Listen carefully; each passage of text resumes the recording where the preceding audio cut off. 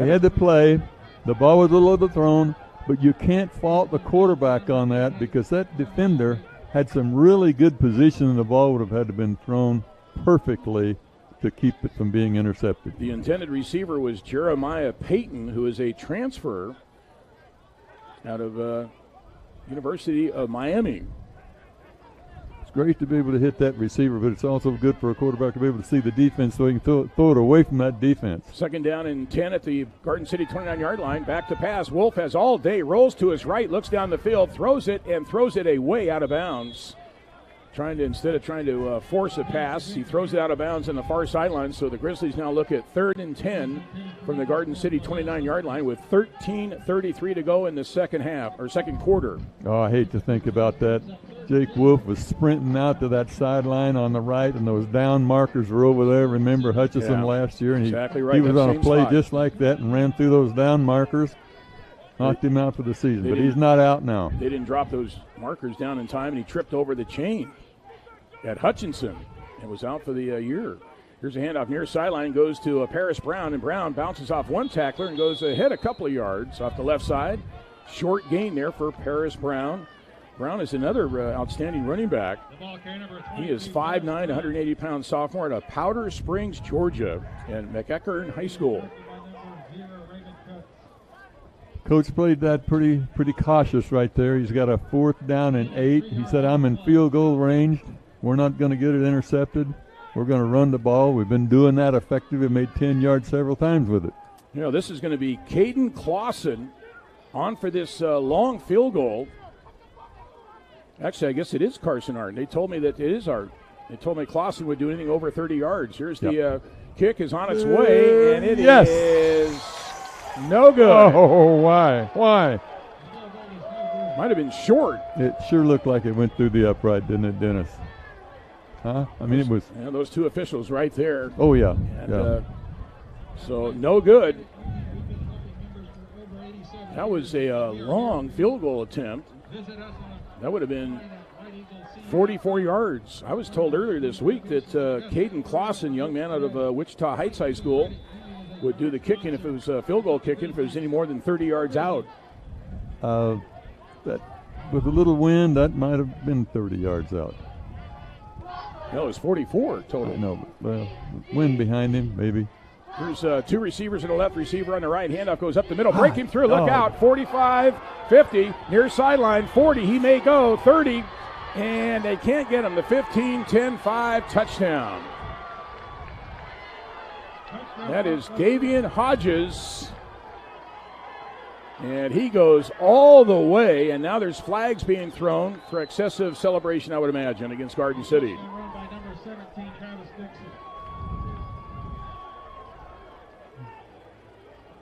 Coach, I believe that's Dixon, the running back there. It's just impossible to read those numbers. Yeah, it's Dixon. But this was a good 215, 220. Travis Dixon with the long touchdown run. And he outrun our corner and safety. They're trying to line up for the kick, but the referee's at the 30-yard line. The touchdown. After the play, unsportsmanlike conduct on the offense, number 70. That penalty will be enforced on the try. So the unsportsmanlike against Garden City, I think it was excessive celebration. So that long touchdown run, that goes 73 yards. And you're right, Coach. Travis Dixon, there was one last attempt to get him a dive at about the 20-yard line. Maybe he dove a little bit too early because he was closing ground on Dixon, the runner. I thought Butler, I saw how big he was. I said Butler will be able to catch him, but the boy can run. Boy, once he got through the line of scrimmage, there was really nobody left between him and the end zone. They had to try to catch him from behind. Here's the extra point, left-footed kicker. It is up and good. Yeah. That was a long one, too. Yeah. No, Garden City's got a fine-looking football team. Going to have to play all night long to beat them. Oh, sure. Number 7 team in the nation coming in. Absolutely. I'm going to tell you what, Butler looked like they can play with them to me. Oh, I'm encouraged early on. I mean, except for that long run there. I mean, the first touchdown was a result of two untimely penalties by the Grizzlies that kept the drive alive. So 12:31 to go. A 73-yard touchdown run by Travis Dixon. And the extra point good by Angel Islas, left-footed kicker. And that was a long extra point. Yeah, we're in the first game, and you know the way the rules are anymore, and the way you have to practice to get ready. I think the defense is at a disadvantage early in the season because they just don't get enough practice, live practice. Grizzlies have 2 deep to receive. Lance Wilhoit and Schenkel, the near sideline kick. Schenkel catches it and goes out of bounds. Boy, if he lets that go. That was a mistake. If he lets that go, he caught it just before it went out of bounds. Then they get the ball. Maybe they're going to call it that he didn't catch it before. No, he clearly caught it before he went out of bounds. No question. That's just one of those things where you got to think that ahead of time. Yeah, you're right, Coach. You're putting it at the 25-yard line. How in the world? I have no idea why they're putting it at the 25. Are they saying he didn't have possession of it? I mean, he clearly caught it, made contact with that ball before it went out of bounds. Well, Grizzlies have 3 receivers to the right, tight end to the left. Low snap. Wolf picks it up. He's going to run to the near sideline. He's hit hard, knocked his helmet off. And now that may be targeting. Now they throw a flag. The backfield judge. Let's talk about that targeting a little bit, shall we? Well, if you can figure out what targeting is, let me know. But have you the instant replay rule? Have you talked about that before I got here tonight? No. There's an instant replay camera set up. First year in this conference. This is the first year for it, and all targeting plays are reviewed by the officials. And we'll go through this play and then talk. It's under review for targeting. Yep, there it is, under review for targeting. It's under review. And he may have said through request. The officials are supposed, if they call targeting, they're supposed to review it, okay? Maybe they didn't call it. Maybe it's being protested by, we'll have to get the rule is, if there's a targeting, they review it. The rest of the rule is that each coach gets 1 replay per half. And if he calls timeout, gets the replay, and it's not effective, his protest is not effective. He loses his timeout and loses the replay. Now, if his call is reversed in his favor, then he saves his timeout and he still has a replay. And this was targeting called by the officials. Not, I don't think Bryce Benary called timeout to challenge it. But I'm sure you're right, I should just shut up because I think right, I thought I heard him say request. When he was speaking to us. Well, let me jump in here, Coach. The Grizzlies are a proud partner of the Drive to Zero Coalition with the goal of 0 crashes, 0 fatalities, and 0 serious injuries. For your part, buckle up, slow down, put the phone down, and if you've been drinking, always designate a sober driver. This message is brought to you by the Kansas Department of Transportation and all the victims of impaired driving crashes. Okay, these officials right now are lined up over here on the 20-yard line on the other end of the field on what looks like a porta potty. And they're in there reviewing that play, Coach, targeting play. Only you would come up with that and what? Saying it looks like a porta potty. Oh, what is that? It's a mini tent. Okay. It's a mini tent. But this is At any rate, my concern on this, Dennis and I, every once in a while, because we have a pretty accurate view on the world, we are concerned about how long the officials take to make a call. And that's my concern on this new rule, is how long is it going to take them. And they are the game filmers. It is not the live stream production they use for replays. There's actually every stadium has to have game filmers for game tape, and that's the cameras they use, not the video live stream that we're watching tonight. And since everybody doesn't have a big scoreboard like we do. Personal foul, targeting, and the defense, number 7. yards from the end of the run, automatic first down. Number 7 is disqualified. So they disqualified the player for Garden City for the targeting penalty, and that is Ja'Cory Hammett, who is a linebacker out of Miami, Florida, a redshirt freshman. So he has been disqualified for targeting. You know, last year, the season opening game here against Independence, remember the game where when Jake Wolf went into a slide and he was hit and his helmet came flying off, and that was targeting, and he could have been seriously hurt. Then he went into a slide and this guy came in helmet first. I think he knocked the defender knocked the helmet off.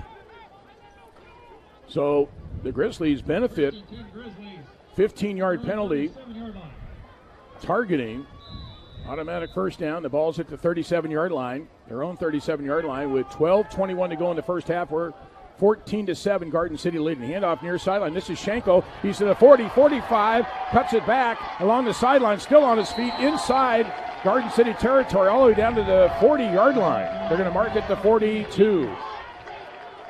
Quarterback takes the ball to him. It looks like he's running off tackle, and the tight end has that outside linebacker blocked so effectively that he just cut the ball outside and ran up the sideline. Grizzlies go down a huddle. First down, handoff to Schenkel, looking for room. Left side, gets around the edge, and he's down to the 35-yard line. As he cut it in, he was headed to the near sideline, cut it back to the right, put his shoulder down, and gets to the 30, just shy of the 35-yard line.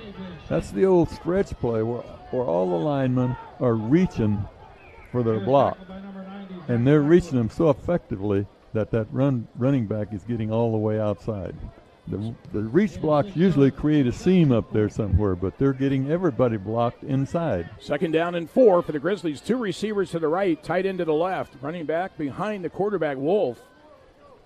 Wolf takes the snap, fakes the handoff, drops back to pass, throws it far sideline, has a man open. It's caught at the 30-yard line and wrestled out of bounds immediately. And that catch made, that was Kuldgren who caught that ball. Just a rollout. He was running hard when he threw the ball, and then he had pressure on him when he threw the ball. That was a great play. That was Chaz Kuldgren, who's out of Concordia High School. Here's a handoff up the middle, inside the 30 and all the way down to about the 26-yard line. So the Grizzlies, once again, like their last possession, they are moving the ball. It was Paris Brown with the carry. Night falls here in El Dorado on a beautiful Saturday night, the season opening game. Butler hosting Garden City. 2 longtime Jayhawk Conference foes and rivals. And Second down and 6. Brown is the 3rd effective running back that Butler's used tonight. And they've got more. They've got a couple more they feel real comfortable with using. Second down and 6 from the Garden City 27-yard line. Halfback in motion near sideline. Wolf's going to throw it high in the air to far corner. It is incomplete. The intended receiver was Humphreys, and now a really late flag comes. There was some contact. That pass was underthrown to Quavez Humphreys in the right corner of the end zone, and the defensive back kind of ran into Humphreys as he tried to come back for the catch. I would never disagree with you, Dennis, but we have to consider whether that ball was underthrown or whether it was perfectly thrown. And if that defender hadn't have climbed right up in his face, they would have completed the ball. I mean, I don't think the receiver had to slow down. If that defender hadn't have been on him, he would have, I mean, I'm talking about physically on him. He would have caught that ball. You know, that is pass interference. Watching the replay, it was underthrown. You see the replay there? Well, it hits the boy in the back of the head, but the boy has already hit our receiver under the chin. No, you're absolutely correct. It was a little underthrown. 1st and 10. The ball's at the 12-yard line. Wolf is in the pistol. Running back behind him, and the handoff goes to Paris Brown, working on the near sideline, and he's going to be dragged down back beyond the 10. There's a flag thrown in the course of the play. That was actually, the running back was Dingle. It's the first time we've called Dingle's name tonight. Holding goes against the Grizzlies. I've really been wanting to see that Dingle go. They run him on the same stretch play that those little fellas are running. Dingle's he's the bigger guy. They may have to take him right up the middle here one of these days. Yeah, he is 6'1", 220, sophomore. but they've been effective running the ball outside the tackle. Let's see what happens if we run right at them. Dingle last year played for Tyler in the Texas Junior College League, ran for 101 yards a game. Here's second down. Wolf back to pass, throws it wide open to 20, caught at the 15, and thrown out of bounds. And they're going to mark it inside the 10. And the receiver for the Grizzlies was P.J. Caldwell. I tell you, Caldwell snatched that ball out of there. It looked like an old frog catching a fly. I mean, he just reached up and snatched the ball out of the air. Caldwell is from Kansas City, Missouri, Park Hill High School. I believe earlier I said he was from Miami. I was thinking actually of Jeremiah Payton, who is the receiver from Miami, played for the Hurricanes. So it's second down and 9. The ball at the 11-yard line. The handoff goes near sideline. Look for some room getting around the edge. 10-5. And down near the 1-yard line is Dingle as he's knocked out of bounds just shy of the pylon. They're going to mark it at the 2. Well, I tell you what, this coaching staff know what they're doing. They know something about that Garden City defense. They ran that stretch play again with Dingle. I just said they need to run him inside because he couldn't beat the contain. He beat the contain just like the other two boys have. The linemen are so effective that it's unbelievable that 4 backs can go in there and just keep pounding that same play.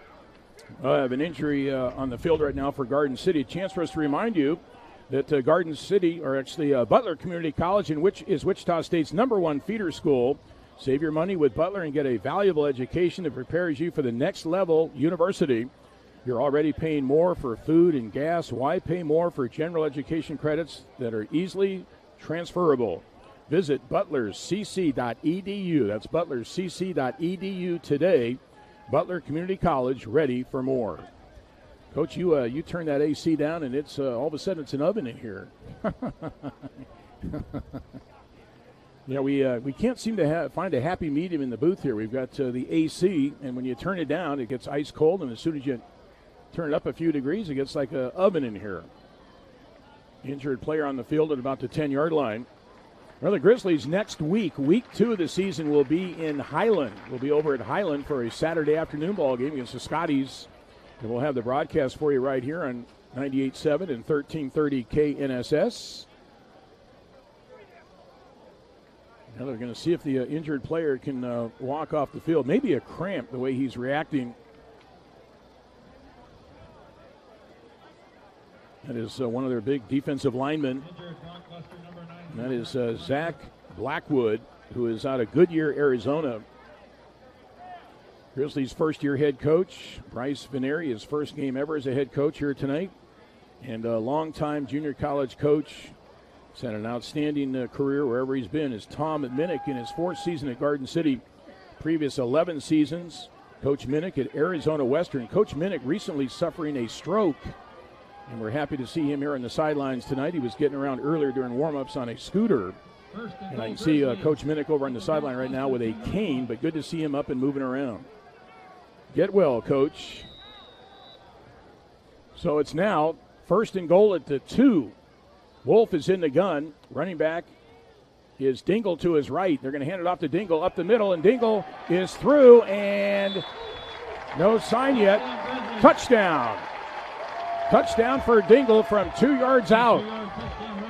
And with 9:34 to go in the second quarter, the Grizzlies now trail Garden City 14-13.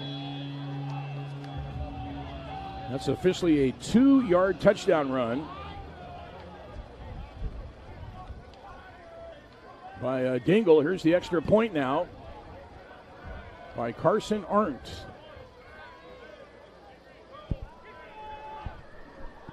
Waiting the snap. Here's the snap, the hold. The extra point kick is up, and it is true.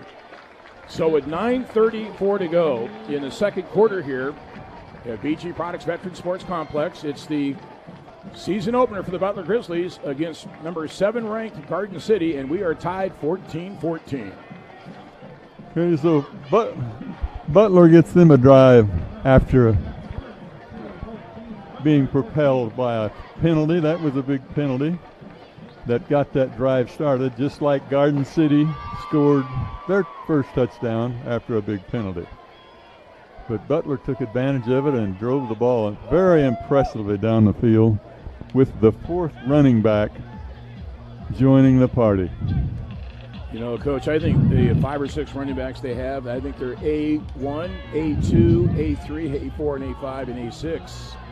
They're all outstanding running backs, and that's going to be a strength, along with quarterback Jake Wolf. He has looked really good to me tonight, throwing a really good ball. Yeah. Because he's been very effective. And they got some receivers. They got some receivers with some, they're long fellas, and they've got touch. Here's the kick. It's a long, deep kick with the wind to his back, and it's going to go out of the back of the end zone. And that will be a touchback. So the ball will be at the 25-yard line for Garden City. You know, this Butler team is really impressing me. They're not really getting excited about that. They came to work tonight, didn't they, Coach? They came to work. And it looks like whatever Garden City does, they just try to outdo them. It's like the kickoff. Garden City got their kicker back there kicking it to the end zone. So Butler kicker been looking at it, and he kicked it out of the end zone. And that was Caden Clausen, our first look at him. He's the freshman place kicker out of Wichita Heights. Out of the end zone. So here come the Broncbusters. They're now moving north to south, left to right here at BG Products Veteran Sports Complex. 9:34 remains before halftime here.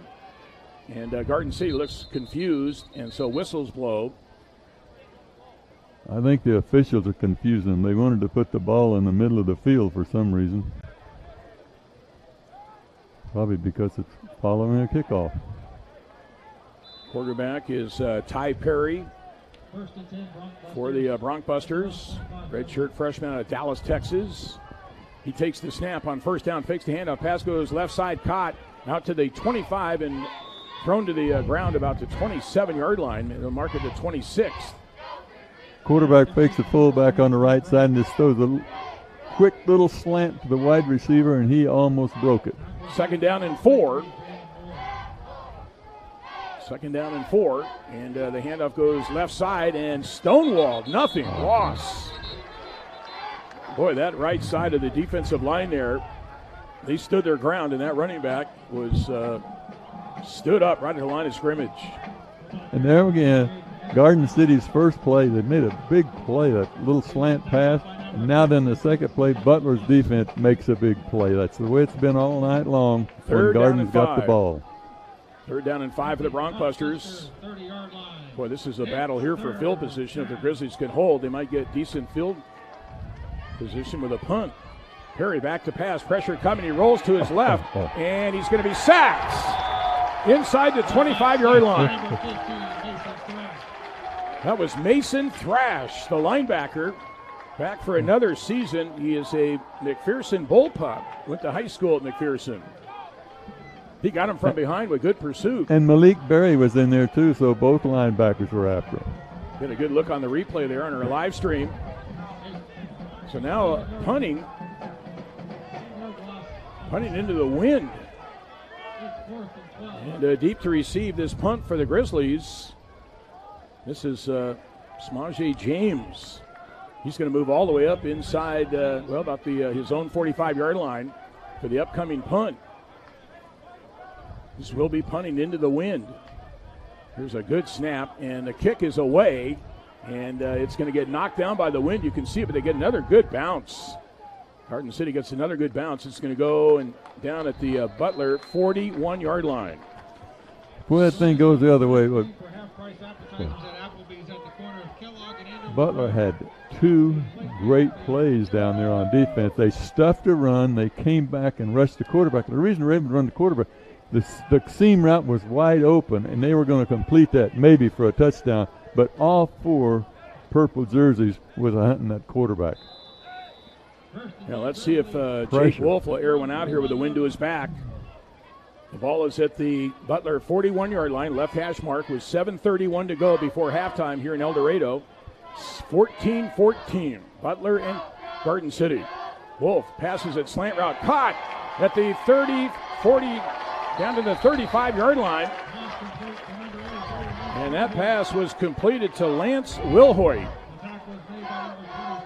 Wilhoit just joined the Butler Grizzlies a few weeks ago. He had been playing at Northwest Mississippi, and he started his college career at Oregon for the Ducks. First down, no huddle. Here's a handoff, goes up the middle. Schenkel with a hesitation move gets through the line of scrimmage, puts his helmet down, and bowls his way forward to the 32-yard line. That's a straight ahead run right up the middle with a running back. I think that's not a huge play, 4 yards, but it'll help them out because they hadn't been testing that middle of the line. Second down and 6 at the 32.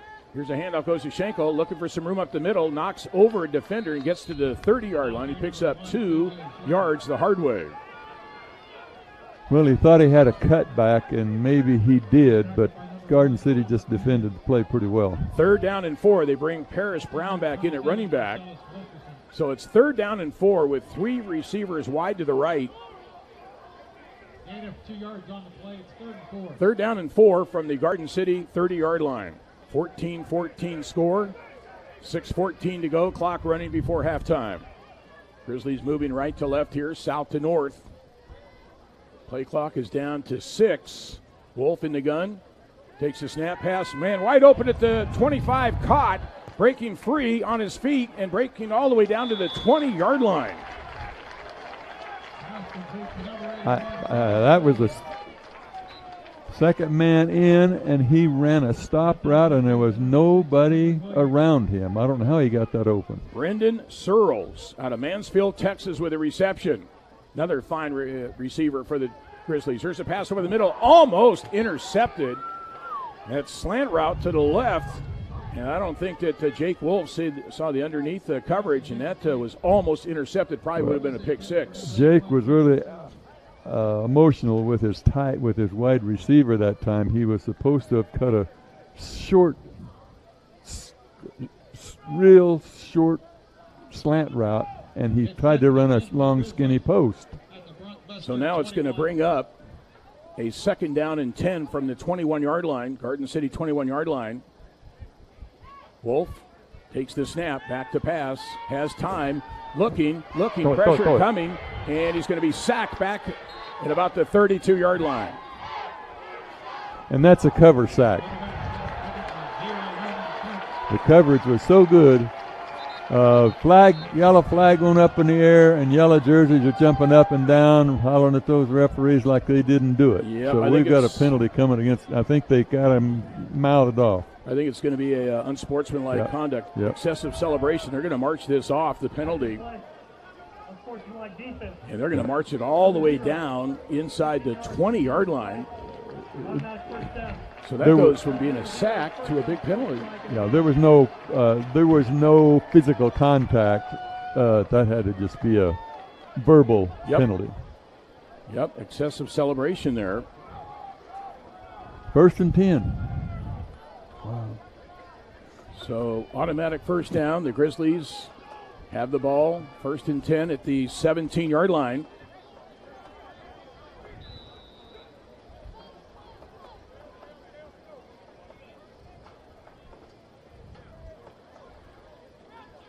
First and 10 at the 17-yard line. Wolf running back behind him, takes the snap, fakes handoff, rolls to his right, looks down the field, throws it to the right corner of the end zone, and throws it away out of bounds. Incomplete. Yep, they had him covered, and he was running out of time. He just threw it away.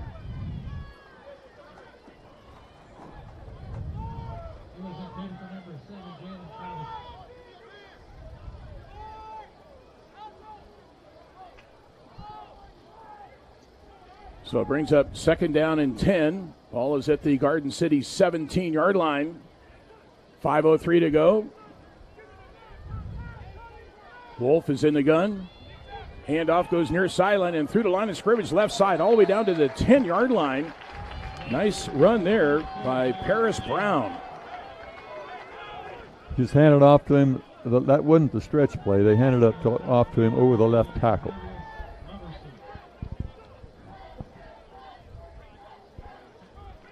I can't say how much that offensive line of Butler's has impressed me, considering what we expected of them. Well, it's third down and 4. And the snap handoff goes up the middle, and this is Dingle. He breaks free at the 5, down in for a touchdown. Dingle with his second rushing touchdown of the night And the Grizzlies, with 4:22 to go, take a 20-14 lead over Garden City. I thought that's the reason I've been wanting to see him run the ball. That was an excellent run. He takes the ball, goes right up the middle. There's good block in there, there's no doubt about that, but there's trash in his way. He runs half of the distance backward and sideways and running hard. He looks like knees and elbows going across that goal line. Here is Carson Arnon for the extra point. So the Grizzlies with their first lead of the night. Here's the snap, the hold. The kick is up, and it is good. So with 4:22 to go before halftime here in El Dorado, it is the Grizzlies now leading by a score of 21-14. Watching the replay as Dingle broke several tackles along the way to the end zone. Dennis, that was an extremely impressive run. I've been anxious to see him in some live contact all summer long because he is an impressive-looking young man. Weighs about 240 and can run. And you know, Butler's had some good running backs, but it's been a while since they've had what I call a war daddy, where he can just take the game physically to them. And I think this fella can do that. So they will line up. I'm not taking anything away from those other three running backs that have been out there, but I've been anxious to see this fella, and he is not disappointing. So on to do the place kicking again. It is Caden Clausen. And Clausen boots it. A deep kick near sideline, and it's going to go out of the back of the end zone for a touchback.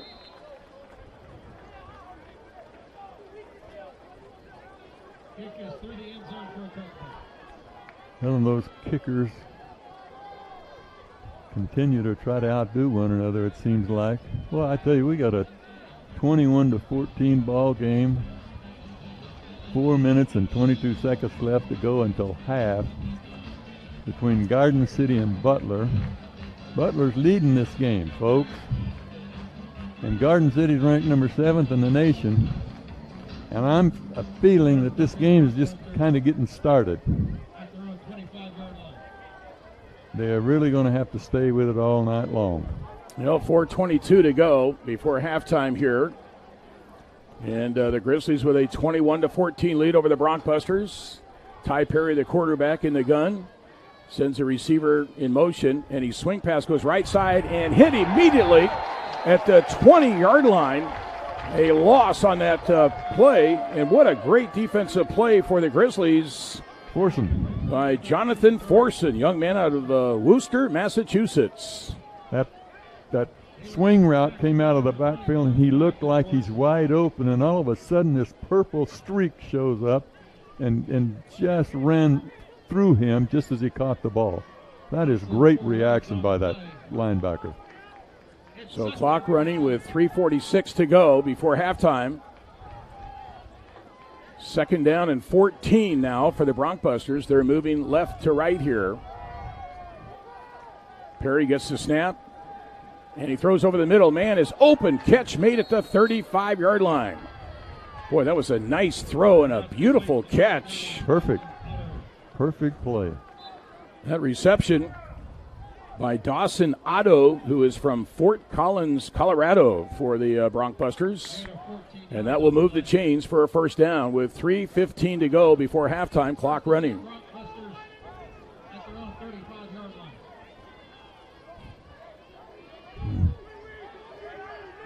(21-14), Grizzlies leading. Opening game of the season here in El Dorado. Week 2, the Grizzlies next Saturday afternoon will be at Highland to face the Scotties. Perry with a fresh set of downs. Quarterback back to pass. Empty backfield. Now he's going to put it down and run. He's to the 40 and tackled from behind there. Good pursuit tackle by the Grizzlies defender. And that is Caleb Foster. He's out of Millbrook, Alabama. Good speed there. Yeah, because that quarterback is a good runner, and it looked like he's going to break that for a first down. And Foster just shut him down. 2:23 to go before halftime here. 21-14 lead for the Grizzlies. 2nd down and 5 from their own 40-yard line for the Broncbusters. Play action, pass over the middle. Man wide open at the 45-yard line. Catch made, and he turns it up the field, and enough for a first down. Got to about the 46-yard line, just enough to move the chains. That quarterback sprints out to the right. He throws a drag pass back to the left. There's 6 purple jerseys around that ball carrier when he gets up. The pursuit is just unbelievable with this Butler defense. So 1:53 to go. First down at their own 46-yard line for Garden City.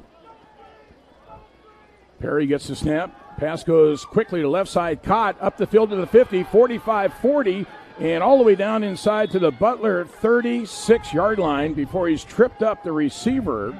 And it's going to be a first down as the Broncbusters on the march here with 1:38 to go before halftime. Well, they executed that well. Wide receiver just snuck in behind the second receiver in and catches right in the seam. First down at the Butler 36-yard line. 2 receivers on the left, 2 on the right. Running back to the right of the quarterback. Play action. Pass over the middle is deflected and almost intercepted by the Grizzlies. I think that was Thrash.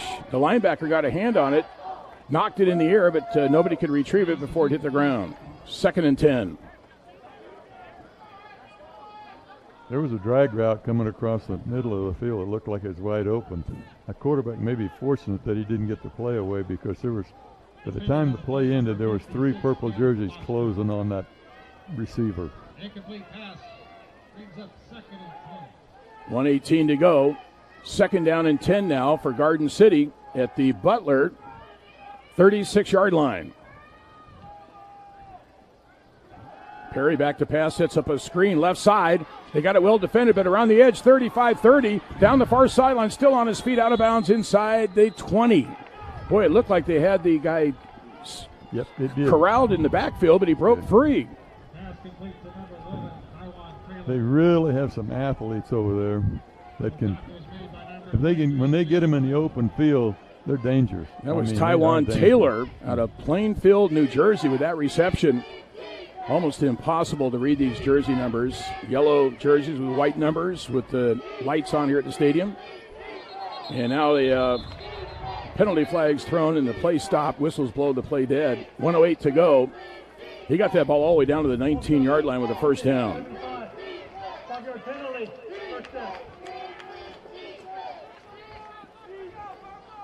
21-14 lead for the Grizzlies as we approach halftime. That's a 5-yard penalty, goes against the Broncbusters. Moves the ball back to the 24-yard line. The old clock is 1:08. They've got 23 yards to go. 1st and 10. 2 receivers to the right and 2 receivers to the left. Official's pretty particular. He says to put the clock at 1:09, not 1:08. And Garden City's got 24 yards to go to tie the ball game up with 1 minute and 8 seconds left in the first half. What a ball game between Butler and Garden. So the ball now, it is 1st and 10 for Garden City. They have the ball at the Butler 24-yard line. And fake handoff. Perry back to pass. Throws it deep down the far sideline. It is caught. And that is a touchdown. Boy, what a beautifully thrown pass by Ty Perry to the left of the end zone. And an over-the-shoulder catch by the receiver. That was just your basic old fade route right down the sideline.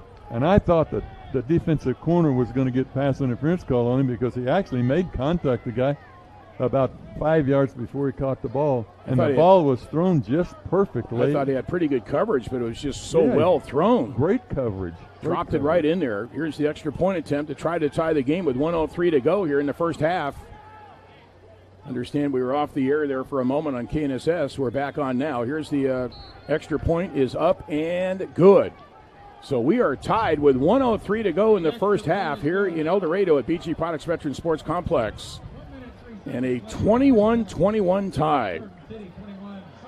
Boy, the Garden makes the big play, don't they? I mean, they really have some talented athletes, and they can execute. That quarterback is it's hard to find one like that. He's very special. He can stand in the pocket, throw the ball. He can move around and throw the ball. And if he has to take it down and run, he's completely dangerous. I mean, he's totally dangerous running the ball. Well, quite a first half here, 21-21. Just as you might expect, this is the 86th all-time meeting between these two schools, starting back in 1948, and Garden City has a one-game edge in the overall series, 42-41 with 2 ties. So let's see what the Grizzlies can do here with 1:03 to go.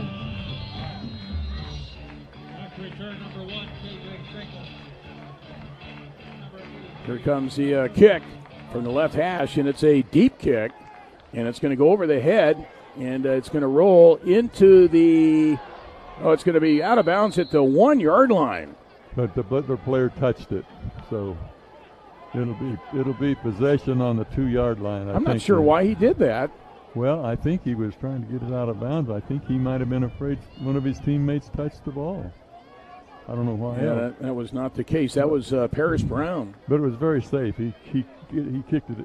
He kicked it out of bounds. So now the Grizzlies take the ball over at their own 2 yard line. They're going to be really careful here with 1:03 to go before halftime. What do you do here? Jake Wolf. Oh, you get out of there without any time on the clock, hopefully. Here's a handoff up the middle and some room, putting his head down and across the 5 yard line and out to about the 6 yard line. We're under a minute to go now. Garden City might want to burn some timeouts here to see if they can hold the Grizzlies. Yeah. That was Paris Brown with a carry out of his own end zone.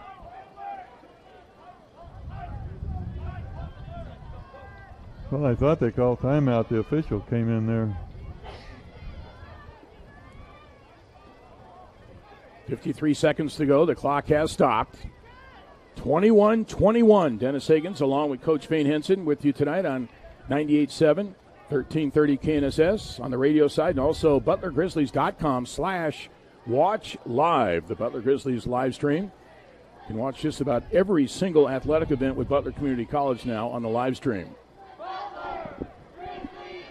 Well, I've never seen that. An official came over, talked with a referee, and now he's going back over and talking to the coach, Garden City coach. I mean, now this is where the official needs to get on his microphone and explain what's going on. Now, timeout was called. Garden finally called timeout. No, Butler did. I think he said Butler called timeout. No, I thought that's what he just said. I think he might have misspoken. So 53 seconds to go before halftime here, our season opening ball game. And again, next Saturday, Grizzlies will be on the road at Highland, take on the Scotties, and we'll have the broadcast for you right here. This is not a game. 1330 KNSS. Or part-time at your uncle's shop. And it's bigger than any Little League trophy. It's nothing like fireworks on the 4th of July, 2-a-days with your varsity football team, or the first time you stayed out all night. Out here, it's not where the sea takes you, but who it makes you. Number 3, Hutchinson. Number Start 5, your journey Snow. at Navy.com. Number 7, Garden City tonight. Also number 10, Independence. And number 11, Iowa Central. Although Independence lost at Iowa Central today, 34-17 was the final. So Indy will drop out of the top 15. So it is now 2nd down and 6. I don't know why there's so much confusion on the field right now. We ran the football, and the clock was still running. Started with 1 minute and 8 seconds to go, I think. 55 seconds left now. They just added 2 seconds. Some way, they stopped that clock to visit with the Garden City coach. Somebody called timeout. Later on, they called timeout. Opening game for the officials, too. Here's a handoff near sideline, and very short gain for McMillan. He had a chance to take it outside, but decided to cut it back in, and he stopped right at the line of scrimmage. It's going to be down 3rd and 6. I think he looked like a fella that wanted to be sure and hang on to the football, and I think he made a bad cut because of it. So Garden City calls a timeout here. This is 3rd and 6 now for the Grizzlies. They're going to have to come up with a a play here to get that first down and keep the ball. It looks like they're going to have to be punting it out of their end zones, what it looks like, Dennis. Yeah, there's 3rd and 6. They have a chance here to get a first down. That's why I don't understand how there was still 55 seconds left on that clock. I think after we ran a play and they hadn't called timeout. I think they called timeout. I think we didn't see it, but I think they did because they stopped the clock. And then they went over and talked to Tom Minnick. It was just an official timeout. And then pretty soon Garden calls timeout and gets their players over there. Yeah, I think it's not like I haven't been confused before, but anyway. Well, it was confusing. Oh. It was kind of the officials need to, at that point, the referee needs to get on his mic and tell people what's going on. Because there was a delay, and then a timeout was then called.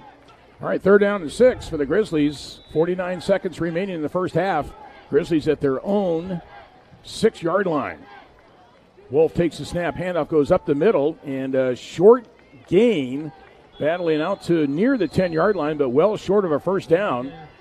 And so Garden City will burn another timeout, and the Grizzlies bring the punting team in with 42 seconds remaining. So the Grizzlies need to get this kickoff and out of their own end. I believe that's Garden's last timeout. Another timeout on the field with 42 seconds remaining. Coming up at halftime, we'll have our first half recap by the law firm of Cannell and Cannell. Also, at White Eagle Credit Union, we've been helping members for over 87 years, and we are here for you. Visit us online at whiteeaglecu.com or at one of our convenient locations in Augusta, El Dorado, or Newton today. White Eagle Credit Union is a proud sponsor of the Butler Grizzlies.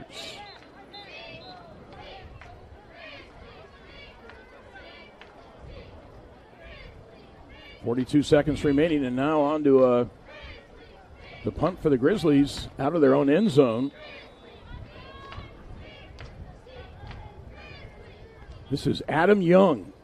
Adam Young will punt. Good high snap, and the kick is away. A good kick. Boy, look at this kick. Over the head of the deep man to receive. It's going to roll all the way down inside the 15-yard line. It's picked up, running to the far sideline, back to the 25, the 30, and he goes out of bounds. What a punt. That was a great punt. We had a flag flying over there. Yeah, flag thrown at the end of the play as some of the players getting kind of testy with some blocks down the field. Grizzlies quickly get off the field to the near sideline. Officials will sort this out, but what a punt out of his own end zone. That was a booming punt. Well, there's only 26 seconds left here. Looked like Butler was in trouble there down on their own end zone. But they got a great punt. That was Adam Young, who's out of Olathe, a freshman, with the punting there. Garden had a pretty good run back, so they're not in bad field position, but they've only got time for 3 plays max and probably 2. Coach, they're going to go to a knee. You think so? Yep, 26 seconds to go. Oh yeah. They'll go to a knee and take it to halftime. Yep. Oh, yeah, they will now. Personal foul. Distance to the goal from the spot of the foul. First down. Personal foul against the Garden City Broncbusters.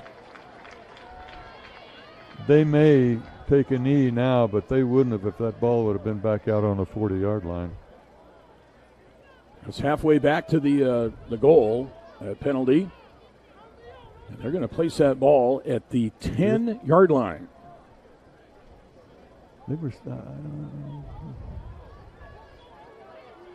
Boy, we've had this last minute and a half has taken forever and a half. Yeah. A lot of confusion by the officials as well, the opening game.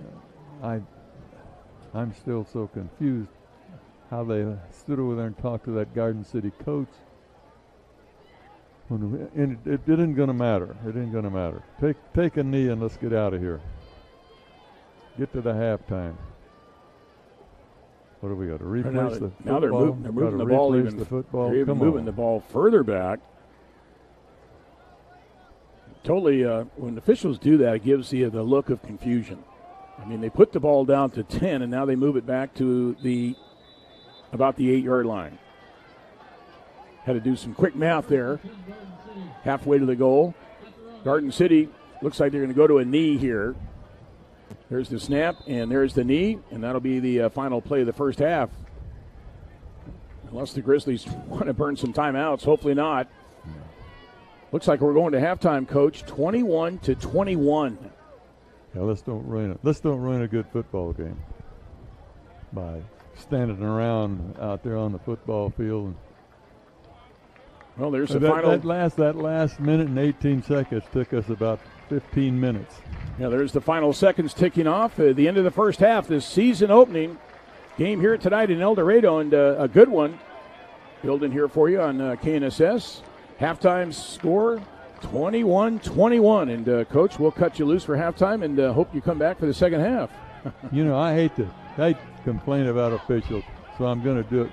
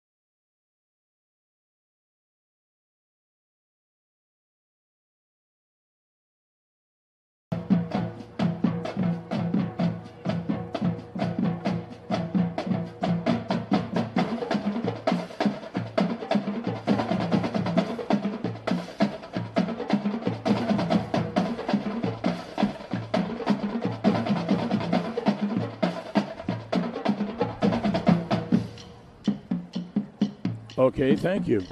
Appreciate it. We had a loose wire here, and there was nothing I could do because I've got the live stream going on. I can't just stop and break everything down.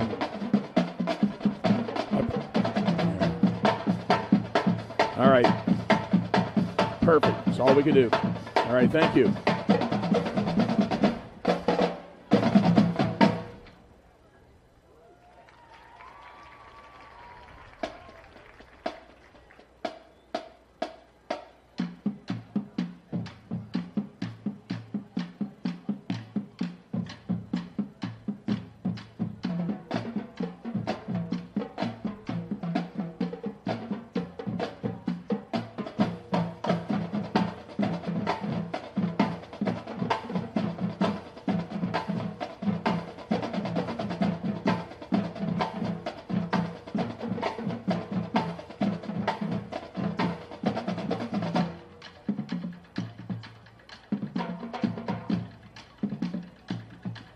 No, Butler Grizzlies football tonight on 98.7 and 1330 KNSS. Dennis Higgins along with Coach Fane Henson with you.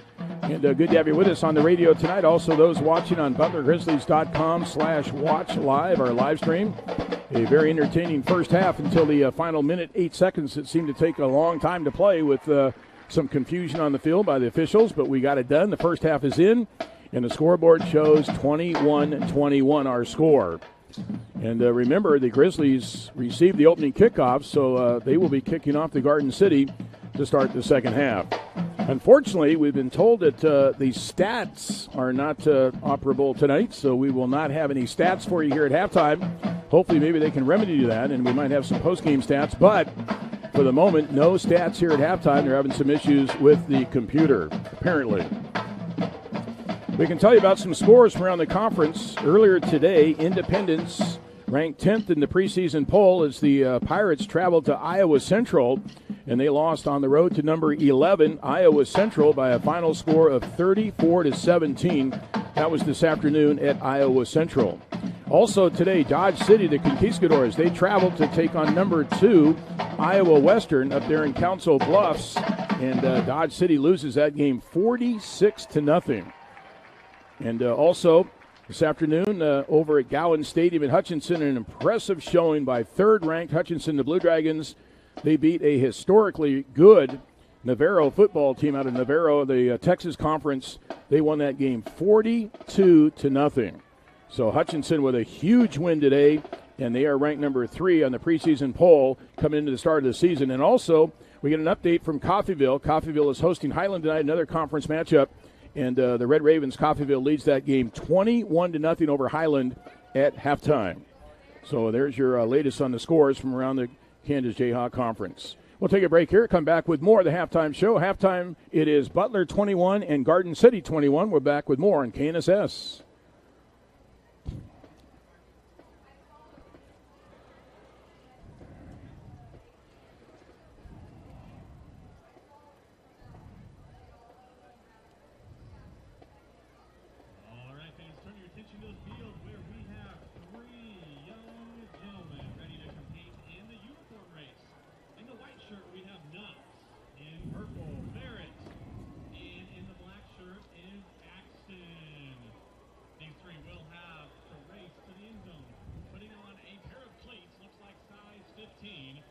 Shoulder pads, a jersey, and finish up the helmet and dive in the end zone to be tonight's winner. Gentlemen, are you ready? In 3, 2, 1, go!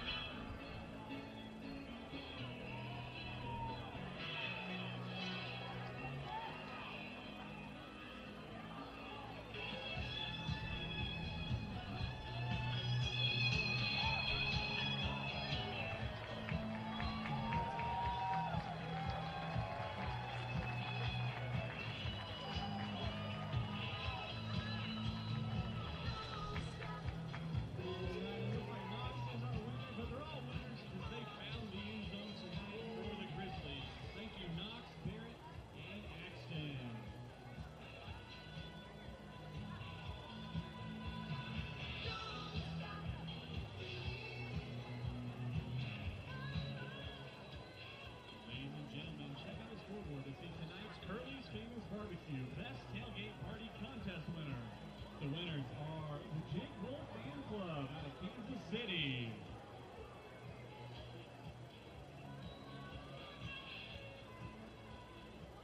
Congratulations to the Wolf family for the best tailgate party. It is opening night to the 2022 Butler Grizzlies football season, and they got a barn burner for you here tonight. It's 21-21 at halftime as the Grizzlies taking on the 7th-ranked team in the preseason poll, the Garden City Broncbusters, longtime rivals and foes in the Jayhawk Conference.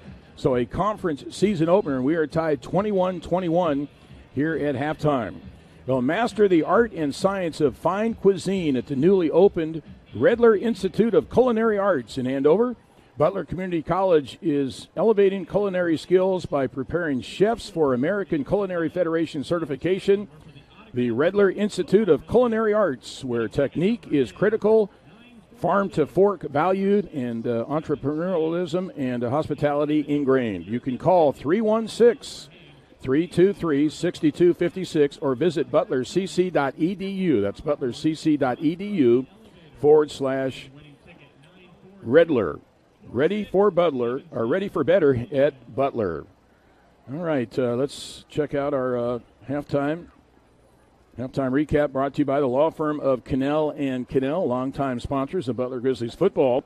21-21 our score. It was Garden City that struck first in a drive that was assisted by a couple of untimely Grizzlies penalties that allowed the drive to continue, and was finished off with a 1-yard touchdown run by Hodges, and the extra point was good. and that at the 6:15 mark of the first quarter made it a 7-0 lead for Garden City. The Grizzlies would respond on their third drive of the night with 2:57 to go. A 14-yard touchdown pass from Jake Wolf to Quavez Humphreys, and the extra point was good by Carson Art, and that tied the game at 7-7. Garden City early in the second quarter would take the lead on a 73-yard touchdown run by Travis Dixon. Dixon broke through the right side of the line and went down the field as the pursuit could not catch him, and it was Dixon on a 73-yard touchdown jaunt. The extra point was good for a 14-7 lead for Garden City. That was early in the second quarter.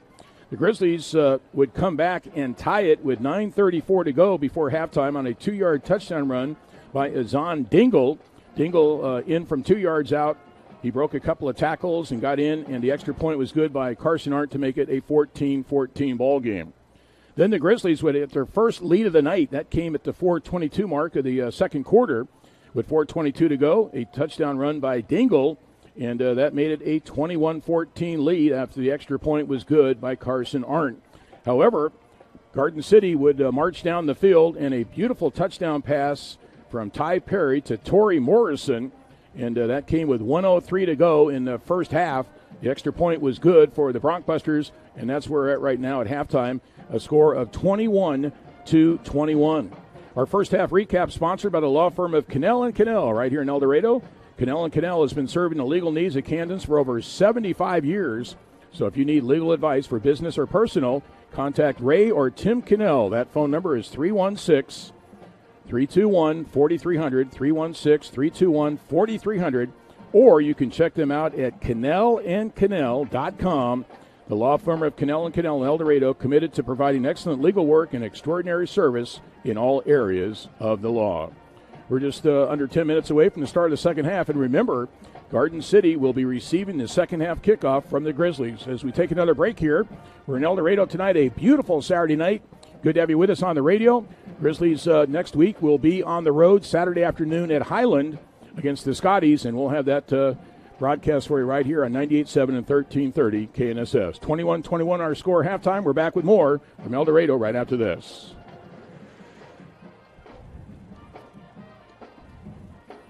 How many breaks do I have left? Okay.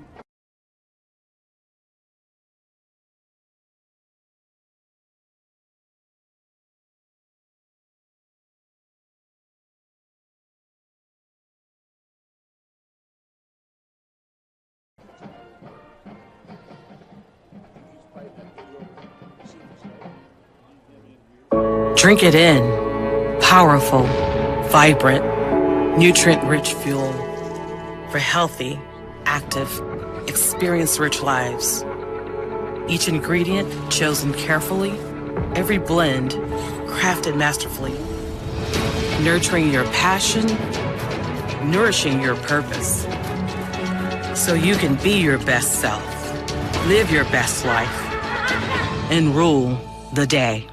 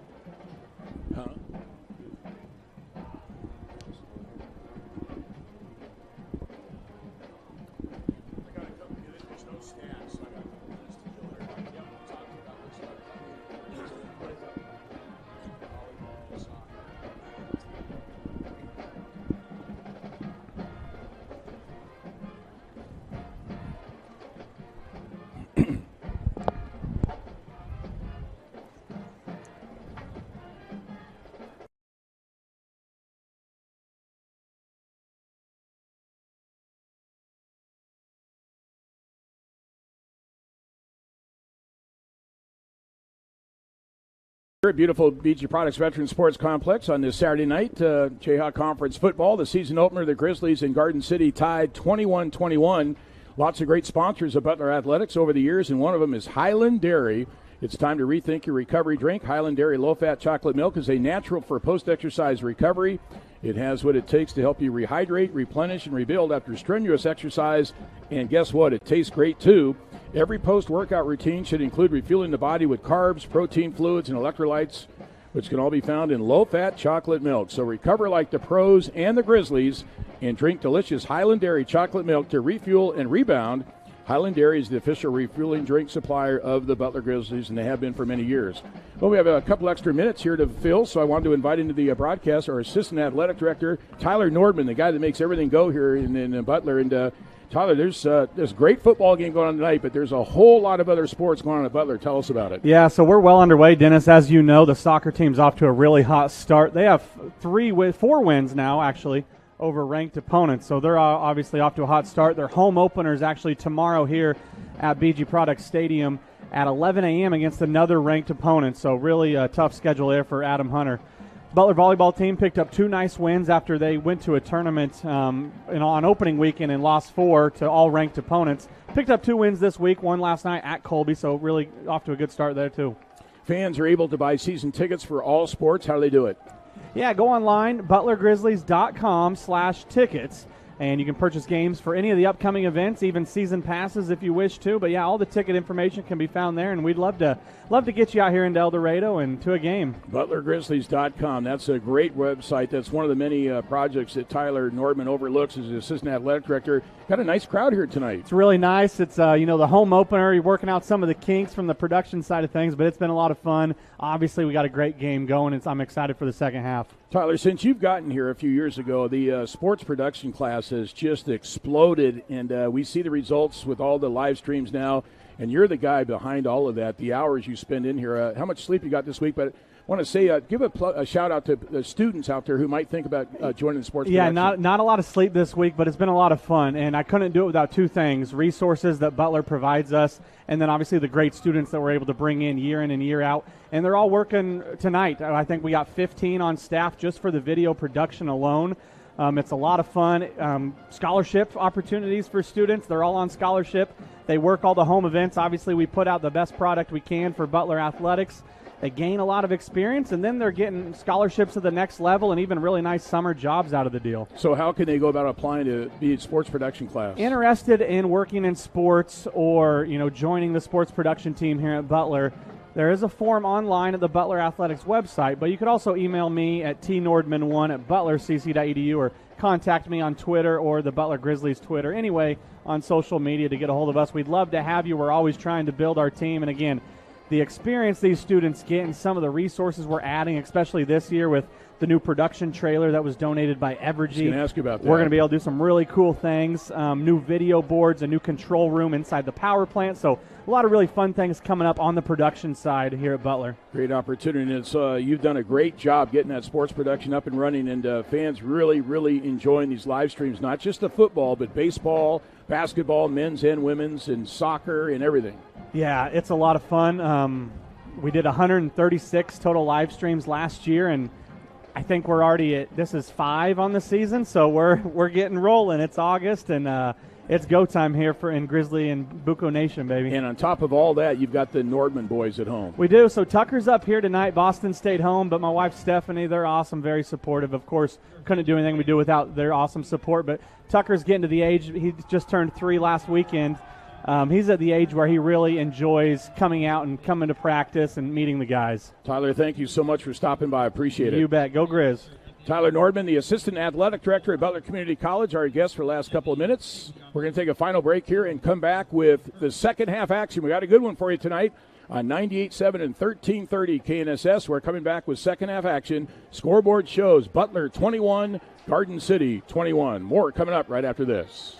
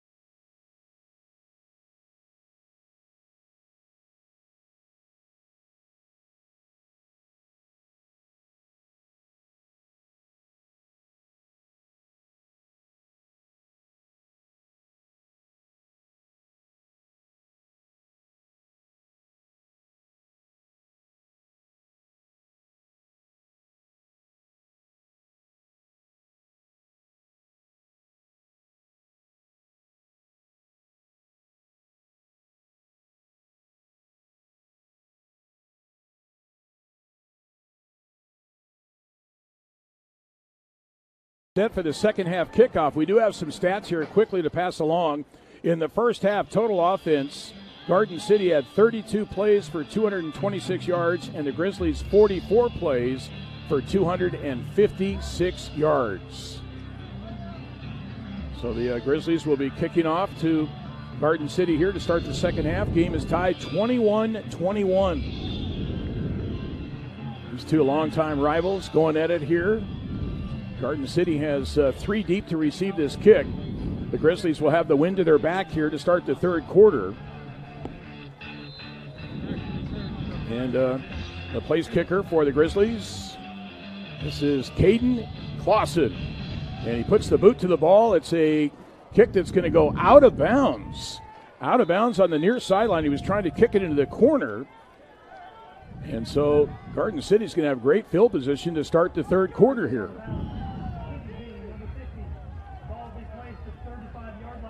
So the ball will be at the 35-yard line. That's a penalty by Clausen kicking that ball out of bounds. That's a real mistake. That shouldn't happen because just kick it out of the end zone. He's got the wind to his back. Early in the season, coach, freshman. What do they say the best thing about freshmen is they become a sophomore? You don't. If you're punting, you go to the coffin corner once in a while, but on the kickoff, you stay away from both of those corners. Our second half brought to you by Freddy's Frozen Custard and Steak Burgers. Second half kickoff. Great longtime sponsors of Butler Athletics. 21-21. Here we go to the third quarter. Garden City in all yellow helmets, jerseys, pants, white numerals. Grizzlies in their home purple uniform, Vegas gold pants, shiny gold helmets. That traditional look for Butler football. First play, handoff and stop behind the line of scrimmage. Hit for no gain, a loss is the running back. As soon as he got that handoff, he was hit. That's a little risky for Butler to blitz so much, but I think they have to put pressure on the Garden City team. They're just too talented to let them get out in the open field, to get them time. You can't give them time to let the play they want develop. That was Davion Hodges with the carry. He loses 4 yards. Second down and 14. Garden City's moving left to right, north to south here. And they fake a handoff, pass over the middle. Man, wide open, caught, and across the 45-yard line and brought down on the ground. That will be a first down. And now a late flag thrown as these two teams now getting a little bit chippy. It all started late in the first half. That's just a real shallow slant right across the middle, and the quarterback threw it right on the money.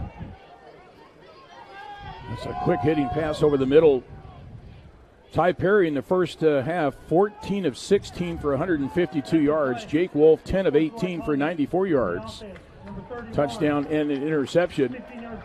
Well, there's a 15-yard personal foul against Garden City. Unsportsmanlike penalty on Garden City. That's costly. Goes from a first down. It is a first down, but it's going to be first down and long. Ty Perry, 14 of 16, 1 touchdown pass. That was for 24 yards for Garden City. That was the touchdown right at the end of the first half that tied the game up at intermission. So it's first and 10 from the 28. Handoff, running back bounces it out to the right, but he's going to be hit and still on his feet, but dropped for a loss back to the 26-yard line.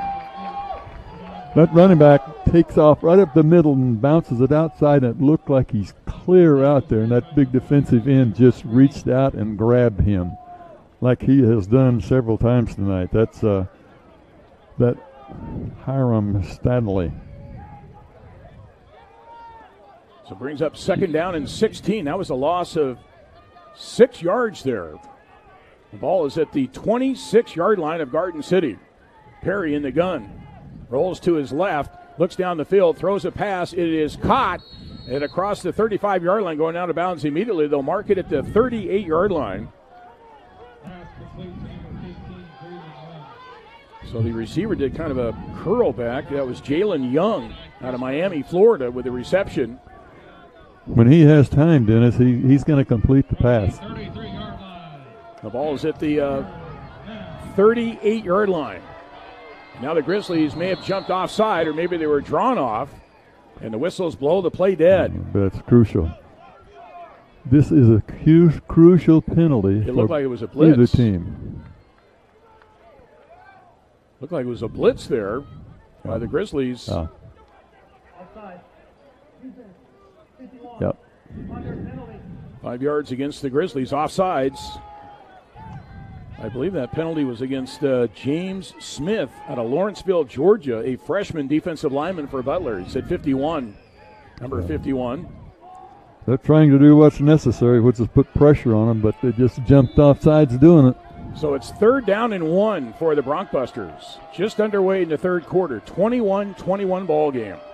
Perry directing traffic. He's in the gun, running back to his left. 2 receivers each side. Perry now maybe playing the changing the play. 3rd down and 1. Long count here. Handoff comes near sideline, trying to get to the outside edge, and they stopped him short. Boy, what a play there by Norman Massey, the linebacker out of Wichita East High School, with speed to cut him down. Dennis, that wasn't the outside linebacker. He's lined up at middle linebacker, and that's a great open field tackle. Boy, he kept him from getting the edge. It's 4th and 1. Looks like they're showing they're going to go for it. Hard to believe they would go for it at their own 43-yard line. But head coach Tom Minnick, they called it a first down. My goodness, it didn't look like he got across the first down marker. Yeah, they only had about a half a yard to go. It was 3rd and 1. It looked like he got stopped behind the line of scrimmage. Well, they call it a first down. My, oh, my. Handoff goes near sideline, and lowering his shoulder, the running back gets Hodges out to about the 44-yard line. He's moving off the right side, and he tries to cut it back and runs right into Forsum, that backside linebacker. Yeah, that was Travis Dixon with the run again. We're having a hard time reading those numbers on yellow jerseys with white numerals. And the glow of these lights here, really, really difficult. The conference said 2 years ago they were going to outlaw these jerseys, but apparently not. 2nd down and 9. 3 receivers to the left, receiver to the right. And they fake the handoff. Pass over the middle is tipped up. Almost intercepted on a deflected pass. That was Malik Berry that almost had it. It was a short pass over the middle that was deflected up in the air and almost intercepted by the Grizzlies. Boy, watching the replay there. It looked like the ball was going right in his hands, but it just went off his fingertips. Great effort. 3rd down and 9 for Garden City. The ball at their own 44-yard line.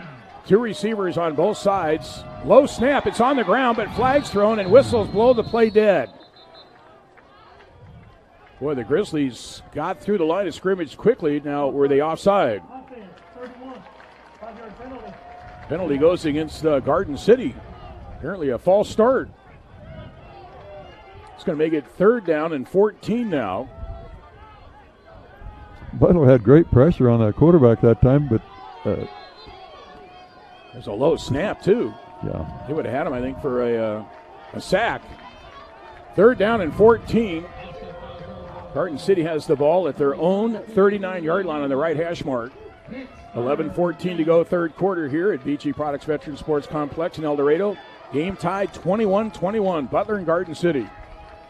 3rd down and 14. Perry gets the snap, fakes the handoff, pressure coming, rolls to near sideline, and sacked! Sacked back inside the 30-yard line. That's number 94, Cannon. Emmanuel Cannon with a big sack there for the Grizzlies. That defensive line has been active tonight. You know, they really have, and he almost beat the ball back there, Dennis. I don't know how.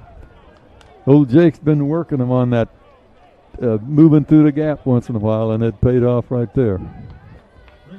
That's the kind of pressure it's going to take to stay in the game with these guys, I think. Well, on to punt now for Garden City is Islas, Angel Islas. Good snap, left-footed kicker. The kick is away, and it's a low kick. It's going to be fielded at the 40-yard line and brought down immediately to the 41-yard line. Nice, good play there. And that is on the return for the Grizzlies.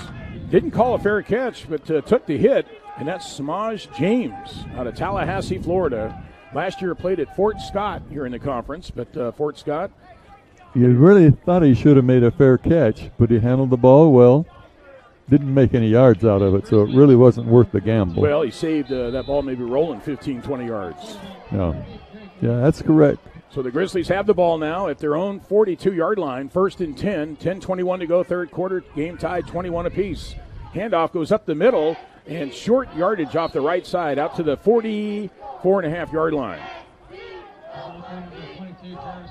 That was Paris Brown with the carry. The Grizzlies tonight rotating several running backs. Paris Brown, one of them. Azan Dingle, also KJ Schenkel. And we've also seen early in the ball game, but not much lately, is McMillan. Jason McMillan, who started the game as a running back.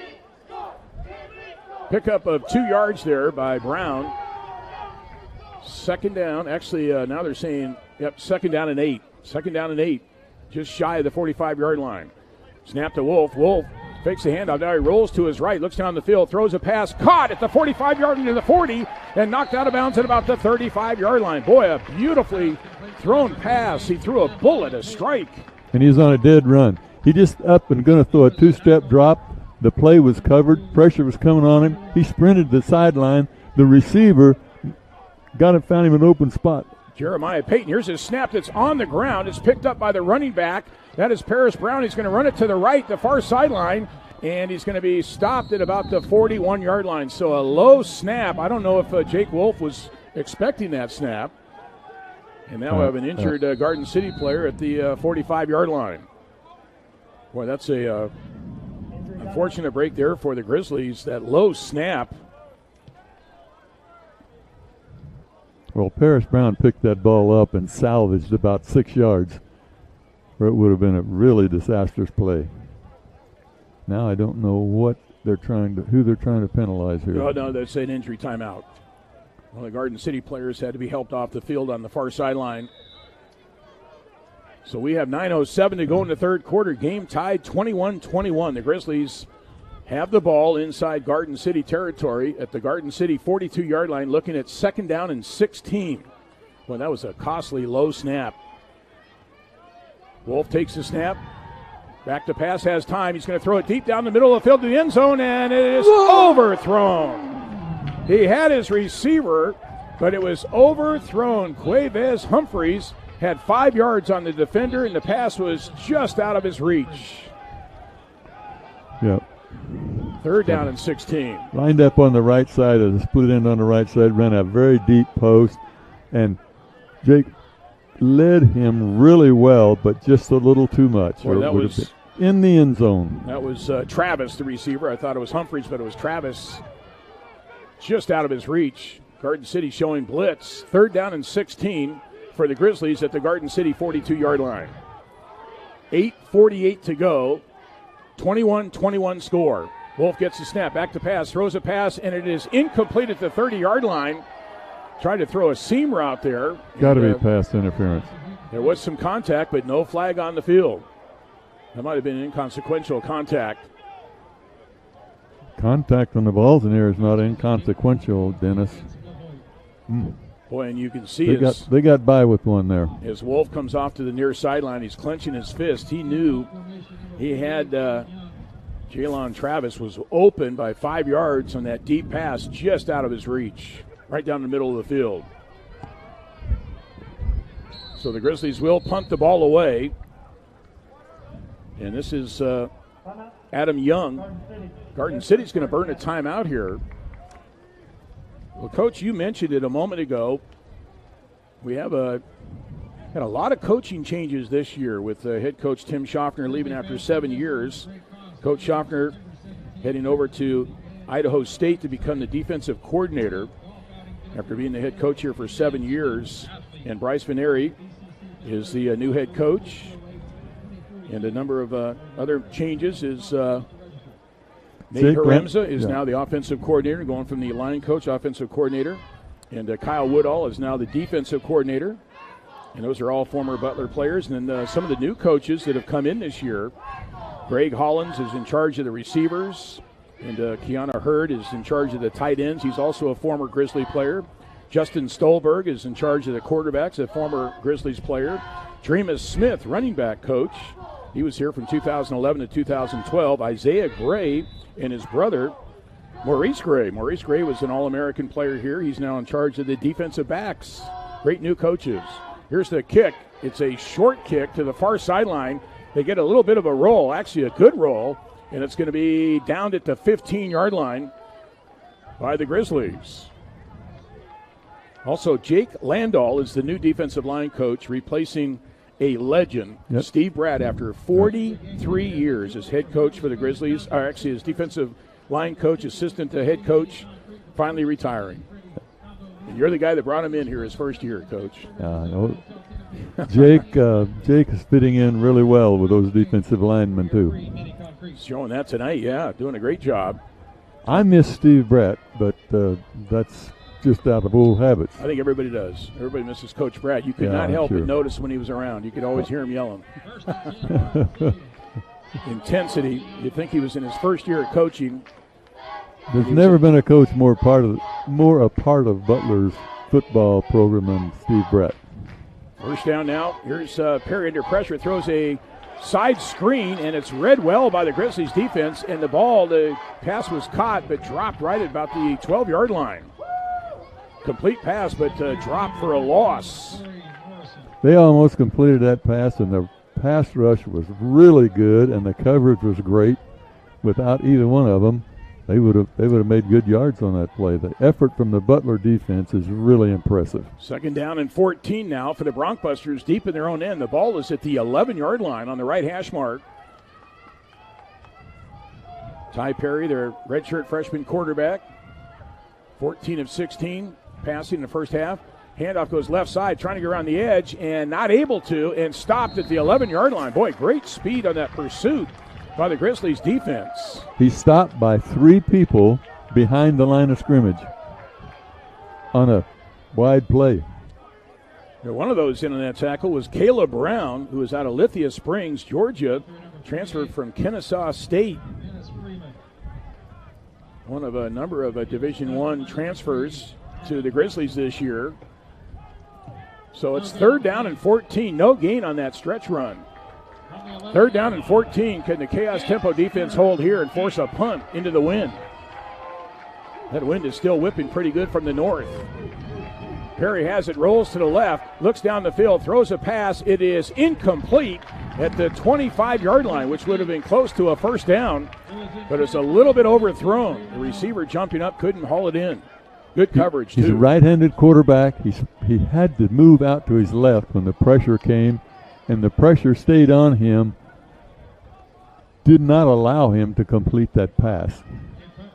It was good defense that stopped it. It was not poor play from the Garden City team. Samaj James, deep to receive this punt, stands inside the Garden City 40-yard line. Again, this punt's into the wind here in the third quarter for the Broncbusters.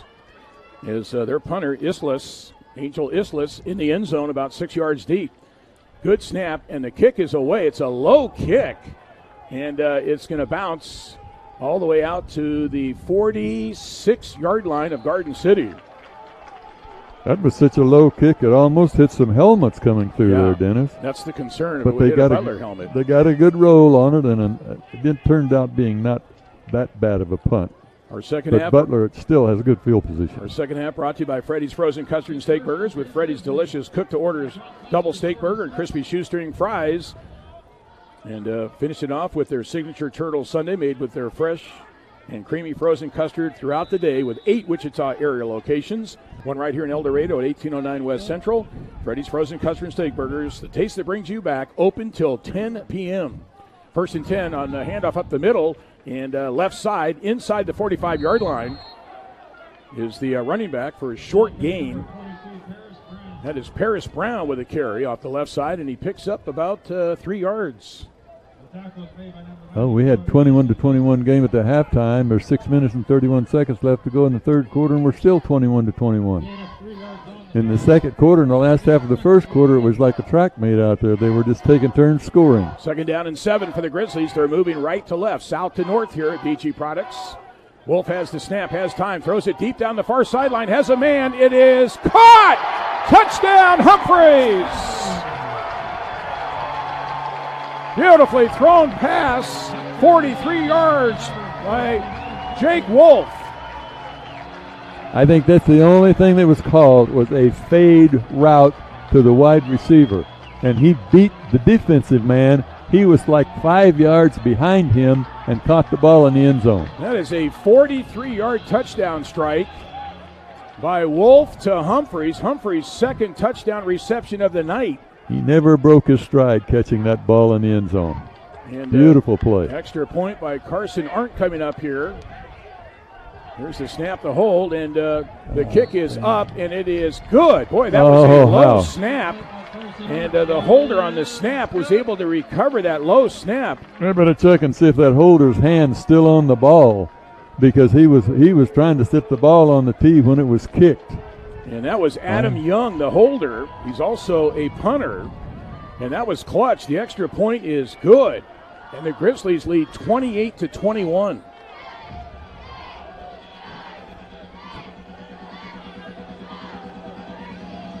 And then here Butler just breaks it open, or breaks it loose.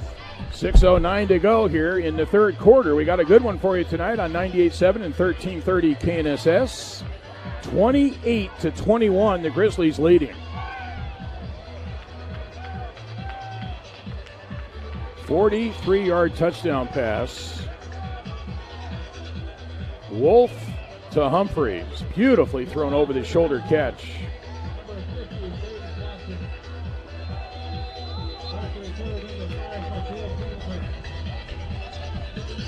28-21, Butler. Here comes Clausen with the kick. And again, he's going to kick it out of bounds. Or did it go out of the end zone? Nope. It went out of bounds, maybe about the 1 yard line. Again, he tried to coffin corner it. I don't know why. And so the second kick in a row by Clausen out of bounds. And so Garden City will get the ball at the 35-yard line. Another costly mistake there by the Grizzlies. I don't understand that. I don't know why he's not trying to just kick it down the middle of the field. Why he's angling it, I know. He surely is trying to kick it down the middle of the field. His step is not quite right. The length of that last step to the ball, and it's just causing him to pull it. That's what I would guess. I think sometimes, and you know this, Coach, they're afraid of a return, so they tell him to kick it towards the sidelines to keep it away from the dangerous return men. Well, that's risky. You may kick it. You may try to kick it left of the hash mark, so you can force them to come up one side or the other. But you don't get that. You're nearly that dangerous with it. So ball to the 35-yard line for Garden City. First down, pressure coming. Perry steps up in the pocket and he takes it across the line of scrimmage for a short gain, but he was able to avoid a sack somehow. Pressure was coming from both sides. Well, this Butler defense so far hadn't let pass, hadn't the receivers get behind them, and those routes were all short, and they were just Butler's defense was just all over them. So it brings up second down and 9. They contain that to just a 1 yard gain. That's always a concern when a guy scrambles like that and he gets past that line of scrimmage. There's open field. Second down and 9. Receiver wide to the left, 2 receivers wide to the right. Running back to the right of the quarterback, Perry. Slot back to the left. Perry fakes a handoff. Now he's scrambling towards the near sideline, and he throws the ball down the field. Man is open. He caught it just before he went out of bounds at the Butler 43-yard line. That's a great play by Ty Perry, the quarterback. Just as he was going out of bounds, he threw a pass down the field that was caught by the receiver before he went out of bounds. Just one step before he went out of bounds, and both of them were improvising because the play had blown up, and the quarterback is running for his life, and the receiver's running for an open spot, and they hooked it up. That throw actually might have been a long out of bounds. The throw itself through the air, and it was caught. The angle of that throw, 1st and 10 at the Butler 43-yard line. Perry back to pass, pressure coming. He's going to run now, near sideline to the 40, gets a block, 35 to the 30, and he goes out of bounds inside the 30-yard line. He is dangerous when he gets past that initial rush, and he's got open field. He's hard to bring down. Yeah, and that Butler defense has got to get pressure on him. They got to get pressure on him quick, but if you leave a lane open, that quarterback will find it. It's difficult to put all that pressure on and still protect each lane, and that's what that quarterback finds. Moves the chains again. It's at the Butler 29-yard line, right hash mark. 4:33 to go, clock running, third quarter. Butler leading Garden City 28-21. Dennis Higgins along with Coach Fane Henson. Good to have you with us on KNSS. First down. Here's a pass. Left flat. It's caught inside the 20. And the receiver still on his feet. Goes out of bounds at about the 17-yard line. That was completed to Taiwan Taylor, the receiver out of Plainfield, New Jersey. All of a sudden now the Grizzlies not able to stop this short passing game of Garden City. Well, first and 10 at the 17-yard line. Perry in the gun, running back to his right. Two receivers on the left, two receivers on the right and left. Pass over the middle, man wide open, caught, touchdown. Somebody forgot the coverage over the middle, and that receiver was open by 10 yards. Yeah, they ran the defense off and snuck that receiver right up the middle of the field, and there was no one there to cover him.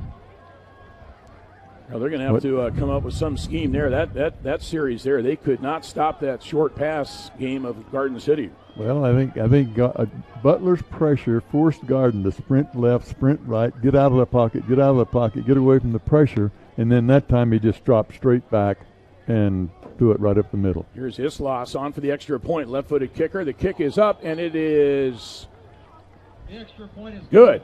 So we are tied once again, 28-28 here in El Dorado at BG Products Veteran Sports Complex. This is a heck of a season opener between two conference foes, 28-28.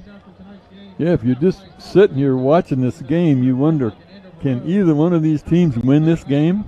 I mean, pick one. Who can win this game? What a game. That's a 17-yard touchdown pass. That's the second touchdown pass for the quarterback, Ty Perry. Both quarterbacks tonight have a pair of touchdown passes. I don't know. It looks to me like all the plays that are being made are a result of really good execution. A lot of times early in the season like this, when you get when the plays are made, it's because of a mistake here, a mistake there. And honestly, that last play was probably one of those mistakes. It was a blown coverage, but it has been good plays. 3:59 to go here. Here's the kick into the wind. It's a low line drive kick that's going to go into the end zone and out the back for a touchback. So as I look to the flags, Coach, it looks like the wind is shifted. It actually looks like the wind is coming from the east now. When it started, the wind was from the north. Yep. So that wind not as much of a factor as it was in the first half as far as kicking or throwing the ball down the field. Grizzlies will have the ball at the 25-yard line. They'll place it on the left hash mark. 3:59 to go here in the season opener. Nice to have you with us on 98.7 and 1330 KNSS. Dennis Higgins and Coach Fane Henson. And Sean Horse is our studio coordinator this evening. So let's see what the Grizzlies can do. Going right to left. Receiver Humphreys wide to the right, two receivers to the left. Tight end goes in motion. Wolf back to pass. Steps up, throws it deep down the middle of the field. Has a man. That is incomplete. Just out of the fingertips of the receiver, Travis. Jalon Travis had a step or two on the defender. And again, the second time tonight, that pass has just been out of his fingertips, just away. Just missed. That wasn't the fade route. That was a long post pattern, but the receiver still got behind the defender. Well, they called a penalty, I guess. They moved the ball 5 yards back, and it's first and 20. So apparently it was a hold. So probably a good thing he didn't catch it. But he got excited for nothing. That would have been really disappointing. So it's first and 20. The ball back at the 15-yard line. Handoff in the backfield. And bouncing off, that is the running back takes it to the 20 and out to the 23-yard line. A nice run there by, that is Dingle. Zahn Dingle, who was hit in the backfield and somehow spun free and takes it up the field to the 23-yard line. He started out to the left and cut it back all the way over to the right tackle. So it's turned a 3-yard loss into an 8-yard gain. Second down and 12 now from their own 23-yard line. Here's a pass, goes to the right side. It's caught, and to the 31-yard line, the receiver. Pass complete to number 88, Jeremiah. And that is complete to Jeremiah Payton.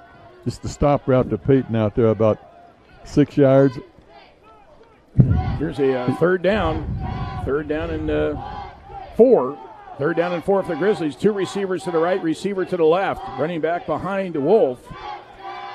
2:53, 2:52 to go. Third quarter. Game tied 28-28. Butler and Garden City tonight in El Dorado. Wolf gets the snap. Great protection. A pass goes to the far side. It's caught. And first down. With second effort, the receiver was wrapped up. And that's a first down. P.J. Caldwell out of Kansas City, Missouri, in Park Hill High School. His second effort got him the first down. And that was not just second effort. He out-wrestled that guy because the guy had a hold of him. Looked like he wasn't going to let him make a first down. And then Caldwell responded and threw the fellow across the line. Yeah, he caught that ball a yard or two short, was wrapped up, and he was able to muscle his way just across the first down marker. Great effort. On the far sideline. First set it down for the Grizzlies. They have the ball at the 35-yard line, their own 35-yard line. Now there's some movement. Looked like the Grizzlies moved early. They've been pretty good tonight with offensive penalties, but this is a false start. 5-yard penalty. First down. False start against the Grizzlies here. That'll cost them 5 yards and move the ball back to the 30 on the right hash mark. 2:15 clock running to go in the third quarter. Game tied 28-28. Butler and Garden City. Wolf in the gun. Running back behind him, a tailback. Wide receiver to left and the right. First down and 15. Play clock down to 5. Here's the snap. Wolf back to pass. Steps up in the pocket, and he's going to get hit, and it dropped for about a 1-yard loss. That'll go as a sack. So it's going to bring up second down in about 16. He didn't have a chance to read the field that time. The pressure got to him quick. So now the Grizzlies looking at second down and 16. 1:24 to go. Clock running third quarter. 28-28. The game was tied 21-21 at halftime. 3 receivers now to the left. Running back to the left of Wolf takes the snap, and the handoff goes right up the middle and breaking across the 35-yard line. The ball carried. That was Dingle. Hazan Dingle out of Ion, New Jersey. He can go north and south, Dennis. You know, that snap was a little low. He kind of fumbled the ball, barely got it to him, and he just went straight ahead. Grizzlies looking at third and long here. Third down and 7. So it was a nice pickup there by Dingle on that carry, right up the middle. 3 receivers again on the left. Boy, this is a big play call here with 38 seconds to go. Clock running. Play clock is down to 12. Third down and 7 from their own 38-yard line for the Grizzlies. Play clock is at 5. You send the running back in motion near sideline. Wolf back to pass. Steps up in the pocket. Looks down the field. And he's going to avoid a sack. And he gets across the 35 to about the 37, knocked out of bounds far sideline. So the Grizzlies will have to punt the ball away with 14 seconds to go. That's a coverage, good coverage down the field by the Broncbusters. I think the pass rush knocked him out of the pocket. He had to escape to the right, and he missed. He escaped one guy, but there was another one there. Good pursuit by the Garden City team. And there's the end of the third quarter. So after 3 quarters here in El Dorado, the scoreboard shows Butler 28 and Garden City 28. We're coming back with fourth quarter action next on 98.7 and 1330 KNSS.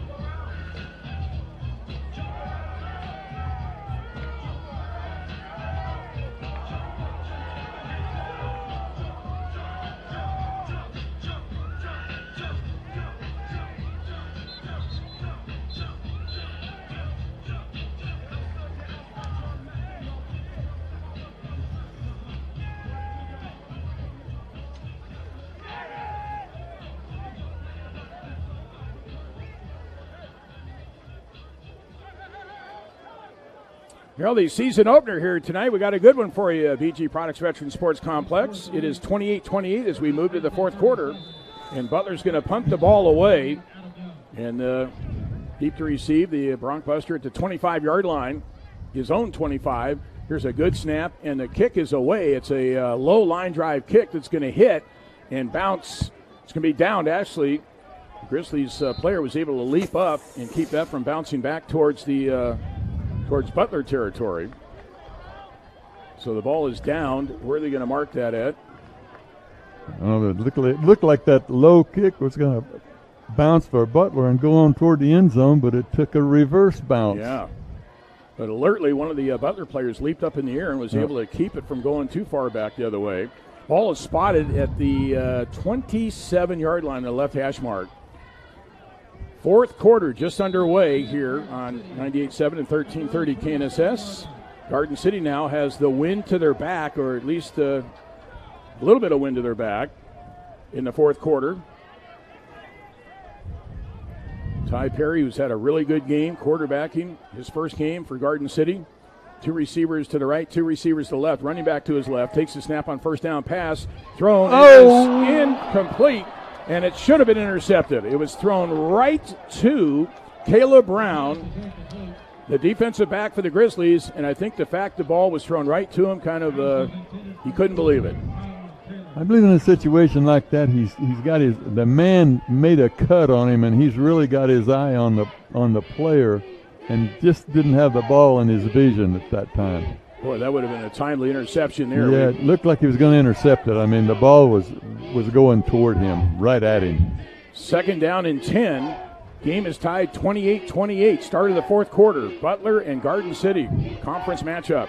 Perry back to pass, throws it, and it is caught, but brought down immediately. And did they throw a flag over there? Or no, are they saying... He hit the guy when he catches the ball, and they're going to call pass interference on him. They might be... He pushed him to the ground after he tackled him, Coach. I'm hoping that's not what this is. He caught the pass and was tackled. Defense, number 3. That's penalty decline. Going to play. Third down. Wait a minute, what did they call? Was it incomplete? Well, he said the penalty was declined. I'm not sure that makes sense, does it? I'm not there yet. Here goes. Pass interference. Defense, number 3. A penalty is accepted. Be a first down. Spot on top. Boy, that's the referee got completely backwards on that. Yeah, it was pass interference, and it's accepted, obviously, for a first down, but he initially said the penalty was declined. I think he was massively confused. And now I think the Grizzlies' first-year head coach, Bryce Veneri, is calling the referee over, like, what's going on? Look at Coach Veneri. He's got his arms out at his side, like, wait a minute. You just completely made two different calls there. First-year head coach Bryce Veneri, named head coach in December, taking over for Tim Schaffner. After Coach Schaffner was head coach for 7 years. 1 year, the team finished as high as 5th in the nation, won 2 bowl games, did Coach Schaffner. He's now the defensive coordinator for Idaho State Division I program. I think Bryce is kind of like, I thought it was really a well-defended play, but the contact was made right at the time when the ball hit him. Ball's at the 33-yard line, first down. Here's a handoff, and breaking free to the 35, out to about the 37-yard line, the running back. And again, they had a chance to get him behind the line of scrimmage, but he was able to elude the defender, and that was Dixon with the carry. Travis Dixon, he's the one who broke off that 73-yard touchdown run in the first half for Garden City. Malik Berry on the tackle. Second down and 5 at the 38. Here's a quick pass right side, caught and tackled immediately on that far sideline. Great play. Boy, that's a super play by Sam Randolph. Randolph was able to keep him from breaking that up the field. Here's a 3rd and 6. Keep an eye on that clock. 13:42 to go. The Grizzly fans making some noise now. Good crowd here tonight for the season opener. 3rd down and 6 from their own 37. Perry back to pass.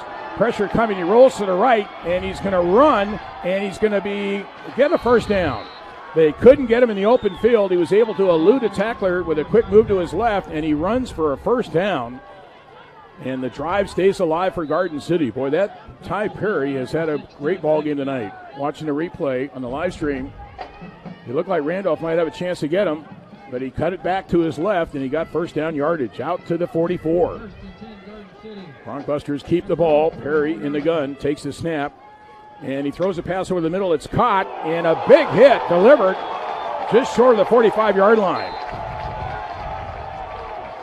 And that hit was by Randolph. That hit, the ball hit him, and the Butler defender hit him at the same time. They're hollering. Watching the replay here. They're wanting targeting, but it is not targeting. No, he went in with his shoulder. Yeah. He got him with his shoulder, hit him high with his shoulder. Right shoulder against right shoulder. So it's 2nd down and 10. No gain on that play. Watching the replay again, and you're right, Coach. Right shoulder on right shoulder. That's as aggressive a tackle as you can make under the rules nowadays. 2nd down and 10 from their own 44 for the Broncbusters. Handoff up the middle and short yardage out to just the other side of the 45-yard line. Grizzlies defense coming up with a big play there. Travis Dixon with the carry, running back for Garden City. So now it's another big 3rd down play, 3rd and 8 with 12:03 to go in the 4th quarter, tied 28-28. Butler and Garden City tonight in El Dorado. This is the way it's meant to be, Coach. Good crowd on hand for the season opener. 2 really good teams going at it. Boy, this is the situation this game tonight where you need the 12th player, one to just put on the quarterback. 3rd and 9. 3rd and 9. Snap. Pressure coming. Pass over the middle is incomplete, but a flag thrown by the line judge. Are they going to call pass interference? I'm afraid he is, and it's not his job. That was the line coach. It wasn't pass coach. interference. It was not pass interference. Got to see the replay here. It didn't look like it. Now that official is he's at the line of scrimmage on the Butler sideline when he threw that flag. We just saw the replay. See what they're going to call here. Oh, beautiful call.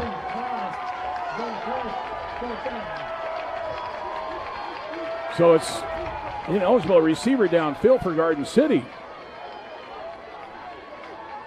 Beautiful call. So it's 4th and 9. Scoreboard shows 4th and 9. And here comes the punting unit. And deep to receive this kick, it's going to be Samaj James, the sophomore out of Tallahassee, Florida. And last year played at Fort Scott, but they eliminated their program after last season. You know, Dennis, that I would never be sexist, but that line judge that made that call that we thought was pass interference ended up being, that's the lady. It's a woman, yeah. She's been around for a couple years, officiating the Jayhawk Conference games. She proved to be pretty effective on that call. So now they will punt, and standing back at his own 16-yard line is Samaj James. And this is Islas on to punt. He's a left-footed kicker. Awaiting the snap. It's a good snap, and the kick is away. And it's going to be to the near sideline and gets a great roll. It goes out of bounds at about the 11-yard line. That is a well-placed kick by Angel Islas, who is a freshman from Peoria, Arizona for Garden City. Well, there's where the special teams can come in really big. Garden and Butler are tied up at 28 points each with 11 minutes and 30 seconds left to go. And you're not going to get too many more possessions in this ball game, but Butler starts from 89 yards from the goal line. Yeah, this is where you make a name for yourself in Butler lore. Drives like this. Jake Wolf has thrown 2 touchdown passes tonight. He's got the ball at his own 11-yard line. The quarterback awaits the snap. Handoff goes up the middle and breaking off the left side for a short yardage. Maybe got out to the 13 or 14-yard line. Carry number 22, That was Paris Brown on the carry. and he gets it out to the 13-yard line. So a pickup of 2 brings up 2nd down and 8. I think we have an injury timeout here, but the player is hobbling off the field under his own power. Grizzlies were starting to walk to the sideline. Now they're being called back. Both teams thought maybe it was an injury timeout, but we're going to resume play here with the clock running. 11:11 to go, fourth quarter. Here at BG Products Veteran Sports Complex, a 28-28 ball game. Butler and Garden City. Grizzlies have the ball deep in their own end. So they're now seeing the 14-yard line, 2nd down and 7. So Brown picked up 3 yards on that carry. 2 receivers on the right, 2 receivers on the left. Here's a pass near sidelines, caught, and getting the ball, breaking a tackle. His helmet came off, gets out to the 20-yard line, and that catch was made by Jalen Travis. Number 7, Jalen Travis. His helmet came off, and they were blowing the whistles. Once that helmet comes off, the play is dead. They're going to mark it at the 19-yard line. So it's 3rd and 2, big 3rd down here. No huddle. Wolf with a running back behind him, Paris Brown. They have a receiver in the slot on the right, 2 receivers on the left. 3rd down and 2. Here's a handoff, goes inside and across the 20 and out close to a 1st down. I believe he got it. Paris Brown, boy, just took that ball and took it right off the right side for a 1st down. Just barely out to the 21.5-yard line. 1st and 10, ball to 22. No huddle. Handoff near sideline. This is Brown. Gets around the edge. He's knocked out of bounds just shy of the 30-yard line. And they're going to mark it at about the 28. So he picks up 6 yards on that carry. That's the stretch play again. They pinned that defensive outside linebacker and just got outside him. But wouldn't this be something, Coach, if they had a drive of about 6, 7, 8 minutes? Yes. And scored either way, a field goal or a touchdown. 10:02 to go, clock running. 2nd down and 5, so a pickup of 5 on that carry. And again, they hand it off to Brown, right side, and he is undercut for no gain. Boy, somebody broke through there and made a big-time play for Garden City. Now, that offensive line has held up real well tonight. I would just say they've run that play a lot, and those defensive players are getting a little accustomed to what it looks like. That was Deshaun Troutman, linebacker out of Orlando, Florida, that made that play. 2nd down and 5, so no gain. It's 3rd down and 5. 3rd down and 5. They just changed the scoreboard. Wolf back to the line of scrimmage, letting everybody know what's coming up. 3 receivers wide to the left. 3rd down and 5 from their own 28-yard line. Handoff up the middle left side, and Paris Brown is hit. He got a 1st down, though. He's just shy of the 35-yard line. So they're staying on the ground, Coach, and getting some big gains. Yeah. They had a good stop. Garden had a good stop on the play before that, but they got that defensive line shifted over to the tight end side, and Butler ran back to the weak side that time and found their easy spot. 1st and 10. Here's Wolf, throws a pass. It is caught near sideline and going out of bounds at about the 40-yard line. And that is Jeremiah Payton, who's making several catches here in the second half for the Grizzlies. Young man who transferred out of the University of Miami. The defensive player was playing him so tight he couldn't get the ball upfield on him, and then the receiver couldn't turn upfield. I always get worried. Well defended. I get worried on those passes to the sideline like that. I get someone step in front of it and take it the other way. 2nd down and 5. They keep chipping away. Clock running. 8:46. Clock running. 28-28. The Grizzlies have the ball at their own 39-yard line. 2nd and 5. Wolf has the snap. Back to pass. Good protection pass. Near sideline. Caught by Paris Brown, and he takes it to the 50-yard line. He just leaked out of the backfield, and he's knocked out of bounds right at the 50-yard line. Boy, Paris Brown coming up big here in the fourth quarter. Now the quarterback was looking off to the left and run a chase right out of the back and picked up the flat pass for a 1st down. Clock is running. 8:21, 8:20. Grizzlies have the ball right at the 50-yard line. 1st down.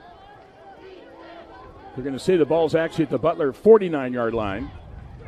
Wolf again steps up to the line of scrimmage, lets the lineman know what's going on here. Running back behind him. Receiver on the left, receiver on the right. Wolf back to pass, throws a pass over the middle. It's caught at the 30, the 25, down to the 20. That was the tight end that got that pass, Luke Fletcher. Finally, that old tight end showed up right down the middle. Fletcher out of Hayes High School. And here's a snap, and there's a flag thrown as the run goes to the right side down to about the 16-yard line. That run was by Izan Dingle, but there was a flag thrown as the ball was snapped. Boy, that was a beautifully executed pass play to the linebacker. That's offsides against Garden City. Wow. So they're going to move the ball up 5 yards to the 14-yard line. It'll be 1st and 10. That penalty was offsides against the defense. 7:40 to go. Clock running. 28-28 our score. 7:34 to go in the fourth quarter. Grizzlies moving. They have the ball at the Garden City 14-yard line. Wolf, the quarterback, running back behind him. He's going to pass. Throws a pass to the corner of the end zone. It is incomplete. And a flag thrown. The defender with his back towards the quarterback. That pass again was a little bit underthrown, and as Humphreys tried to come back to catch it, there was contact by the defensive back. I don't think that ball looks underthrown again, Dennis. If that defensive player is not right and that's why you got to throw it over the shoulder there. Try to at least. Because he had to come back for that pass. That's the second time that's happened tonight. And they've called pass interference twice. So now the ball is going to be placed at the 2-yard line.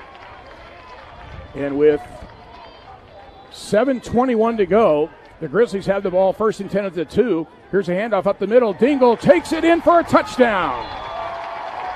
His second rushing touchdown of the night. And with 7:17 to go, the Grizzlies take the lead back, 34-28.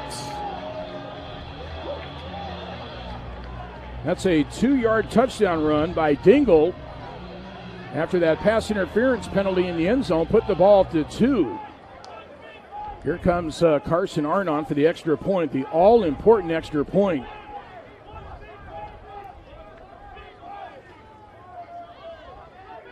Here's the snap, the hold, and the kick is up, and it is good.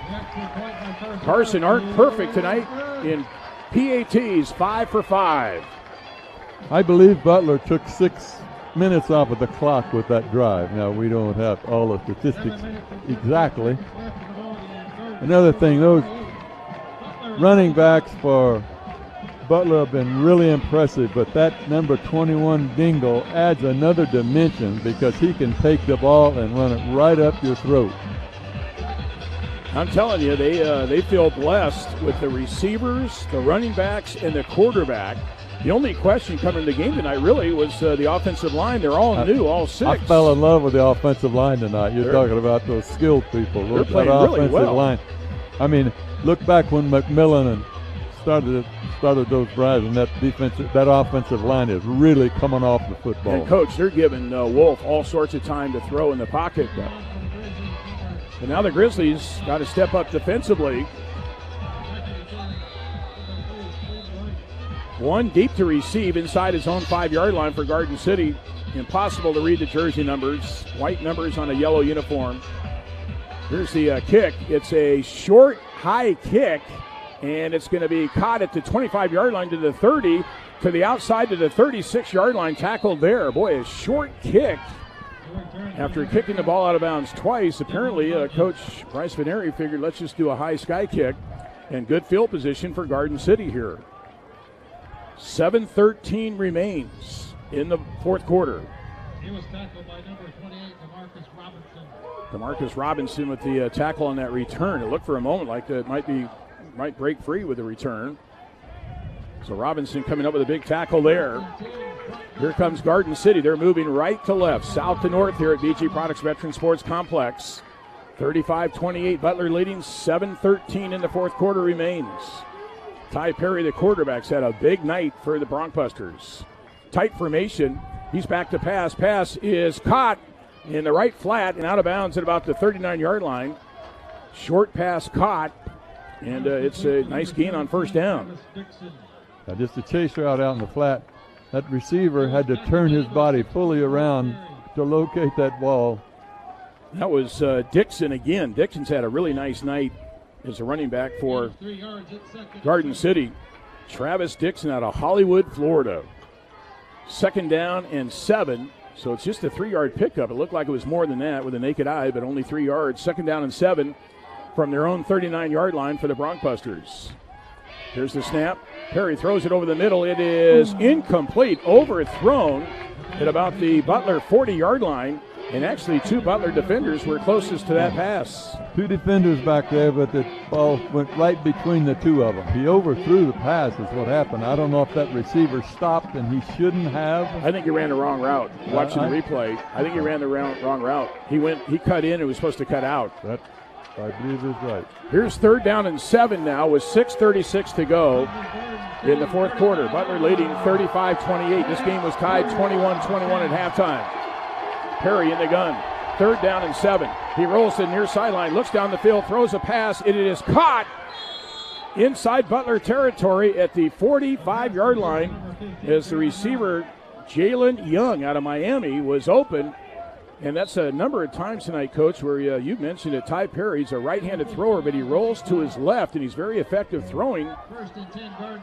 They are really moving him out of the pocket now because Butler puts pressure on him if they keep him in the pocket. Ball's at the 46-yard line of Butler. Perry back to pass. He's rolling to his right and almost sacked, but he breaks free. He's from the far sideline, and he eludes a tackler. He's to the 40, and he's tackled at the 40-yard line. So he went from being sacked twice, eluded a tackler down the field, and he picks up a nice gain to the 40. That's a pickup of 6. Most every quarterback would have lost 2 yards, would have lost yards on that play. He just scrambled right out of the clutch of 2 tacklers. And so now it is 2nd down and 3 at the Butler 39-yard line. Once again passing, he throws a pass down the far sideline. It is incomplete. It was thrown out of bounds to the far side of the receiver, out of bounds. Now they kind of had him a free down there. They had second down and about 3 yards to go, and they just threw one receiver out down the sideline and tried to score with it. That's what they did. That was Caleb Brown on the coverage. Pretty good coverage there. 3rd down and 3 from the Butler 39-yard line. 2 receivers on both sides, running back to the right of the quarterback, Perry. Clock is stopped at 5:34, 4th quarter. 35-28, Butler leading the Broncbusters. Perry gets the snap, back to pass, pressure coming, and he's going to be sacked back at the 50-yard line. Huge sack. And that's a problem when you think you've got a free down and you're sitting there 2nd and 3, and you waste that one, and then you get sacked on the 3rd down play, and now you're in 4th down. See the replay here. I think it's Mason Thrash. No, actually, in on that tackle, it was Massey. Norman Massey. Those linebackers. All 3 of those linebackers back for another year, and they're all in-state Kansas players. And Norman Massey, Malik Berry, and Mason Thrash. And when I first heard the team was coming in for get ready for the season, the coaches were saying, just wait till you see our 3 linebackers. They are very effective. Now, is Garden City going to go for this? No, they got to punt the ball away. 4:46 to go. Wait a minute. It's 4th and 15. I understand. They've been over there talking about something, Dennis. No, this is... I think they're going for it. This is a riverboat gambler here. I don't think they could take it away from Butler. 4th and 15.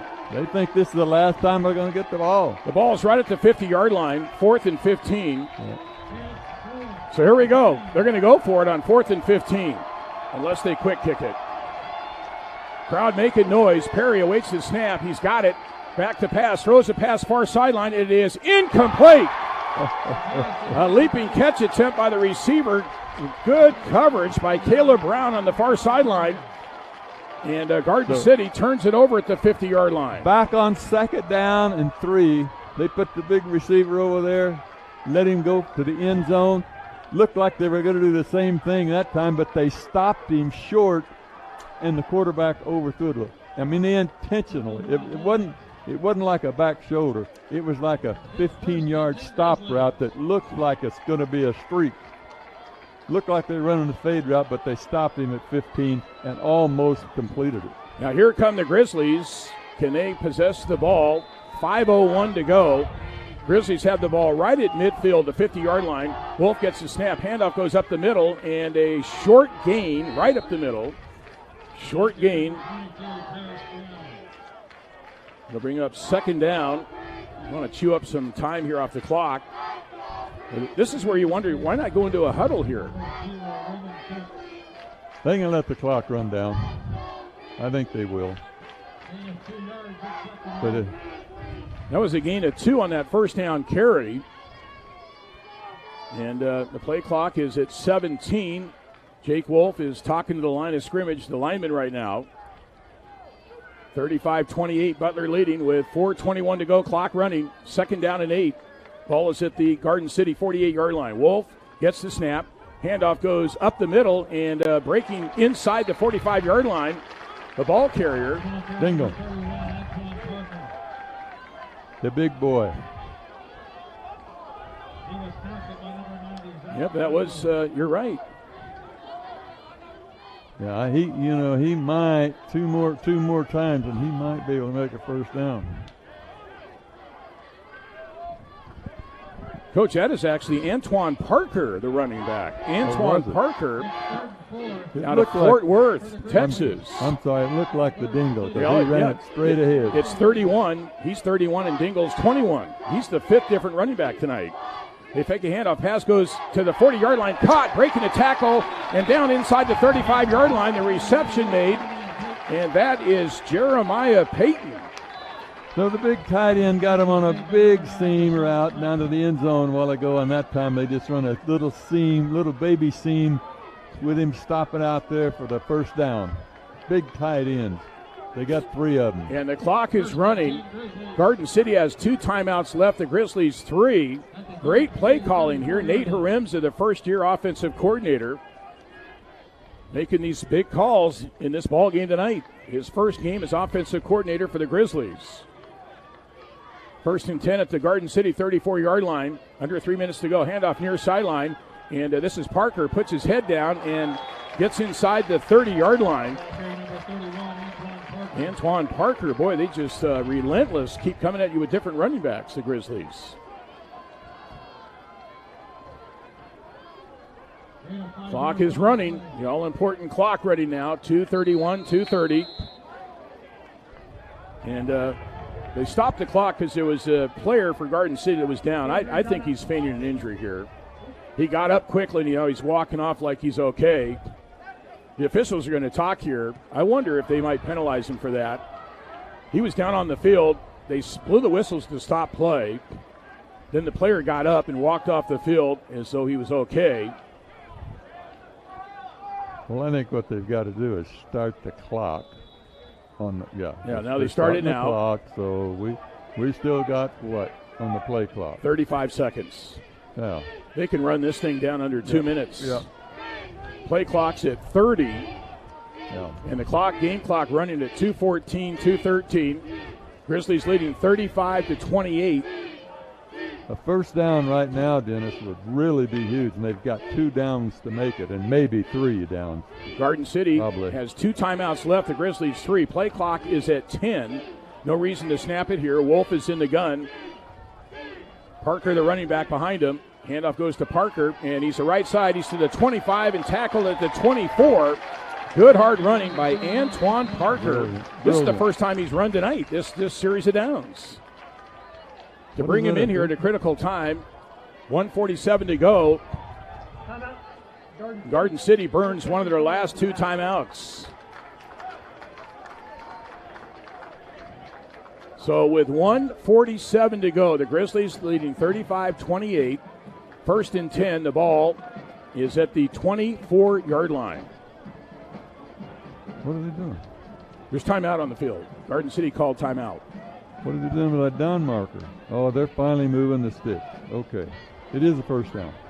Okay, so we've got 1 minute and 47 seconds left to go in the ball game between Garden and Butler. We've got a 35-28 game. Butler's on top with the ball. So you got to have ball security here. With first down. With 1 minute and 47 seconds left to go in the game, they are trying to kill that clock. What's interesting to me is that Antoine Parker coming out here now in this critical juncture and running. And hadn't been playing all game. No, making some big runs. Got to hold on to that ball. 1st and 10 at the Garden City 24-yard line as we resume. Garden City has only one timeout left. Wolf in the gun, takes the snap. Handoff goes to Parker. Parker spins and gets inside the 20 and tackled there by 2 Broncbusters, but he did a spin move to get away from a tackler as he ran right up the middle. And I think Garden City has just used their last timeout with 1:37 to go. Okay, now Butler cannot make a mistake. They cannot. No, they can almost just go to a knee here. Mishandle the ball. They almost. I mean, it's almost. 2nd and 5. Garden City's out of timeouts with 1:37 to go. That play clock's at 40, right? Each play. Look at this spin move on the replay. That's where you worry though as a coach, don't you, about him spinning like that and getting hit and fumbled? Oh yeah, yeah. That extra effort can cause it. Although he was hugging the ball. They got 2 downs though to make a first down, and if they make a first down, then they can kill the clock. Yeah. Then they don't have to play ball anymore. So Well, again, I mean, if you snap the ball here and you take a knee, I'm not saying you do it, but there's only 1:37 to go. You would take off 40 seconds. I would hate to give that yellow team the football again. They are loaded. I agree. They are loaded. I'd try to make a first down. 2nd down and 5 at the 19-yard line. And the handoff, they fake the hand. No, Parker's got it. He's out to the left side. He's to the 15, the 10, and he's inside the 10, knocked out of bounds on the far sideline. Didn't let him get him out of bounds. Now, Dennis. What a weapon. Antoine Parker, he is 6 foot 218. And listen to the Grizzly fans. Now the Grizzlies are going to go to a knee. Victory formation. I love this. The safety. And here comes Parker off to the sideline. Butler's got their safety lined up on the 25-yard line. That is the victory formation. The clock is running, 1:02, 1:01 to go. Wolf is under center, first time tonight. And he takes the snap, and he'll have to take one more snap. So the Grizzlies, under first-time head coach Bryce Veneri, are going to get a huge season-opening win here if they can hold on to the ball for the final 41 seconds. Oh, he's going to get the bucket of ice. That's what he's going to get. Clock is running, 33, 32 seconds. Play clock's at 19. They have to snap the ball one more time. They're in victory formation. Ball is snapped, and it's funny that Wolf never really goes to a knee. And Bryce Veneri just got dumped with the ice bucket. Never just got the ice bucket. 3 of them. And the celebration is on the final 13 seconds. Here comes Tom Minnick across field in his cart. Some of the players have picked Coach Veneri up on the shoulders. Coach Veneri wants to get down and shake the hand of Tom Minnick. And again, we mentioned earlier in the night, Tom Minnick, about a month and a half ago, suffering a stroke, spent a couple weeks in the hospital, and it's just thankful. Everybody's thankful that he's back. That's a great scene. He's healthy. He's in his cart. He was here tonight, and he wanted to come out to midfield to shake the hand of Bryce Veneri, who picks up his first career win in his first career coaching game. Congratulations, Coach Veneri.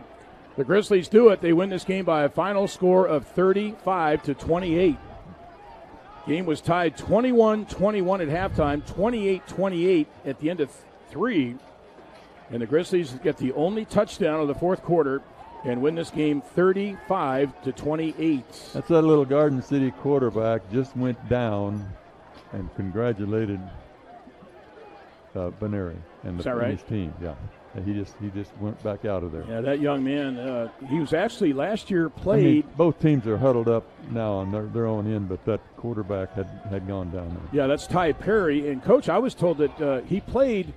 It wasn't even sanctioned junior college football. It was a team out in Arizona, and he played quarterback there. It was not part of the NJCAA. But he played there last year, and Garden City's got themselves a nice find in that quarterback, Ty Perry. But it's the Grizzlies that win here tonight. They are assembled now down at the south end zone where Coach Veneri will address them. They are celebrating mightily. You can see some water being sprayed, and a hard-fought, a well-deserved win for the Grizzlies. Tough luck loss for Garden City. But you can bet your bottom dollar that Garden City will be around all season long. You can count on that. It's a very good football team. And the Grizzlies win it by a final score of 35-28. Coach, your thoughts on the game? Well, first of all, my thoughts on that quarterback. I'm trying to find. They got him listed at 5'11". He looks smaller than that. I'm not sure he will ever get recruited. He is very small, but he is one of the most efficient quarterbacks I've seen. And no, I just Bryce Benary started his career off as a head coach at Butler County in big-time fashion, huh? And what a story. Young man who played high school ball in Concordia. He's from Concordia, came to Butler, played 2 years as a wide receiver, was part of back-to-back national championship teams in 06 and 07, and then went on to 2 years, played for Bill Snyder at K-State. He's been here in Butler 12 years overall as a player and coaching, and the last 6 years offensive coordinator. Last year, the Grizzlies led the conference in points per game, total yards per game, as he was the offensive coordinator. Turned the reins over this year to Nate Haremza, his good longtime friend, with the offensive line coach. He's now the offensive coordinator, had a great game himself, and now he's the head coach. And he's always said, I always wanted to be a head coach for Butler, and here he is. Those two have a good rapport, so that counts for a lot. But, you know, I was so impressed with the defense tonight. The defensive effort and the defensive pursuit was just unbelievable. But the thing that impressed me more than anything is in a first game, this could have been a championship game. If you take the film of this ball game and then you go to the end of the year and you look at it, hey, okay, they played last week. That's what they look like. They look like they're playing the last week of the season. Tremendous ball game. What a hats off to both of those teams, both programs, all the coaches, and we had an unsportsmanlike conduct, but we never did have any real flare-ups. It was a great football game in every regard. Watching some of the highlights of the ball game on our live stream, 2 rushing touchdowns for Azon Dingle, 2 touchdown passes for Jake Wolf. Defense, offensive line were outstanding. And Coach, we'll cut you loose, and I don't know if you'll be with me next week. The game at Highland, a 1 o'clock kickoff. We'll be on the air at 12:30. But we'll be back here in 2 weeks, September 10th, for a huge, huge matchup as the Snow College Badgers come to town. And that will be a 1:30 kickoff here at BG Products Sports Complex in 2 weeks. Are they the one you're telling me that's a ranked team that we're playing? Oh, yeah, they're ranked. They're the team that Butler beat out in Salt Lake City for the national championship in that Snow Bowl, the game that you and I broadcast. Yeah, we were there. They beat them twice for the national championship. Snow, the Grizzlies did. Yeah, they've got a great program. I was just kind of wondering what respect they had this year. Oh, yeah, they won their opening game on the other night on Thursday night, and they are ranked 5th in the preseason national poll. 5th. Yeah. Grizzlies will probably get in the top 15 after this win tonight, upsetting, I don't know if you call it an upset, first game of the year, but they beat number 7, preseason ranked Garden City. You know what I'd like to see? Is when the weather cools off about another 10 degrees, is this stadium to be full. That's all this game lacked tonight, was to have a full stadium, because that's a great football game to watch. And this community has been behind some really good football teams. I'd like to see them get behind this one and see how far they could go. And I realize it's just the first week, but I'm excited about, and I have been for a couple of weeks. Well, Coach, you got it all started in 1981, the first national championship of 6, so it all goes back to Fane Henson. No, I'm just hanging around. That's all, and I enjoy it. I really do enjoy a game like that. It's great to see it, and I hope the community will get involved in it. Okay, buddy. Coach, as always, enjoy working with you, and we'll look forward to working with you next game. You bet. Fane Henson, my broadcast partner for the last 17 years, broadcasting games right here on 98.7 and 1330 KNSS. Grizzlies win it by a final score of 35-28. First ever game coached by Bryce Benary is a victory over the Garden City Bronchbusters. We'll be visiting with Coach Benary here shortly, but we're going to toss it to the postgame show. Dennis Higgins invited to stay tuned for that, and we'll continue on KNSS right after this. Hey, Matt, what highlights do you have?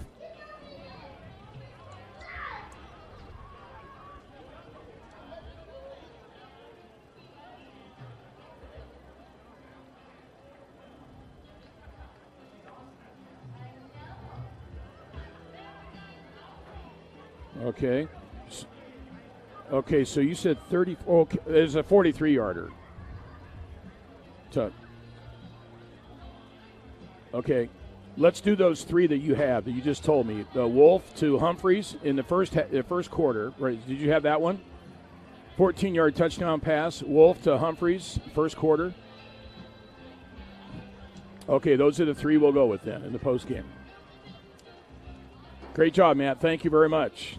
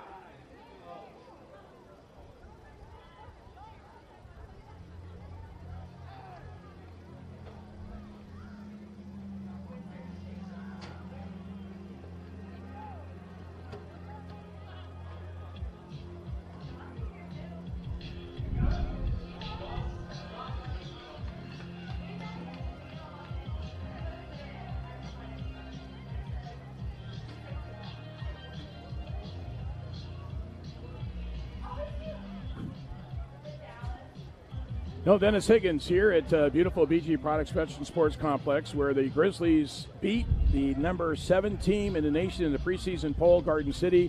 It was a thrilling win by a final score of 35-28. And we visit now with the winning head coach, his first career win and his first career game as head coach, Coach Bryce Veneri. Coach, congratulations. How's it feel? Thank you very much. It just, like we were just talking about, it's kind of surreal right now. You know, you talk about that first game, especially that first game as a new staff, a new team, and especially in my new position, is you talk about it for so long, getting to this point and putting all that work in for this one game, and you talk about all the what-ifs that's going to happen, and all those happen tonight, and just to see our kids and our coaches just respond and not break and not blink an eye and not waver from our plan of what we've been instilling in these kids. It's I love it for the kids and the coaches. They did a phenomenal job. It's just great to see all of it come together. I know we got some things to fix, and we're just going to we're going to enjoy this one tonight, obviously, and as it comes to tomorrow, we'll focus our attention on the Highland.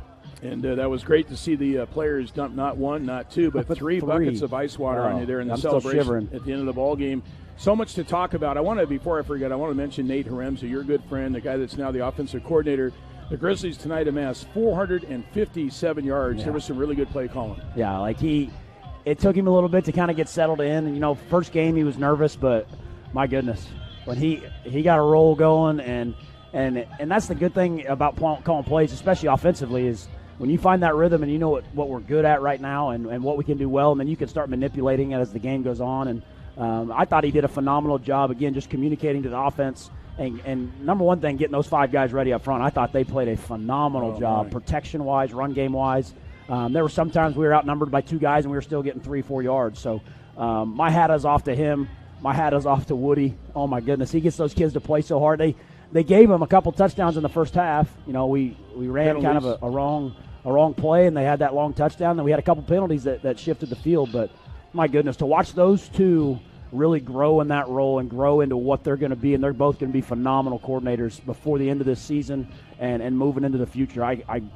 It's hard to put words into how happy I am for them. And you're talking about Kyle Woodall, who's your new defensive coordinator. You named a defensive coordinator. You two played together here for 2 championships with Butler. Yeah, so Woody and I go way back. He was in your wedding. Yeah, grew up 50 miles apart, growing up playing Pee Wee sports against each other, and we come here and play football, and we were roommates. And, that's a 16-year relationship, and just to have someone like him that is black or white, he's honest, he's going to tell me the truth no matter what the circumstances, what the situation, and I love him to death. I'm just happy that he settled in, and he called a phenomenal game. Yeah, there was so many positives tonight, and as you mentioned, the big question coming into the ball game was 6 new linemen, and the protection they provided tonight for Jake was outstanding. Yeah, I know we had a couple unforced errors on some false starts and that kind of stuff, but those things are going to happen in that first game. Especially with our center, it's his first start ever. But the communication up front, they didn't get tired. They were smiling in the fourth quarter. And they got to that point where you talk about as a coach, where you get that team to that tipping point where we can just keep calling the same play, and our guys up front have so much confidence. But, again, hats off to Nate getting those 5 guys ready and getting the offense ready, because that's not an easy task. When I was calling the offense, I had to get the quarterback ready and get the offense. He's getting those 5 guys and the offense, and to see them come out and have success. Again, there's a lot of things we got to work on and grow from here, but I think the ceiling with that 5 group and that 6 guy that could play is very, very high. And how fortunate you are to have 5 different running backs tonight, and all of them looked really good. Yeah, we've always – that's kind of been our mentality for the last 3 or 4 years, is let's keep 5 or 6 really solid tailbacks, so as the game goes on, even like Antoine Parker that sealed the game there, those were the last 5 carries were him, and he was fresh coming off the bench. And so if we can get that rotation rolling and just always have the hot hand and always have fresh legs, he becomes really difficult to tackle in the fourth quarter. Yeah, it looks you guys had a really nice night. We mentioned the 457 yards of offense, 226 yards rushing on 46 carries.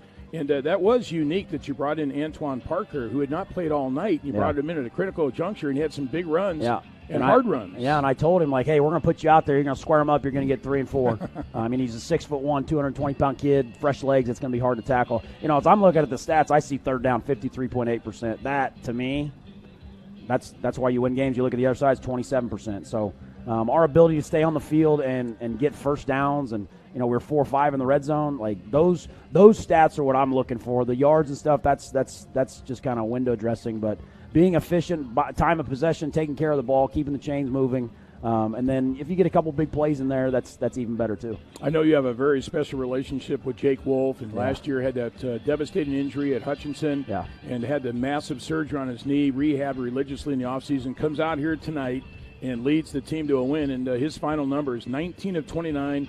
231 yards and 2 touchdown passes, the early interception, but 2 beautifully thrown touchdowns. Yeah, that early interception, we thought they were in one thing, and when we snapped it, they shifted.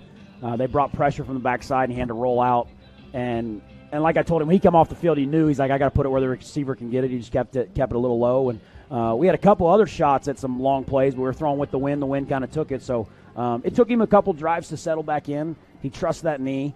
He took some good shots tonight, and it was good to see him get back up. But he is so tough and resilient, and that's exactly what a team needs in that position. He can lead them. He can make all the throws, and he's just going to get better from here. I firmly believe it. And, again, want to talk about the defense quickly. I know you got to get to another press conference down the hall here and on the live stream, but the defense played so well tonight, especially the defensive line.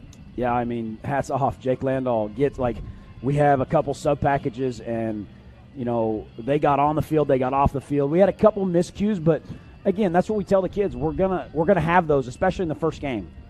This is the first time we're going out there as a program and playing together against another team, and you just got to be able to learn from those mistakes and fix them. And throughout the game, you saw them get fixed and you saw them get better. And that position really opened my eyes tonight. They got after the quarterback really well. That quarterback was really good. He was really slippery. He could stay on his feet. He could make some throws. He was tough. He took some hits. Coach Henson loved him. Oh, he was such. I talked to him after the game, and I'm like, you keep going. And he's not a very big guy. He's only like 5'10". You listen to 5'11". Yeah, Coach so thought shorter than that.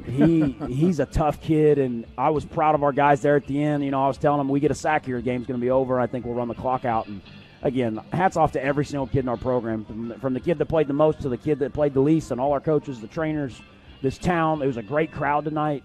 I can't say enough good things right now. Coach, we're on a live stream right now. I don't think people want to see me. I'm sure they want to see you. And show them the football. That's the game ball there. I'm sure that'll go into your trophy case. Yeah.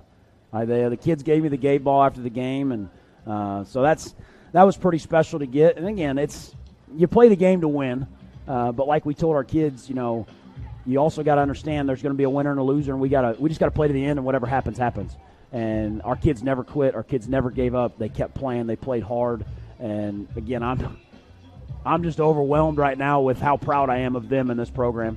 It's amazing to me how far you've come with Butler Community College. I know. As a player, as a kind of a assistant, unpaid assistant, and paying your dues. And I mean, I attribute it all to Steve Bratt, Coach Morrill, and Coach Schaffner. And Aaron Flores. Those were like my guys coming into this, and they really kind of showed me the way, and they showed me how to do it the right way and how to do it the Butler way. And I think if they were here tonight, they'd be proud of what we did on the field tonight. Well, it's really cool, and I talked about this in the broadcast, is so much of your coaching staff are former players at Butler. Yeah, we got 7 guys on our staff that are former players, and I think that's just a testament of what Coach Morrill did and what Coach Schaffner did and what Coach Bratt did, instilling into us as young men here. And they want to come back and be a part of that. They want to come back and start their legacy as a coach, and they see themselves in these kids, and it's great to see these young, especially these young coaches. I mean, we were going out there for pregame, and they were just nervous and and it's good because it matters to them. If we were relaxed and loose, then I would be worried, but it matters to them, and they care about this place, so I couldn't be more proud of them. Well, Coach, there's a lot of people proud of you. I know your mom and dad were here, and your sister, and your brother, your family, and all your relatives. And it's great. Congratulations. Nice job. And now, you got to start thinking about Highland tomorrow, right? Yep. We got to go up there. We're going to play a 1 o'clock game. It's going to be hot, typically windy up there. So we got to be able to withstand the elements. And again, we got to practice in the heat this week and get used to where that sun's at, because it's a whole different dynamic. And like I said, we'll enjoy this one tonight. We'll focus on it tomorrow. The kids get Victory Sunday tomorrow, so they get Sunday off, and we'll focus on Highland and get after them on Monday morning. All right, Coach, I think they got some need for you down the hall. Congratulations. Thank you so much. Really I happy appreciate for it. you. Thank you. Great job, Thank you. Coach. Coach Bryce Veneria on his first career win in his first game as a head coach of the Butler Grizzlies, as the Grizzlies win this game by a final score of 35-28. We'll take a final break here, come back and have the recap with a couple of broadcast highlights when we continue on KNSS right after this.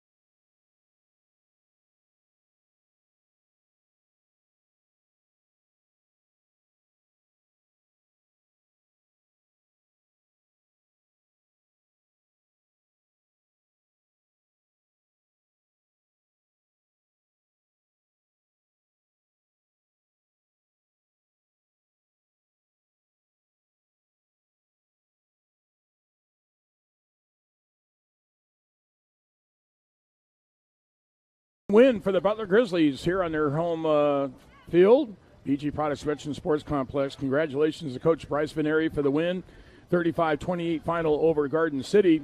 And Bryce Veneria now is addressing the media in the media room here up in the third level, the press box level of BG Products Veteran Sports Complex, along with some of his players in this victory here tonight for the Grizzlies. Time now for our end-of-game recap, brought to you by the law firm of Cannell & Cannell right here in El Dorado. Cannell & Cannell has been serving the legal needs of Kansans for over 75 years.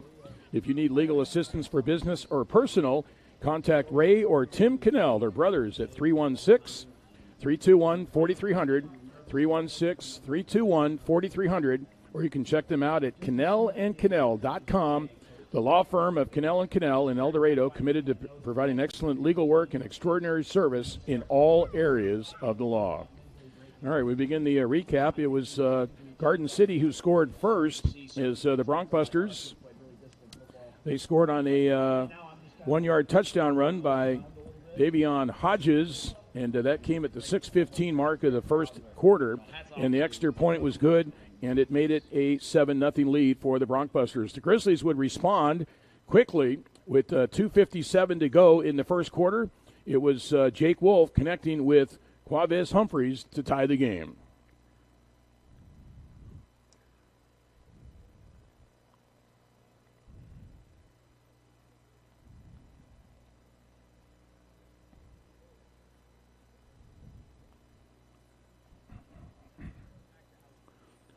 Well, Carson Arndt was perfect tonight in PATs, 5 for 5. He nailed that one, and that tied the game 7-7.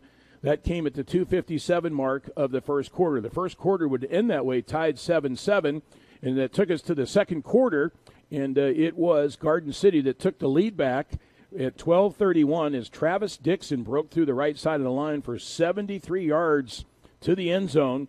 A 73-yard touchdown run by Travis Dixon, the extra point good, made it 14-7 Garden City. That came at the 12:31 mark of the second quarter.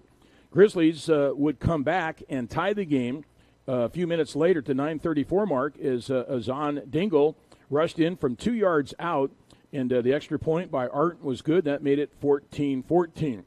The Grizzlies would take their first lead of the night as Azan Dingle rushed for 11 yards for a touchdown. That came at the 4:22 mark of the second quarter. The extra point good by Arndt made it 21-14, the Grizzlies in the lead. However, it was Garden City that came back with a long drive down the field. Ty Perry, their outstanding quarterback, threw a 24-yard strike to Torrey Morrison in the end zone for the touchdown, extra point good, and that tied the game 21-21 as we went to halftime. Both teams scored touchdowns in the third quarter. It was the Grizzlies who scored first, and it was another beautiful pass between Wolf and Humphreys that got the job done.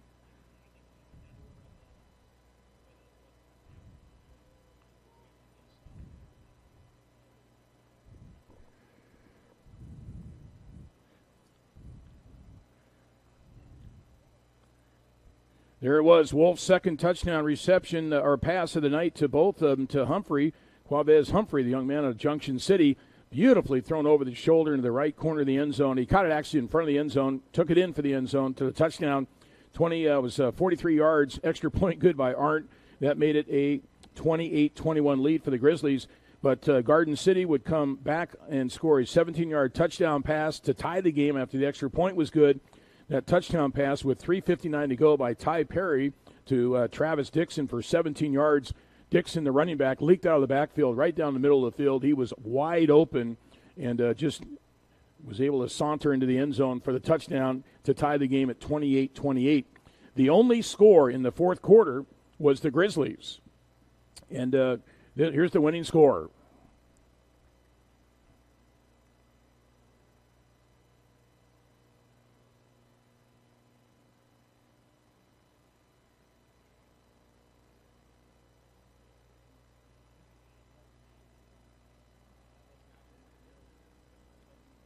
Yep, there it was. And Carson Arndt, we mentioned 5 for 5 in PATs, drove it through the uprights, make it 35-28, which would end up being the final score. But there was still 7:17 left on the clock, and the Grizzlies' defense, as they did all night, they stood up, and there was a 4th and 15 from midfield. Garden City going for it with about 4 minutes left in the game. They got stopped, and they turned the ball over, and the Grizzlies were able to run the clock out, and they win it by a final score of 35-28. Let's give you some of the quick stats before we sign off here. The Grizzlies had a total offensive output, 76 plays for 457 yards. 76 plays, 457 yards.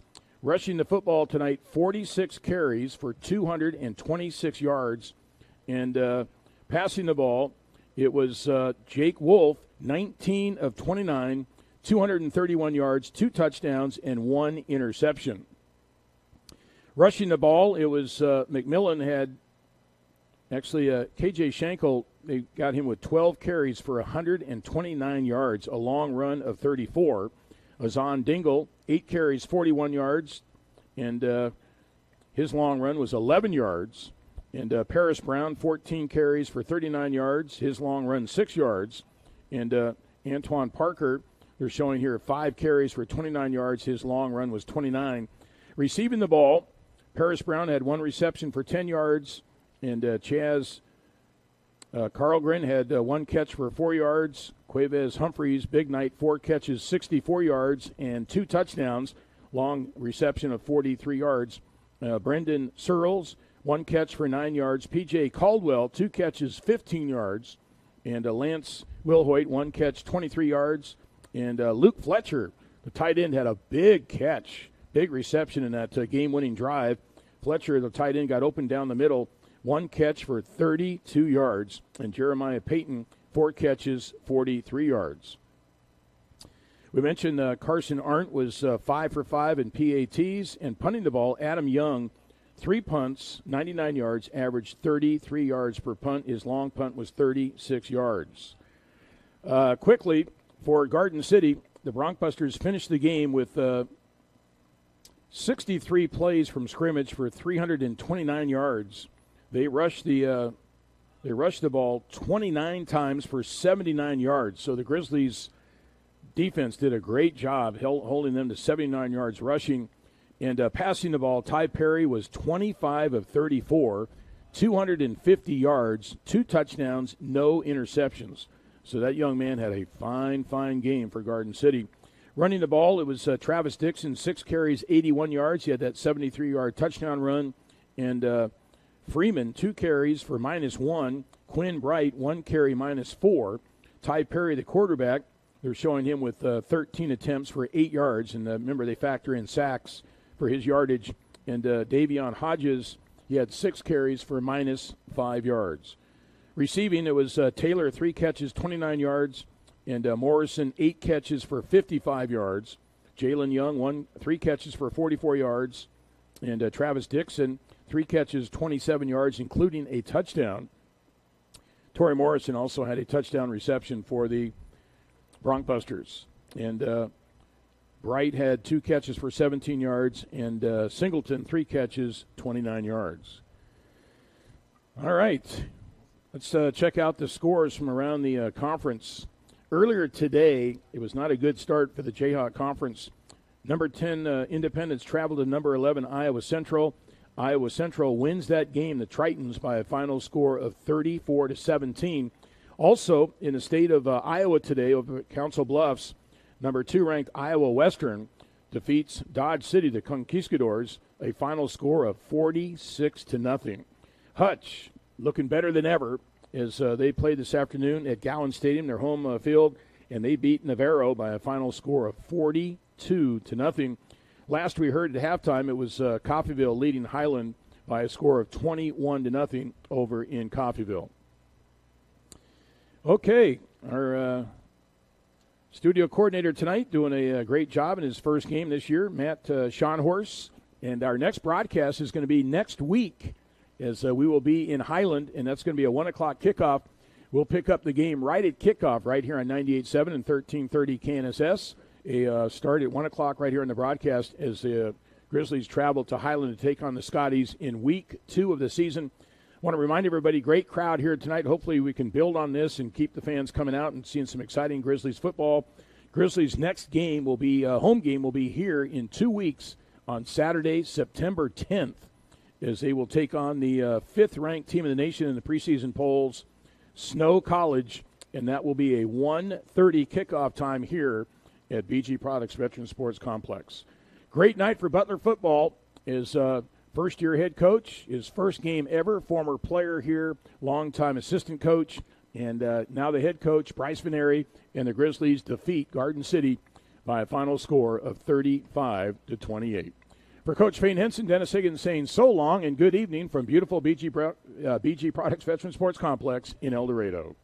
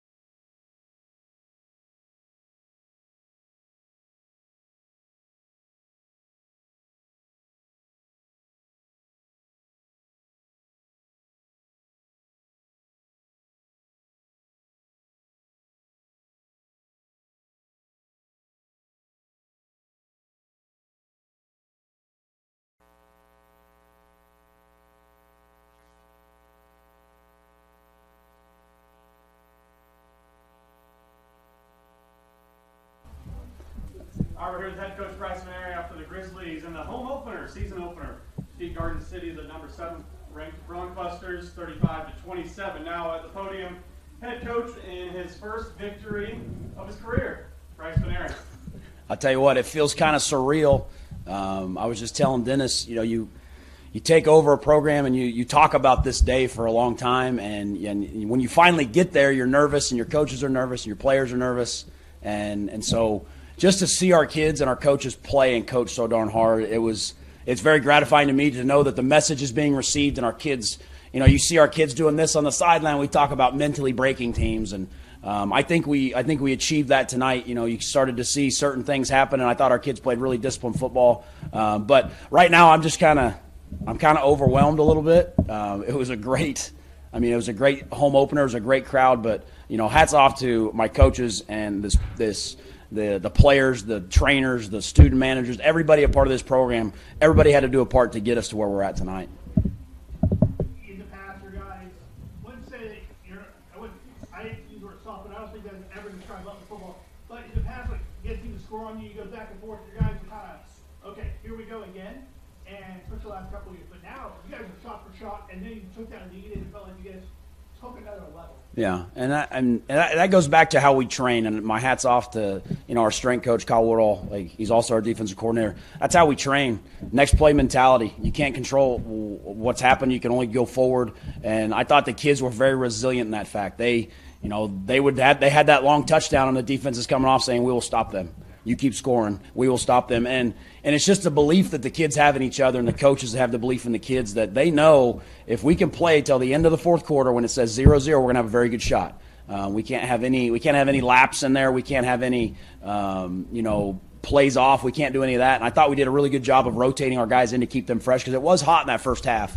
I thought we did a good job of that, and it showed up in the fourth quarter where I thought we were a lot fresher in the fourth quarter. But again, hats off to the kids and the coaches.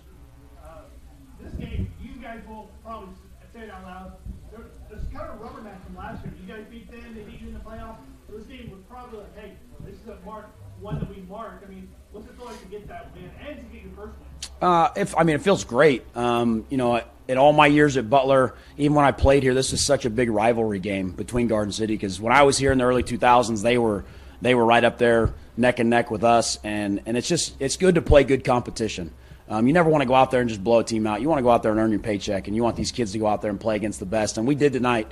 Hats off to Garden City. They played their tails off. They got a lot of really good – that quarterback is so tough. I talked to him after the game, and we couldn't get him down at times, and he was still completing passes. But Coach Minnick does such a great job out there. And I mean, they just, again, I think it was going to come down to whoever had the ball last. The way the second half was going, and we were able to get a stop there on that fourth down, and then we were able to hand the ball off and get first downs. In Duke football, there is no national recruiting base where you can look and see, hey, they have this player, they have this player. Yeah. So Ty Perry, I knew of him just from Google, and you guys know starting tonight. No. 4 quarterbacks on the roster. How do you prepare for that? You just kind of have to prepare for a little bit of everything. You got to prepare for a dual threat guy, a guy that's going to drop back and throw it down the field off play action, a guy that's going to kind of do everything. So you see in that first half, we're very vanilla on offense and defense, just trying to figure each other out, especially in this first game.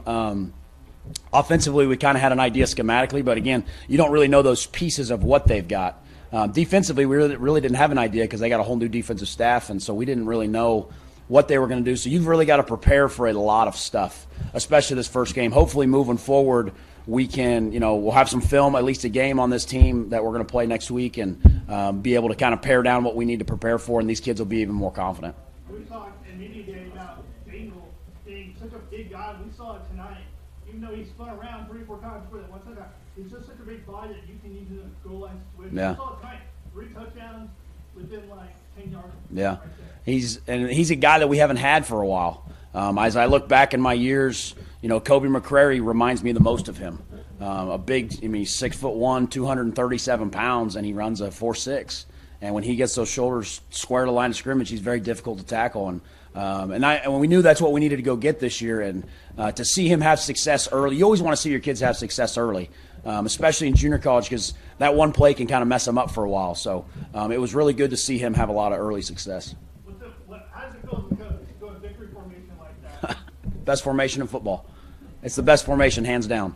I was saying, they called timeout on that last one. I said, Antoine, get a first down and we're going right to 22 victory. And he bounced it to the left, and I thought he might score. But that's the best formation in football. You don't see a lot of teams go under center anymore. It's good that we didn't fumble the snap. But, again, hats off to the coaches, the players, everybody, the administration. I'm looking at Bill right now like it was really a Butler win tonight for sure. And the punt by Adam, so you guys make mistakes, you're at the 2, you go 3 out, then you throw their timeouts, and then Adam, 75-yard punt to flip the field. Yeah. I mean, what a game changer. Yeah, big and we were talking to him before that kick, and I've been saying the same thing to kickers for years. Don't think about it, just kick it. And I was like, you got the breeze behind you, just kick it. Wherever it goes is where it goes. Because sometimes when you overthink things, you do worse. So he did a great job. I thought we did a really good job flipping the field. I thought our kickers did a really good job. We got a weird duck hook on our kickoffs that was kind of tailing with that wind. But again, it's always good to see kids have success. One of the best crowds I've seen, and I've been covering football for a few years, one of the best crowds I've seen, I don't know whether you were able to look or hear or see, because you got a lot going on, but what do you got to continue doing to get those people out? There was a lot of people that said they haven't been in a game in years, but they came out to see your Yeah, game. I think it's just being us. I mean, I'm not here to try and be somebody else. I'm being me. I've said it all along. I wave to everybody. I say hi to people, and they may look at me weird, but they're going to remember my face. So we're just going to keep being us, and we're going to keep being in the community and keep showing how important this town is to what we're doing. Because we couldn't have these kids, and we couldn't do what we need to do without this town and without the support of everybody. So hats off to them. I did not have a chance to really soak it in to see how many people were there. I could hear them on a couple third downs. But hats off to them, and I hope to see you guys back out here when we play snow. Oh, we did.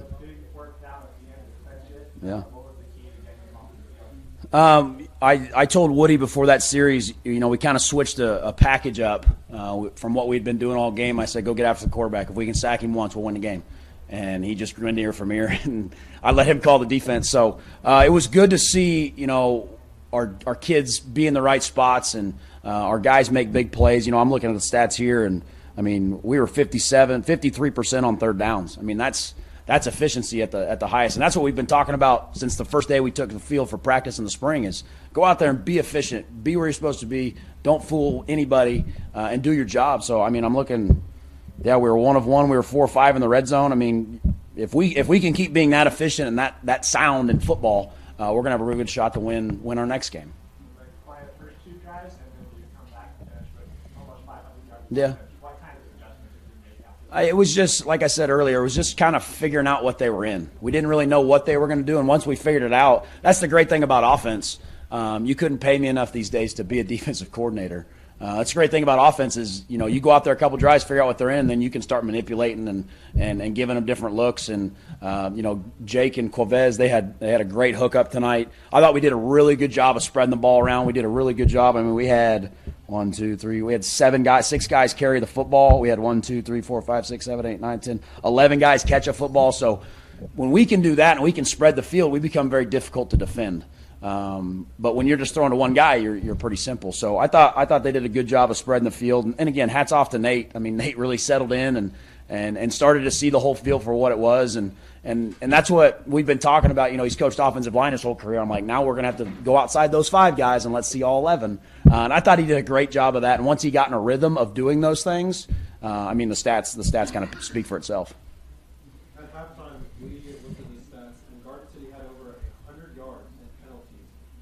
What do you communicate to your players to kind of, on defense and offense, to make sure that you guys stay in control of your emotions and your actions?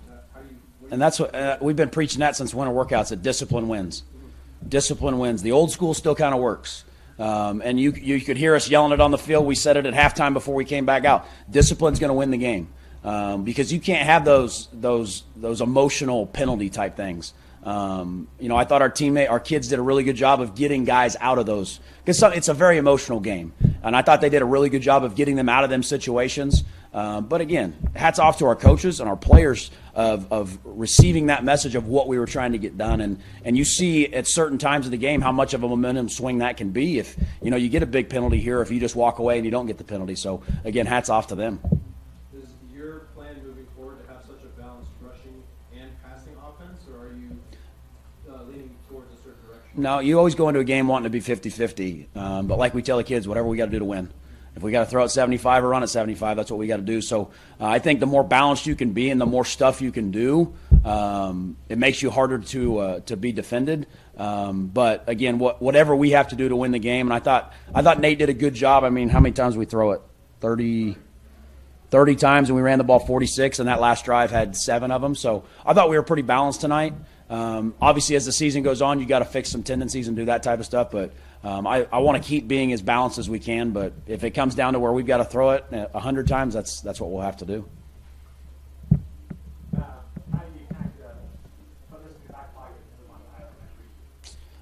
Just understanding how football is and understanding that not one game defines us.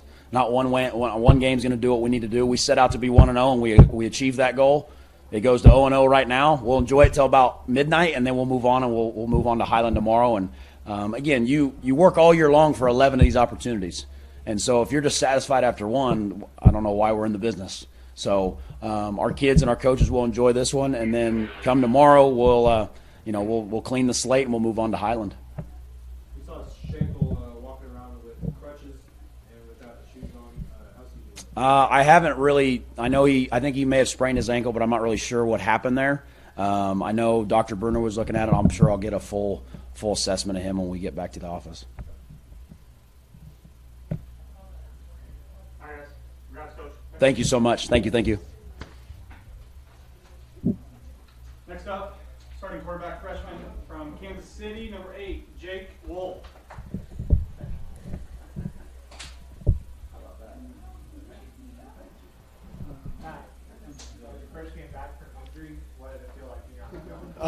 There's been so much work put into getting to today. It was such an emotional roller coaster. Having the season taken away, having the game taken away from me so fast in the second week of the season last year, it just means the world. There's been so many people in my camp that have helped me get here, and I'm so appreciative for all of them. So you come out, unfortunately make a mistake. How do you quickly clear your mind to get ready for the next play? Because that's what you did. You came out, you cleared your mind, and you played pretty mistake-free the rest of the way. How did you do that? Right. That's just the game of football. It's the life lessons it teaches you. Lots of adversities, lots of ups and downs, and you just got to respond. For you to get out, run, throw the ball, and hit Q on that dot on the pass, and you flip 2 defenders on the other one.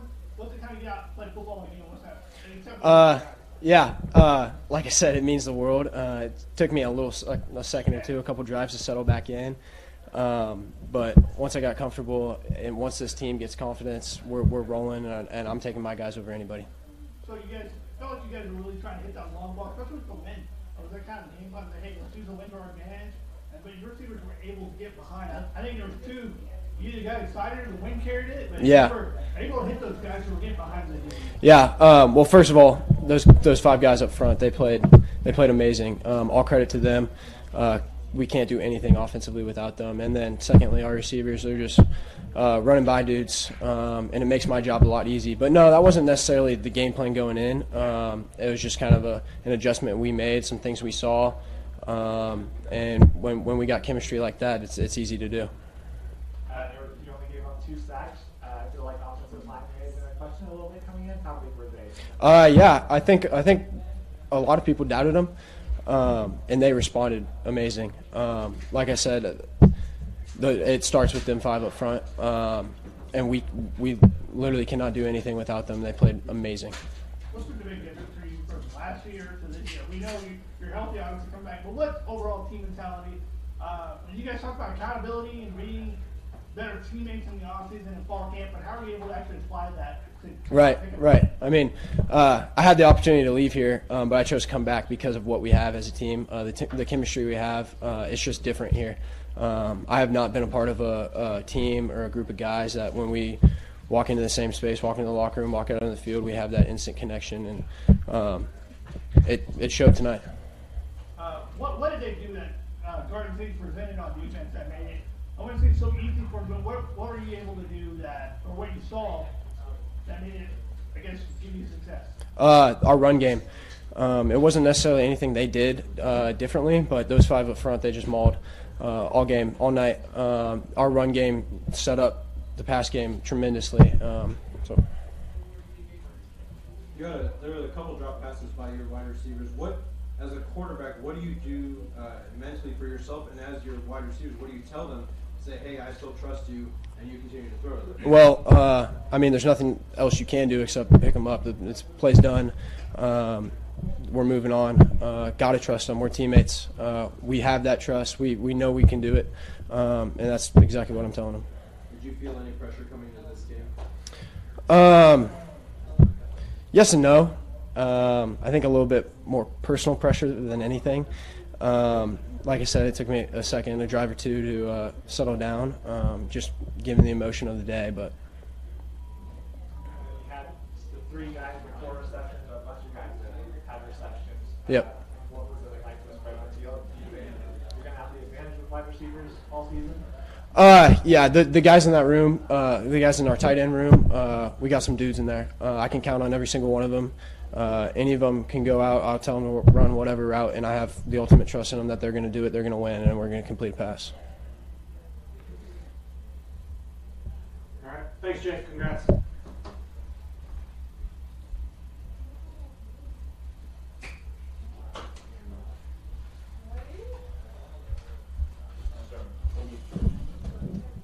Next on the podium, sophomore wide receiver, Quaviz Humphreys.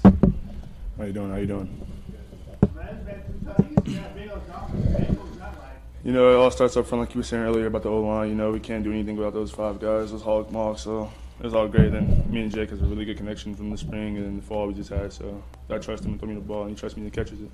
Well, that first step down looked like you kind of come back, and I don't know if you saw, you got the safety coming over here, you got the linebacker dropping back, and he just places it right between you. What goes through your mind when you see a ball? I don't know if you saw the defenders coming. Yeah. But what's in your mind? You're like, don't tip it, or just like, don't drop it? Nah, gotta go get it. You know, it's like you can't put yourself in a predicament. You know, we ran like, I don't want to say we ran, but I seen him open, sitting in the hole, and throws it, so I just gotta go get it. You know, make plays. It feels like the last few years, sometimes those plays that would help Butler kind of maybe come back or take that momentum weren't there, but it felt different today. Like just from the workouts y'all did, from I saw a couple weeks ago to pregame to the game. What for you? What's different? Energy, and the guys let me lead that room. You know, receiver room and the whole team. You know, they picked me as a captain this year. Luckily, you know, happily. So I'm glad those guys just let me lead the team and just let us do the right things we need to do to win the game. And then and you guys take the lead there late on that touchdown by Hollywood. I mean, what's that going through your mind when you go up 35-28 and then you think defense would stop? But like, particularly, what's going through your mind? Going through my mind, just like you said, just having the defense stop the ball, you can just go score again. Yeah. That's all it really was. What's it like to help Butler come back and get that win over a ranked team like that? It feels good. I feel like a lot of guys, a lot of people like kind of us out this week. Being ranked, regarding being ranked or we're not. So we just have to come out and show people like new team. We can't dwell on last year. Do you think it's probably just because they didn't know what you had? You had new coaching staff. There's a handful of new players. Don't quite know what you had. Yeah. And you think that's probably why they were underestimated? You think they know now, though, right? That and just how our culture is. Winning. People hate sore losing. Not sore losing. People hate when people winning. So people are gonna hate us regardless. What's Bryce like as a coach, and how happy are you for it? I've been getting coached hard my whole life, from Little League basketball to football. So he coaches us hard, and I just take what he's actually saying versus what he's yelling at me for. Just take the mental, not the whole. You're doing this wrong, this and that. Just take what he's really saying, if I'm really running something wrong or not. Can't just be soft like what he says. Fragile. What are you guys doing now? We're allowed to get behind the TV so much. Just making the right region checks. We see the safety coming down far, and they trust me with the deep ball, so it's gotta win. And you guys did a really good job, especially when they hit that cover 3, and you guys were able to hit that seam well. Is that just being able to be smart football IQ? Or Oh yeah. Training what Coach Harrison's been able to do. Coach Rims is always on us, and my coach, Coach Hollins. We in the film every time, reading that cover and reading what they're seeing, they're blitzing or not. Our slot guys do a good job of telling us on the line, hey, what's coming. So now we just read it, really well. And now you got 2 or 3 backs that are maybe using on you and Jake. If they're able to go for 250 yards a game, and make it really easy for you guys. Most definitely Hollywood, KJ back there, and Parrish, making it a lot easier for us guys to get the ball in the air. So much is light on the run game and you pit the pass. I heard his nickname Hollywood. I think they're pitching pretty well. Oh yeah, most definitely. 3 tonight. So we saw a really good example of your athleticism tonight. Neri pointed it out earlier in an interview before this game. What does it mean to you that your coaches noticed it, and now this whole conference is going to realize how much of a threat you are downfield? Yeah, that's all I really wanted to know. I've been behind, I want to say behind shadows, but I've been watching guys, go off and go crazy like Ellie Lou and DL, so it's just my time to shine now. Hopefully the conference knows. So going from behind and learning behind the people that were in front of you, what were your emotions when they were finally calling your number in the big spot? I was just, those guys put me in a position to be ready for it. I looked at those guys, they didn't blink at all, just ready to go out there, so I had to show that for my team. All right, cool, guys. Thanks, man. No problem. Thank you. Congrats on the dub.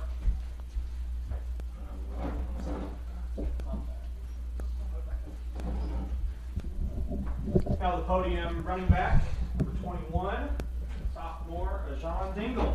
How you doing? Hey, Dingle, good game today. Thank you. Appreciate it. Why do they call you Hollywood? Earned, yes. Earned. For sure. For So sure. what was when your decision, you leave Tyler, JC, to come up here to El Dorado, Kansas, place you probably never even heard of. But what was kind of your mindset? What made you want to come to Butler? What kind of started that conversation? Honestly, it was just the perfect situation. I had one more year of JUCO, so I was like, it was family tradition. Coach V had something special here, and I just felt the vibes with everybody, the coaches, and just everybody showing me love and stuff like that. So it was definitely a no-brainer to come here and, be a part of something great. Without, we're not going to throw Texas ball, Southwest Conference as a bus or anything. Well, what's been the biggest difference between the 2 leagues you've known so far? Honestly, for me, it's just, football is football, though. Wherever you go, it's just football is football. So it's really basically the same thing, honestly, if I want to be 100% honest. And for you, I was looking for you at first. I was like, where's England? Told me he's going to play. Then I see you hurdle a guy, and you score the next play. And the next time you touch the ball, you score again, you put him in the blender. What's it mean, to sit, wait, and then finally get in there and score? It was just like a blessing, during fall camp I pulled both of my hamstrings, so I had to just wait my turn. I knew it was coming, and I guess I just did it. It's just crazy how it just happened. It was an instant thing, so I was just let me try it, because I'm a big back, so they're gonna go low. So I was like, all right. So I just wanted to hurdle them, but But I just look at it I was looking at the first 21 where there it is. then all of a sudden you're just so explosive to get in there. I mean, is that just kind of what we should come to expect, that type of explosive play? Yes, sir. This is just the beginning. Like honestly, you know, I'm just grateful to be here. You know, them 5 guys, you know, they trusted me. The coaching staff, everybody trusts me. You know, so we're just gonna get it done from here. How do you guys? It's really nice to be like, great job, Hollywood. You were awesome, and to go and to prepare for another. How do you kind of not let that build up on you? Because I mean, I look at myself. I play college sports, and it's easy to get a big head on that. How do you keep level-headed? You just don't think about it. You know, after tonight, I won't think about what I did, and just keep working, put my head down, keep working. You know, and just stay humble. You know, just trusting and believing the process. You know, so I won't even think about after tonight. I won't think about this performance at all. What's it mean for you to help Coach V get that first win in his first coaching head? It means a lot to me. You know, like this program treated me like family since day one. So it's definitely special for me to see Coach V get his first win as a head coach. You know, and I'm just grateful and blessed to be a part of something special. You get a chance to take a look how many people were in the crowd? No, sir, not like that. Well, no, so sir. what's the bigger stadium here, or is it where Navarro plays? Different stadiums. One's like really much taller. Yeah. But like, how are they different? How they're sort of bigger JUCO stadiums. Yeah, for sure. I think this conference definitely has a bigger stadium for sure. It's definitely bigger for sure. Feels like they take it a little bit more serious. Yeah. Yes. Yeah. Honestly, yes. Yeah. Like this league definitely takes it way more serious than the Southwest, but you know, football is football. Yeah. Yes, sir. So when you have a team, I mean, you're playing Highland next week. Yes, sir. Mentality-wise, after they watch this, they're going to be circling your name. They're going to be circling Shankle's name, Humphrey's name. What is that feeling like for you? It's just, you know, you got to get in and work, put in the work Monday through kickoff, you know. It's like you just got to keep working, put your head down, keep grinding, and just giving it 110%, and, you know, just getting to it. When you started your first offensive drive, there was that interception, and then, you know, you come to the game and score a touchdown. Yes, sir. Garden City is ranked number 7. How, defensive-wise, you literally did it all. I mean, offense for you. How is that beating a number 7 ranked team, and then the team trusting you? Honestly, it was just those first and foremost is the 5 guys up front. You know, I couldn't have did it without them. But it was just like, you know, just football is football. You know, it's just like I see the whole. I've been doing this since I was 5 years old, so it's pretty second nature. So I'm just grateful and blessed to be a part of this program for sure. You had the 2 goal line touchdowns. What's the key to getting in there and finishing drives? Just keep your legs moving and just keep going upfield, you know. Whatever, just keep putting your head down. You put your head down and just go for it. You don't think about it. You can't wait. You can't stop. You can't stop. Just keep going and just put your head in there and just go. Yes, sir, for sure. I definitely love my linemen, for sure. Definitely better than my other junior college. But definitely they're a special group. They're a special group. They work hard every day, Monday through kickoff, Monday through Friday, all fall camp, you know. And they trusted me, and it's just, you know, same mutual energy. All right, that's Sean Dingle. Good job on the win today. Thank you. Appreciate you guys.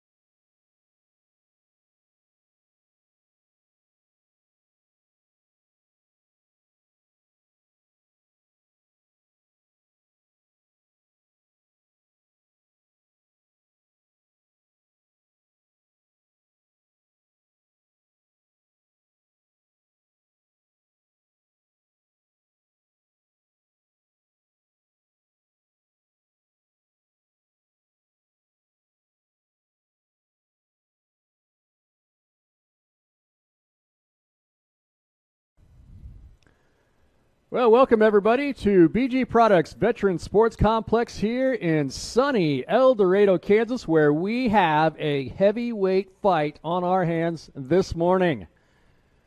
Number 6 ranked Butler Grizzlies, undefeated on the season with a very impressive 3-0 record. All 3 wins against nationally ranked opponents, are taking on one more very good opponent here today. They are taking on the 8th ranked Hill College Rebels from Central Texas.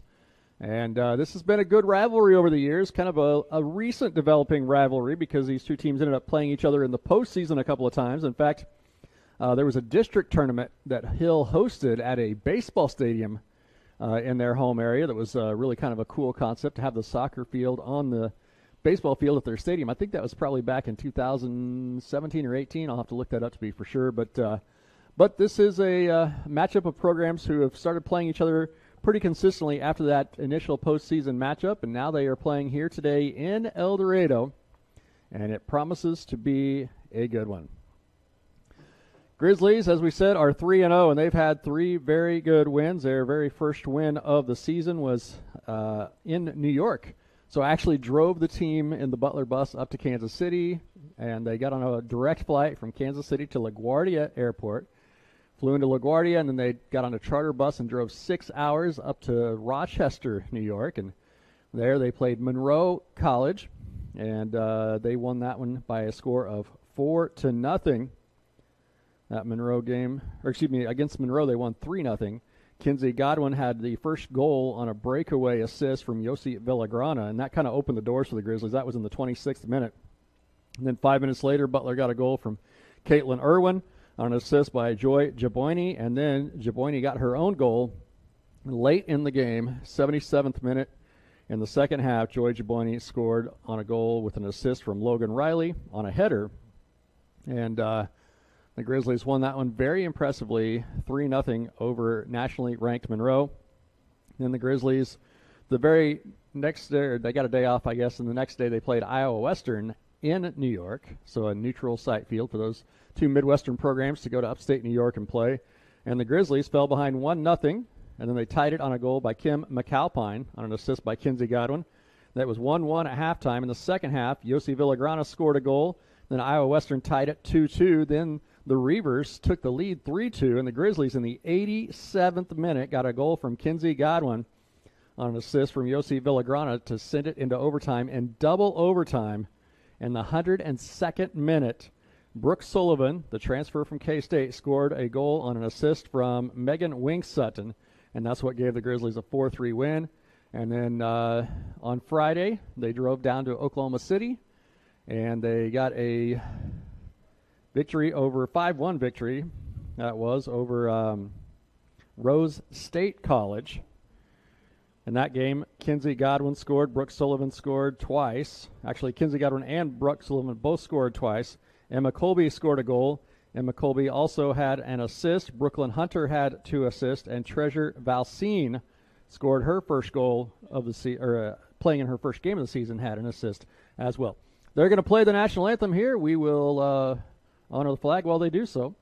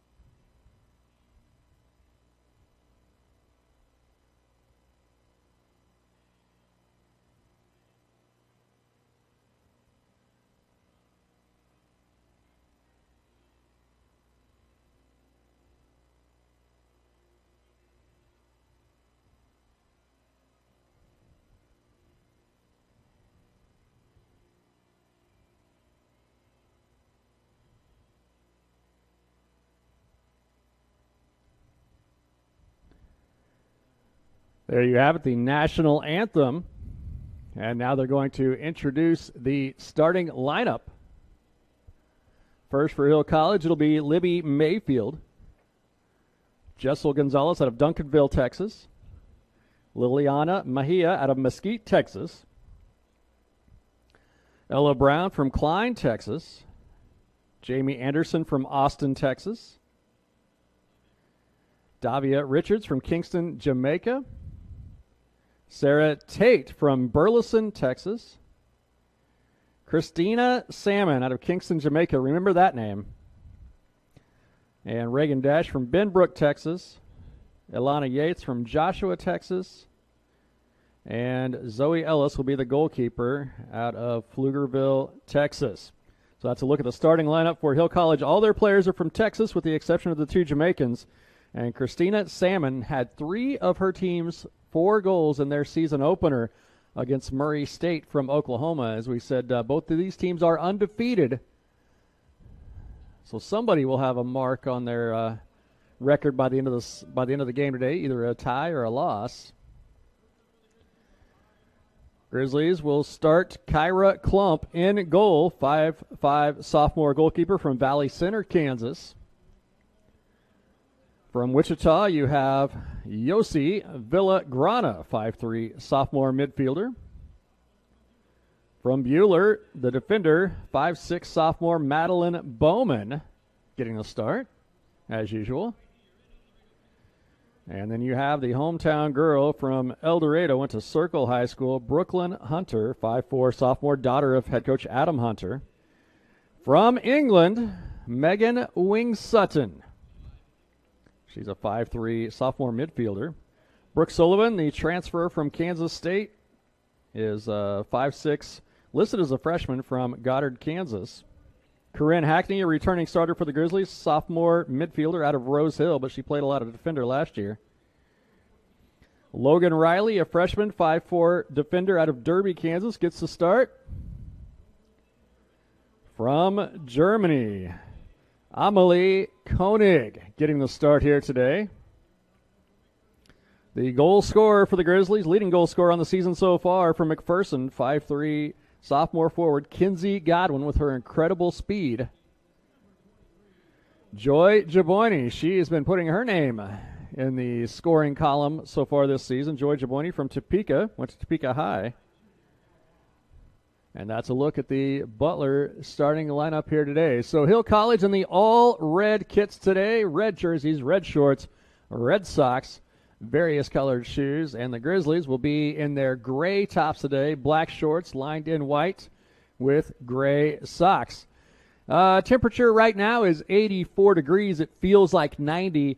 I'm telling you, folks, the humidity is real. We had a big old thunderstorm roll through last night, dumped a lot of rain, which we needed badly, but it has certainly left some humidity behind, 79% humidity. And that's why it feels like 90 degrees right now. The wind is helping things. It is out of the southeast, it says on the weather report. But really, if you look at the flags, it looks like it's blowing almost straight from the south. 10 miles an hour, but gusting to 17. And I would say the gusts are more in line with what the wind speed is than just the 10 miles an hour. It feels like it's more about a consistent 15 to 17 miles per hour. So that's the weather report, unofficially sponsored by me, I guess.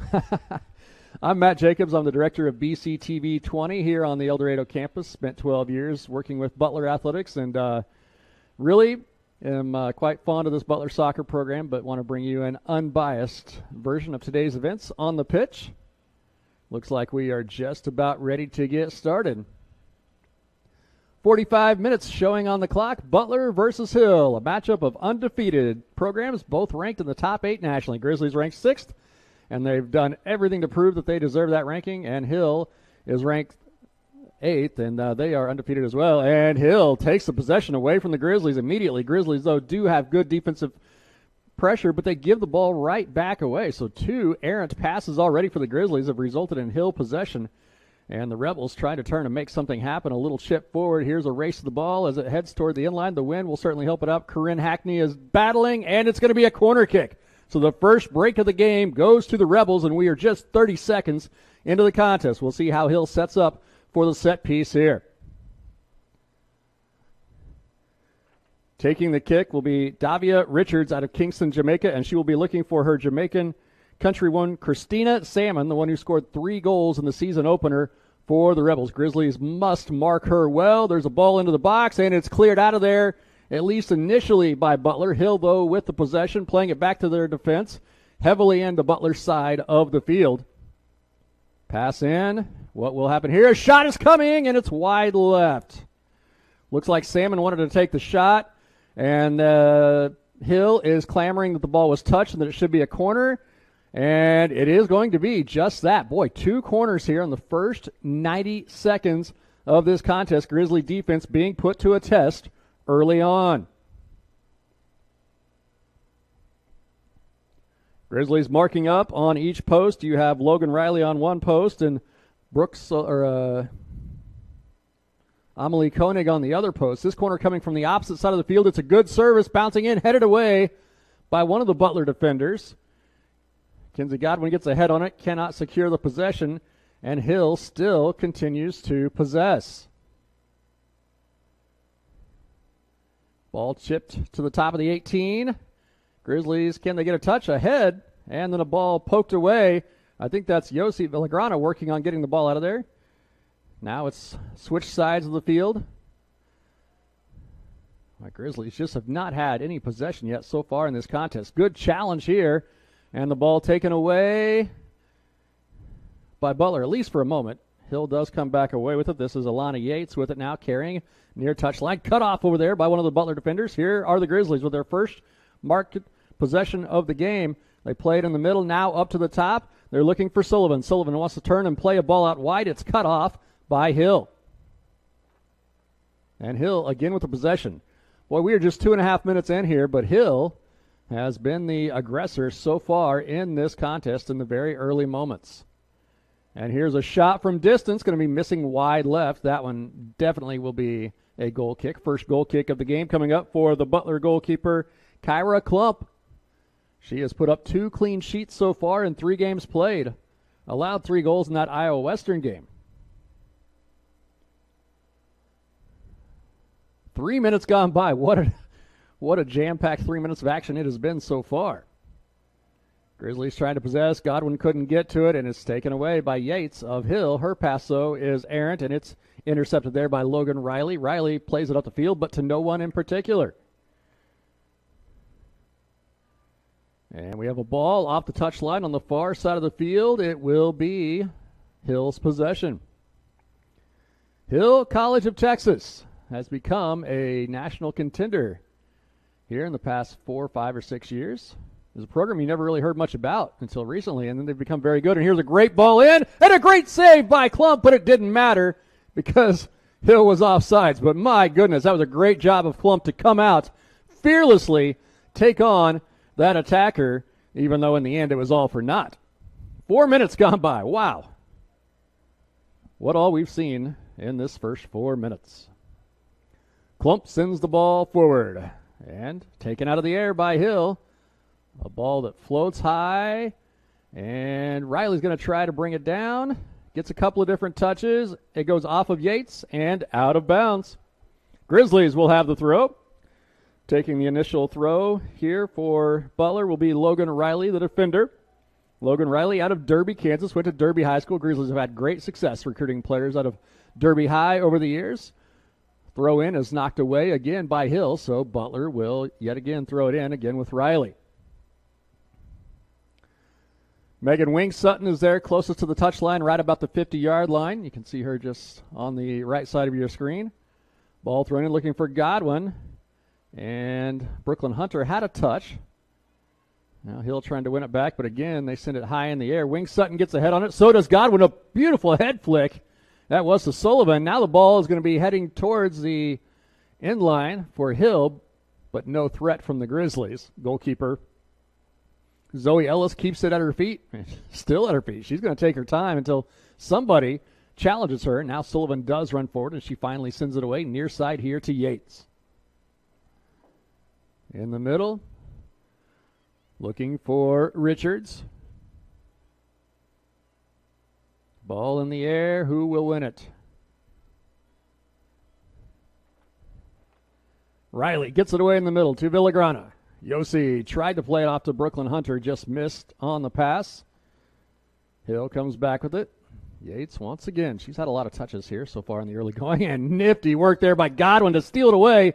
Godwin is fouled. It'll give the Grizzlies a fresh reset. They go quickly with Hunter to Villagrana, right back to Brooklyn. Brooklyn's going to play it forward, but no one will be on the receiving end of that ball. And you can hear her dad and head coach Adam Hunter yell out, "Why?"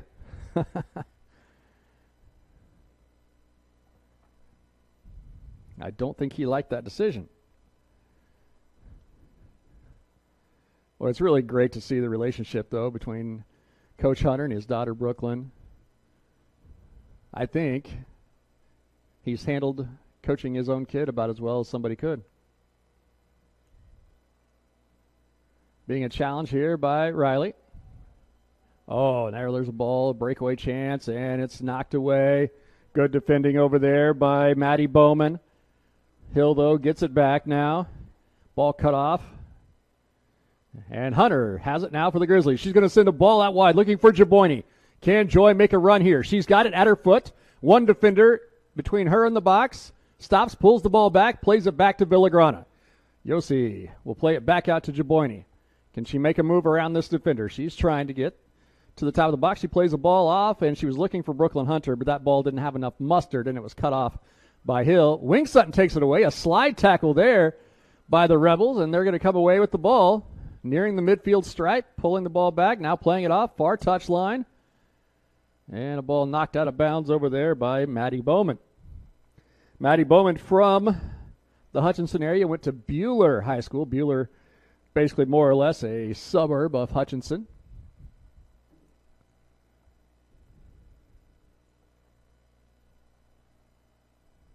Going to have a throw from Hill. They send it backwards, back across the midfield stripe, playing it around through the middle. And this ball might be cut off by Godwin. She did get a touch, but it went right back to Hill.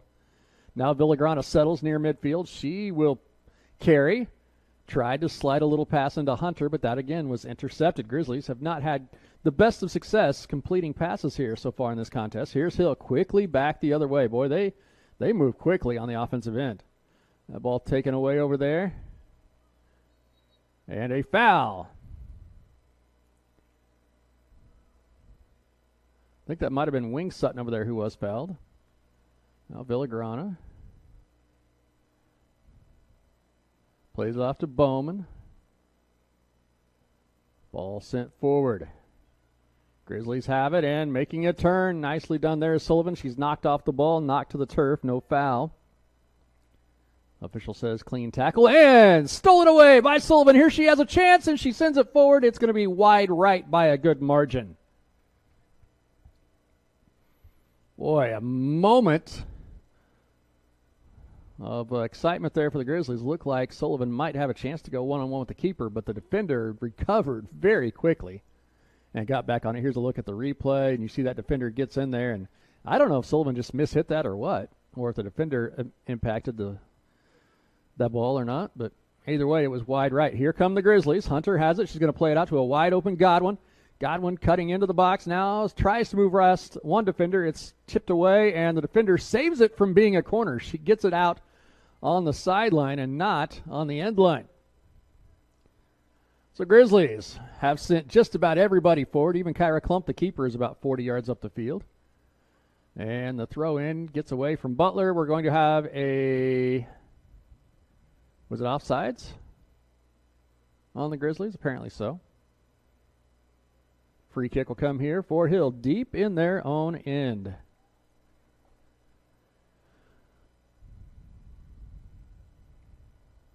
Here's the ball, sent up the field.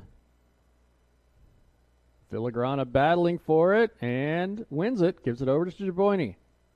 Joy switching sides of the field, finds Hunter. Nice little pass and looking for Sullivan, but it misses just over her head, and she sits and looks and watches the ball go over top with a little bit of frustration because she felt she could have done something with it there. We are 10 minutes and 20 seconds into this contest. No score, but there's been a lot of excitement.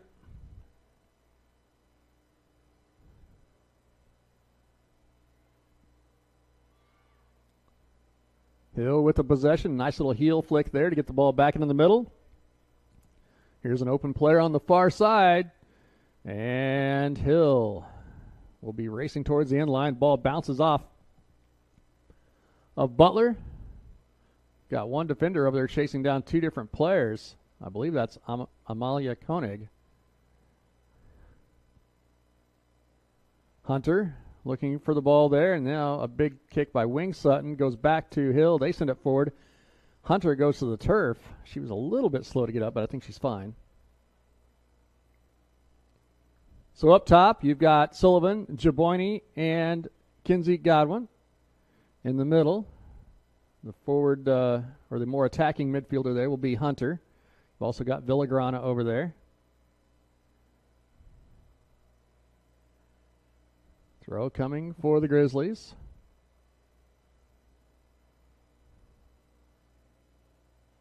In the middle to Wing Sutton. Megan carries, gives it out to Villagrana. Still possessing, gives it right back to her. Oh, Godwin was coming back away from the middle of the field. And the ball was going back in. Not sure what Coach Hunter was expressing there, but he was certainly trying to get somebody's attention to do something different than they did. He says, you keep giving it away in one-touch passes. So frustrated a little bit with the offensive attack of his team right here. Coach Hunter in his, 16th season now with Butler? Yep. We arrived at Butler Athletics in the same year, 2007. He'd been a successful head coach at Dodge City Community College before coming back to his home county of Butler County. He grew up just down the road in Augusta. Married his high school sweetheart. Had 3 girls who are all very talented soccer players. His oldest is playing here for him now at Butler. And his 16 seasons have been very successful here in El Dorado. 10 trips to the national tournament in 16 years? Numerous conference championships, a lot of just big-time wins over nationally ranked non-conference opponents. Players graduating, transferring, going on and leading successful lives. It's crazy to think that some of these girls who first played for Coach Hunter back in the day are, approaching their mid-30s now. Having families of their own. Some of them have gone on to coach soccer, other successful careers. It's really been something to see the program that Coach Hunter has built here in El Dorado over 16 years. Ooh, a collision on the field, and Villagrana goes down, and the referee says play on because Butler has the advantage. Villagrana shaken up, does get up. Now here's Godwin on the near side making a run. She's got incredible speed, but that ball just kind of got away from her. It's going to roll underneath of our filming platform. Well, we got a few photographers down there in the corner. Can't quite see them from that camera angle, but hopefully we get some good shots from this game. And here's a look at the replay. This is the collision where Villagrana just gets trucked. And it would have been a foul, but Butler had the ball in possession, so you don't want to stop the pace of play to award the foul. Here's Joy Jaboini working, trying to put some pressure on Hill defensively. She really is. And now Hill gets it away. Into the middle. Ball sent up the field, but the Grizzlies have plenty of defense there to cover it. Played back into the middle by Corinne Hackney. Klump sends a ball up the field right to a Hill player. But on the second touch, it's Wing Sutton who comes away with it. Megan plays it out wide to Joy Jaboini. Joy is going to leave it. And Wing Sutton tries to step in between 2 Hill players and loses the ball.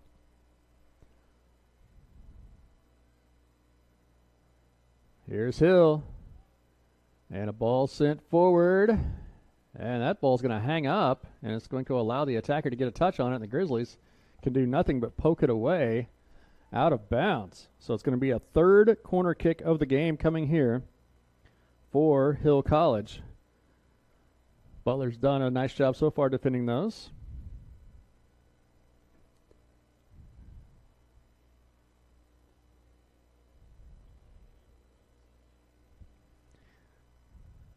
Kiara Wright out of North Richland Hills, Texas. That's a Dallas suburb. She checks in. Corner will be coming here. I did not bring my binoculars, and that's my first mistake of the new soccer season. Ball sent in, cleared away easily. That was not a great service by Hill. Eventually, I'll get to a place in the season, I always do, where I can just tell the players who they are by how they run and how they, But early on, sometimes I still have to refer to that roster, although the Grizzlies do have a fair number of returners from last year. Last year, I had the chance to split broadcasting duties with my buddy Brad Hallier. His daughter Josie plays on the team, and Brad is one of those guys you can just sit and listen to all day long, just that smooth baritone voice. I saw him. We arrived at the stadium about the same time today. So on the days when I can't be here, hopefully Brad can fill in. Hopefully we can bring you audio of every single Butler home soccer match this season. But I sure do enjoy. Oh, there's a slide. That might be a card. Is that? No? Yes. No. I can't tell what the official's going to do. He does give Kinsey Godwin a good talking to, but does not produce the paper. So free kick coming here for Hill. Not too far behind midfield. We are 17 minutes gone by in this one, no score. Each team has had a couple of chances. I don't know if there have actually been any saves yet or not. But both teams have put pressure on the defenses. This is going to be wide left. Bounces over the big puddle out there on beyond the playing surface. Like I said, we got a lot of rain last night. I don't know how much, but I would say at least a couple of inches probably. I mean, it poured really hard for a while. Then it took a break, and then it poured hard again. Kyra Klump out of Valley Center, Kansas. Talented keeper for the Grizzlies. She will run forward here. Puts this ball low, line drive up the middle. Not sure that's what she intended to do there. And Hill might have a chance. Ball poked forward, nobody there on the receiving end. Klump will track it down. It is outside the box, so she'll have to bring it back in before she can pick it up, and that's exactly what she does. We'll hear a dog barking somewhere. Is it bark in the park today? Kyra Klump wings the ball out near side. Back in the middle, the Grizzlies go. This is Wing Sutton playing it up to Brooke Sullivan. Sullivan really battling there.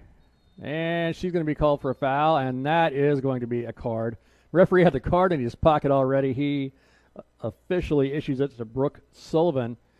In the old days, you used to have to go off the field when you got a yellow card against you. Now you don't have to. Some teams still elect to if it's a heated situation so that the player doesn't potentially get another. 2 yellow cards, of course, equals an ejection from the contest.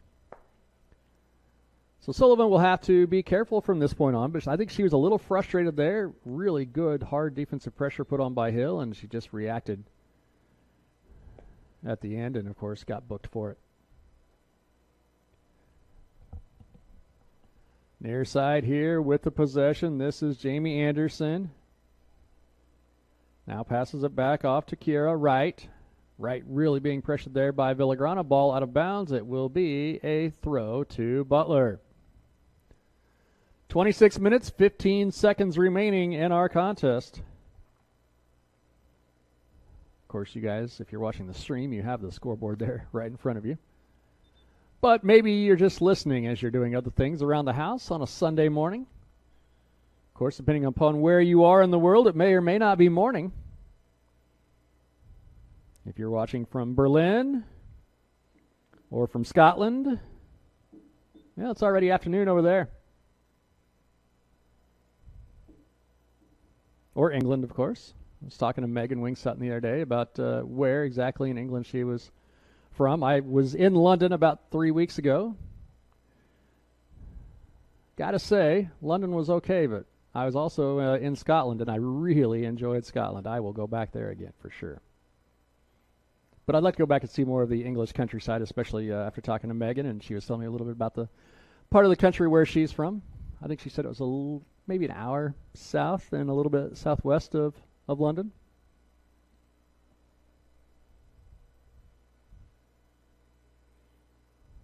But when I was in Scotland, I got to see a couple of former Butler soccer families. Got to spend some time with Alex and Janice Strath, their daughter Amy, played at Butler about 7 years ago, and they were gracious hosts to me. And also Rachel Lecky's mother, Donna Shaw, showed me around a little bit of Scotland, went hiking in the mountains. Scotland's just a beautiful country, and so thankful to those former Butler soccer families for being such gracious hosts. Here's the ball in. Kinsey Godwin's going to have a chance. Left-footed, didn't get much on it. She was kind of falling down. That ball kind of got away from her by the time she was able to take a really good swing at it. Keeper was able to easily pick that one up. So the Grizzlies have a chance there, but not a great one.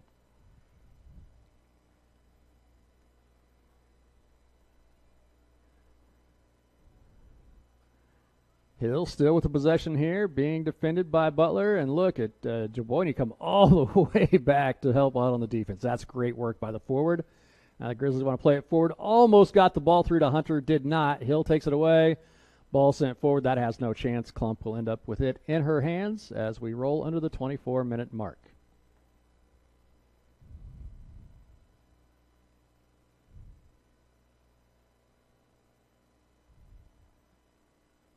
Ball sent forward.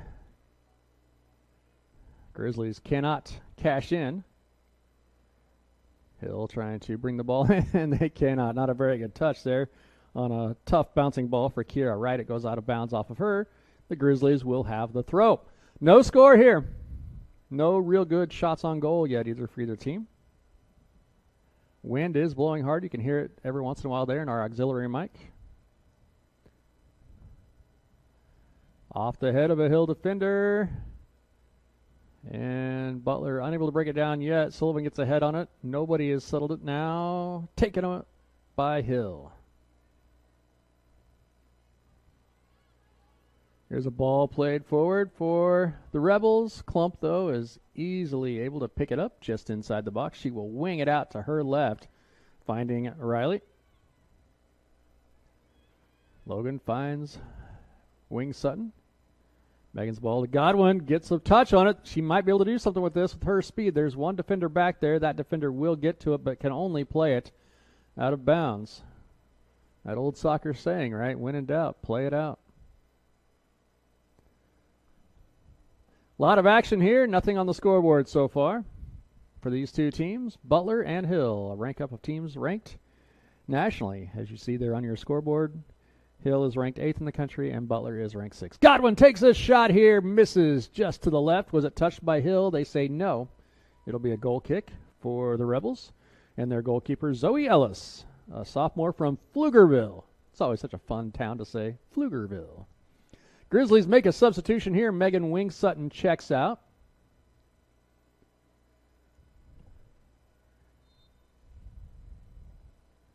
And checking in for Butler, I believe that to be Emma Colby.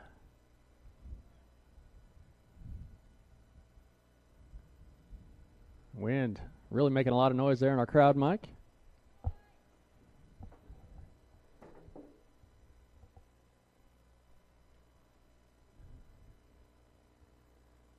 Oh, ball bounces off of a Butler player. Now the Grizzlies will try to be on the attack. Godwin, can she get a touch? She does. She slides. She gets the ball. She takes the shot. It's deflected and almost put back in by Butler, just high over top the crossbar. Oh, my, the Grizzlies have a golden opportunity there. Go by the wayside. The initial shot by Godwin bounces off of the goalkeeper. Villagrana had a chance, and it just goes high over the crossbar. Do we have a look at that on the replay?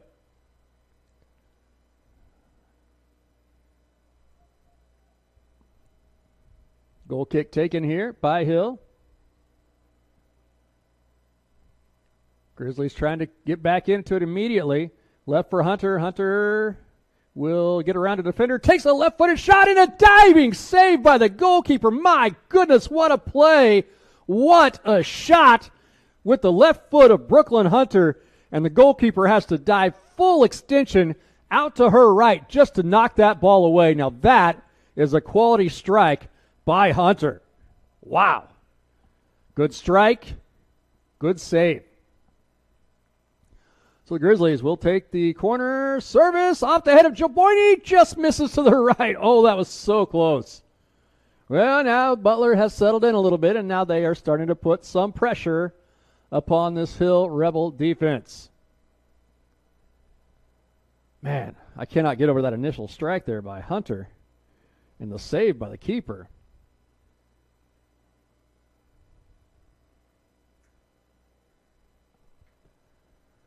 Here's the goal kick. Brought down by Hunter. Villagrana gets a touch, slays it forward. Nobody there for Butler. 19 and a half minutes remaining in our first half. Coach Hunter over there telling his team, take care of the ball. Grizzlies 3-0 in the season, all 3 wins against nationally ranked opponents, and this is nothing new for Butler soccer. Head coach Adam Hunter always trying to challenge his team in the early season. Here's Villagrana taking a shot. That is way high over top the crossbar. Good idea, but well, that ball was sailing on its own, and then, of course, you get that 17-mile-an-hour wind behind it, and it really took off. Kinsey Godwin will challenge here. The ball is taken away by Colby. Into the middle by Villagrana. Right back to Emma. And knocked away by Hill. And the Rebels have the possession. They want to turn and go the other way, and they get a pass into the middle. Now they switch sides of the field. This is an effective attack so far for Hill. Back into the middle they go, and Butler is there to cut it off with Hackney. Hunter one touch to Villagrana. Ball back into the middle. Grizzlies trying to push forward. Ball on the touchline is taken away.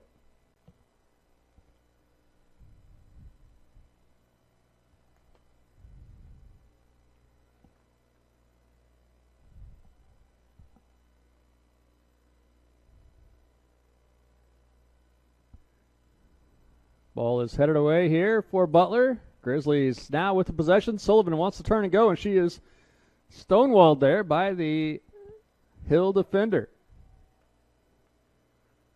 Ball is knocked away over there by Hackney.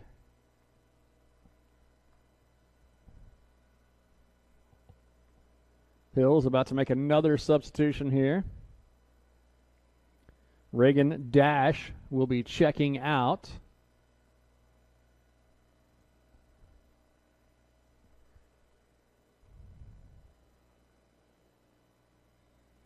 So Butler so far has played the number 5 ranked team in the country, Monroe College. And the ball into the middle as Hill has possession. Grizzlies have played the number 9 team in Iowa Western. They've played the number 11 team in the country in Rose State, and they've won all of those games, and now they're playing the number 8 team in the country. So plenty of good competition here so far in the early going for the Grizzlies. Hunter sends it away, looking for Jaboini. That ball was cut off, but the Grizzlies have it on the secondary break.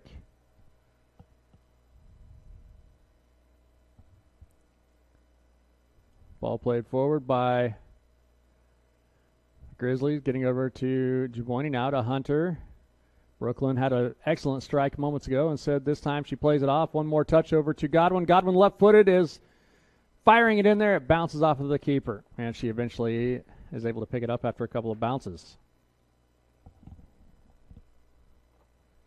Sounds like we have a little bit of a cheering section down there, doing chanting in some unison.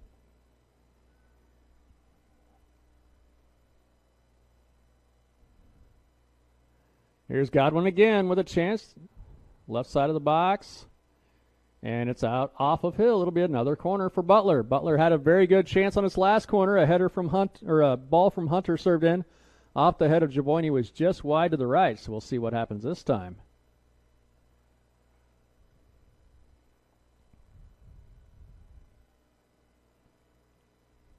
Grizzlies sending some defenders up into the attack.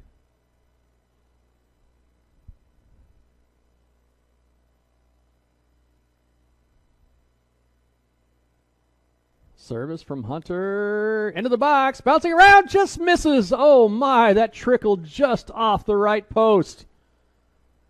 Boy, they're going to say it's out of bounds off Hill. It'll be another Butler corner in the Grizzlies. Here you can see this ball come bouncing in.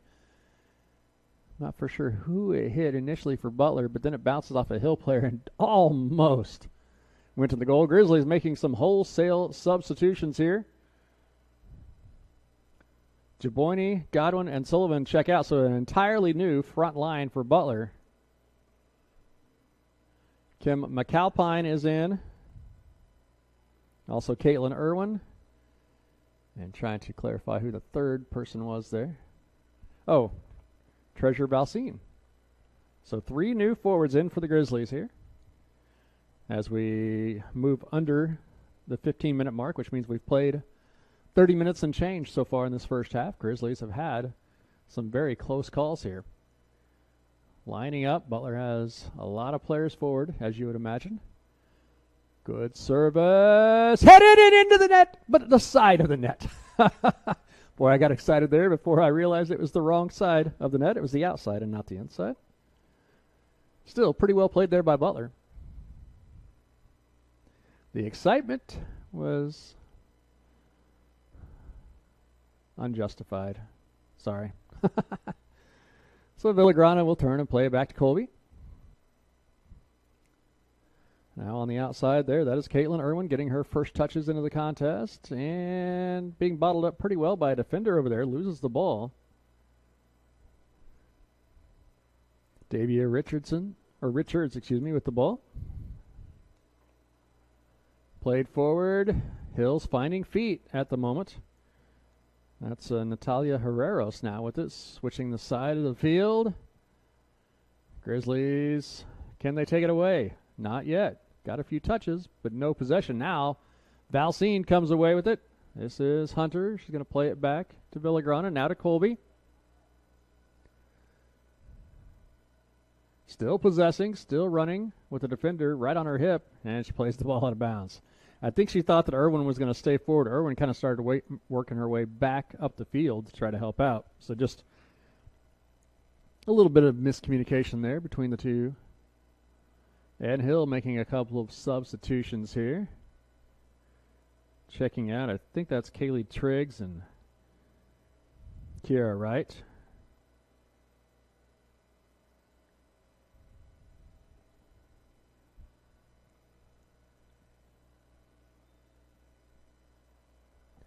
Throwing it in here, this is Marisol Fraga.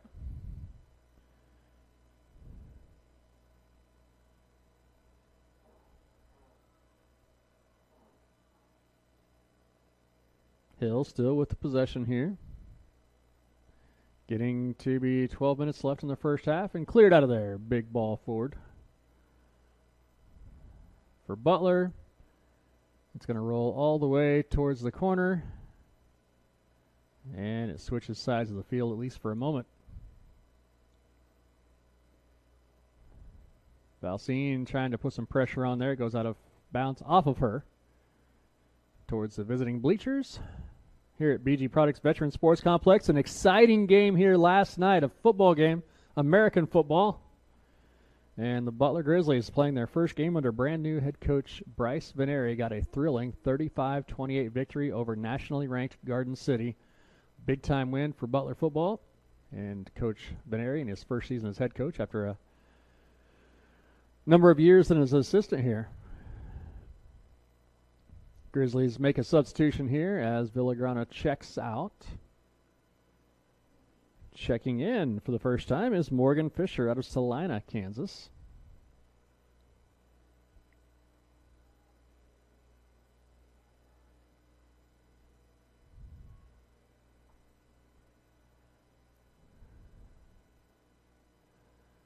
And a ball cut off here defensively by Butler. Nice job there by Hackney. So you've got Valcine, McAlpine, and Irwin up top now for the Grizzlies. Some fresh legs up there in the attack.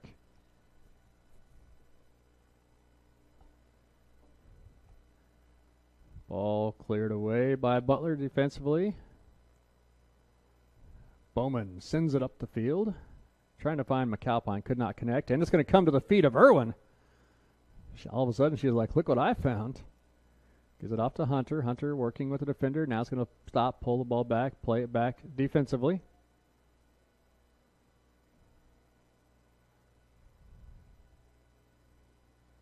Back into the middle. This is Colby giving it off now to Riley. The defender steps up into the attack and is going to get the ball back here on a one-touch from Irwin.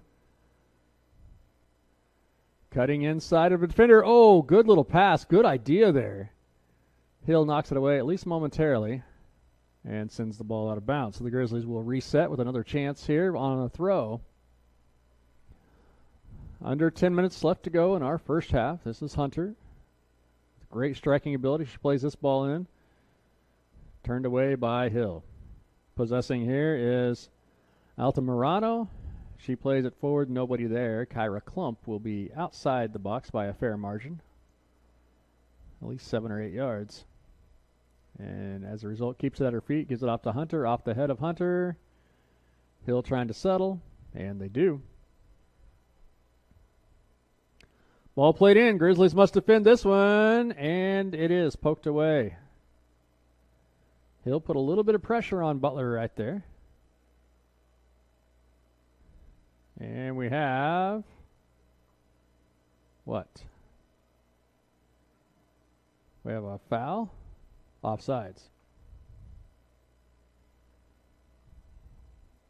So offsides will give Butler the free kick. 30 yards up the field. Bowman takes the kick, plays it near side to Riley. Riley looking for options. She has Irwin out left, and that's where she'll go. Irwin cutting through defenders, but loses the ball. Played out wide, tracking it down over there is Koenig. Now Hunter has it. Gives it off to Koenig, gets it right back. Hunter is going to stop, pull the ball back. The defender runs right by her. Beautifully slotted pass now here in the middle to Fisher. Fisher's going to play it out to Riley. Riley loses it for a moment. Butler, though, able to get it back. Fisher's going to find a wide open Hunter. Chance to strike from distance, and it's a low liner. The keeper has to go to her knees to stop the ball, but she does. So not a poor shot by any means, but certainly not a sensational shot either. And Hill comes running back. Look at Valcine come in and take the ball away for Butler. So a whole lot of running back and forth right now for these two teams, but neither able to dent the scoreboard as of yet. Hill really controlled the first 5 minutes or so, but Butler has settled in, and they've had some really nice looks. Just have been unable to convert. They've had a couple of balls just off the post, and they had a wide open shot for Villagrana that she just placed high over the crossbar. So definitely, I would say, better chances for Butler so far. Kim McAlpine challenging over there. Hill, though, still maintains the possession, sends it up the field. Poked away by Hackney.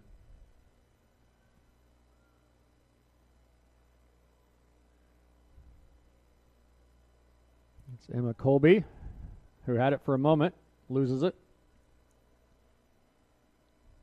Possessing for Hill, that is Gayat Chais out of Bridgeport, Texas.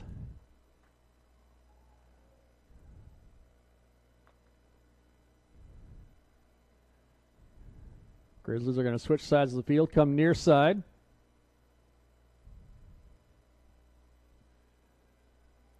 Now looking near side for Irwin. And misfires on a ball. A pass was intended for Fisher. She was running, and the ball was just behind her. Hill sends it forward, but nothing doing. 5 minutes, 45 seconds, and counting here left in our first half. Klump is going to keep it at her feet, send it out far side. Can the Grizzlies find a way to put something on the board here just before the end of the first half?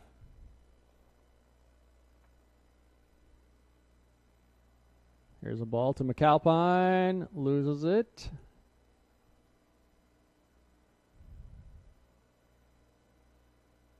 And that one's out of bounds off the touchline.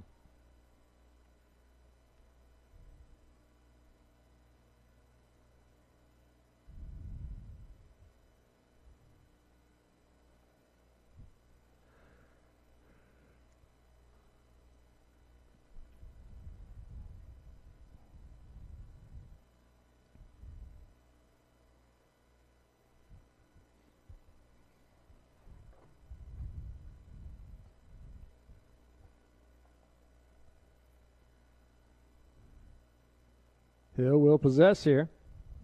4.5 minutes left in this first half. No score.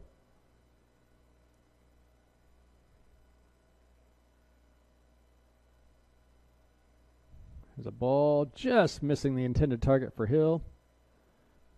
That was Chice giving chase, and she could not catch up to it, so the Grizzlies will throw it in here.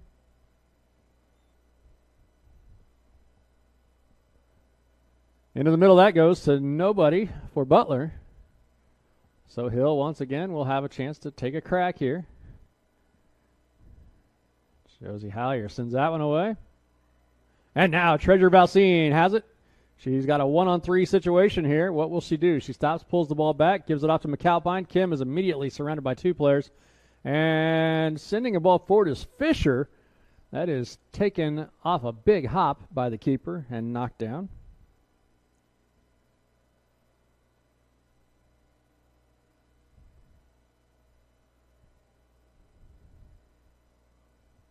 Fisher challenging here for Butler. Can the Grizzlies get the possession back? 3:24 and counting in the first half. Colby is knocked down, and that's going to be a foul. That foul will be assessed against Jamie Anderson, sophomore for Hill College out of Austin, Texas.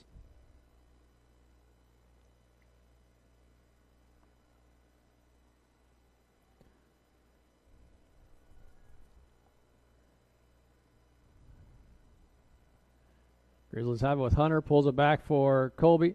In the middle of Fisher, right back to Colby, in between two defenders and now a third, and Butler cannot make anything happen.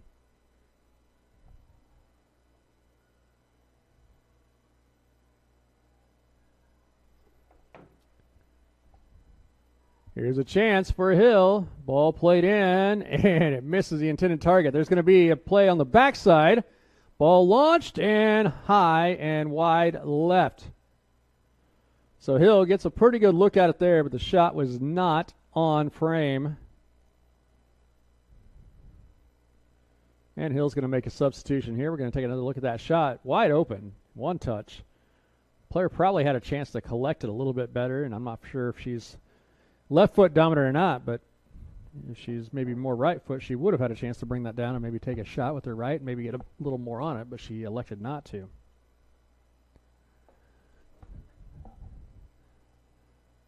Hill again threatening just outside the top of the 18. Here's a shot knocked away by Hackney. And will the Grizzlies take possession? They do. They nearly play it through the referee. Sent up the field by Fisher looking for Valcine. Valcine making a run. Here she comes. Will she be able to get there before it goes off the end line? No. Despite a great chase, she's not able to catch up to it. Well, I went and looked at the series history for Hill, and it says the Butlers only played Hill twice. I thought that they had started playing a little more frequently than that, but my mind did not remember correctly. Here's a goal kick for Hill as we approach 1 minute to play in the first half. Now we are at that magical 1 minute mark. The PA announcer gives the indication, and we have a stoppage. Not a stoppage of the clock, but we have a whistle, excuse me.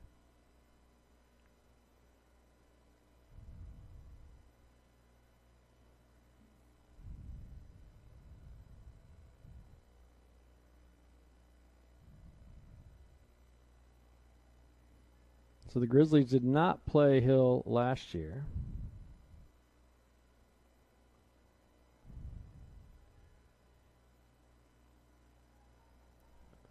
There's a ball in the air, bouncing around. Hill has it. They have 20 seconds to make something happen here.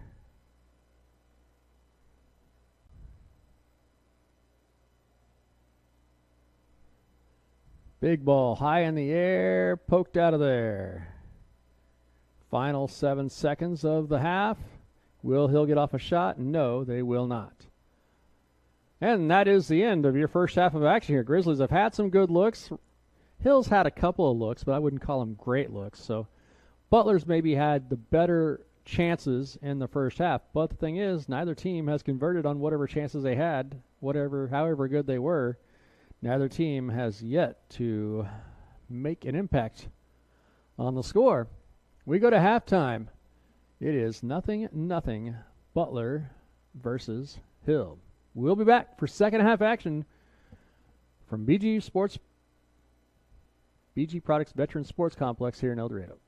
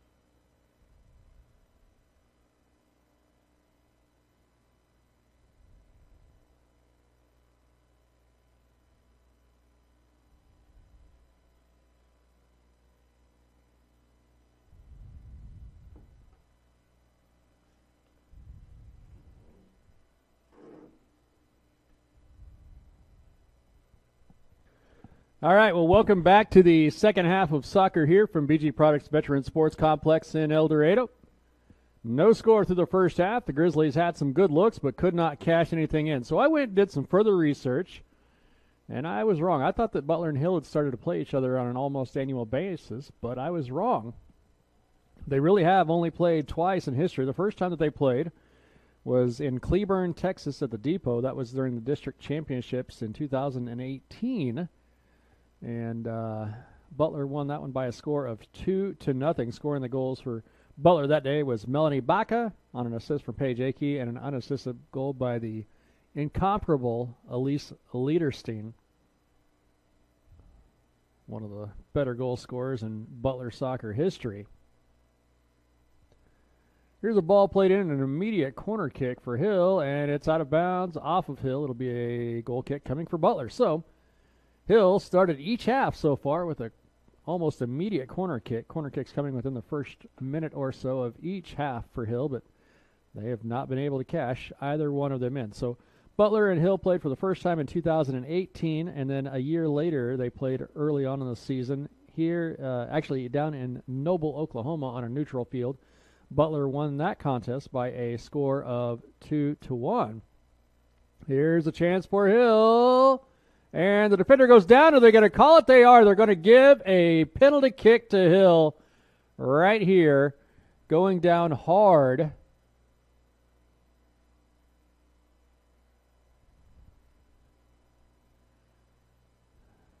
Is one of the attackers. And I'm not sure who the foul is called, but Adam Hunter is talking to Emma Colby. So here comes the attempt for Hill. This is going to be Christina Salmon, their leading goal scorer. And it is stopped, knocked away by Kyra Klump, her second blocked PK of the season. What an incredible attempt. It wasn't a great kick, but still, just to be able to stop a penalty kick, that's twice this season for Klump. And boy, Salmon, I'm going to say, made it really easy for her to make that, especially as we look at it on the replay. Boy, kind of kicked it right to her. Klump, though, was going the right way, which helped, but she never really had to leave her feet. So a very poor penalty kick attempt there for Hill, and as a result, the Grizzlies keep them off the scoreboard. So Hill was the aggressor through the first 5 or 7 minutes of the game, and they've been the aggressor for the first couple minutes here in the second half. But now Butler coming back the other way. Villagrana pokes one forward, nothing doing there for the Grizzlies. So we were talking about Hill and the fact that Butler beat Hill 2-0 in the postseason in 2018. Then they played each other in Noble, Oklahoma in 2019. Rachel Walecki had the first goal of the game for the Grizzlies that day. Jamie Anderson scored for Hill, and then Sandra Thryman scored the game winner on an assist from Rachel Walecki in the 73rd minute. So that's the series history between these two teams. Butler 2 wins, and Hill has yet to get a win in this series, but they are certainly trying for that result today, and they are putting a little bit of pressure on the Grizzlies. They had a penalty kick moments ago by Christina Salmon, and she missed it, hit it right at the keeper. Klump. We said Klump has stopped 2 PKs this year. She stopped one late in the game against Monroe. That would not have affected the outcome of that game either way, but it did allow the Grizzlies to keep a clean sheet.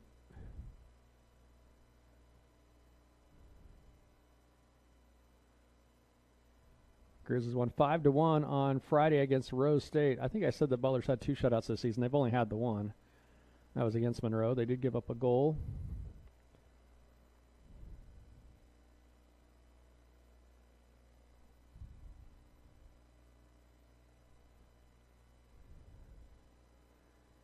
So that 5-1 win over Rose State the other day, we talked about earlier, there's a ball slid across the face of the goal, missing everybody. It's going to go out of bounds. So it'll be a throw for Butler. So again, on the Friday game, the Grizzlies led 1-0 at the half on a goal by Kinsey Godwin, an assist by Brooklyn Hunter. And then in the second half, Butler kind of opened things up. They got a goal from Brooke Sullivan on an assist from Emma Colby to make it 2-0. Rose State scored their only goal in the 50th minute, and then the Grizzlies came back and put up 3 more goals. Brooke Sullivan, Kinsey Godwin, and Emma Colby scored in the later parts of that game on Friday. Here comes Butler. They're going to make a run, give the ball up to Godwin here. She's got a chance behind the defense. Now she stops, let a couple defenders run past her, takes a shot. One hop, easily picked up by the Hill keeper. Hill College out of Texas. And look at Godwin steal this ball away. Sends it forward. It's out of bounds. It will be a corner. Corner for Butler. So Hunter's going to run out there and take the kick.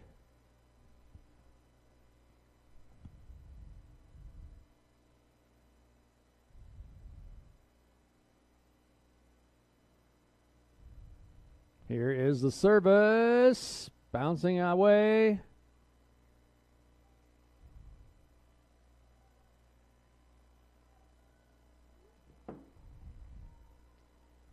Ball slid forward. This is going to be a race to the ball. Doesn't matter. They were offsides.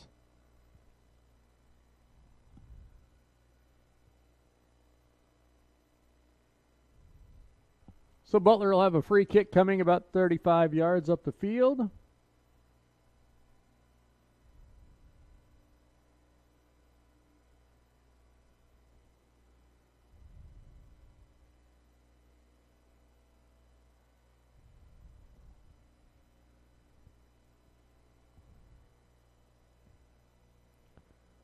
Ball played in the air.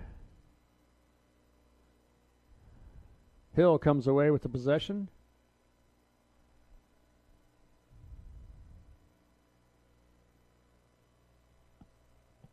Grizzlies playing here today against Hill College, their home opener for the 2022 season. They'll be on the road in 3 days at Neosho for the Jayhawk Conference opener. Then they'll be back here at home on September 2nd and 4th for a couple of games. They'll play Seminole State at 6 p.m. on September 2nd. They'll play Laramie County, Wyoming at 11 a.m. on September 4th. So 1 week from today.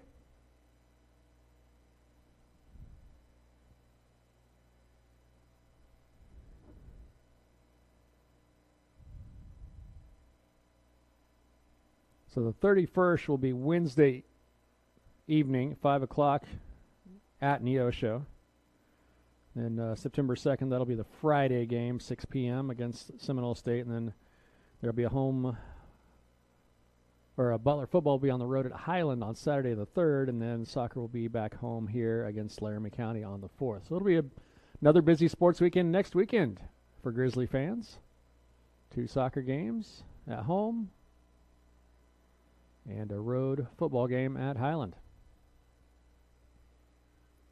Ball looking for Jaboyne here. She's got a chance to get to it. She does. Brings it away from the defender. Still working around the defender. Now she does get a ball off. It's high in the air at the frame, but picked up easily by the keeper. She caught it out of the air. Now she sends a ball up the field, getting it pretty deep against the Butler defenders. It's headed by Bowman, though. Wing Sutton challenging for it. Gets it off. Gets it away to Koenig. Koenig loses it. And a little flick there by Davia Richards. But Butler sends it away. Now here is Hill again. This is Giselle Gonzalez.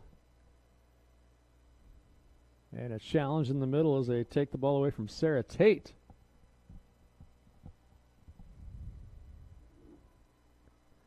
And here come the Grizzlies. This is Godwin getting behind the defense, taking a shot, missing it wide left against heavy pressure from the defense.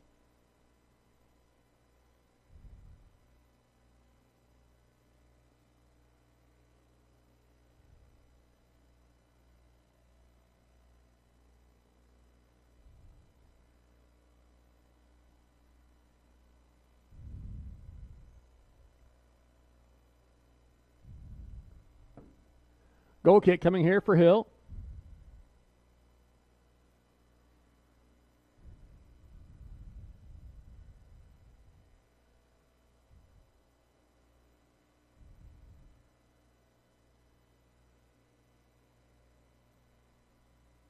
Hill with it.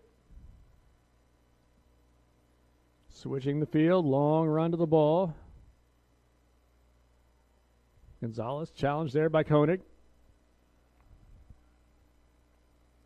In the middle looking for Jaboini. Joy gets a touch and brings the ball down with a little bit of patience right there. Plays it in the middle now to Colby. Colby trying to look for Godwin. Could not make the connection. And Butler gets it back. This is going to be Sullivan, leaving it for Villagrana. 2 Hill players go down, colliding with each other. Now they get up to Jaboini. Jaboini, one touch into the box, looking for Sullivan off the head, and stopped by the goalkeeper. Almost a moment of brilliance there for Butler Soccer. A header by Sullivan, but the keeper just happened to be there. So still no score. We're down to our final 35 minutes of regulation. So as I understand it, NCAA soccer has done away with overtime periods this year, but NJCAA is still playing with the overtime periods. Megan Wing-Sutton with the ball. Now plays a nifty little pass to Godwin on the far side. They're going to say that she was offsides. Tough break.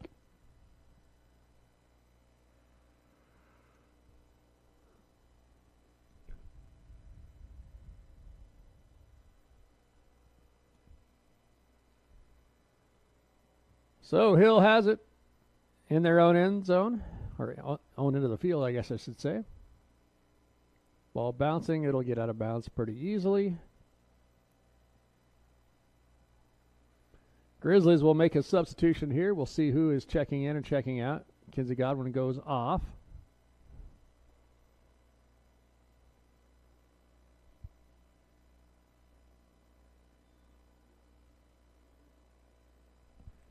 And for Butler, it'll be Caitlin Irwin. Kira Wright comes in for Hill.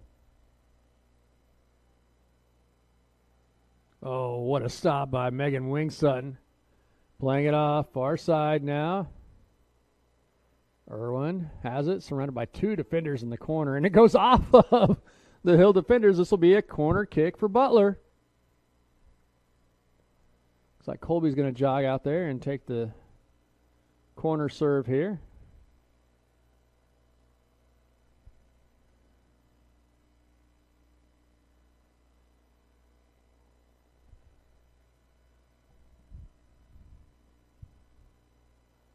Here comes the kick. And off of a head, out of bounds. It'll be a goal kick for Hill.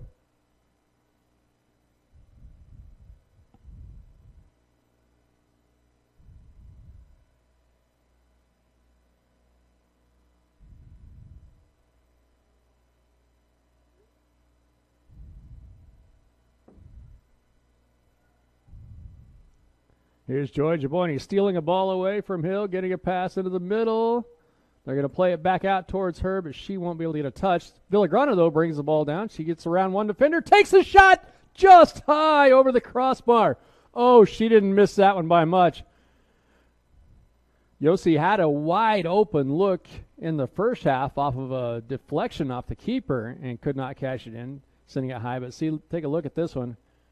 Oh, just missed. Boy, she found that little bit of space in between the soccer crossbar and the bottom of the football uprights. That's how close it was.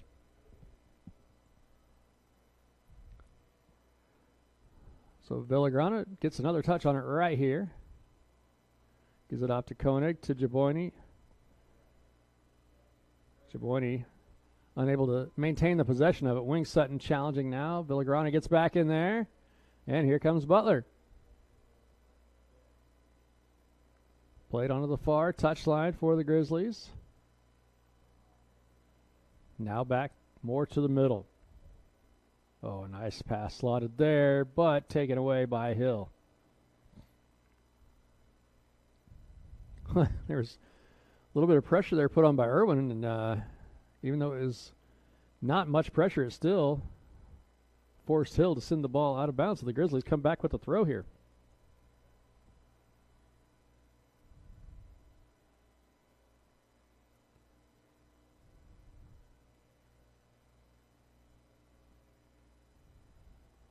Hill now making its own move.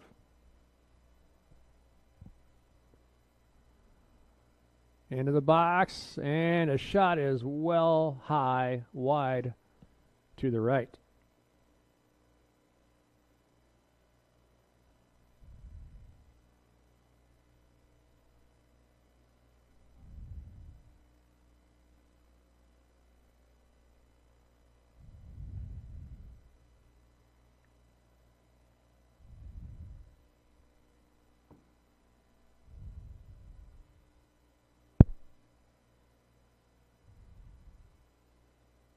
Kyra Klump will take the goal kick here.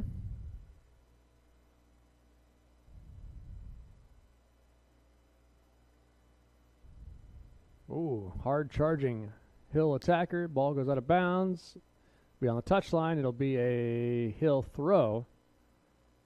I think that was Jamie Anderson who came running in there. It looked like she might have a chance. Now, the Jamie Anderson who scored the goal in the 2018 playoffs is spelled exactly the same as the Jamie Anderson on this roster, but certainly it couldn't be the same player 4 years apart, could it? Or 3 years apart. I guess that was the 2019 game. Good pressure there by Butler defensively. That is knocked out of bounds off of the Grizzlies.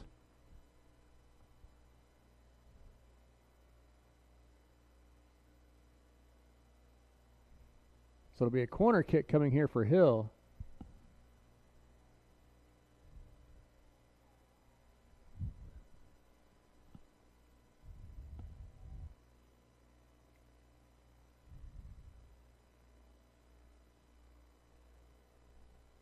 And this ball out of bounds off the end line. This will be a goal kick.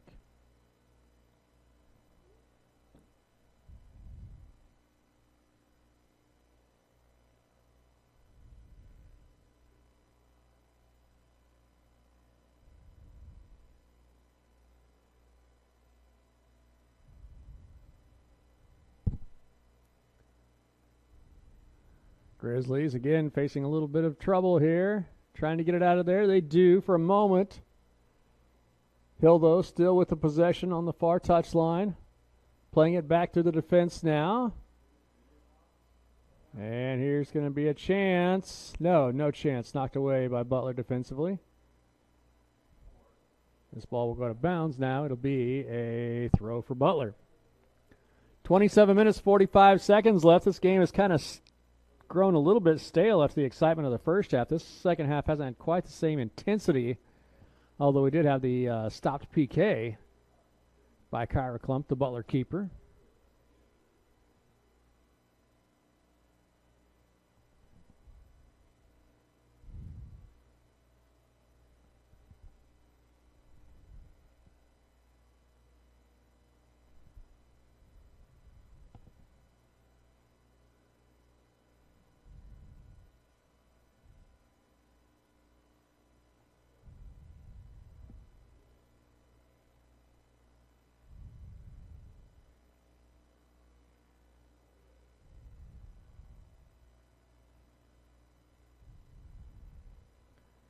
Hill with it right near midfield. Ball sent forward, and it'll be easily handled there by Klump, who grabs it on a high hop.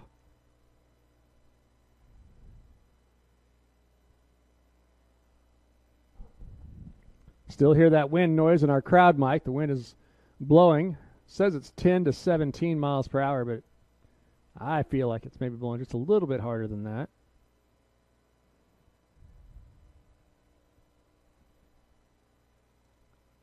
Grizzlies trying to turn Hill away here. Nobody has scored yet. This is Sullivan with the ball, being challenged by a defender. Gives it out to Villagrana. Now back to Wing Sutton.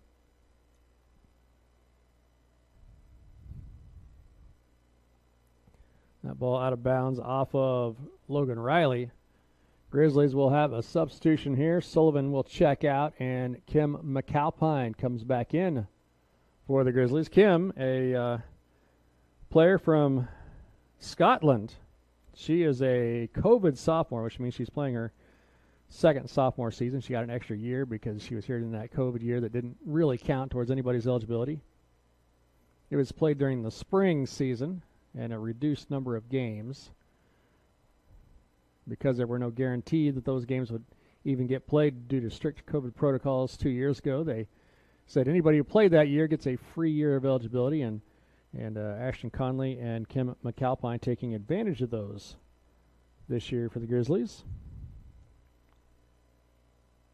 Have a foul here against Butler, and it'll be a free kick coming for Hill.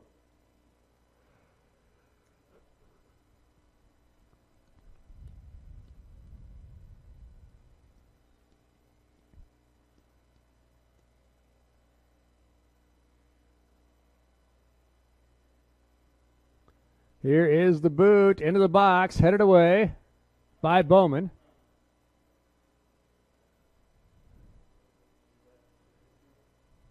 Grizzlies trying to get up the field a little bit, and they're going to find Jaboini toward the near side. And she's going to play it off now. Eventually it ends up with Emma Colby. Now here's Villagrana giving it off to Wing Sutton. She's got a man right on her, or a woman right on her, I guess. Grizzlies unable to get anything in a goal-scoring range at the moment, but now they have a ball towards the end line. You'll see working against one defender, now plays it off. And this ball is going to be out of bounds. It'll be a goal kick.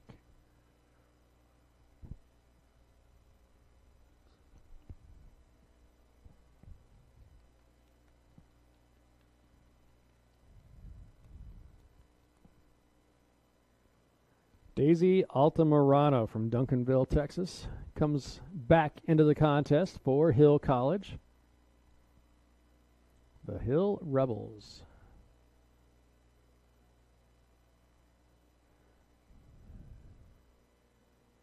Hill trying to make a move, a miss hit on a ball there. They're going to play the ball back, and now there's pretty good defensive representation by Butler. This ball headed away.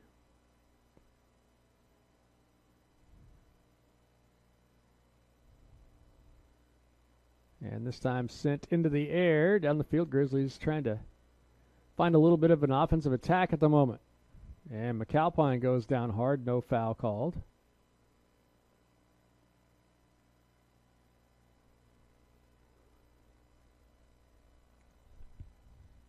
And a foul. It'll go against Hill, so Butler will have a free kick. Coming with 22 and a half minutes remaining in our contest. We are halfway through the second half. So if you look at a game in quarters of time, we've basically finished 3/4 of this one.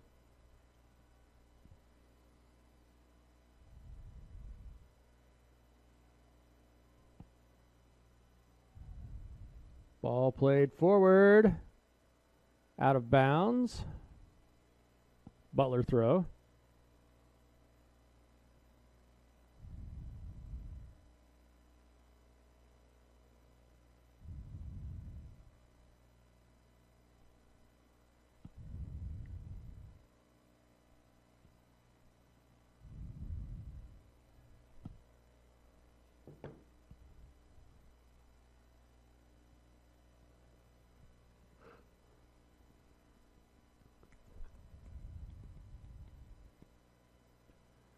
Kyra Klump kicks it away. Off the head of McAlpine, played forward by Villagrana. Can the Grizzlies make a run and get there? Jaboini's putting some pressure on, but she will not be able to get there. Ball played here by Liliana Mieja.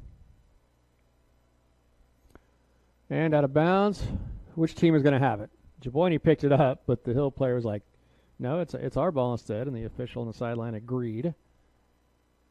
Another Hill substitution coming here.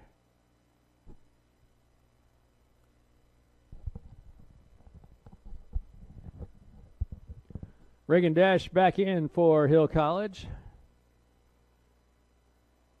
Bowman comes forward, sends the ball away for Butler. Oh, just misses her intended target, which was Irwin, I believe. Colby over there challenging on the far side.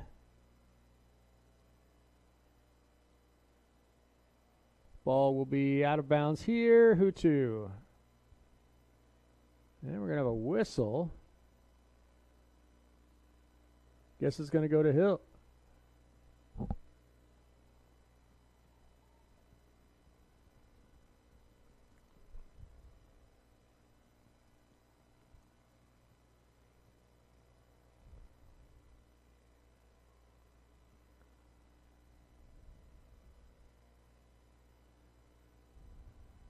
Ball still needing to be settled. Finally, Butler comes down with it.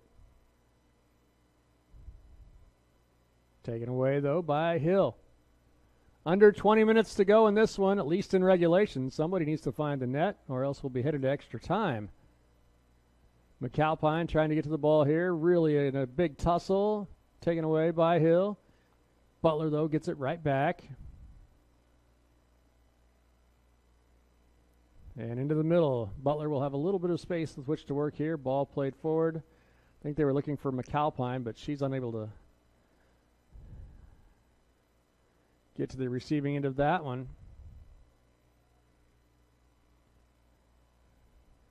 Hill trying to find an attack. And they might have something coming here. Left foot. No. Good recovery by the Butler defense. Ball played away. Now another ball sent into the box. This could be trouble. Hit by Klump. She got just enough of a hand on that one to keep it away from the frame, and it was finally kicked out of there by one of her teammates. That could have been real trouble right there. We'll see a replay of that one. It's a nice shot there of the Butler coaching staff, Adam Hunter, and his assistant, Junior Galvan. Here's another look at this play. See the ball sent in there nicely by Callie Triggs. And Klump gets just enough on that one to knock it away. Then it's sent out of there. So that was a little bit of a tense moment for the Butler defense.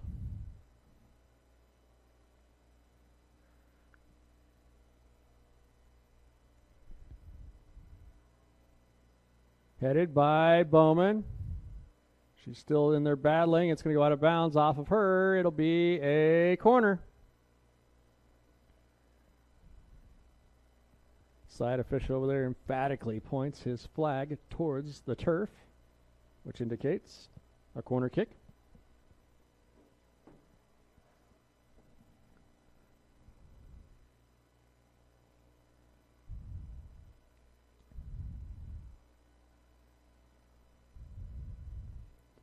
Kick is sent in. No real threat. And Butler comes away with it. I thought they were going to. Hill takes it right back away. Shot from distance should be easily playable for Klump, and it is. It did take a short hop right there at the end, and that was a little unnerving, but still handled very easily by Klump.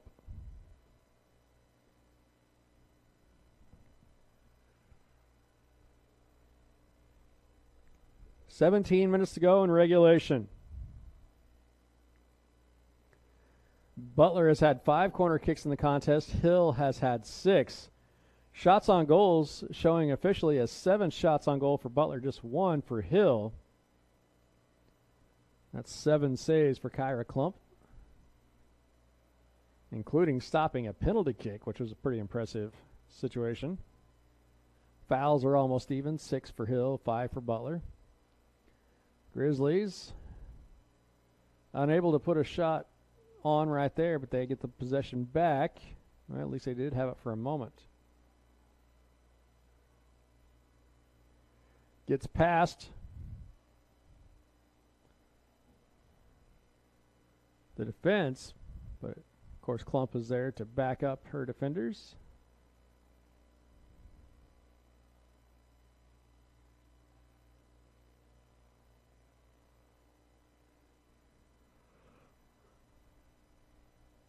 Ball played out of there. Nice job by Bowman.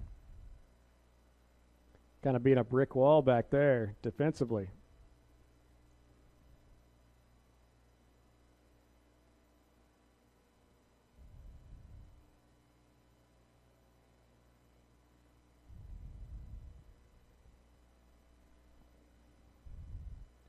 Substitutions for the Grizzlies.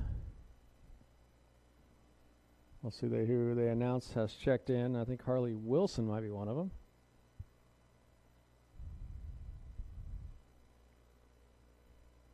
Hill with it. The ball is outside the 18. That's going to be sent back into the top of the 18. Deflected. Will there be a cross coming? Boy, look at that thing high in the air. This is trouble, but Klump says, no, it's not. Makes an easy catch out of the air. Can the Grizzlies turn on an offensive attack here? They've had 7 shots on goal, but have not been able to make a single one of them yet. Wilson plays it off to Wing Sutton. He's going to play it way out wide.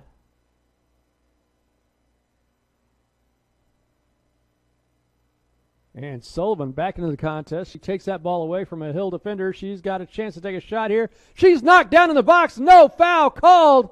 Oh, my. The home fans do not like that. Consternation from the crowd here. Grizzlies, though, still have it. Wilson is going to play it out wide.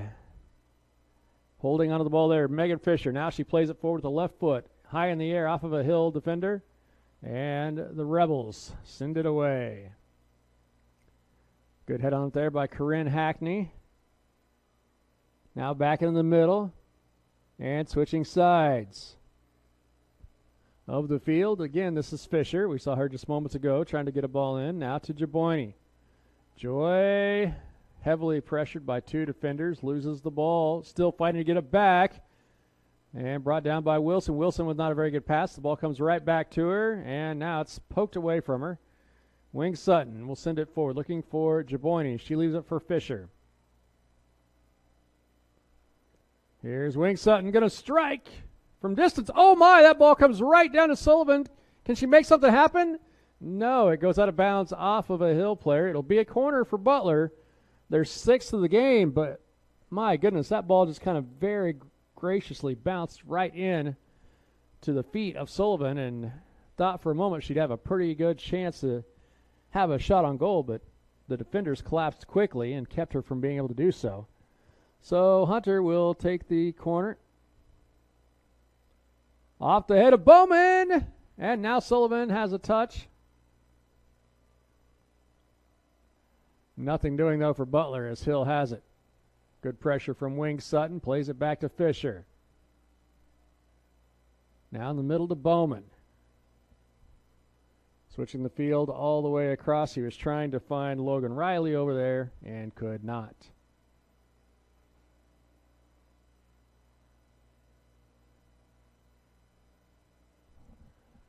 Some substitutions coming here from Hill. They're trying to keep some fresh legs out there on the field as we wind down towards the 12-minute mark. Again, we'll play 12 minutes here, and if we don't get a result, we will go to overtime.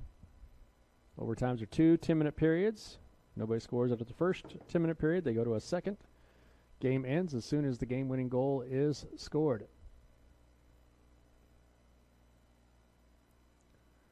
Nifty little flick there. This could be real trouble for Butler. Klump, though, comes running out and gets a stop. The ball will go out of bounds off of her. It'll be another corner for Hill. This will be their 7th corner of the game. But, man, Klump had to come out there and get involved with her feet.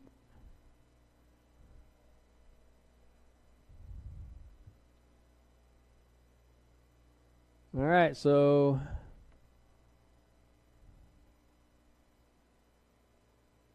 the corner, I believe that'll be taken by Davia Richards.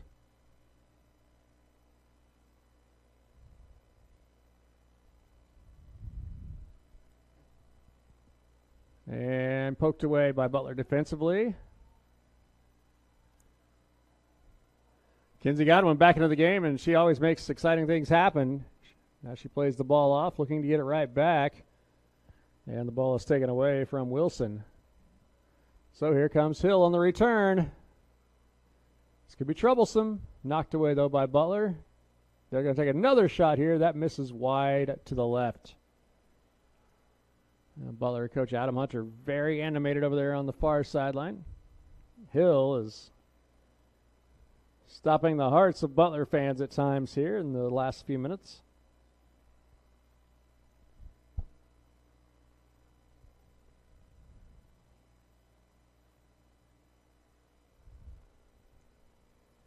(17-13) shots in favor of Butler. Shots on goal, though, a much bigger margin. 8 shots on goal for Butler, 2 for Hill. A foul is called on Hill, so the Grizzlies will have a free kick. Butler going into the wind. The wind is not as strong right now as it was at the start of the contest, but still blowing pretty briskly. Ball in the middle looking for Wing Sutton, and not enough on that pass, and it's taken away by Hill. They don't have numbers, but they do have speed.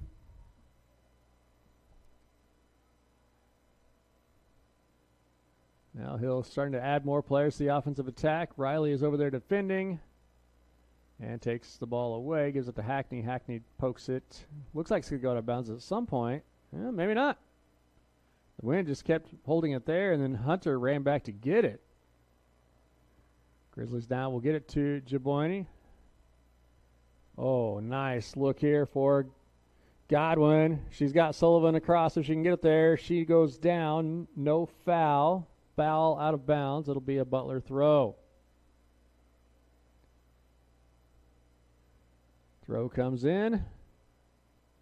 Wilson's going to turn and play it back now to Hunter. Big ball snagged out of the air by the keeper, Zoe Ellis. Under 9 minutes now to go in regulation. Neither offense has been able to find the back of the net so far. Grizzlies found the side net from the outside, not from the inside. That was in the first half. Butler's had some really good opportunities. They had a wide open shot in front of the goal in the first half, and it went off of Yossi Villagrana high. It's one of those where she could have done just about anything in the world and scored, but the ball popped high off her foot. Sometimes that just happens. 8:17 left to go in regulation. Grizzlies with it, but lose it. Hill still has it, and they're going to make a run now. Good effort by Wilson to try to get over there and take it away, but she can't. Now Bowman will have to run a defense. It'll be off of Butler. Hill will take the throw. Butler head coach Adam Hunter imploring his team, let's go. Actually, it is a Butler throw. I think I said it was going to be a Hill throw, but I was wrong.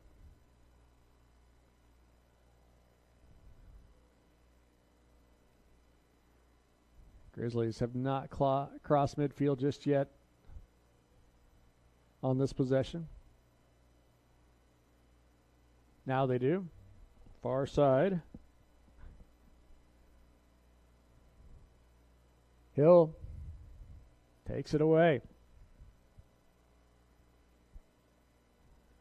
Another chance. Oh my, this could be trouble for Butler. And Klump makes another fantastic save. The ball goes back towards the end line off of Hill.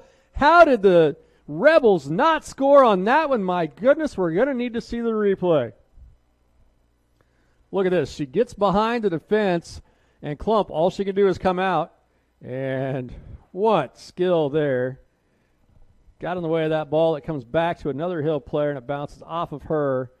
And I think that was Bowman making a head-first effort to try to get to the ball. She couldn't, but she didn't need to, ultimately. So good job by the camera crew and the replay crew there to show us that immediately. Now here comes Butler coming back the other way. A ball into the keeper's hands.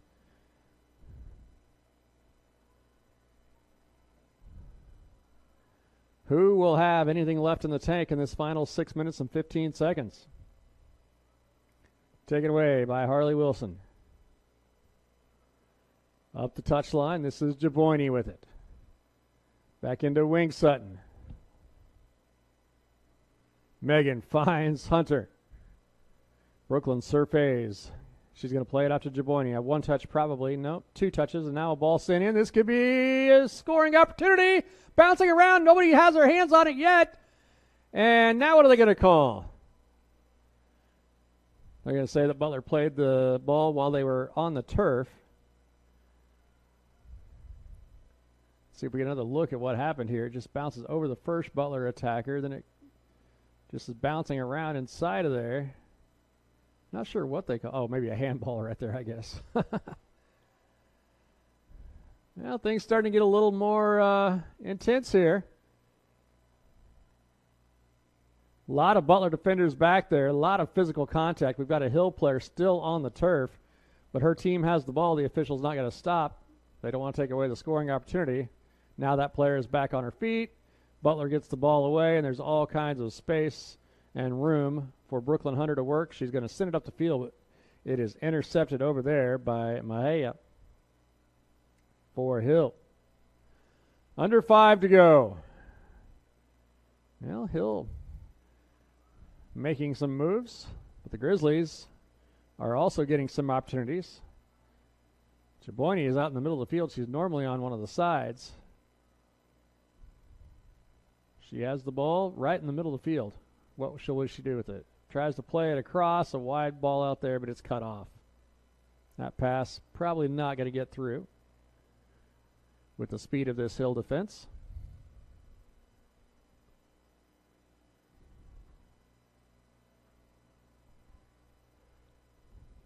.4:10 on the clock and counting. Oh, the Grizzlies have a defensive miscue right there. And again, Klump has to come out and eventually swallows up the ball.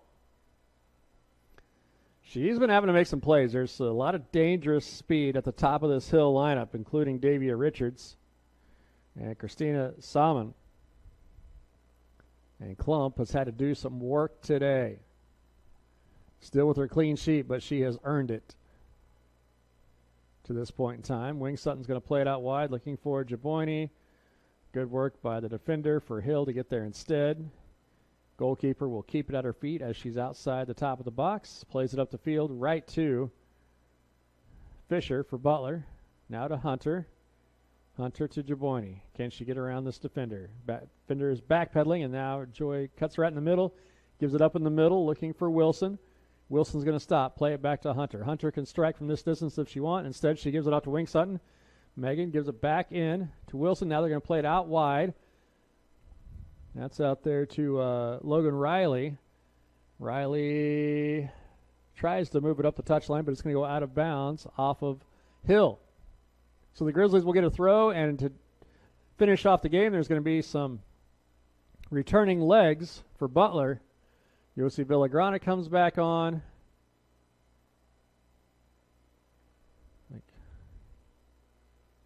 Amelie Koenig comes back on. I was thinking there was one more who checked back in. I'm not for sure who it was now at first glance. Ball thrown in off the head of a Hill defender. And Hill's going to come away. No, good challenge there. I think that's Colby. She came back in. Can the Grizzlies get a ball into the box here? Oh, good individual defense over there by Hill. Up the line, nobody there. Butler, though, will still have to track the ball down, and they do.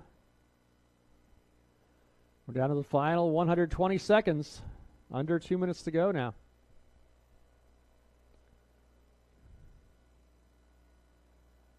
Played into the middle, and going down is Wilson. I'm going to say that was a foul. Or no, I guess just at the row. Yeah, no, the official does say. He says, put it on the ground. It was a foul. Grizzlies must move fairly quickly now, down to the last 90 seconds of regulation. This is Colby going to play it out wide, looking for Godwin. Godwin wants to turn and go around the defender, and so the defender takes it out of bounds. Boy, it's going to be late minute dramatics here in El Dorado if the Grizzlies can win this in regulation. They're challenging. Hill sends it away, but Butler has plenty of defense back there. There's a foul. So Hill will take a kick here as we get down to the 1 minute mark. We're going to probably more than likely see some extra soccer here today, unless Hill scores something in this last minute or Butler turns around and builds a counterattack and scores. Deep ball sent down the field. This is taking one huge hop, and it is up in the hands of Kyra Klump. All right. 40 seconds and counting. Klump is taking her time with this ball. She's going to be punting into the stiff wind. Low punt, doesn't go that far, as you might imagine. Off the head of Coble. Oh, Butler gives it back. Boy, Hackney trying to play some good defense there, and Hill scores it. Oh, my goodness. Wow. Well, Butler had some of those defensive breakdowns start happening more and more often right there, and we see it happen right there, and that ball was beautifully slotted into the left corner going across the face of the goal by Hill. And as we said, late game theatrics, and it happens for Hill. And the Grizzlies now are in danger of losing their first game of the season on a great late goal by Hill College. I don't know if we have the replay of that or not that we can show, but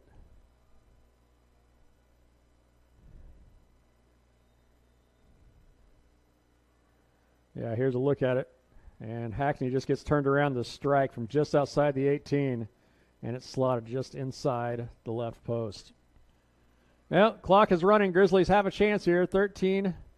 Can they get something to happen here? Ball popped up into the air and saved by the keeper, and that'll do it. Boy, Grizzlies are going to really feel the sting of this one because they had so many opportunities and could not cash them in.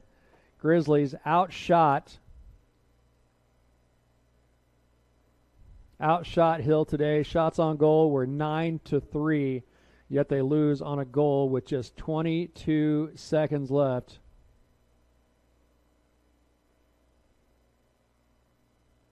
And that goal coming by Christina Salmon, the talented player from Jamaica.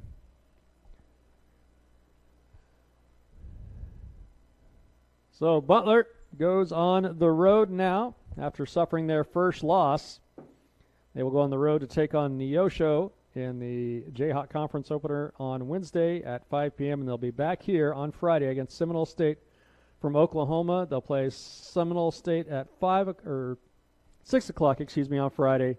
And then a week from today, they'll be back here for another 11 a.m. kickoff against Laramie, Wyoming. So the Grizzlies now 3-1 on the season, and Hill moves to 3-0. Hill beats Butler for the first time in history. The Grizzlies had won the first two games in the series against Hill back in 2018 and again in 2019. But in 2022, Hill gets a dramatic late victory over the Grizzlies. The goal by Christina Salmon on a late shot from about 18 yards away, and Butler takes the loss.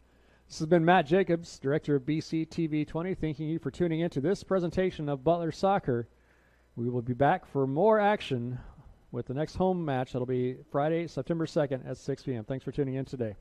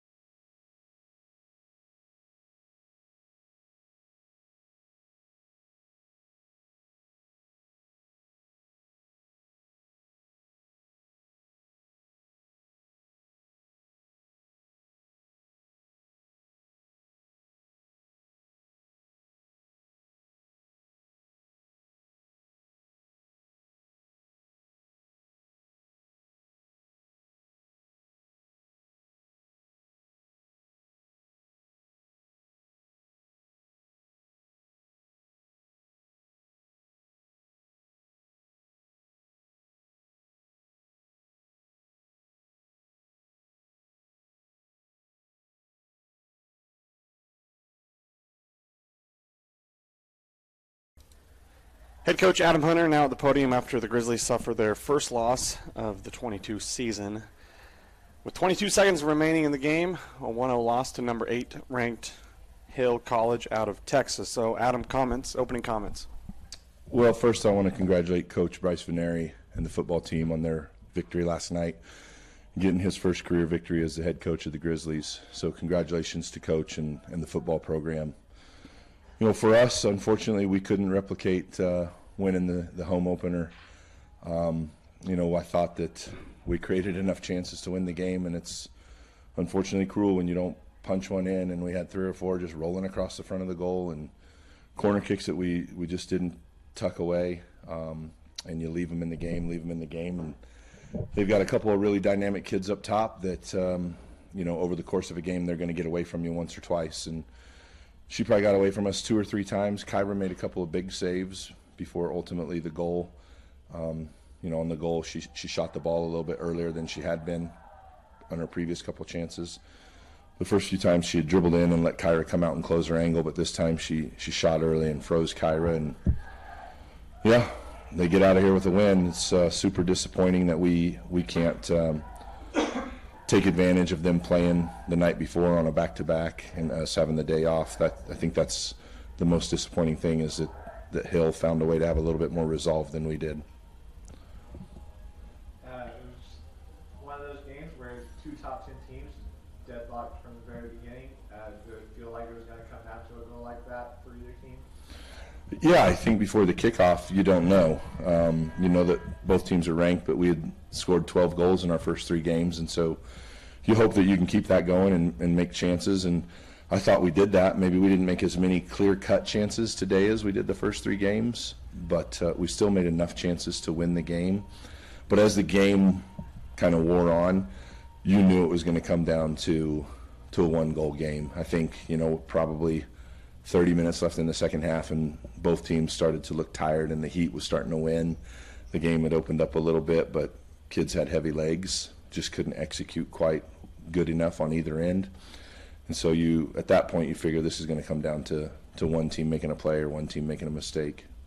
It was a tough one for Kyra. She got the penalty saves, really kept the team in the game for a couple periods. What do you tell her after a goal like that goes in? Well, listen, Kyra did everything she needed to do. I mean, our back line did everything that they needed to do. I know that we bent a couple times, and we finally broke with 23 seconds left, but even conceding that goal, you would have liked to have had a goal. In that worst case, they equalized the score. So Kyra and the back line, I thought, were good. Kyra was obviously exceptional with the penalty save, read the kid. She's 2 for 2 now this year.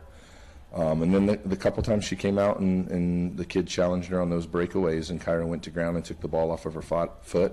I thought she did a very good job for us to keep the game for that 0-0 for as long as it was.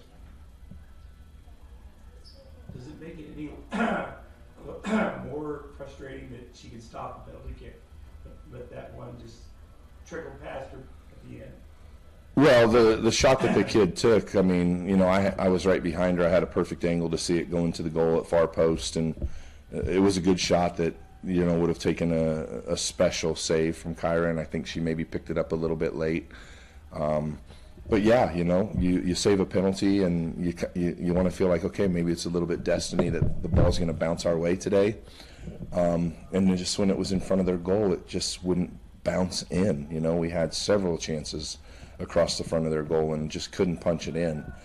So I wouldn't say that the loss is more frustrating because of the penalty. You'd like to take advantage of a saved penalty and win the game. You played a real tough schedule at this point. You know, they told me this is your 4th ranked team in a non-conference, and I said, well, he's not ducking anybody. I think they're going to be battle tested with the league when they get to the league.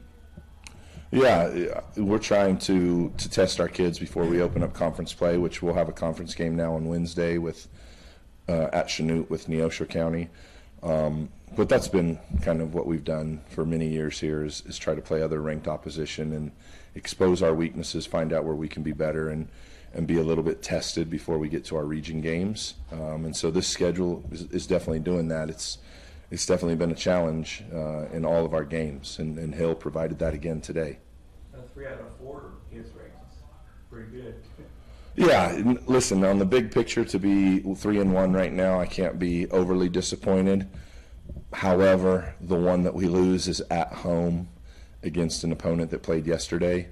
You know, I would think that our chances of losing one of the other 3 games were higher than this one, but that's a credit to Hill and their resolve and them coming out and battling and keeping us out of their goal and getting one late. But this one stings a little bit just because it was at home and we had an extra day rest. A short time to lick your wounds and then it's the road. Yeah, at Chanute on Wednesday night to open the conference. Hopefully that'll be a positive start. You know, we'll see what they've got in store for everybody. They really haven't played yet, and a new coach last fall, and so they're going to probably be on the up.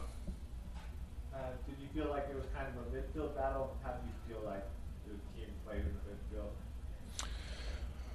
You know, early on, probably, I thought that our midfield and forwards in the first 25 minutes of the game didn't do a good job of keeping the ball. And then we kind of found ourselves with the last 20 minutes of the first half, and we were down in their end quite a bit, won some corner kicks, put a couple balls across the goal.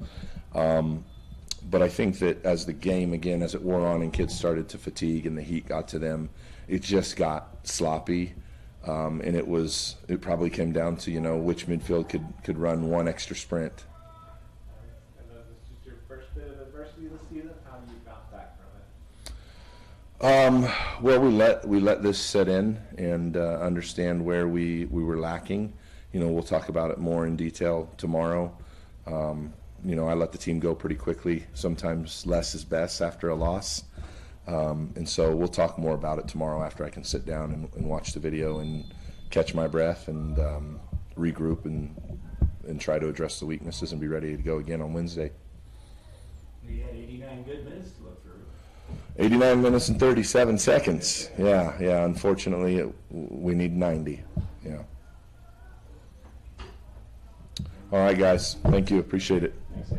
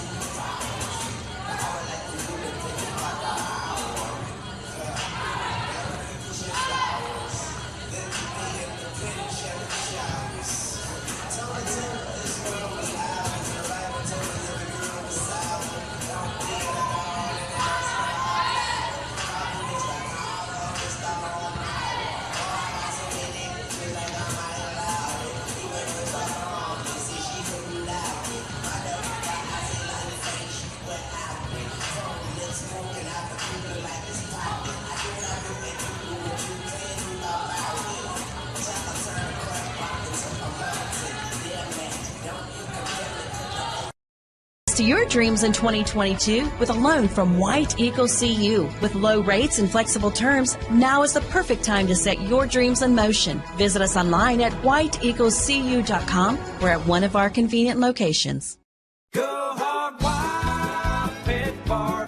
Award-winning slow smoke barbecue, melt-in-your-mouth ribs, southern-style pulled pork, beef brisket, and so much more. Now serving at a convenient Hog Wild location near you.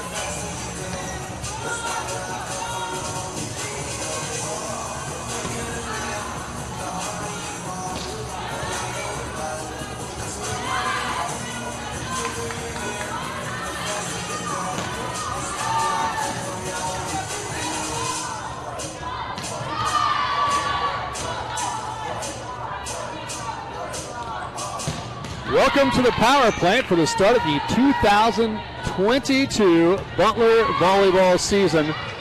What a year 2021 was for the Grizzlies as they made the national tournament for the first time, won the Jayhawk Conference Championship, won the Region 6 Championship. They not only came to the national tournament in Hutchinson, but they ended up winning their first 2 matches there, and they finished in the Final Four.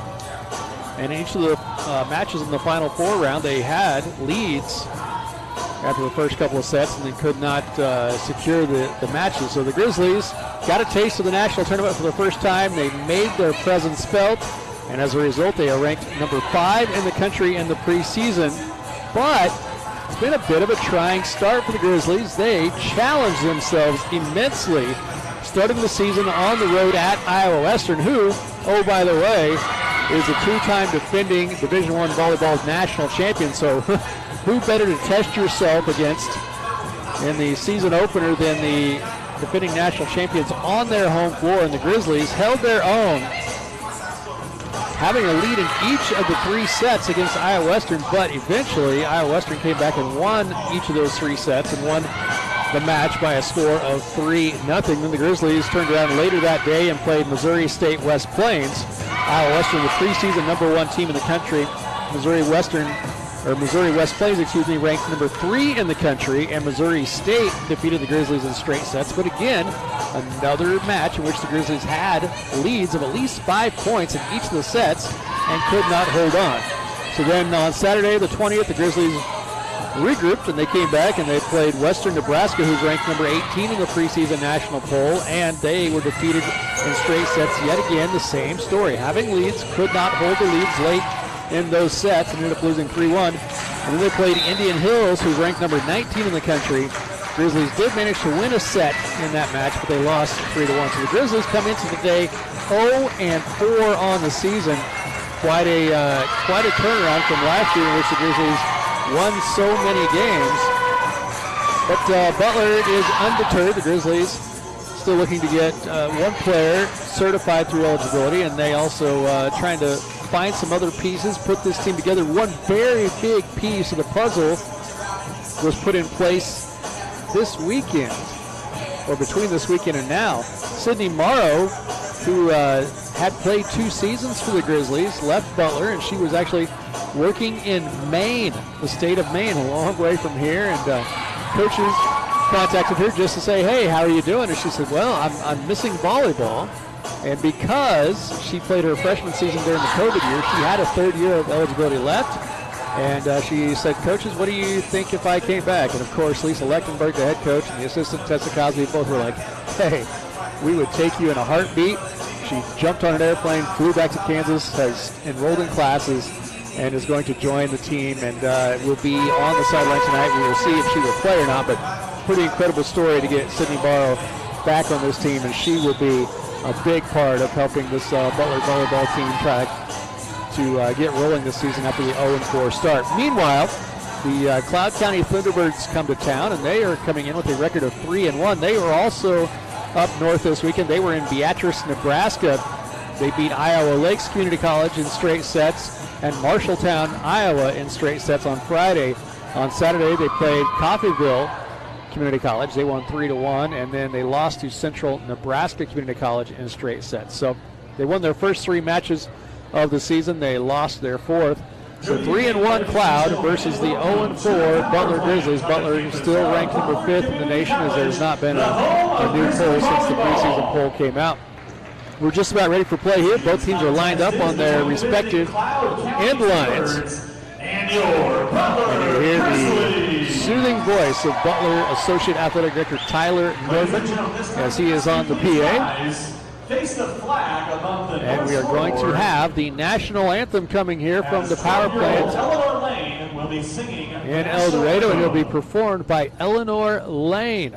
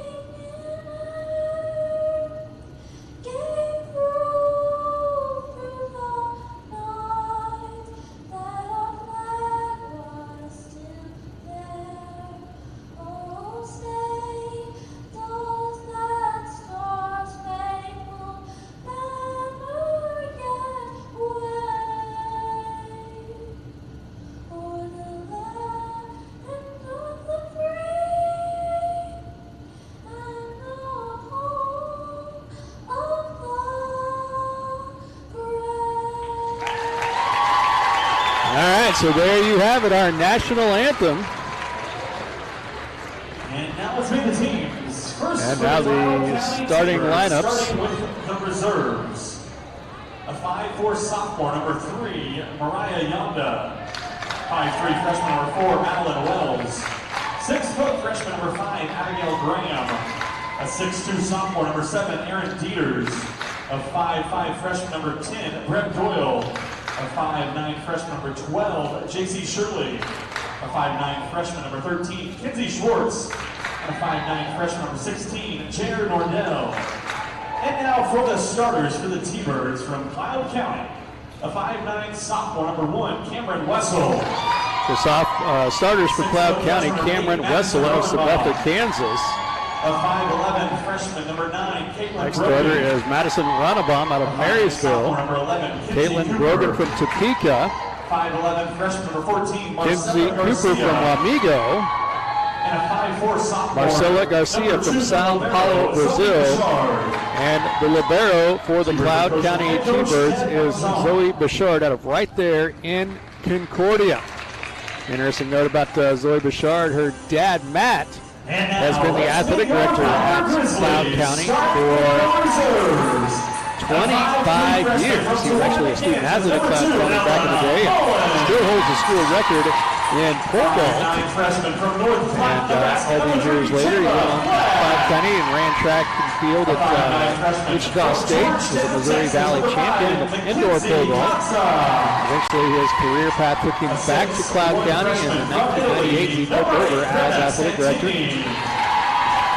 A 5'6" sophomore from Saskatchewan, Canada, number 9, Michaela Woodward. Grizzlies listing off their reserves. Sophomore from Ozark, Missouri, number 10. Some new faces on this Butler roster. A 5'10" sophomore from Iowa, Kansas, number 11, Sydney Morrow. A 5'9" sophomore from Sandia, Texas, number 16, Macy Schaefer. And a 5'11" freshman from Liberty, Texas, number 23, McKinley Smart. And now for the starting lineup, a 5'9" sophomore from Hereford, Texas, number 4. The Grizzlies starting lineup includes Rainey Abel, a sophomore from Hereford, Texas. A 6'2" freshman from Wichita, Kansas, number 6. Getting her first chance to play for the Grizzlies, Sydney Lynch, a 6'2" redshirt freshman. She was injured last year. She's in the starting lineup for the Grizzlies this year. Number 7, Carrie Also returning sophomore for Butler, Carrie Rowe out of Harrington, Kansas. She gets a start here tonight in the home opener.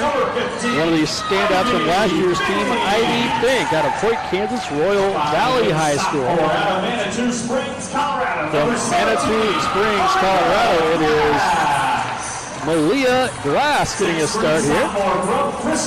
And a 6'3" sophomore from Frisco, Texas, Memorial High School, Kennedy Kelly.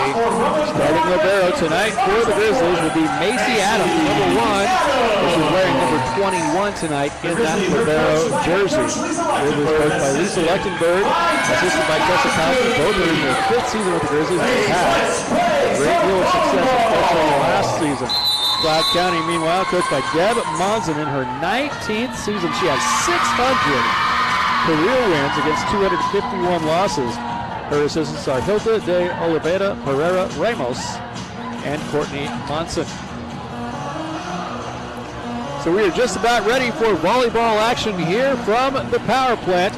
0-4 Grizzlies ranked number 5 in the country, taking on Cloud County. Jayhawk Conference opener for both of these teams. We will see if Butler could shake off the rust and get their first victory of the season. The Grizzlies are the defending Jayhawk Conference champions. Grizzlies a year ago won 37 matches with just 4 losses. They've already matched last season's loss total, which is crazy to think about. Butler went undefeated in Jayhawk Conference play a year ago, 16-0. They only lost 3 sets in conference play the entire season. They only lost 19 sets total on the year. They won 115 sets last year.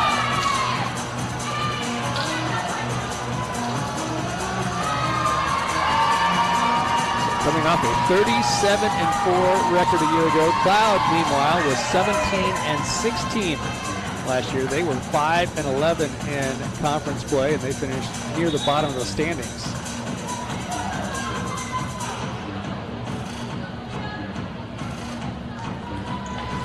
They were 7th in the Jayhawk Conference a year ago. So we're ready to start play here. Caitlin Brogan will be serving for the Thunderbirds. She is a 5'11" redshirt freshman out of Topeka, Kansas, went to Washburn Rural High School, and the serve is coming. We are underway here with the home season at the power plant.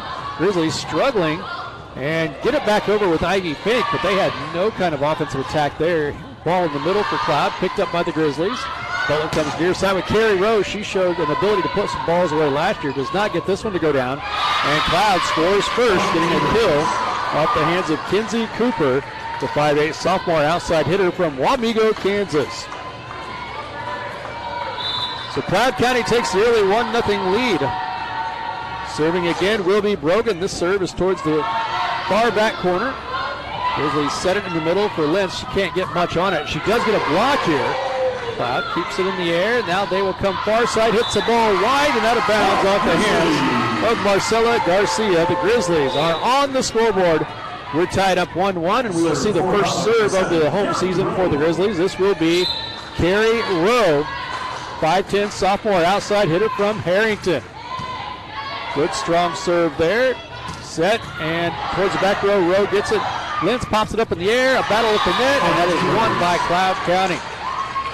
Grizzlies just don't look as concise receiving the ball this year as they did last season. A check in for Michaela Woodward. She is out of Saskatchewan, Canada, a transfer from Minot State, a 4-year college in Minnesota, or excuse me, North Dakota. Big hit by Ivy Fink. Off the hands of a Cloud County player into the hardwood. The Grizzlies have their first home kill of the season. Checking in for Cloud County is Madeline Wells. She's out of Hebron, Nebraska, went to Thayer Central High School. Macy Adams will be serving. She's a sophomore from Emporia, Kansas, just up the road about 45 miles. Drove through Emporia twice yesterday, drove up to the Kansas City airport to pick up the Butler soccer team. They were returning from a very successful trip in New York, where they won a couple of matches to open the season. And here's a kill by Kennedy Kelly. On the slide, she was able to get a hammer down on that one. And the Grizzlies have their first lead here of the match. 3-2 in the first set, just underway from the power plant. Here's the serve from Adams. And left floating at the net, and Butler is in the net.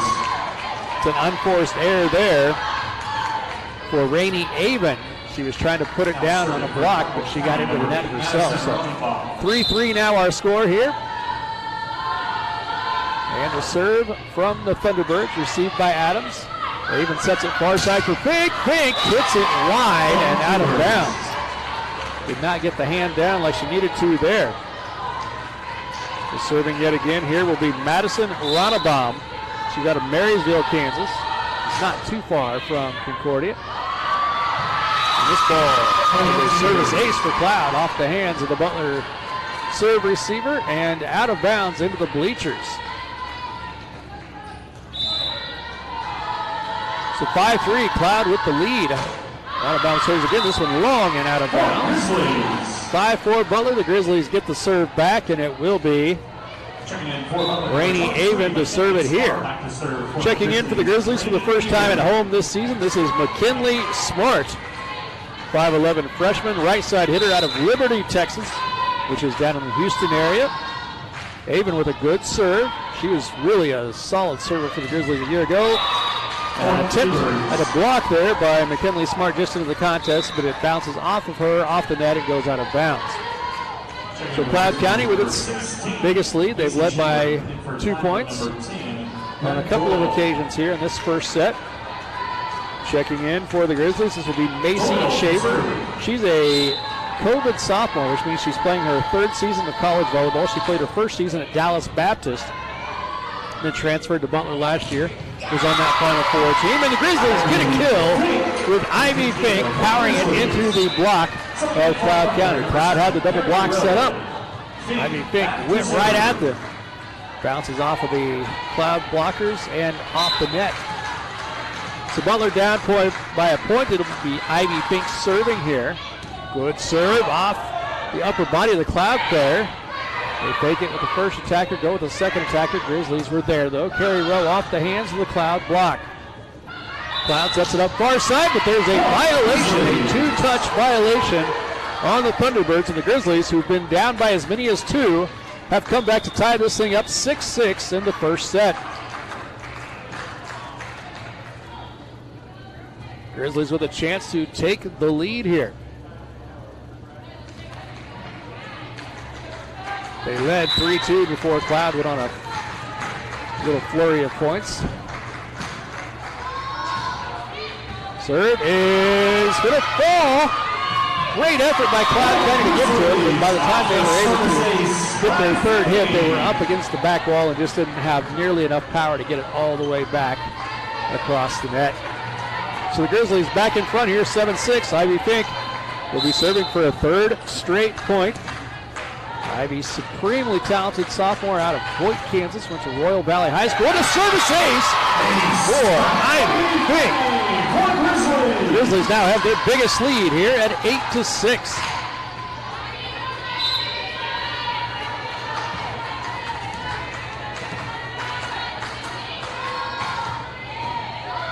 Serve again for Fink. Cloud will bump it over. Back row is Macy Adams, set by Shaver in the middle for Kelly. She's blocked. Kennedy Kelly blocked in the middle. County number 3, Maria Yonda, along with number 11, Kinsey Cooper. Yonda back to serve.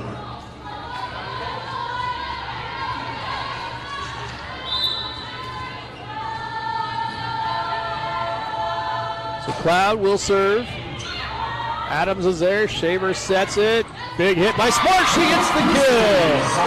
McKinley Smart out of Liberty, Texas gets the kill for the Grizzlies. Sydney Litz back to serve. Number 20, Kennedy Kelly will be back to serve.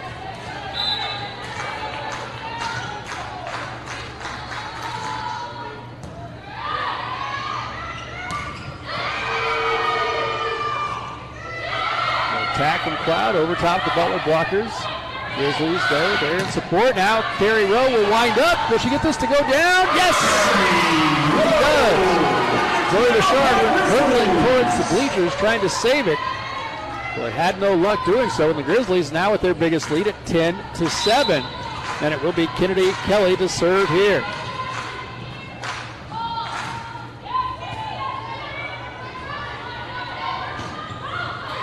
At the net, blocked by Butler. Free ball, and Lentz went up, but got into the net, so that'll be a free point for the Thunderbirds. Back to serve for Cloud, Cameron Wessel. So Cameron Wessel will be serving here for Cloud. And a massive kill there by Sydney Lentz. Boy, she really brought the hammer down on that one. Number 4, Rain Aiken. And number 17, Aaliyah Glass. Glass back to serve.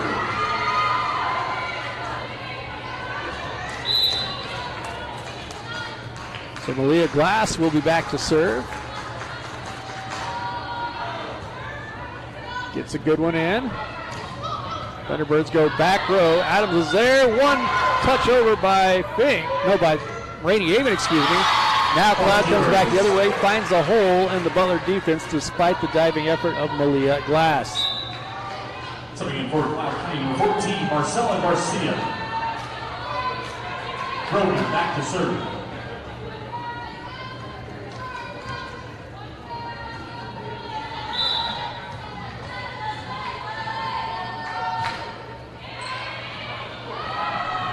Ball all the way back to the back wall off the hands of the Grizzlies, and Cloud gets the point. Now the Thunderbirds, who are down by as many as 3, have climbed back into this thing. It's 11-10, Butler leads. Received by Adams. Set by Avon. Rowe with a big shot off the libero. It falls for a kill for the Grizzlies.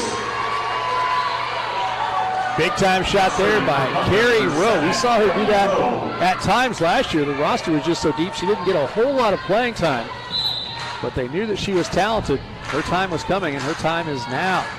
She'll be serving here.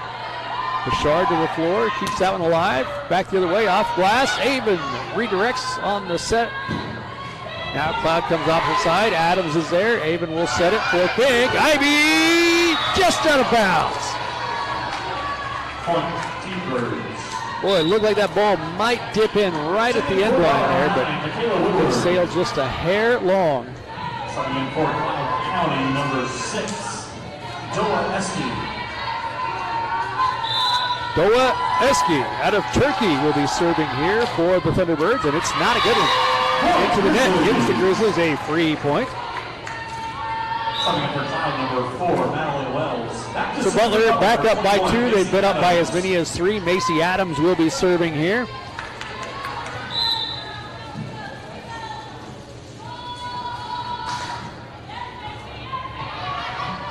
Serve is a good one. Big, powerful shot right down the middle of the floor there by Madison Ranabaum. Ranabaum back to serve.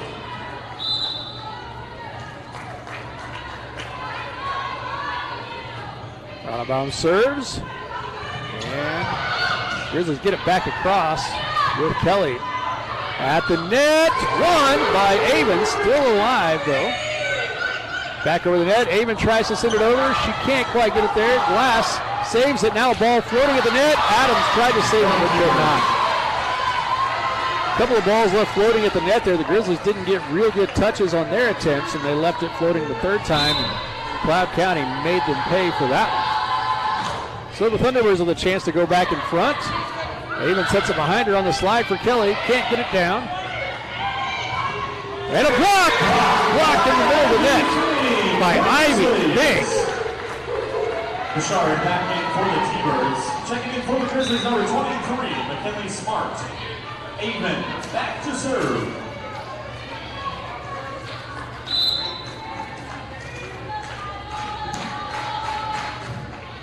Grizzlies serve it here with Rainey Avon. It bounces over the net and rolls over. Sometimes it's better to be lucky than good, and we just saw that there with Cloud. That was not a good ball, but it had just enough momentum to roll over the net and drop down. For Cloud County, number 10, Brent Doyle.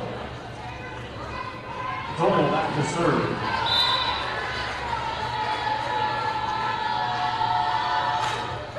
So Doyle serves here for Cloud in the middle. Big shot by Kelly, and it goes down. Off the hands of the Cloud blocker and over towards the bleachers. That's another kill for Kennedy Kelly, and she's having a pretty good first set. Making her home debut here for the Grizzlies after transferring in from New Mexico Junior College. Serve for Fink. Cloud comes back the other way, a block at the net by Smart. She'll get another chance to block it. She does. She blocked the first one, then she blocked the second one as well for the point. A block party on that series there from McKinley Smart, 5'11" freshman out of Texas. Ivy Fink will serve. Cloud is going to have a question for the up-high official, so both captains will go over. Ivy Fink goes over to check things out for the Grizzlies.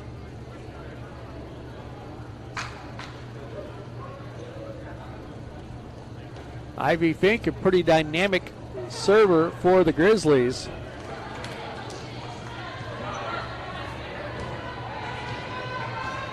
She had 36 service aces a year ago. Serves here, it's long and out of bounds. Well, that's the broadcaster jinx right there, right? You talk about somebody excelling in one area and then they have it go the other way. 16-15, Butler in front. First set, first home match of the season, first conference match of the season for the Butler Grizzlies. Serve for Cloud. Adams is there. Set by Shaver. Smart. Did she get it to go down? It's out of bounds. Was it touched? They say no. Not touched by Cloud.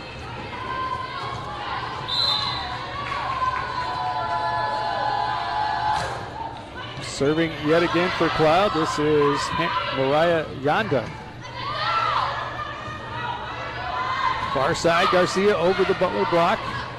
Set in the middle for Kelly. She keeps doing the work. Gets this one off the hands of the Cloud blockers. Another kill for Kennedy Kelly. And Cloud just really does not have an answer for her right now. She will be back to serve.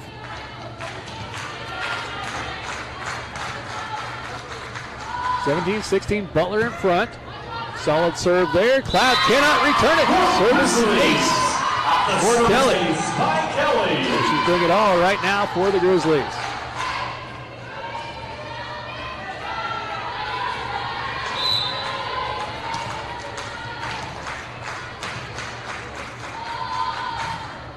Kelly, another strong serve. This time Cloud is able to get it back. And a violation.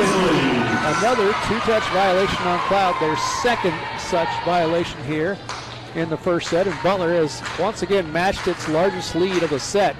They were up at one point 10-7. Now they're up 19-16. Kelly continuing to serve. This ball is again unreturnable by Cloud. The second service ace in the last 3 points by Kennedy Kelly. And Cloud says, you know what? I've seen enough of this. That's what head coach Deb Monson says. She says, I'm going to take a timeout. We're going to take a break as well. We'll be back with more Butler volleyball from the power plant here in El Dorado.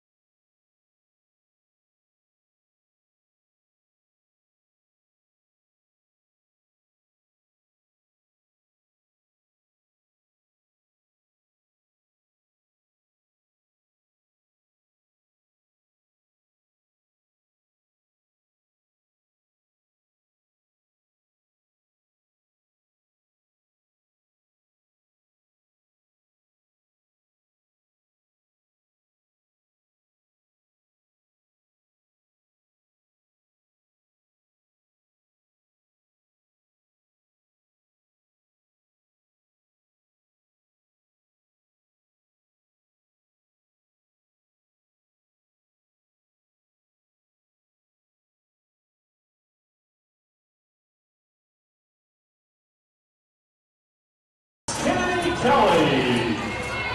Back in the power plant, ready to resume action. The Grizzlies have taken a 4-point lead here over Cloud, their largest of the first set. And we have what here? A point for Butler. Or no, they're just going to make Butler re-serve. I don't think Cloud was officially ready. Maybe Kelly served before she was supposed to, not for sure.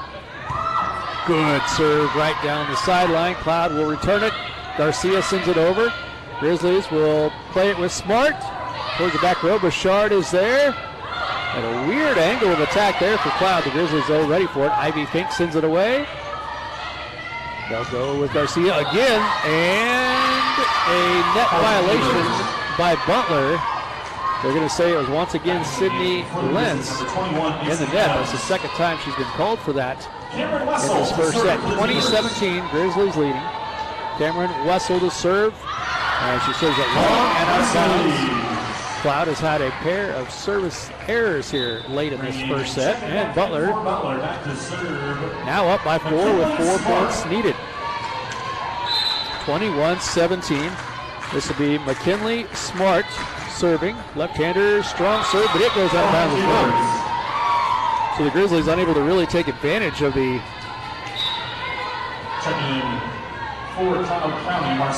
service error by Cloud as they turn around and send one back themselves.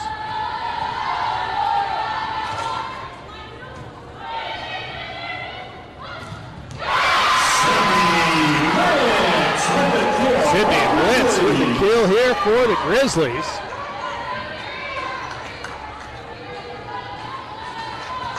(22-18) Butler up. Carrie Rose serving.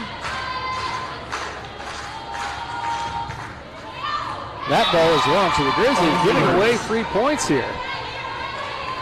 Something you don't want to see happen. Cooper to serve.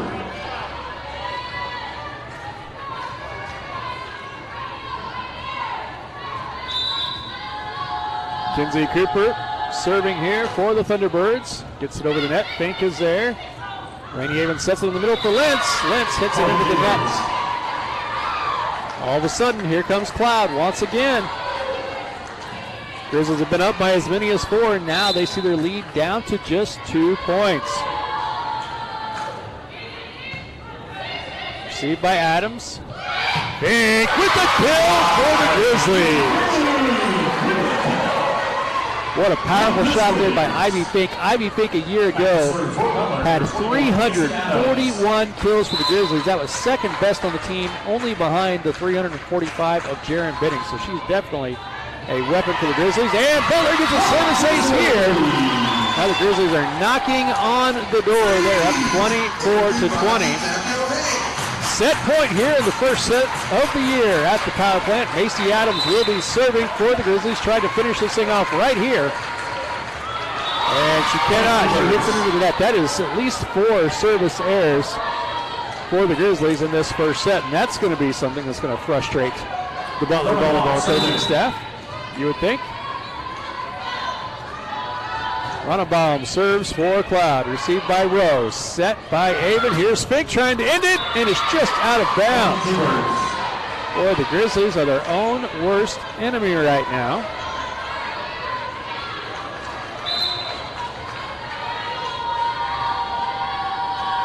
Ronnebaum serves again. Grizzlies still up by 2. Kennedy with a little soft attempt to try to put it up in the air and did not get enough to get over the net. Boy, Butler's up 24-20. Cloud has scored 3 straight points on a series of Butler errors. And all of a sudden, it's a 1-point set, 24-23, and the energy is kind of dissipated a little bit here.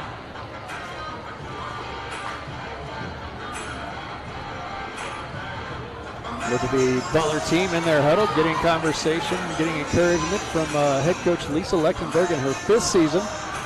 First 3 years, the Grizzlies were right around the 500 mark, a little over 500 each season, and they just really broke out with that astounding season last year. 37 wins, just 4 losses. What a year for Lisa Lechtenberg and the team, and all the firsts that they experienced. First Jayhawk Conference Championship, first Region 6 Championship, first trip to the national tournament, first national tournament victory, and then first appearance in the Final Four. But that was all a year ago. Time to focus on what's at hand, and the Grizzlies trying to close out a first set here. They went 24-20. Cloud has scored 3 in a row to make it 24-23. Here's a serve from the Thunderbirds. Grizzlies will set it for Fink. Ivy goes soft. Cloud is there. Backpedaling, hit over the net by Cloud. Avon redirects Great effort there by Cloud to keep it in the air. Smart. Avon. Big gets the kill. And the Grizzlies get the victory here in the first set. 25-23. My goodness. Did they make that one interesting? But they did hold on in the end. And look at this. This is a little bit of a throwback here. The teams are swapping sides of the floor, which is something that's been done in volleyball for ages and ages. But after COVID in 2020, the teams ended up staying on their respective side of the floor. Whatever side you started on, you stayed on. And that lasted that way for a couple of different seasons. But now, I guess we're in the post-COVID era, and the teams are back to switching sides of the floor after each set. So we'll take a break here after the first set. Grizzlies beat Cloud 25-23. Second set coming up soon.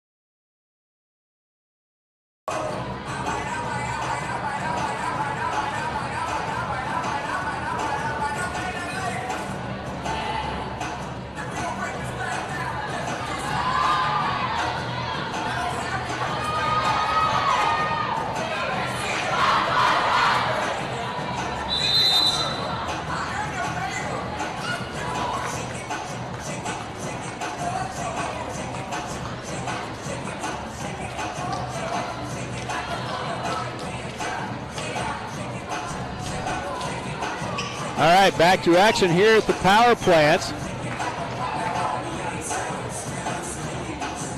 Grizzlies will send a new player onto the floor for this second set. This will be Greta Santini. She is out of Italy. 6'1" freshman, outside hitter. Played well for the Grizzlies over the weekend, I was told. Also into the contest is McKenna Rhodes, young lady from Ozark, Missouri. She played her freshman season at Highland. Highland, though, dropped volleyball, so she transferred to Butler. Got a chance to meet McKenna today. She seems like a cool kid.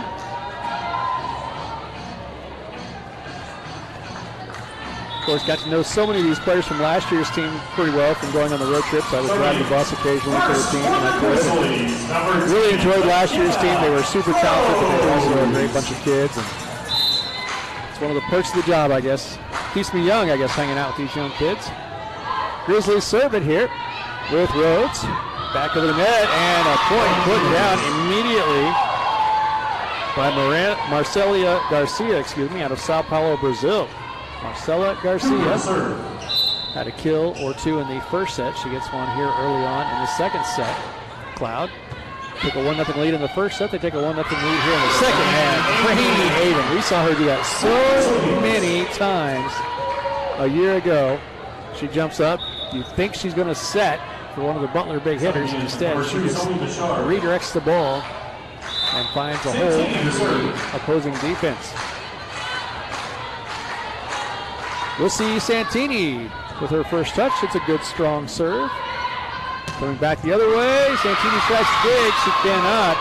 And it's going to be a kill there by Doha Eski, the freshman out of Turkey. So the Turkish player hit it at the Italian. With some international flair here tonight on the floor. Serve looked like it was going out of bounds. I think Rhodes kind of panicked for a moment, decided she was going to hit the ball. I think had she let that one go by, it might have gone out of bounds, but tough to tell from up here. 3-1, Cloud in front at the net. Avon pops it up in the air. It hits the ceiling. Grizzlies unable to do much with it from that point. And now it's a 4-1 Cloud lead.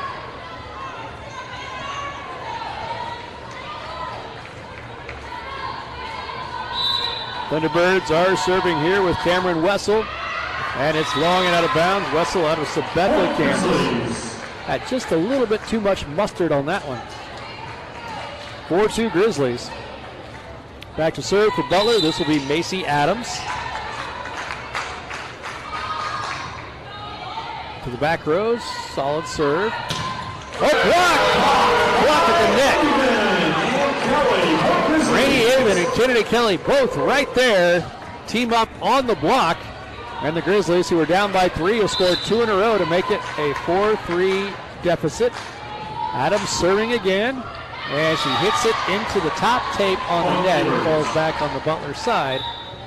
Cloud will get the serve back, and at the point, they're up 5-3 here in the second set. Doyle back to serve.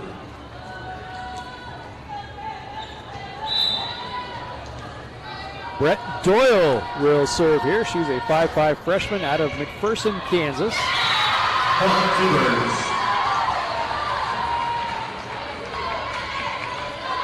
Another point for the T-Birds. They now lead it 6-3. They led 4-1. They lead it here 6-3. Butler won the first set 25-23, coming from behind to do so. Avon sets it for Fink. Ivy cannot get it to go down. Coming back the other way, getting the kill for Cloud County is Doha Eski. She's had a couple of kills already here in the second set, and now a 7-3 Cloud lead. Grizzlies are going to have to find a way to get going here in the second set. Serve is received by Santini. Not a great receive. Hustling all the way across the floor, diving and hitting the standard is Rainey Avon. She's a little shaken up, but I think she's going to be fine. 8-3, Butler down by 5 now.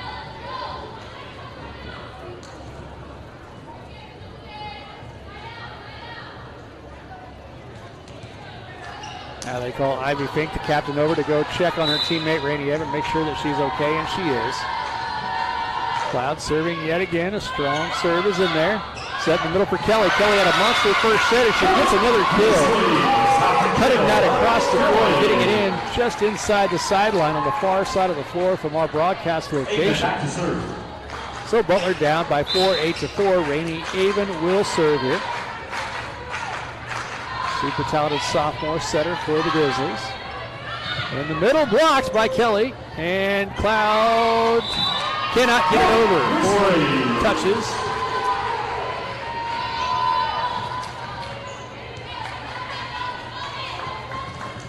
Coach Lisa Lechtenberg tried to tell the up-high official, I think, that she thought that might have been a lift call. That was not called. Service! Ace! Rainey Avon!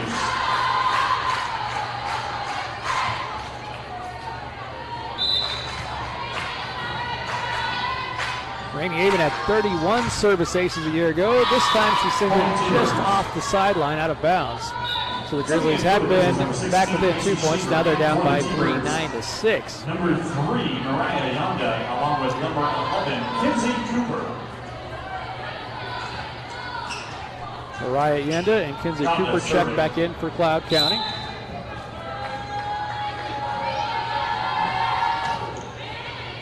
Serve is over for the Thunderbirds. Set in the middle for Kennedy Kelly. Out of bounds.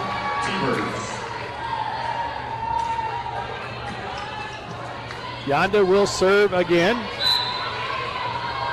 Yonda out of Salina, Kansas, went to Salina South High School. Serving with a 10-6 lead. At the net, Grizzlies push it to the back corner. Fink does. Cloud is there. Adams now. Shaver sets it for Kelly. Kelly blocked. Shaver keeps it alive. Adam bump sets. And a ball just over the net there by Rhodes. Back the other way. Grizzlies scrambling. Can they get it over? Kelly does. Crowd reacts appropriately. And a ball hit into the net by Cloud. Point by Butler after that long rally. And the crowd here appreciates the effort by the Grizzlies.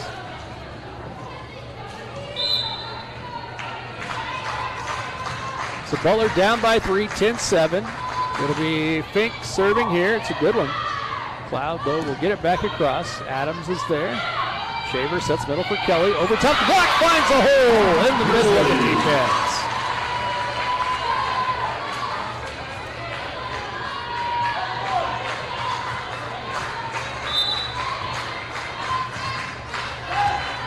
(10-8), Cloud in front. Grizzlies serving with Fink. Cloud comes back the other way. Fink dives to the floor to keep it alive. Shaver sets it for Rhodes. Rhodes gets it across. Deep into the corner. Fink is there. Shaver sets it for Rhodes. Long out of bounds. Was it touched? No. Point for Cloud. So the Grizzlies trying to build a little bit of momentum. You see that ball soar out of bounds. 11-8 our score. Santini hits it over, and she gets the kill. Cloud defenders were kind of crossing, almost like two wide receivers would in football, and that ball sliced right in between both of them. So Santini gets the kill. Kennedy Kelly will be back to serve for the Grizzlies. That one just long and out of bounds. Boy, the Grizzlies have really hurt themselves today with service errors, unforced errors, just giving points away. And it's been across the team. Everybody's had not everybody, but a lot of players have had serves go out of bounds. Sidney Lentz tries to finesse one over. It's blocked. Butler sends it back over. Yonda will set it. Garcia with the ball, picked up by Butler. Here is Santini. Unable to get it to go down. Back the other way. Fink is there. Shaver sets it behind her for Rhodes. Rhodes with a big time shot. Putting it in just inside the end line for a kill. What a nice ball there by Rhodes. She had one out of bounds just moments ago, but she makes up for it right there. Puts that one away with authority. Now she'll be back to serve. Gets it in. Bouchard is there. Garcia bumps it. Sent over there by Cooper. Now coming back the other way, a kill by Sidney Lentz. Left right in the middle, and Sidney Lentz, at 6 foot 2 inches tall, makes Cloud pay. Don't look now, but the Grizzlies, who've been down by as many as 5, are back within a point. Serve not well received. Cloud gets it back over. Rhodes digs it. Here's Santini, long and out of bounds. Cloud builds the lead back up to 2 points. On the Butler air. Cooper to serve. Kinsey Cooper will serve here for the Thunderbirds. Received by Rhodes. Set by Avon. Here's Santini. And she gets it down. Kill for the Grizzlies. Retta Santini. Santini will now be back to serve. Grizzlies down 1, 13-12 here to the Thunderbirds. Santini runs forward, jumps, sends it over. And a block in the middle. Blocked by Sidney Lentz. Rainey Avon was also there in support. See if we can get a look at this one on the replay.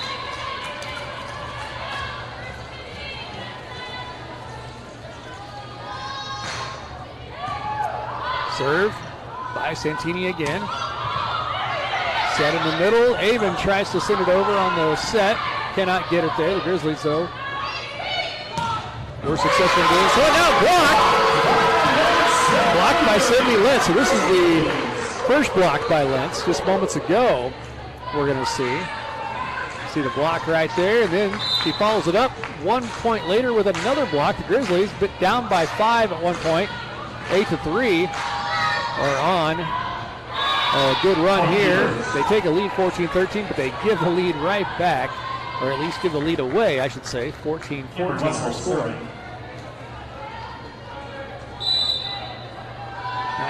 Yeah, I think the score is 14-14. The scoreboard might just be slow to respond. Ivy Fink winds up. She's blocked. The ball falls inside of Butler's side of the floor.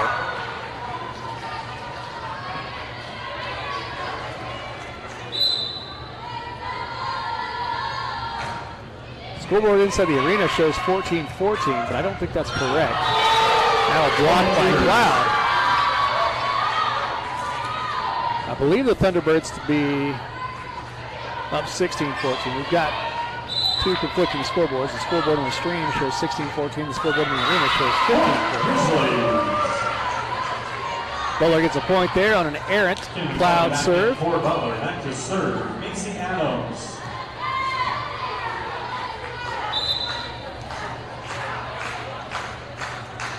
Macy Adams serves. Garcia goes for it. Butler is there. Kelly in the middle is hammering it down. Hit it into the Cloud block. I couldn't tell there for a moment which side of the net it fell on. Finally, the official indicates the point is awarded to Butler. It's a kill for the Grizzlies, and we're tied up 16-16 here. Served by Adams. Here comes Ronabaum, out of bounds. Point for Butler. Grizzlies up 17-16. Timeout on the floor. McKenna Rhodes very excited as she comes off the floor. She's played well here in this second set.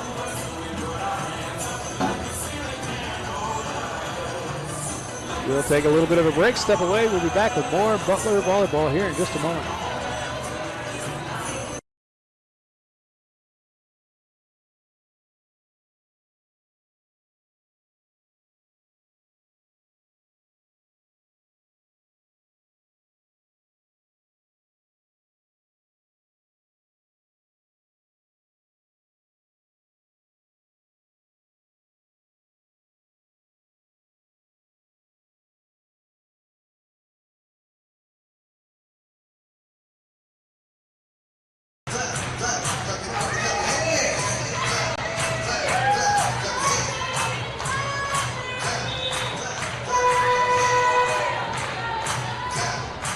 Adams serving for Butler.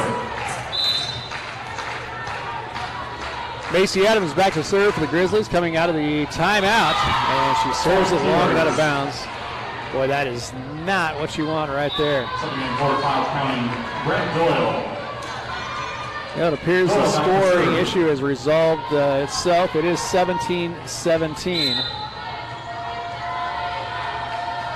So our streaming scoreboard was right all along. They were a little bit wrong on the arena scoreboard.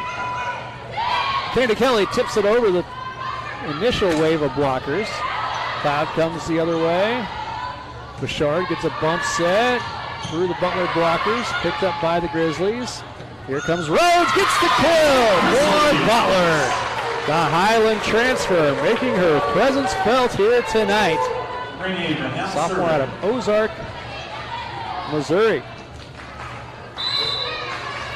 18-17 our score. Here's Rainey Avon to serve it for Butler. Near side attack. Santini is there. Avon bump sets it across for Ivy Fink. Fink tries to get the kill, cannot. The setter finds a hole in the far corner. Grizzlies unable to recover defensively there, and they give up a point on the nifty play by the Cloud County setter. 18-18 our score. This one just about as tight as the first one was. Butler won that one 25-23. Serving here will be Mariah Yonda. Oh, and Macy Shaver falls to the floor. I hope she's okay. I think she is. Grizzlies were able to get the ball back across. Adams had to go off of her and out of bounds across the net.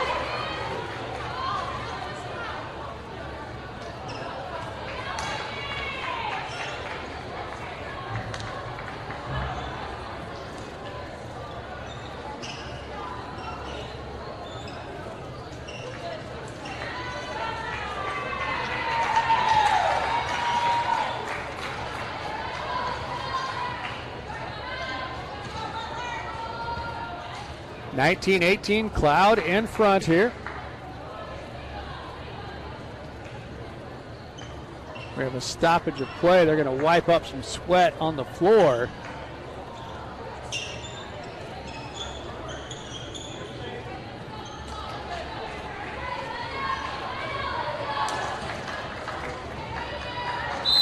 Now it looks like they're about ready to resume action here. Ball is served by Cloud, long and out of bounds off the hand of Yonda. Grizzlies needed a point there, and they get it on a Cloud service error. So now back to serve for Butler. This is Ivy Fink. Good serve to the back row. Ball hit hard here by Cooper. Grizzlies will turn the other way with Rhodes. What a play by Bouchard to keep it alive for Cloud. Coming back now, Fink. Shaver redirects the set. In the middle, blocked is Ronnebaum. Now a ball hit in the air off of Kelly. Can the Grizzlies keep it alive? They can. Wow, what a play by Santini. Tip over the net. Fink is there. Shaver sets it middle for Kelly. Kennedy Kelly gets the goal for the Grizzlies. Boy, what a sequence there. That ball kept alive by Santini at one point. She was almost behind the up-high official standard. I don't know how she got that ball high enough in the air to get it over the net without it grazing or going over the antenna. Really skillful play there by Santini. Fink serves with Butler leading at 20-19. Here's Cooper. Fink to the floor to keep it alive. Shaver sets it, but as she does, she's called for a two-touch violation. 20-20 our score. Madison Ronnebaum serving from Marysville, Kansas. Black Squirrel, capital of the world, and she sends that one just long out of bounds. So the Grizzlies get another unearned point. Number 20, Kennedy Kelly. Both teams have struggled a little bit with their serving tonight, which might be an indication of it being so early in the season. Kennedy Kelly, she's had a couple of service aces tonight. She serves here. This one's picked up by the Thunderbirds. In the middle, off the blockers. Santini keeps it alive. Kelly sends it back towards the middle, and it's left floating there. And Cloud is in the net. Looked like Cameron Russell, the 5'9" sophomore from Sabetha, had gotten the kill, but she was in the net. So now Kennedy Kelly will serve again. Grizzlies, after being down by as many as 5 here in this second set, are up 22-20, trying to finish this thing off here. Nothing's been easy, though, tonight so far. Here's the serve by Kelly. Sophomore transfer gets one in. Bouchard is there. Back row hit here by Brogan. Santini hits it into the net. Boy, she was lined up and poised for a big hit. In good position, but just hit it into the net. The timing of the swing must have been just off. 22-21. Well, we've had a couple of intense sets here to start this home season for the Butler Grizzlies. Here's Rhodes. Cloud is there. Garcia sends it over the blockers. Fink gets to it. Shaver will set it for Santini. Santini goes a little bit of an off-speed attack this time. Cloud is there at the net. A battle! And the Grizzlies were in the net. And they cannot believe it. They're going to say it was Ivy Fink, I believe. Boy, tough break there for the Grizzlies.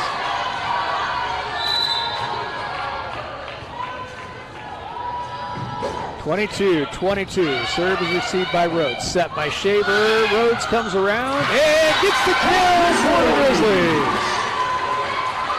Checking for Butler, number 4, bringing even. 23-22. Butler in the lead, trying to close this thing out.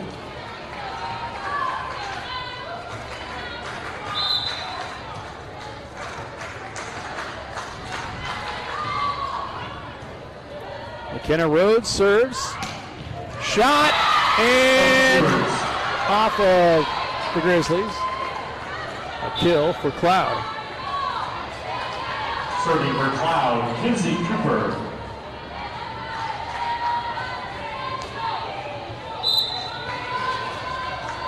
(23-23). Kinsey Cooper serves for the Thunderbirds. A soft floating serve does not get over the net. Crucial point to give away for the Thunderbirds, and now Butler can close it out here with a point. Sending back to the serve line, it'll be Greta Santini. Greta runs forward, serves. Bouchard is there. Bumps it by Ranabaum. Attempt is picked up by Butler here. Set in the middle for Avonbar. Puts it away! Boy, the Grizzlies, a roller coaster of emotions in that second set, but they take it 25-23. They've taken each of the first two sets here by identical scores, 25-23. Both sets, the Grizzlies have had to come from behind in order to get it done, but they have so far. They take a 2-0 lead. We'll take a little bit of a break here. Be back with the third set from the power plant in El Dorado.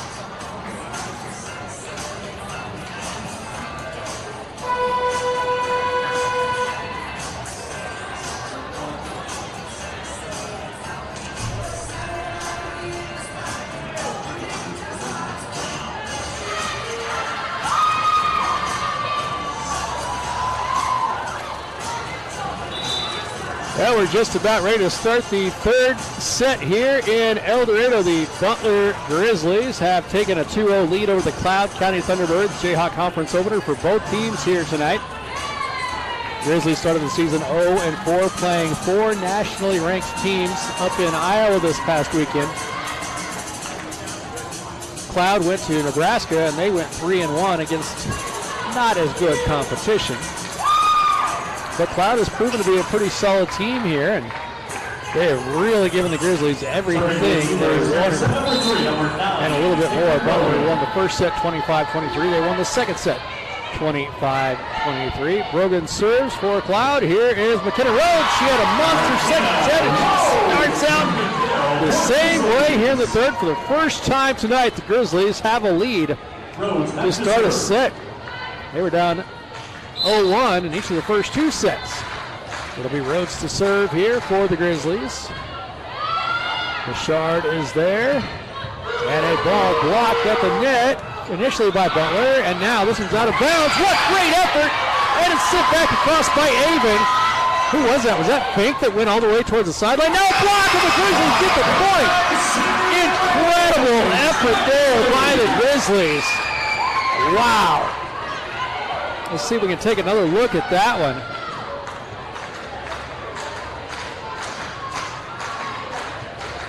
Out in the production truck, they're getting the replay queued up. Let's see if we can see it here real quickly. And here it comes. You can see, is that Avon that went all the way to the near side there to make that play, kept it alive. And the Grizzlies are able to somehow get it back over the net right there. Love the slow-mo look at this. And then after scrambling just to keep the play alive, the Grizzlies get the block right there. I think it was Sydney Lentz who got the block. What a play by Butler. Good work being done by our production team here. A very scaled back production from what we normally do. First game of the season, we've got some exciting things in store for you here at the power plant. We may talk about that as this goes on, but. And a service ace by McKenna Rhodes. Cloud gave up on it. I'll admit, I thought it was going to sail along, and all of a sudden at the very end, it really just dipped in there on the inline. Boy, the Grizzlies getting a nice service ace there from Rhodes. She serves again. 3-0 Butler. Garcia over the net. Fink is there. Avon sets it middle for Lentz. Lentz gets it across. Now Bouchard will bump set it. Shot down the line for Cloud. The Grizzlies pick it up. Carrie Rowe winds up and puts this one away. Carrie Rowe, the sophomore from Little Harrington, Kansas, just up the road on US 77. If you're on your way to Manhattan, you'll drive right through Harrington. It's a 4-way stop sign right there. I think it's 77 and 56 there. Anyway, that's where Carrie's from, and she gets a nice kill there. Rainey Avon will set it here on the slide from Lentz. Lentz had a little too much juice on that one. Sends it too far, past the end line, out of bounds. Cooper to serve. See a lot of the athletes from the other sports gathered here tonight. A really pretty decent crowd on hand here. You can't tell from our angle, but we're sitting on the side of the floor where the students are. There's a bunch of them gathered here. Sydney Lentz gets a kill for the Grizzlies. So moments after sending the ball too far out of bounds, she comes back with just the right amount of power on this one. And Butler takes a 5-1 lead. You wonder how much it took out of Cloud's sails to have a 5-point lead in the second set and lose. Grizzlies have controlled things here in the third set. Avon gets in the net. That'll be a point for Cloud County. And here we go. Look at this player checking into the contest.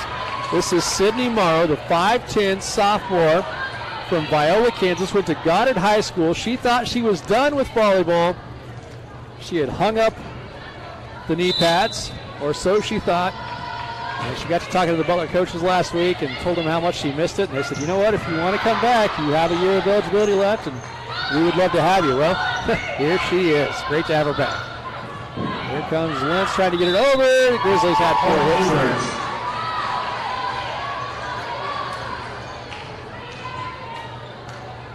(5-3). The Grizzlies were up 5-1. Cloud has scored 2 in a row here. Serve is long and out of bounds.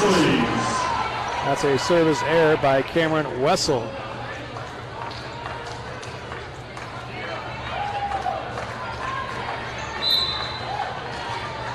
Macy Adams has been the libero all night long. She serves here, and it's a service ace off the hands of Madison Ronnebaum and into the bleachers on the far side of the floor from where we are. So yeah, Butler football gets going this weekend, Saturday night. A primetime matchup versus the Garden City Broncbusters. Serve here. I think that was off of the hands of Morrow. It goes long and out of bounds, so a service error. Butler still in front, 7-4 here. They've led by as many as 4 in this set. Serve here by Brett Doyle. Ivy Fink trying to get the kill. Can't get it to go down. But Cloud on the return hits it into the net. That was Ronnebaum.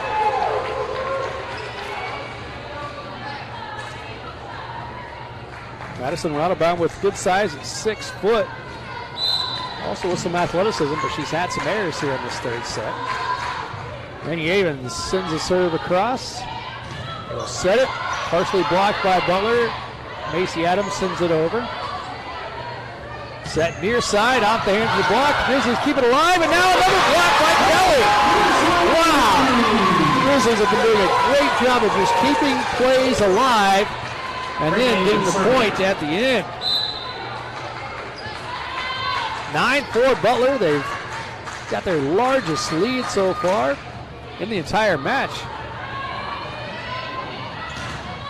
And a ball hit into the block. Rhodes and Kelly were over there, but they could not keep it on the Cloud side of the net. 9-5. Macy Shaver checks back in as Rainey Haven goes to the bench.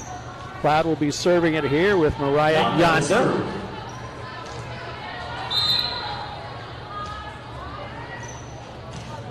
Serve is a good one. Fink is there. Set for Kelly. Kelly! Hits the donut. Finds that hole in the middle of the defense. Grizzlies have doubled up Cloud County here in the third set, 10-5. Ivy Fink had a volleyball in her hand, and somebody rolled another one towards her and hit her in the back of the foot. So she got rid of the extra volleyball and now plays this one across the net. Cloud gets it over, and how did that happen? Boy, Cloud was scrambling, and somehow they hit it without much intention into a spot where Butler had nobody there. So Butler with a defensive breakdown there. That's been the problem for the Grizzlies so far this season. The offense has been very good, but the defense has left a little bit desired. And speaking of the offense, here's Carrie Road putting another one away. Number 6, Libero Adams checks out. Sydney Lintz and her 6'2" frame checks back in. Kennedy Kelly to serve. Strong ball. Ronnebaum sends it over. Excuse me, that was Brogan. Point T-Birds. Grizzlies hit the ball long and out of bounds, so Cloud County gets the point. Checking back in for the Thunderbirds. This is Marcella Garcia. Serve coming here from Brogan. Hit over the net and a kill for Sydney Lintz. Butler still up by 5, 12-7. McKenna Rhodes will serve.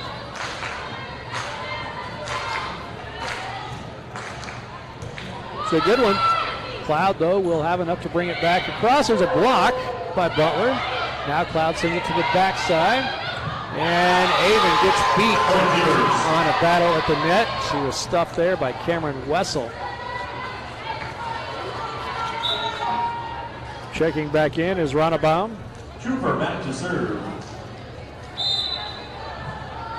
As Yonda checks out, Kinsey Cooper serves. Rhodes is there. Avon sends it over on the set. Redirect. A block by Butler. Now this side, past the block and down the line again. A kill for Garcia.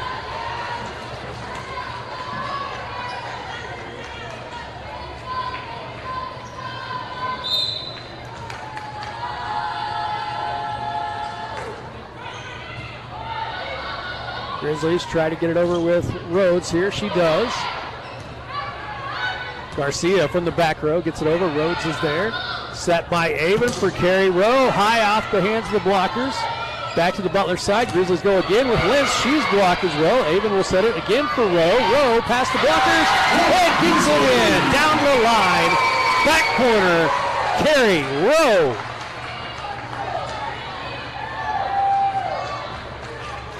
Butler's led by as many as 5. The lead now just 4. Rowe serves into the net. The lead down to 3. Sydney Morrow checks back in as Carrie Rowe goes to the bench. Cameron Wessel serves. Adams receives. They're going to set it up for Lentz. Sydney Lentz with the kill on the set from Rainey Avon. 14-10, Butler in front. Macy Adams back in, the libero to serve. Sophomore out of Emporia, Kansas. Running serve, received in the middle of the floor. Garcia tips it over. Adams bump sets it for Avon. Rainey with a pretty good shot, but picked up over there by Bouchard. Garcia sends it across for the Thunderbirds. Now Avon will set it for Ivy Fink. And Ivy Fink, no doubt about that one. Cloud is going to take a time out. 15-10. Butler leading it here, 3rd set. Grizzlies trying to close out a straight set victory here in the Jayhawk Conference opener for both teams. We'll take a bit of a break. Be back for the conclusion of this 3rd set.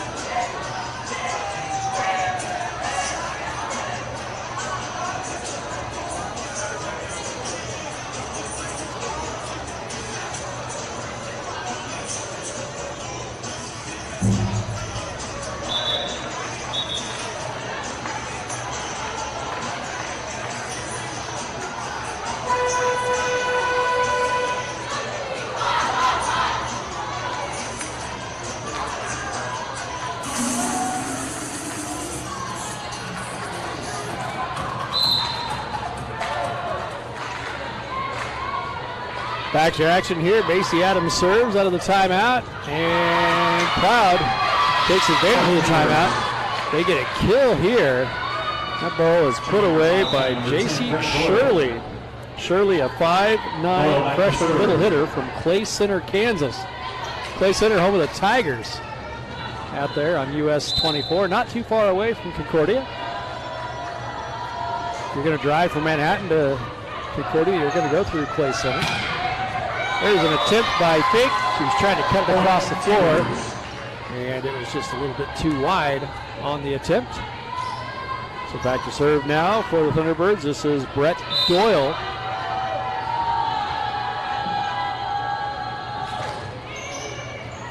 Ball to the back row. Morrow receives. She'll get it back, send it over. Just a little bit too long for Sydney Morrow.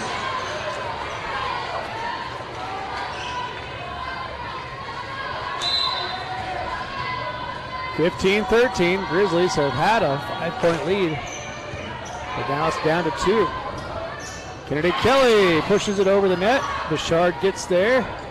Coming back the other way, Ronnebaum sends it over. Kelly saves it. Avon down the line, gets the kill.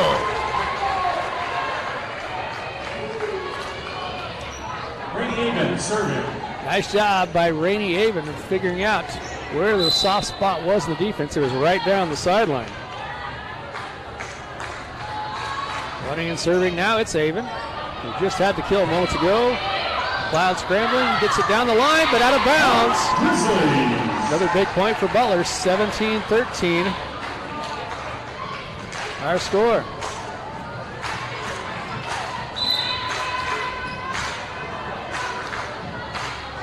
Avon serves, grazes the net, but gets it over.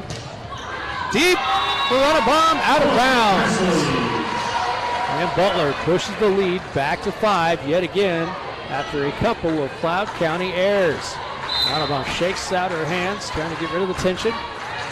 Rainey Avon to serve yet again towards the back line. Bouchard is there. It'll be set far side for Brogan. Butler picks it up. Rhodes sets it across the net. Audubon gets the kill for Cloud. 18-14 Butler. Macy Shaver comes back in place of Rainey Avon.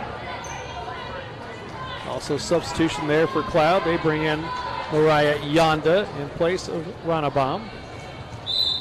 It'll be Yonda to serve here. Good ball, back corner. Fink gets there. Shaver leaves it for Fink. She gets it over, but Cloud is there. Back row attempt from Brogan, blocked. Point for Butler.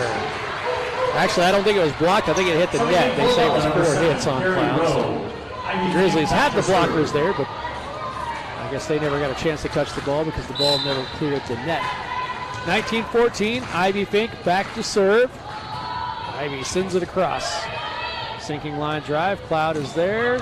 Attempt by Cooper, and it gets past the Butler defense. Hit off the hands of Fink and died along the back row. Macy Adams was trying to recover to get there, but could not. So kill for the Thunderbirds. It's 19-15. Cloud gets the serve back. It'll be Zoe Bouchard.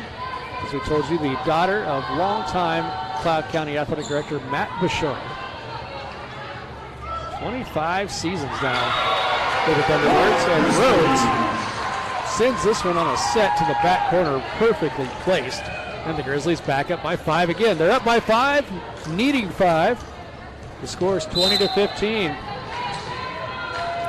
Butler trying to keep its Jayhawk Conference winning streak intact. They won all 16 Jayhawk Conference matches a year ago. And Wessel powers this one through the block and gets it to go down. She gets a kill. Cloud has battled here. Checking in for the Grizzlies, number 5, Mackenzie Kanza. Checking in for the Grizzlies for the first time tonight. This is Mackenzie Kanza, 5'9" freshman out of Georgetown, Texas. Went to Eastview High School. She gets her first court appearance here in front of the home fans.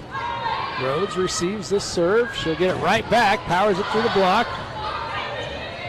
Poked over the net by Wessel. Butler is there. They'll set it for Rowe. Rowe goes on the line. Brogan is there. Going back the other way. This is Cooper. Nice job by Adams getting to it. Set in the middle. Oh, they set it for Kanza. Her very first attempt. And she hits it into the net. So, yeah, she can get that one out of her system now. Bends over, reties her shoe, gets ready for the next play. 20-17. Cloud has scored 2 in a row. Grizzlies trying to finish this off.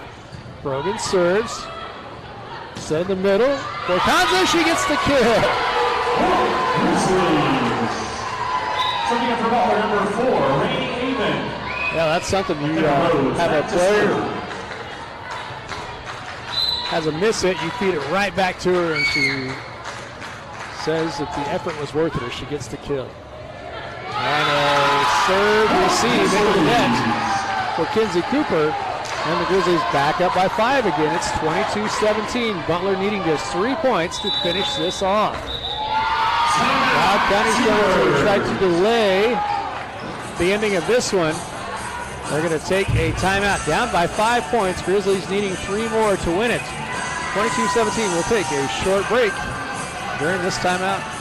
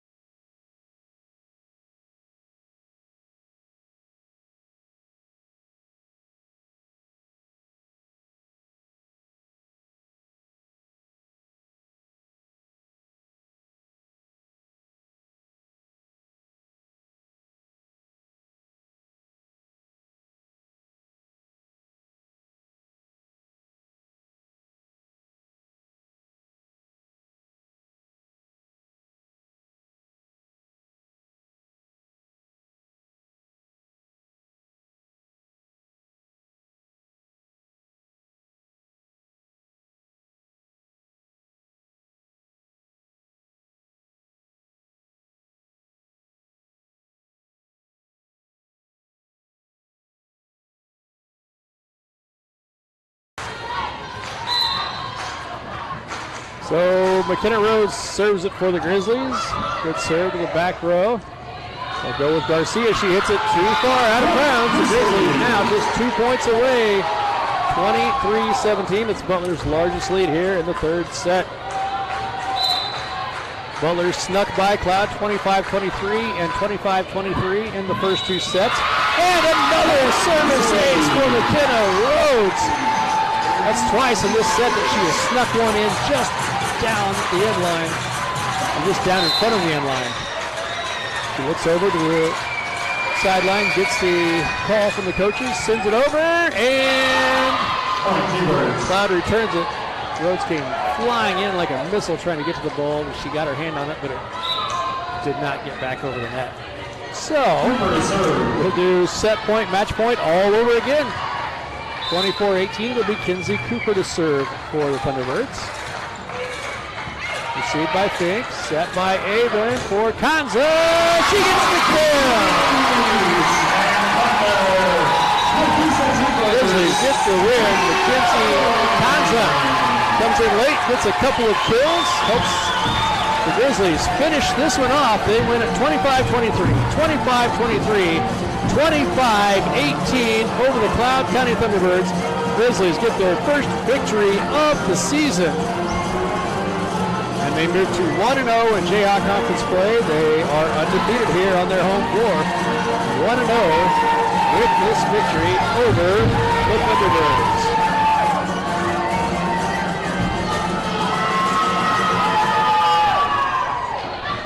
The Grizzlies are back in action in 2 weeks' time right here in the power plant as they'll face Colby on Wednesday, September 7th. Don't forget, Butler football kicks off their season on Saturday night under the lights here in town against Garden City. Butler soccer also in action in their home opener on Sunday at 11 a.m. against Hill College, Texas. Fans, thanks for coming out, and go Grizzlies!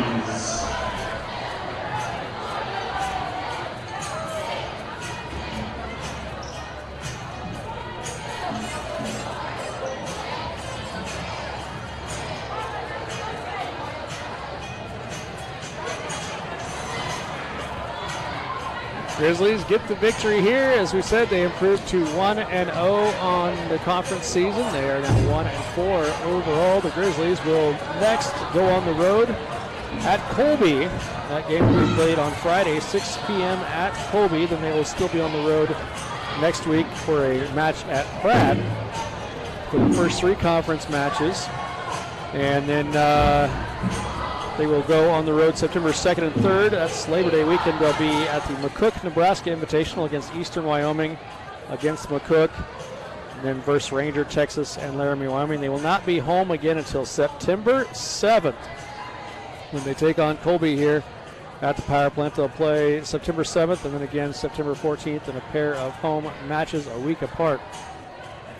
Grizzlies get the victory here in straight sets, but it was a challenge at times. Grizzlies win 25-23, 25-23, 25-18. We are told the stats are coming, so we will hold on with our post-game interview just long enough to see if those stats do indeed come.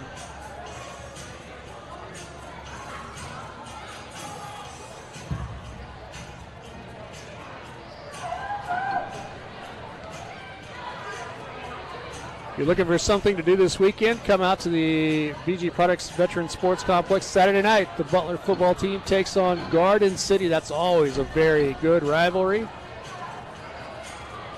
Grizzlies take on Garden City at 7 o'clock on Saturday, and then the Butler soccer team, fresh off a pair of exciting victories up in New York. They beat a pair of nationally ranked teams in New York, and now they'll come home to play their home opener against a very good Hill College team from Texas. That's Sunday at 11 a.m. So make it a Butler weekend. Come out and check out the football team at 7 o'clock on Saturday night, the soccer team at 11 o'clock on Sunday morning, and then, of course, we will be back with Butler volleyball on September 7th here at home. We did get a look at the stats. Grizzlies were led in kills tonight by Kennedy Kelly, making her Butler home debut. She had 8 kills today. With 7 kills was Sydney Lentz. Grizzlies got 5 kills from Ivy Fink, 4 kills from McKenna Rhodes, 5 kills from Carrie Rowe. Rainey Avon had 2. Mackenzie Kanza had 2. Greta Santini had 1. Macy Adams had 1. McKinley Smart had 1 as well. Grizzlies had 3 service aces from McKenna Rhodes, 2 service aces from Ivy Fink, 2 from Kennedy Kelly, 2 from Macy Adams, 1 from Rainey Avon. Grizzlies had 2 solo blocks from Sydney Lentz, 1 solo block from McKenna Rhodes, 1 from Ivy Fink. And then block assist, 2 from Rainey Avon, 1 from Sydney Lentz, 4 block assist from Kennedy Kelly. And assists, Rainey Avon had 17 assists, Macy Shaver had 16. They are the two-headed tandem there at setter for the Grizzlies. And Butler with the victory here tonight.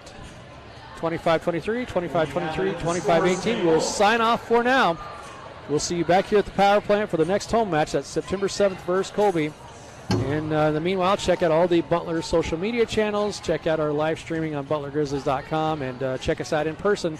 Butler football Saturday night at the football stadium. And then the soccer team will be at the stadium on Sunday morning at 11 o'clock for a matchup of nationally ranked teams. Thanks for tuning in. This has been Matt Jacobs from BCTV20. Thanking you for joining us, and we hope you enjoyed the broadcast.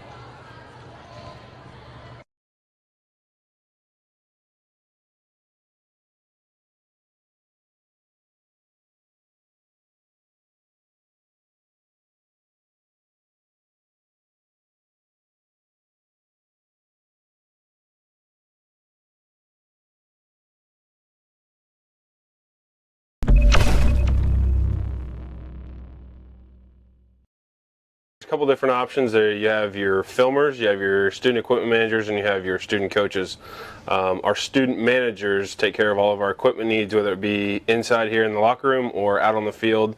They're all paired up with a specific position group, and they basically take care of anything that position group may need during practice or in here inside the facility. And then you have your student coaches who do a lot of the same things, just more on the coaching side of things and not necessarily handling the equipment. And then the filmers, obviously, they film practice and they upload film and they take care of all of our film needs. I'm Sarah Sorum.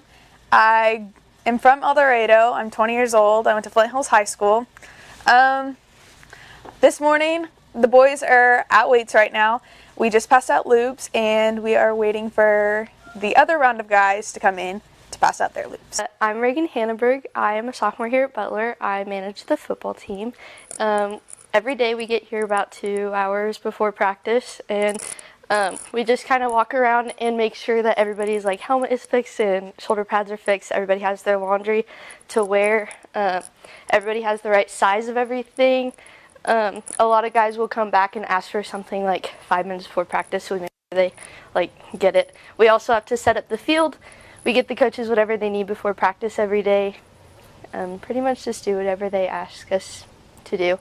And then after practice every day, we come in and wait for them to change and everything, and we do their laundry at night. This is our equipment room. This is our washer, our dryer, and where we hang up all of their loops when we're done. This is their loop where they have their practice jersey, shorts, shirts, everything they use for their workouts and practice. Here's our equipment bags. It's what we carry around at practice with our screws, screwdrivers, scissors, tape cutters, things like that, whatever the boys may need. Back here we have the space savers where we keep all of our equipment. We have the boys' shoes, tons and tons of cleats. Practice pants, game pants. Up top we have our shoulder pads, Keep our helmets back here. Our game day jerseys. Kind of cool. Over here we have our equipment table where we work on our shoulder pads, our helmets, where we decal things. Next week we have decal week. If you notice about our helmets, these are all stickers. They come completely blank, just gold, and the 4 of us girls have to stick on every single one of these decals. And it is a process. It probably takes 5 to 10 minutes a helmet, and I think we'll have like 85 helmets to do. So it'll be a long week full of tedious work. We have the main stripe. Each side has a butler that are even, which takes a long time to do. We have a purple Kansas, a flow sticker for Coach Flores, and a American flag grizzly. Our equipment managers have such a big impact on our program because they allow our kids just to be football players. They take care of all their equipment needs. They do their laundry. They fix their equipment. And then on the backside of that, these students are also students on top of that. So their day-to-day operations, they do a lot to keep this place going. So we'll go in here and check it out a little bit. You know, like right now we got practice this afternoon, so we're getting ready for practice. They're getting all our helmets put away. They do such a great job of just, like I said, just allowing us coaches to coach, allowing our players just to go out and play. And as you know, football has a lot of parts, a lot of moving parts, and with all the equipment, everything that we wear nowadays, things get broke, things need fixed, and all that kind of stuff. So they do such a great job of allowing our kids to go out there and be fully padded every single day. Okay, my name's Anissa Torres. I'm a sophomore. I'm in charge of the filmers.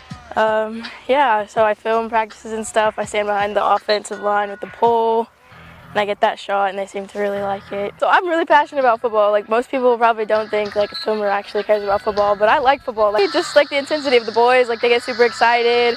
I get super excited. I'm a little bit loud when it comes to cheering on the boys, but I'm thinking about it. It's like a 50-50 right now. I could either continue to do it at different schools. There's great scholarship opportunities for filmers. A lot of people don't realize that, but there's a lot of scholarship opportunities for it. So if I get a scholarship for it somewhere, then for sure, but we'll see.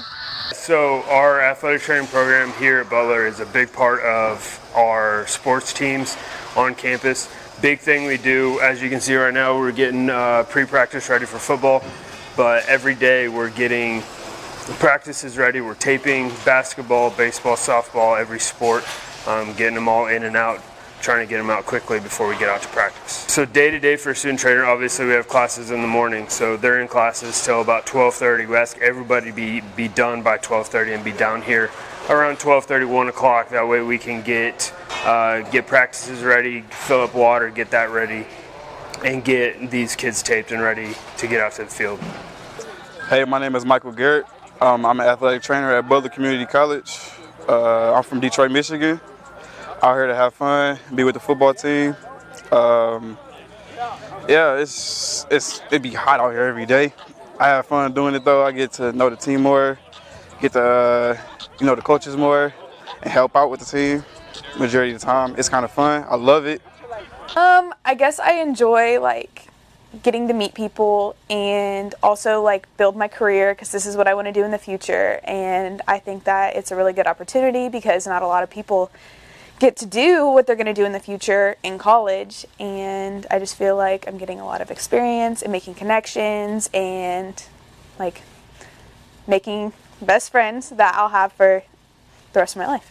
I guess I love the energy and like also getting to watch. Right now we're in the process where we're watching these boys grow, and I mean, I've been here, this is my 3rd season at Butler, so I've watched some of these boys, at their worst, and I've watched some of them grow into, D1 athletes. And I guess my favorite part about game day is getting to watch them do what they've been working on for the last 3 seasons or, 2 seasons, whatever it is.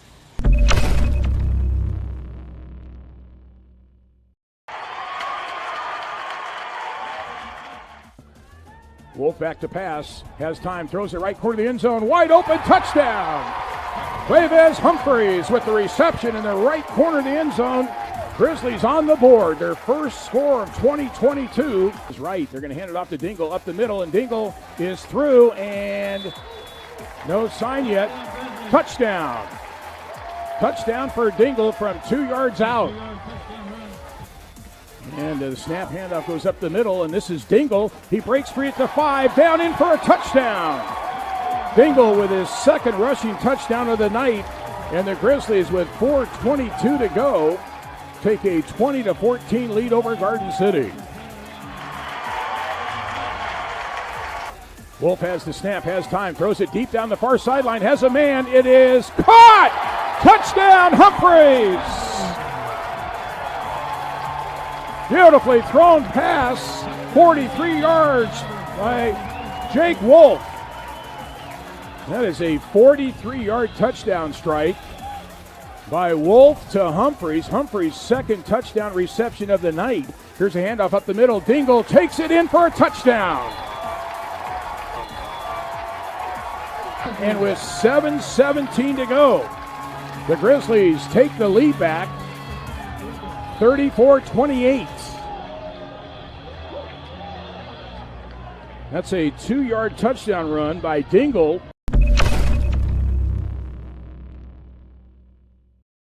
I think so. Forrest, you ready to go? Yeah, I am if everybody else is. We got to start with the pledge. I'll let somebody from their local get us going. Okay. All right. I guess I should first call the meeting to order. Butler regular board meeting Tuesday, August 9th in the Dankert Trustee Boardroom. I pledge allegiance to the flag of the United States of America and to the republic for which it stands, one nation under God, indivisible, with liberty and justice for all.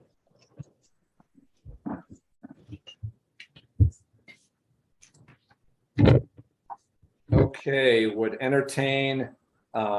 I guess I know Shelby. It looked like you wanted to pull something off the consent agenda. Why don't we deal with that first?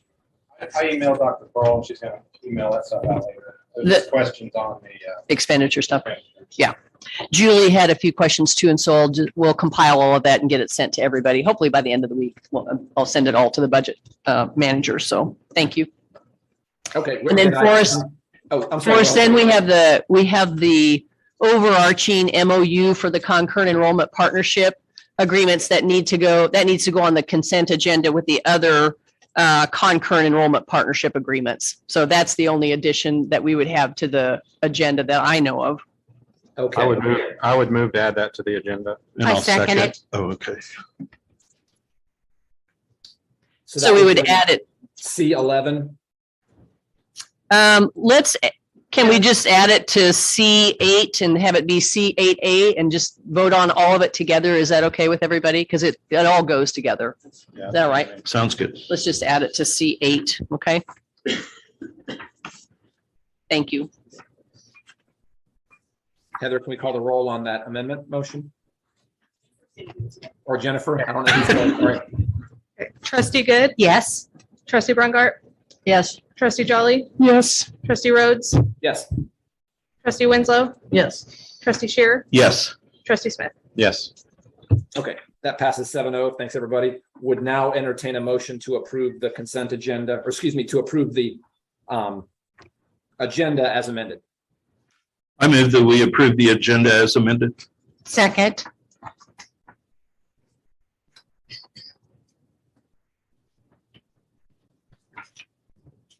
Trustee Good? Yes. Trustee Brungart? Yes. Trustee Jolly? Yes. Trustee Rhodes? Yes. Trustee Winslow? Yes. Trustee Shearer? Yes. Trustee Smith? Yes. Okay. Also passes 7-0.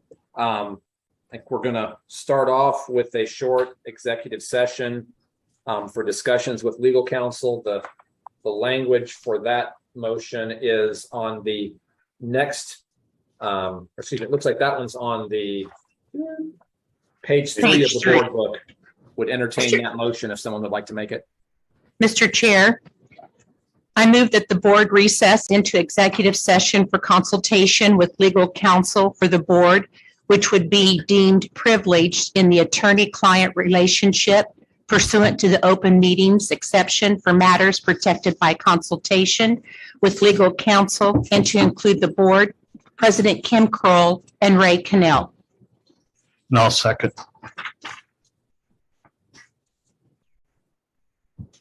Trustee Good? Yes. Trustee Brungart? Yes.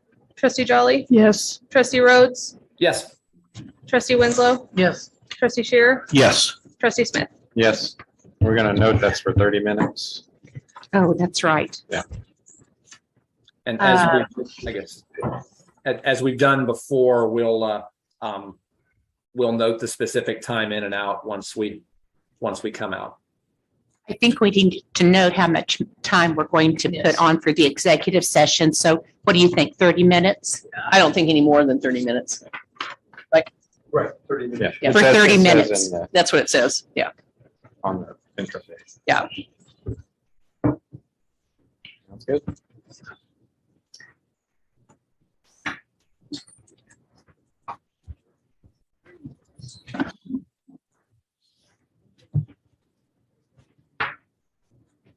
Forrest, you'll be prompted here in just a second to join the breakout room. Absolutely. Okay, thank you. Just the budget.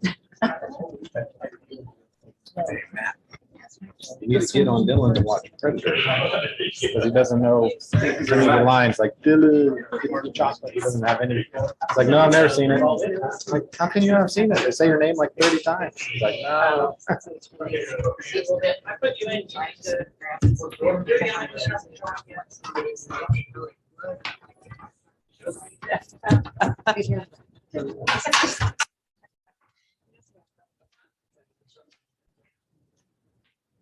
No, it shows that I assigned you the date.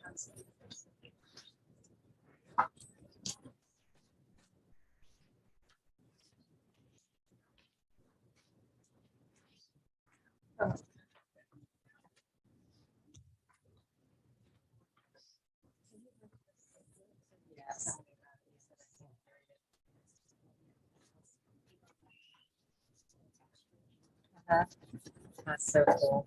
So who gave this? Let me see if Great Western brought the.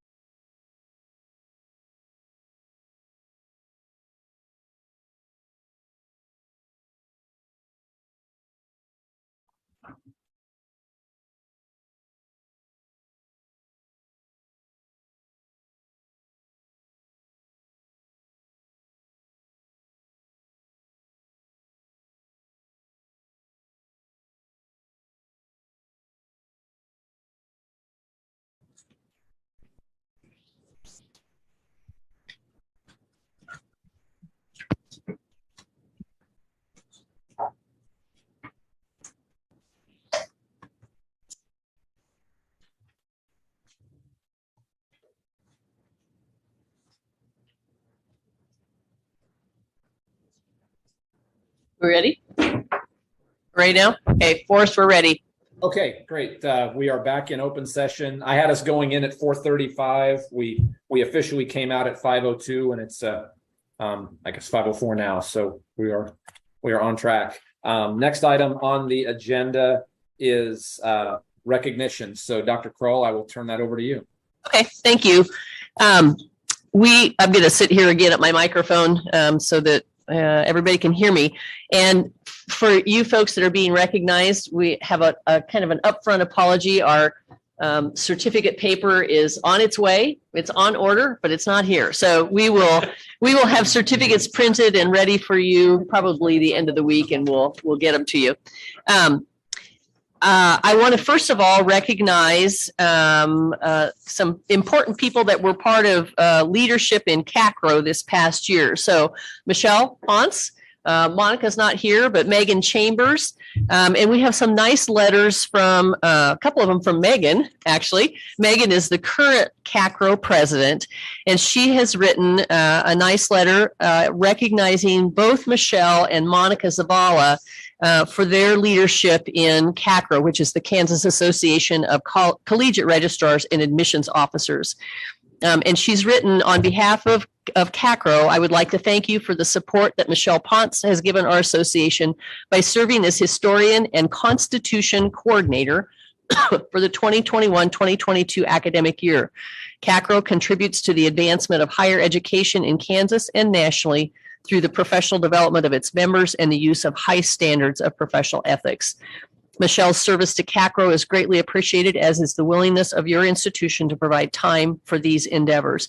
And we had the same nice letter recognizing Monica for serving as vice president for association services and membership coordinator for this past year. And then we want to recognize Megan. There was a nice letter recognizing Megan that Tara Cooper sent, who's at Barton Community College. She's the past president from a year ago, thanking Megan for her service as this current year's the president currently. These folks have continually, I think we've recognized you, kind of the trio of you about every year because of your commitment to CACRO and the work that you've done. And we really appreciate that. It's important for our institution to step up and be leaders in those statewide organizations. And I know that it takes additional time on your part to do that, but it's really critical. And I know you create a great network of colleagues across the state and bring that information back to us that helps impact our institution in a really positive way. So thanks for doing that. And, appreciate all your efforts and just your hard work in CACRO. And I know your CACRO colleagues, the other ones, really appreciate that too. So thank you very much.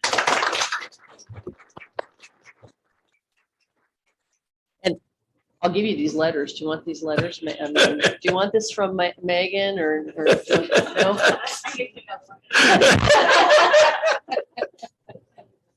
Next, I want to recognize Chrissy Gifford. Chrissy's sitting right here. I had a nice letter. Chrissy's our Phi Theta Kappa advisor and has been for 10 years now. And I have a nice letter from Lynn Tincher-Ladner, who is the president and CEO of Phi Theta Kappa, and Chrissy's 10-year pin.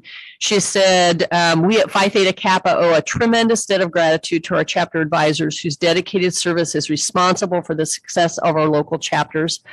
Advisors are truly the lifeblood of our organization, and we are delighted to recognize them for their years of service. On our campus, at Butler's campus, we're proud to honor Chrissy Gifford for 10 years of service as advisor of Alpha Phi Alpha. So you've seen her here with our students. Lots of times our students have come home with amazing awards from, international and from the name, just what's the conference called? Catalyst. I couldn't think of Catalyst. It just slipped me. I knew it started with a C. So and so really appreciate you and all your hard work. And she keeps those students really lined out. It's a really pretty Phi Theta Kappa pin with 2 little blue stones on the bottom of it. So thank you for taking good care of us. We'll look forward to the 15-year pin and the 20-year pin, 25-year pin. It's getting all mapped out for you there. Now I want to recognize Teresa Eastman, sitting in the back there. Teresa is our Director of Disability Services and ADA Compliance Officer and Section 504 Coordinator. Teresa presented at a 2-day conference institute at the Association of Higher Education and Disability Conference, which is called the AHEAD Conference, in Cleveland in July on the 18th and 19th. She presented with 2 colleagues from Lee Carbon Community College in Pennsylvania and Collin College in Texas.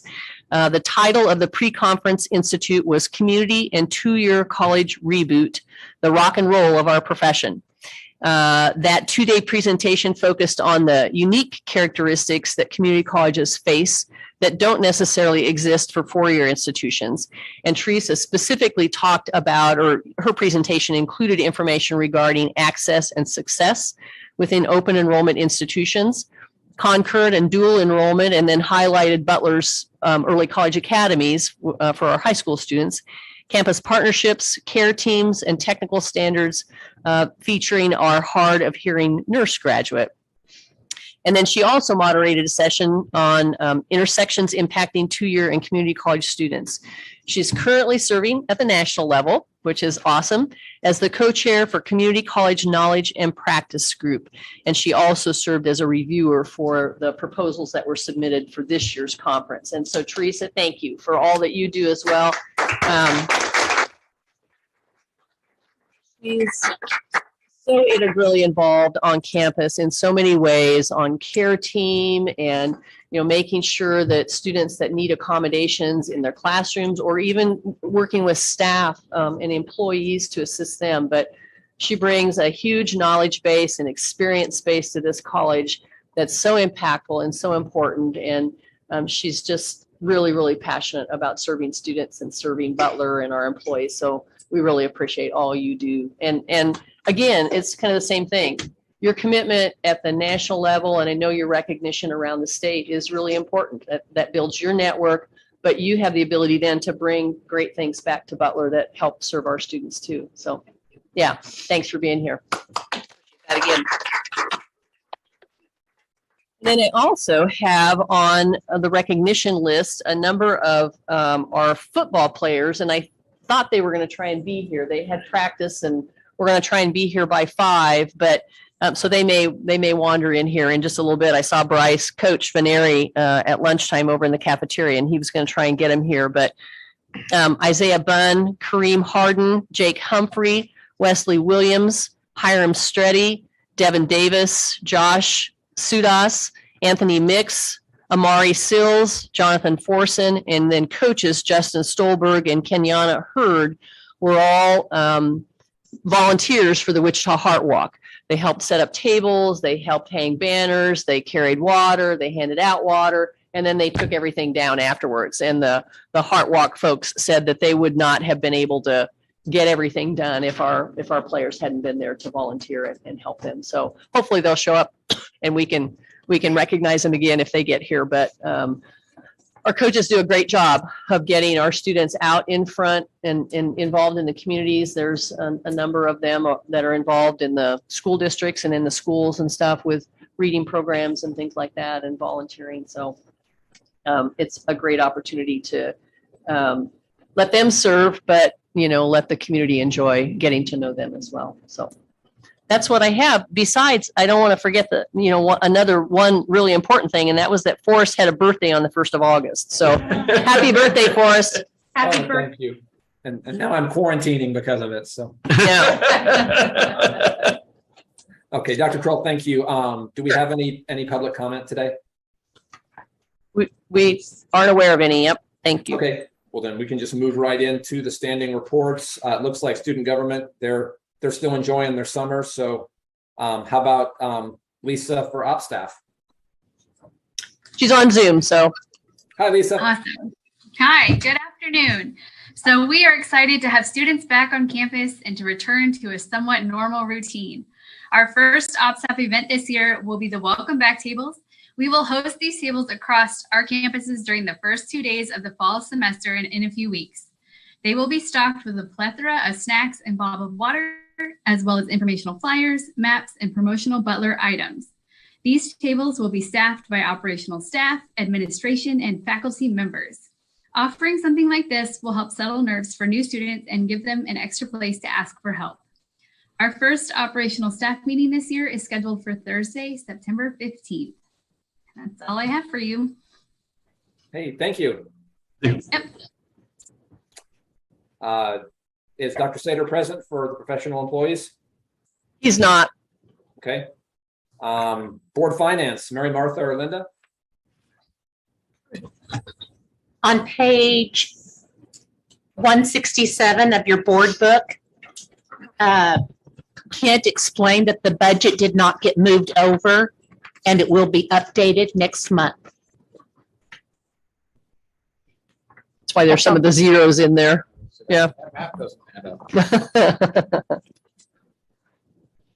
That's it, Forrest.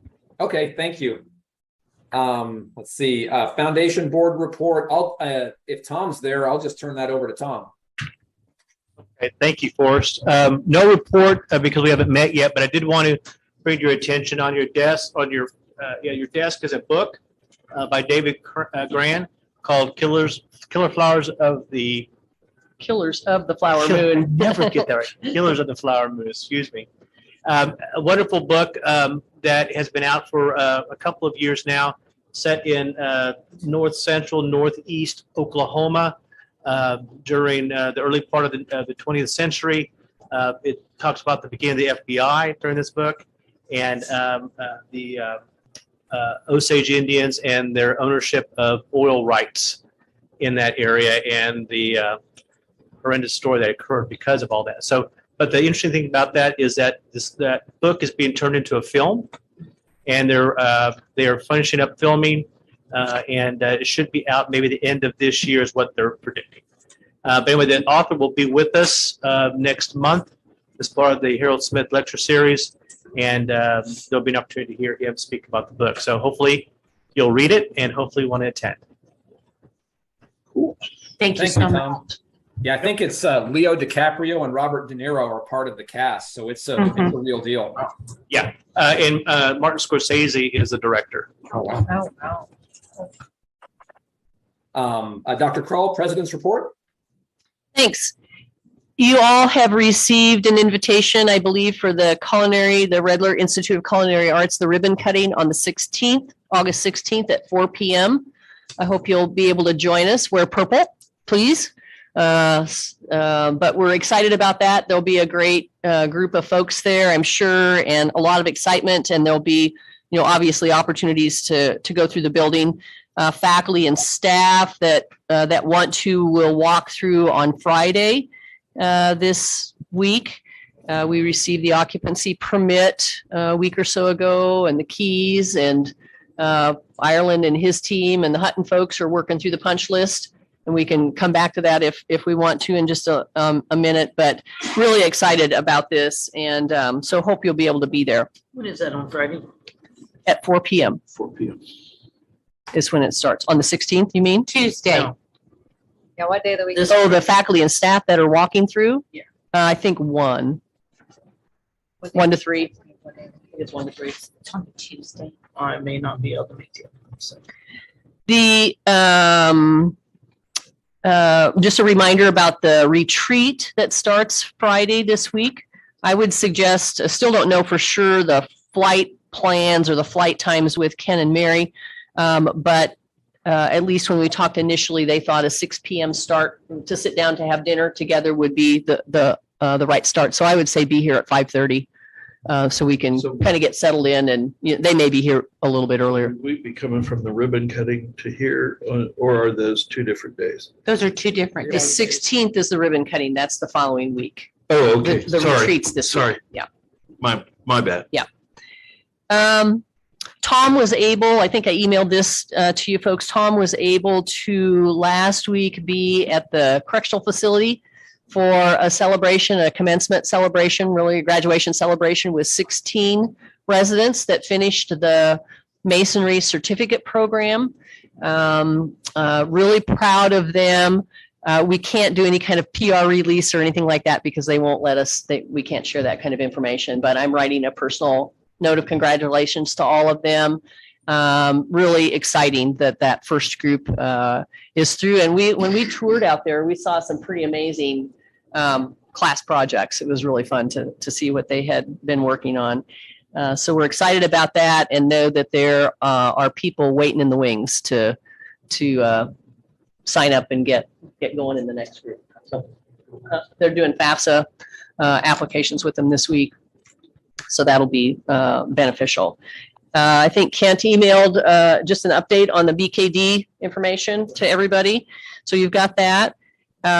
Grizzly Gold Parade is August 27th.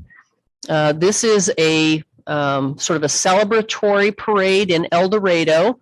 It kind of combines what used to be kind of the kickoff. I mean, I don't know. It was a community parade that like a Fall Fest parade in El Dorado. And so they've combined it into one to really kind of celebrate the start of the semester, but also to kind of kick off El Dorado's City of Gold Festival, which is going to be held the 17th of September through the 24th. So the And parade is the 27th? August 27th. Okay. Starts at 10 a.m., starts on North Main. We'll have a number of Butler, folks in the parade. If you want to ride, walk, join us, you're welcome to do that. On Monday next week, the week-long professional development days starts for the faculty.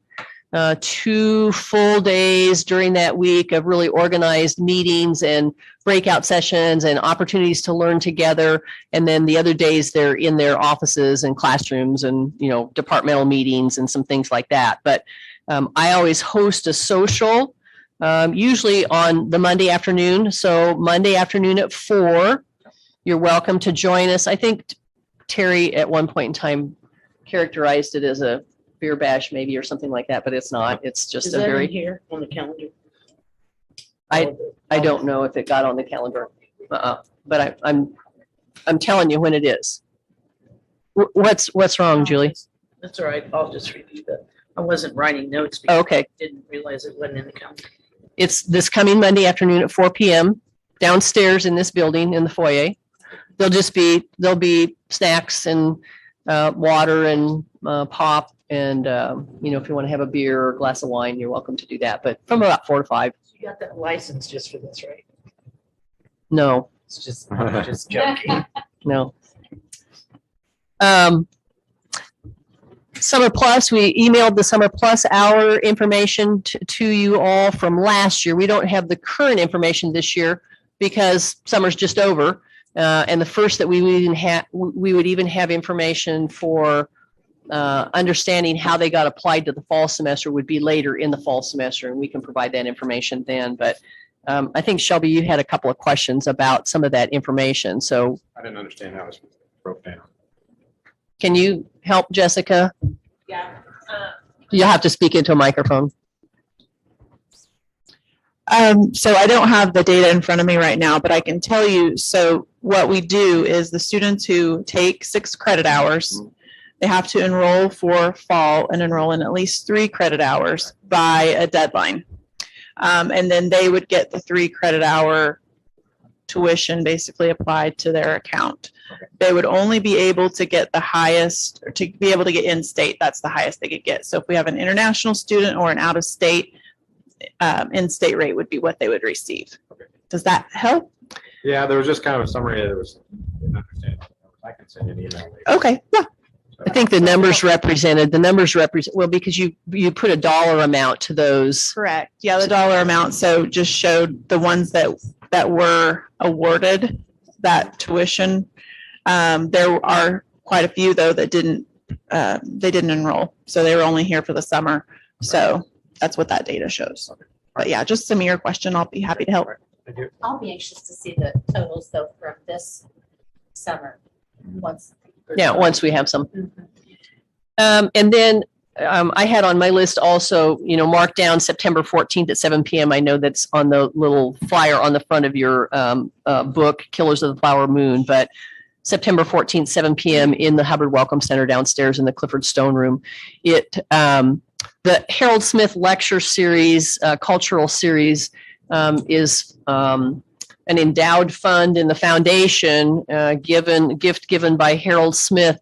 And it allows us every couple of years to bring in significant speakers or authors or, folks like that, free of charge. There's no admission, but it offers an opportunity for not only college personnel, but community members and college students to engage and listen and hear about some, in this case, an author and an movie that's going to be released very soon with no cost associated with it. So the series are designed to expand opportunities and world view and world vision with a gift given by somebody that had that opportunity to do that, but providing opportunities maybe for people that don't have the ability to travel or whatever. And then today, the Wichita Business Journal just announced their 2022 Diversity and Inclusion Award winners, and Butler it will be recognized again for our graduate series of Advanced Kansas that we offer in partnership with Spirit Aerosystems and Meritrust, Evergy, Envision, and Cox Communications. It's a leadership training that's facilitated by Juan Johnson and supported through those corporate partners' gifts, as well as the participants that participate pay a fee to be involved. But it's a great leadership training opportunity that's focused very specifically on diversity and inclusion. It's been in place now. I think this is the 15th year that we've done that. So nice to be recognized again by the Business Journal for that. I'd answer questions if you have any. Dr. Kroll, did you say the ribbon cutting at the Redler Center, was that at 4 or 4:30? It's at 4 p.m. 4 p.m. Okay. Yes. Thank you very much. Yeah. Mary Martha, Dave, any updates for educational facilities? We have a meeting tomorrow at 8:00 a.m. Dave will not be there because he will be teaching. So I will get my happy little hiney up to attend by 8:00. I covered for you the last time. I know you did. Okay, we don't have a monitoring report. Next up is the board strategic discussion items. The first one is the board evaluation. I think we can make relatively quick work of that. I think Dr. Kroll either is going to or has sent copies around. The turnout was poor, to say the least. Only 4 of 7 trustees completed the evaluation, so I don't think it's worthwhile to spend a great deal of time talking about it today.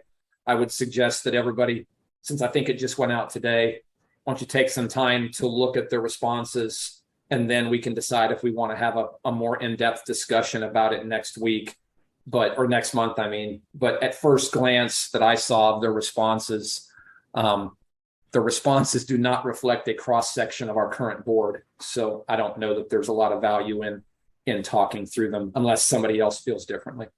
I feel differently, Forrest. I really think we need to go through this at our meeting next month. That's fine. We can put it on. We can put it for a discussion item next month and give everybody a chance to review what the responses were from those that took the time to complete it. Is there any way the 3 remaining trustees would have an opportunity to fill out this evaluation? They certainly have an opportunity. They had an opportunity before today. The question is if they choose to take that opportunity and do it. And we don't know who did and who didn't. It's not. Maybe they can pull that out of the back data, but that wasn't provided. We just know there were 4 out of 7 did it.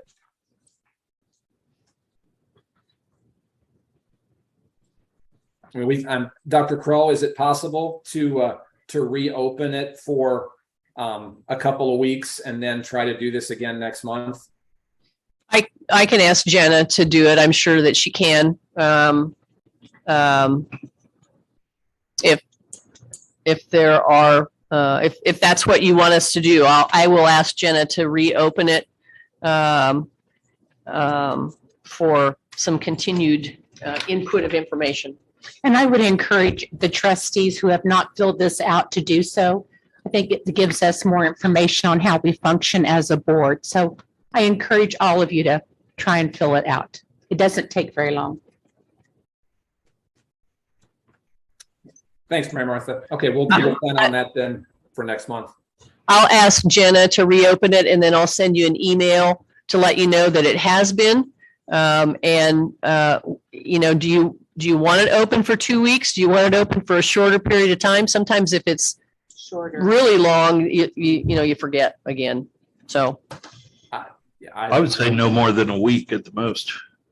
Yeah, I mean, it takes about 15 minutes to go through it. So yeah, I think if we can open it up, reopen it for a week and have Jenna or Jennifer send another note to everybody. I assume that those that have already completed it won't have to do it again. It'll just compile the new results or new responses into what we already have. I would guess so, but I'll clarify that with Jenna for sure. She might be able to, well, I'll ask her. Okay. Well, I guess everybody for those that didn't complete it, please keep a lookout on your email the next couple of days to see that link, and please do your best to take a little time out of, we all have busy days. I get it. Try to take a little time out to go through it. Dr. Kroll, I'll turn this one over to you on the strategic plan report. Okay, I'm making myself a note here to get a hold of Jenna real quick. Okay, you have a copy, I think, in front of you of just the overview of our current strategic plan, and I wanted to spend just a little bit of time walking through this with you to share some progress. You'll see some of these the goals will be the same as we move forward with our next year's, with the next update of the strategic plan, and some of the priorities may be will remain as well. But let me run through these. We're not going to go through them, you know, piece by piece, because you can take some time to review this as well. But under the first goal, supporting students and their success, we had 3 priorities. We wanted to maximize equitable access, we wanted to improve student outcomes, and we wanted to increase overall enrollment. A lot of these you'll see are 100% complete, but they're not things that stop. They're ongoing, and they're ongoing initiatives that we will continue to focus on and continue to do.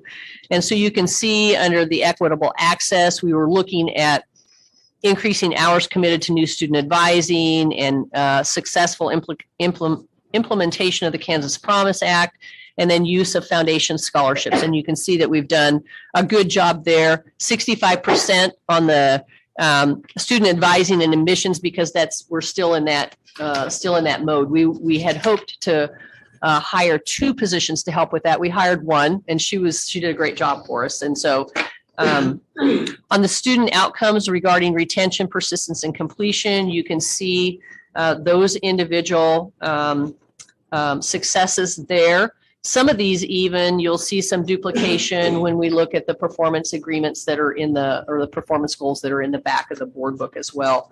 But we had, we did a lot of work towards increasing retention and persistence and completion. In the increase overall enrollment, we didn't increase it necessarily, but we increased in sectors. We did see some change in conversion rates. And so when we talk about the conversion rates, we're talking about when a student expresses interest, or when they apply, their application to enrollment is a conversion.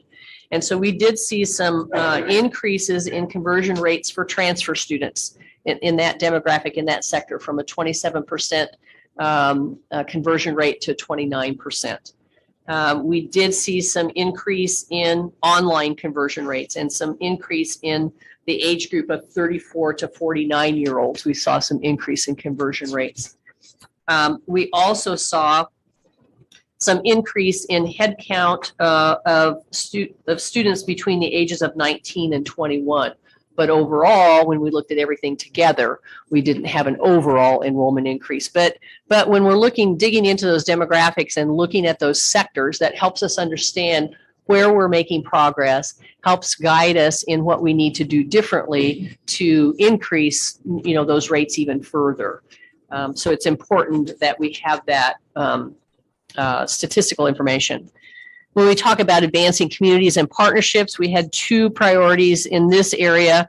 We wanted to provide return on investment for students and taxpayers, resources committed to the college, and then we wanted to strengthen partnerships. And we did a good job of developing new partnerships, of increasing presence in communities, initiating the Department of Corrections grant.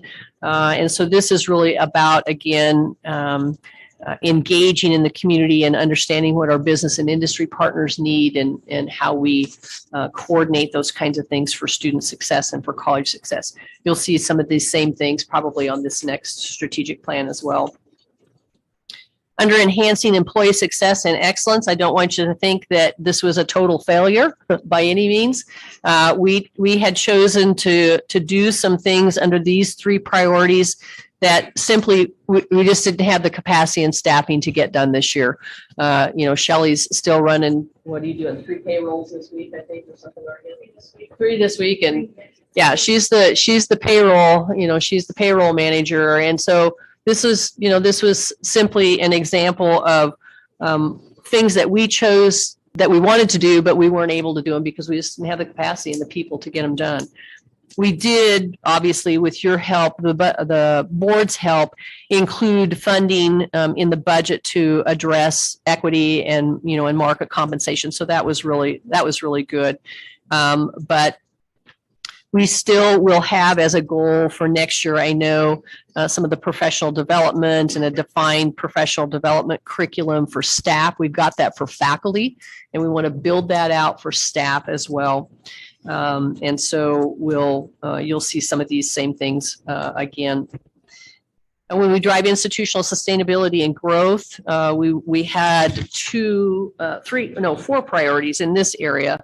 And you'll see that one of them was to strengthen instruction and programming through collaborative partnerships, continuous capital equipment, faculty excellence, and technology improvements. And we did a great job in that with that priority, really using and helping our advisory committees understand that they can contribute in broader ways besides just reviewing curriculum and making sure that it's up to date. We have really strong advisory committees in construction technology and diesel technology, and you've seen the evidence of them donating equipment and supporting our programs in those ways. And we're getting ready this coming year, as we do some curriculum revision, to embed more internship requirements in the technical certificate and degree pathways. And so these are the folks where our students potentially will be doing internships or apprenticeships. And so those partnerships are really important and critical. We also, kind of a similar one, strengthened internal and external partnerships to develop new funding sources. And so, again, we've used our advisory committees. We've worked at increasing and finding additional grant opportunities, developing new partnerships that result in program and college support. And again, you've seen significant support. Diesel technology is a great example with all of the things that have been donated through that program. And again, it takes the deans and the associate deans, it takes the faculties out among those industry partners, connecting with them and developing those relationships so that they're all engaged. Third priority was to increase fund reserves to support future financing of strategic priorities and innovations. And you folks have been involved in those conversations as well of setting aside some of the unencumbered cash or the stimulus funds for the ability to address deferred maintenance and technology and innovation. And then the fourth priority was to ensure institutional accountability and compliance. Higher Learning Commission visit in 2023 in April, and our committee, the people that are working on that assurance argument are following a very defined timeline. We're on schedule. Phil is still not back here to assist, but we'll be back shortly. But we've got folks moving forward and doing a great job in preparation for that visit. It'll get busier and a little bit more time consuming as we get a little bit further into the fall. But developing the dashboards for academics, we've completed all of our HERF reporting by the deadlines. So we've done a good job there. Champion excellence and innovation is the next goal, and we've got some priorities there. We launched the Sustainable Laptop Initiative. We've developed, actually, this says develop 25 high-flex classrooms. These are the Zoom classrooms that we'll be able to use, that the students after COVID told us don't walk away from some of this technology that we've used. But we've actually built out about 50 classrooms, I think now, or we're in the process, is that right? 50 classrooms that will have Zoom capability in the classroom. So if a student has a sick child at home, or they're juggling work schedules, or gas prices skyrocket again, they don't have to miss class. They can stay up to speed and stay engaged with class and use that Zoom opportunity. Enhancing digital literacy and fluency. Obviously, we've had a really successful launch of the Adobe Creative Campus and Sign, in this last year. Conversations happening about, how we differentiate Butler through the metaverse. We've done a little bit of work on that, not a lot at this point in time, but that will continue. And then one of the areas that's really, really being discussed that we're working on is, creating those opportunities where our students can gain credit through competency-based education. So you create crosswalks between their military service or their on-the-job training with outcomes that are a part of our classes and grant them credit. Our partnership with the Plumbers and Pipe Fitters Union, where they work on their journeyman's, attaining their journeyman's status over a 4 or 5 year time frame. That's a national curriculum that they're doing. And once they finish that journeyman's, that's all on-the-job training and all identified learning. Outcome learning. We take everything that they've learned and we give them credit for it, and we add some gen ed credits to that, and they have an associate's degree if they want that with us. So that's what the competency-based education opportunities are. Kansas Board of Regents is doing still some of the crosswalks on the military credit between some of the technical programs, and so they're kind of guiding some of those discussions. But we're having, again, a number of discussions with some of our partners about how we put together apprenticeship opportunities with our business partners and allow students to work for them full time, earn a living wage, and crosswalk that credit to, again, the college. They get an employee, they fill their workforce pipeline and their needs, but those students have an opportunity to use that learning as part of their credit for a degree or certificate program. And then the last goal was inspiring values of equity and access. 4 priorities there. We've talked with you quite a bit about the Inclusion Council and the work that they're doing. And they've taken these 4 priorities and really have run with them as a group of folks and have some subcommittees working very specifically, like the first priority where we want to maximize the organizational culture by encouraging engagement and input and communication. They spent a lot of time last fall and this spring visiting with individual small student groups and small employee groups, with gathering information.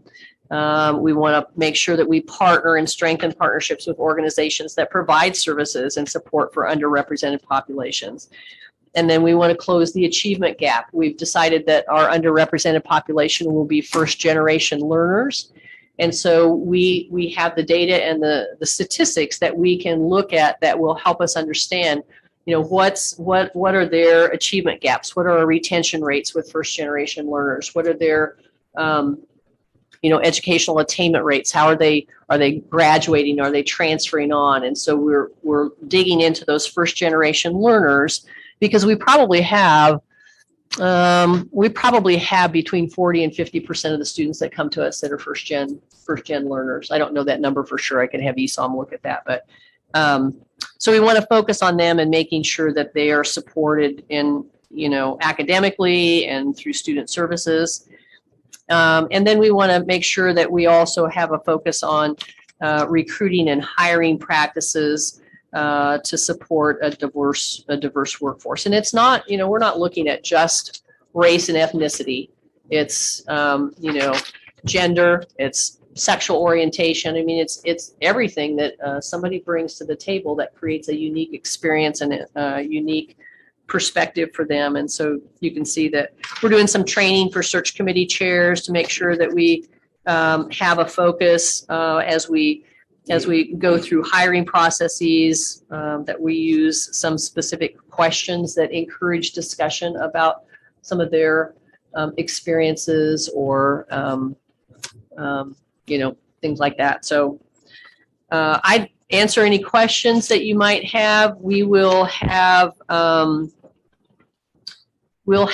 a draft kind of update to this strategic plan ready to talk about probably at the next work session, and give you an opportunity to provide some input to that. But you'll see some of the 6 goals will be on that same strategic plan.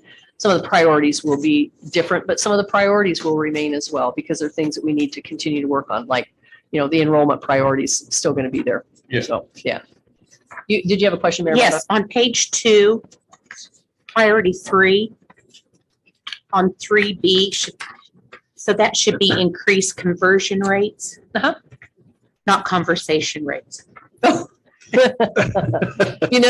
There were how many? Thank you. There were how many eyes on this thing for how many times? Yeah, it's conversion. Thank you. No problem. If you see any other ones, let us know, because we'll finalize this and we'll post it. We'll post it on the the website. So looks good. If you see any other errors, this is Kelly Cruz does this creation for us out of marketing. So she does a great job. Thank you. I was just kind of wondering how you guys, what kind of tool you were going to be able to use to measure your success at all of these. Well, we're using different things. I mean, it kind of depends on what it is. Now, like with enrollment, we're using enrollment data, and we're doing we're looking at numbers and credit hours and stuff like that.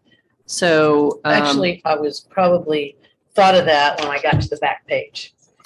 Oh, the Inspire Values of Equity and Access. Wondered how you were going to measure that, and if that was going to be a course that you're going to teach, or no a committee. It's these priorities that we're working on. It's not a course. It's like, for the first priority, there was a subgroup of folks that sat down and actually engaged in conversation with students and staff, and listened to what they were saying, and then went back and shared that information with the rest of the Inclusion Council, with expanding the training opportunities. They have put together some individual training that I think, Jessica, your team, your enrollment management and advising team have engaged in some specific training that they've done on inclusion awareness and diversity awareness and those kinds of things. So it really kind of just depends on the priority or the goal, how they're being measured. It's not just one thing, like closing the achievement gap. We're using data to help us understand, if we pick first generation learners, we can go through, because they identify themselves on their applications sometimes, or their FAFSA applications, as first gen learners. Okay. And we can section out those students and compare their retention rate. For instance, how well do we retain them from fall to spring semester, the first semester that we're here, and how do we compare that to our other student population collectively? What are the retention numbers of those students? So we're doing, individual things like that, depending on what the priorities are. Did that answer your question? I think so. I'm just maybe we could adopt some of this at the board training. Some inclusion, how to deal with different input, communication, and improve our respect for other ideas and experiences. Sure, that would be amongst the great. board members. That would be great. Any other questions? Jill, I didn't quite hear you. I'm not talking loud. I'm sorry. I noticed that. I said it would be so nice if we could adopt however they're teaching this into the board somehow with some training, open training sessions on things like priority number one, maximizing a diverse, equitable, and inclusive organizational environment by encouraging engagement, input, communication, and respect towards other ideas and experience. I just thought it's a nice outline of possibilities, and if they come up with anything that they are going to share on the council as a target, then it'd be great if we had it here on the board. Don't you think? I think it'd be great if we would all adhere to it. Well, there is that.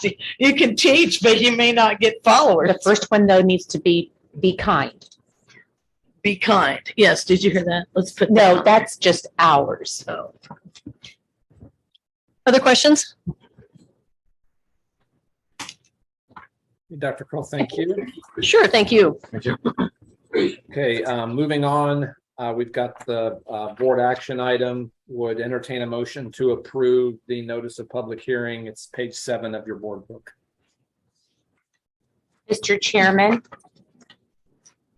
I move that the trustees approve the notice of hearing to exceed the revenue neutral rate and budget hearing as attached with the maximum amount of expenditures by fund totaling $85,861,808 and a maximum amount of tax to be levied of $12,928,138. And I will second that motion. Okay, we've got a motion and a second. Any discussion about this? Yeah, I emailed this earlier, but I moved to amend the motion to have the maximum amount of tax levied to be $12,500,000.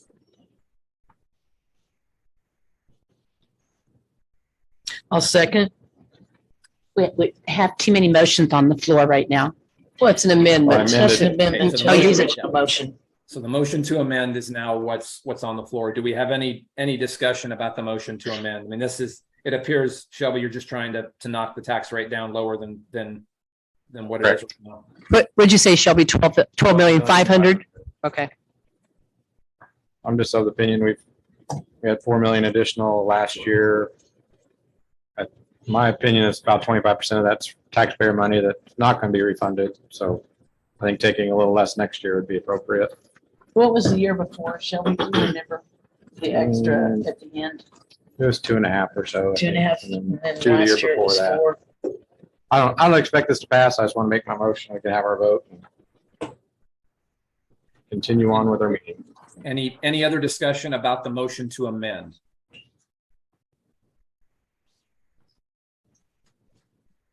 Okay, let's go ahead and vote that. And remember again, what we're voting on is to amend the motion, which would amend the notice of public hearing to reduce the tax to be levied from what was proposed 12.9 to 12.5.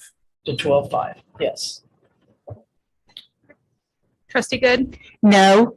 Trustee Brungart, Yes. Trustee Jolly, No. Trustee Rhodes, No. Trustee Winslow, Yes. Trustee Shear, No. Trustee Smith. Yes. Okay, that motion to amend fails on a 4-3 vote.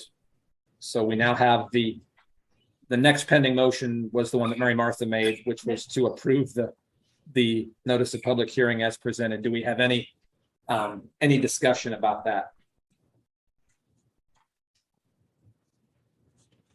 If not, I think we can vote that one and move on.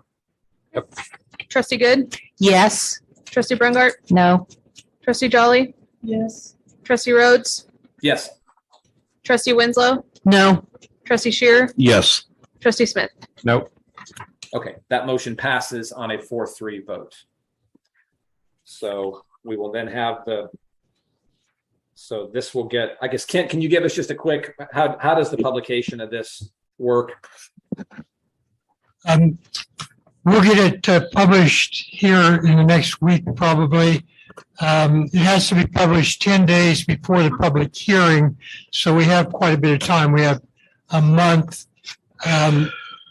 We'll go ahead and get it published. Then on September 13th, which is the regular board meeting date, the meeting will start with a public hearing, and I believe we'll have one hearing for both the revenue neutral rate and the amount of taxes. That's the way the form has been designed by the State Board Division of Accounts and Reports. So we can have public comment on both the revenue neutral rate, which is the actual or the estimated mill rate, and the notice of public hearing.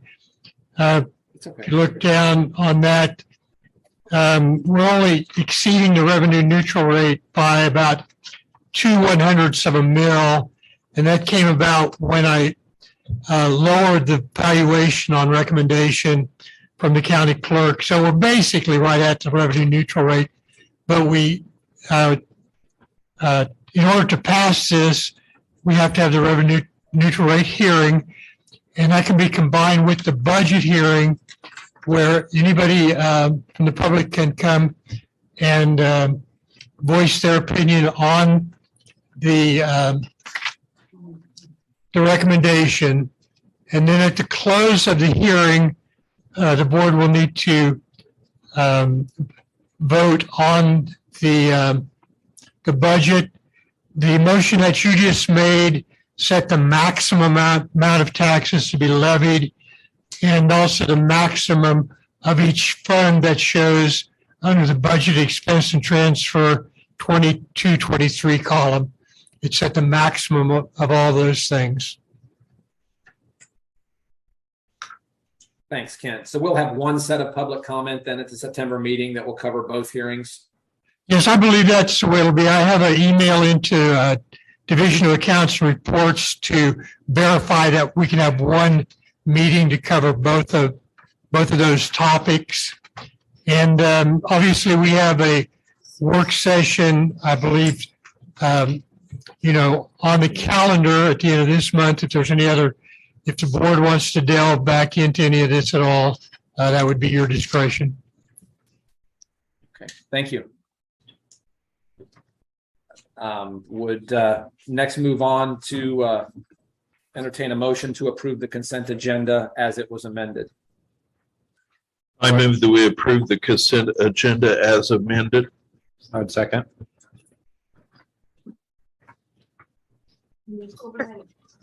Trustee Good. Yes.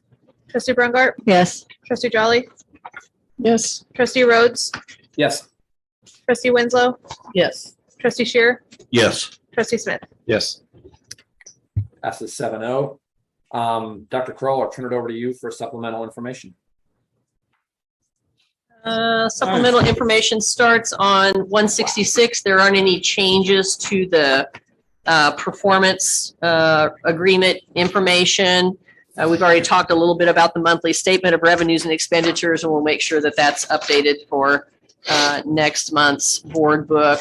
There's a thank you note in the board book from financial aid office, and then you all have individual note cards on your tabletops that are thank you notes, I believe, as well. Board calendar, classes start on the 22nd. New faculty are back next week, faculty are back next week. The brand new faculty that are brand new to us start doing some professional development tomorrow. New Faculty Institute is what we do with them, and so they'll be here tomorrow. And then of course the training, the retreat starts on Friday. Quick question on that. What's the Saturday timeframe on that again? I don't know for sure, but we'll start at 8:30. I should have told you this. Start at 8:30. What I know is we'll start at 8:30 and we'll work through lunch. They were thinking, because I don't know what their flight arrangements are to leave, but they were thinking that we would be done by 3, if not before. I have a funeral-y thing at 4 to Yeah. 6. I'm guessing that, that we'll be done earlier than that. Yeah. All right. Yeah. I don't remember when Brad came, if he sent, well, he did. He shipped some training information or some information that you guys were going to use ahead of time. And I think that maybe there was an agenda in that information. I haven't seen anything electronically, but if I get some of that stuff and get an agenda, I'll let you know for sure ahead of time. Okay, I think that's what I have for supplemental information, and then we have another executive session. We're cruising along.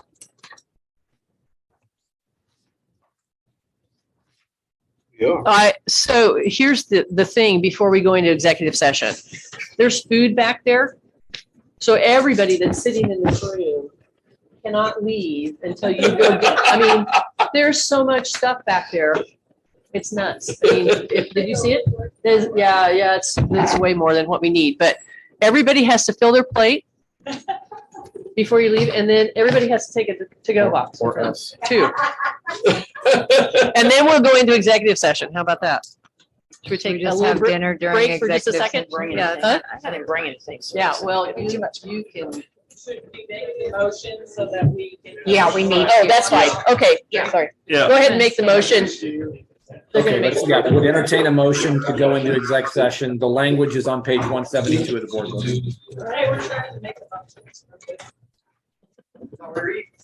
Well, we're going to, but they decided to change the process. Okay. Mr. Chair, oh, go ahead. Sorry, go. I move that the board recess into executive session to discuss non-elected personnel pursuant to the open meetings exceptions for matters of non-elected personnel, which if discussed in open meeting might violate their right to privacy, and that the members of the board and President Kim Kroll be included. And up to 6, and Shelley Stoltz. For the first part of it, please. For the first part of the meeting at least, and for a time period of up to 60 minutes. And I'll second that motion. Trustee Good, Yes. trustee Brungart, Yes. trustee Jolly, Yes. trustee Rhodes, Yes. trustee Winslow, Yes. trustee Shear, Yes. trustee Smith. Yes. you'll get so good at this, you won't even have to do that sheet anymore. You all can enjoy your snacks. and Snacks. Yeah, sorry for it. We'll note the specific time in once we get there.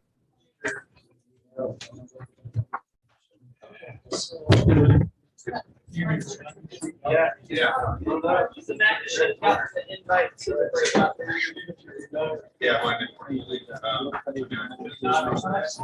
Yeah.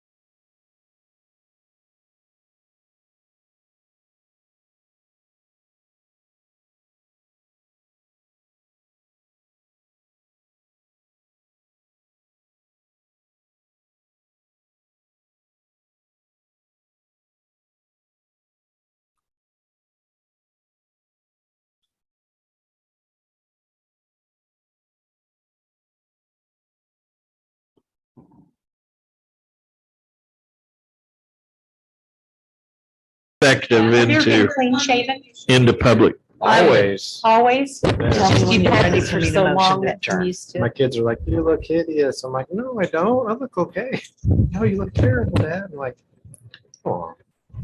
A lot of gray. Ready for motion? Yeah, I know. Carl, I missed part of, you were telling me what you had for me to do, and we got cut off because I got kicked out of the breakout room and into the back room, so.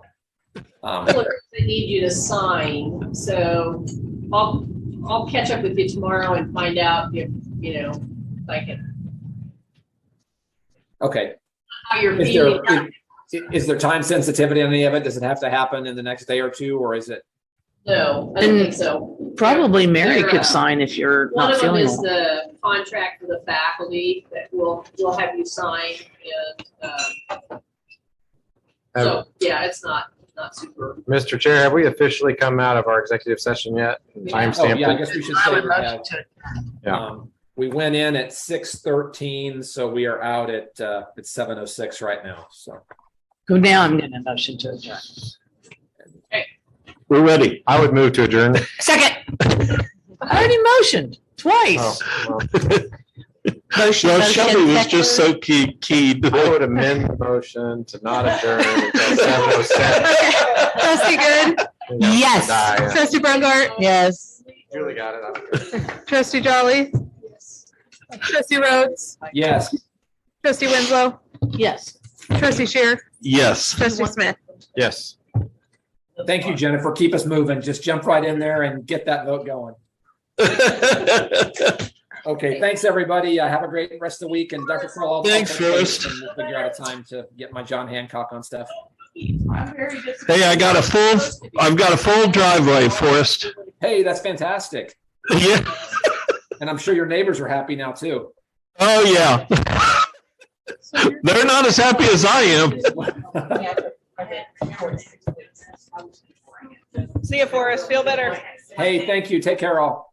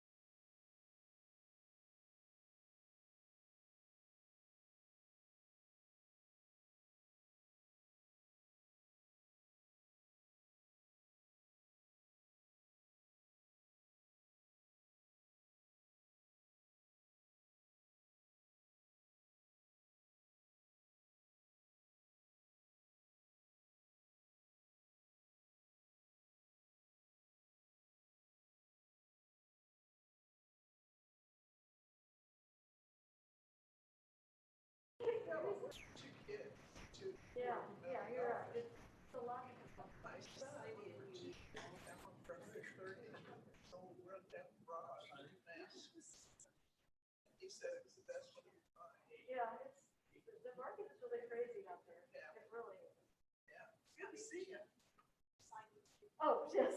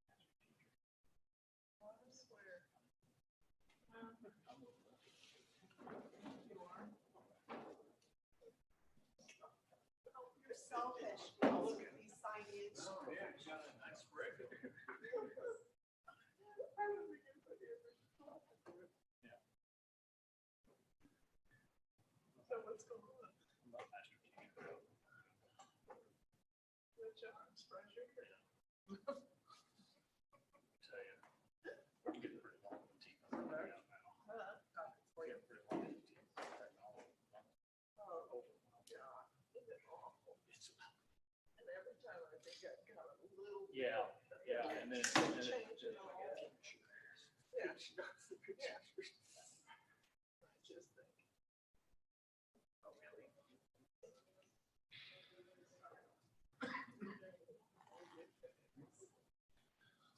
we'll just wait a few minutes. Join us if you'd like to. What do you do every time? You guys get, we got all kinds of good stuff for you. I need a little change the scenery. I got a lot of United States up here.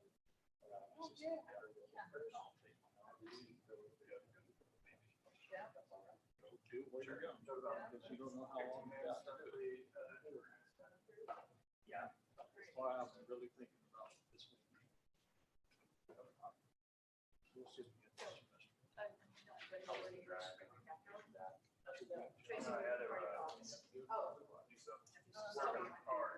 see if we get this semester. Oh, come on.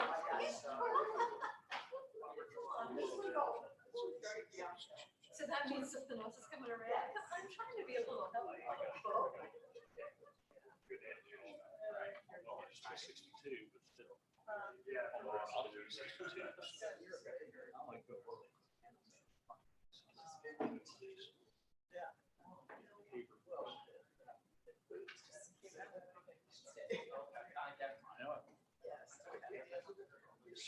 This is Roger texted me yesterday. Fill up your vehicles, get some extra water. Because Russia will retaliate. Just what he said. And he told me that yesterday. Your senator. This is what I got today. He said, Roger, what are you doing? He said,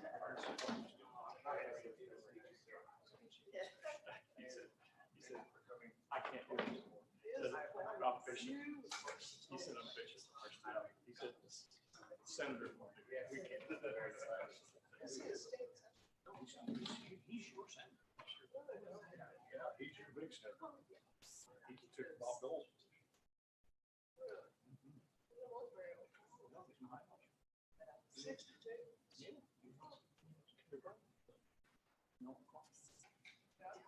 Hello.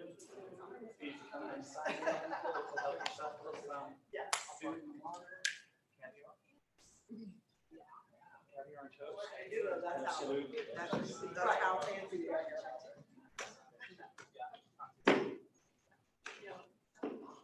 Goodies up here. Yeah. Yeah, they.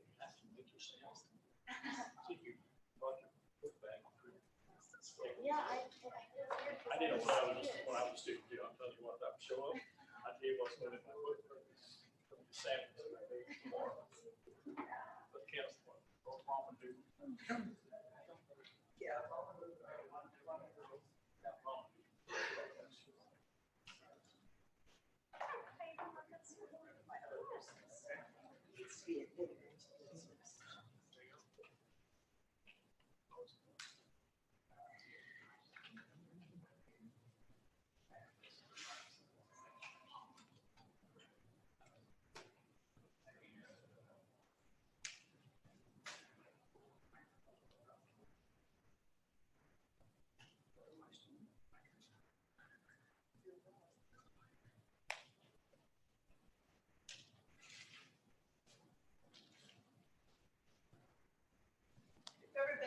please sign in as you come in. That way we have a record of all that's here.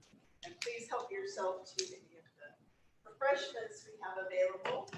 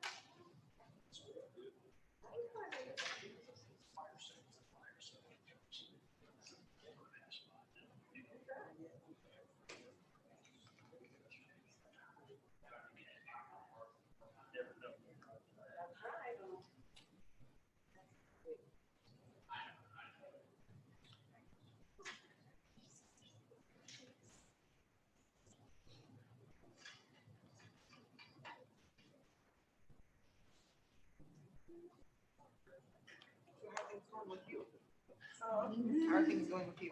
Yeah, that's normally how it works. Sounds about right. Yeah, that happens. Yes, Brad, we can't see my kids, can't do anything. Right? So. These shares. You know, I mean, I just hate the whole damn thing. Yeah.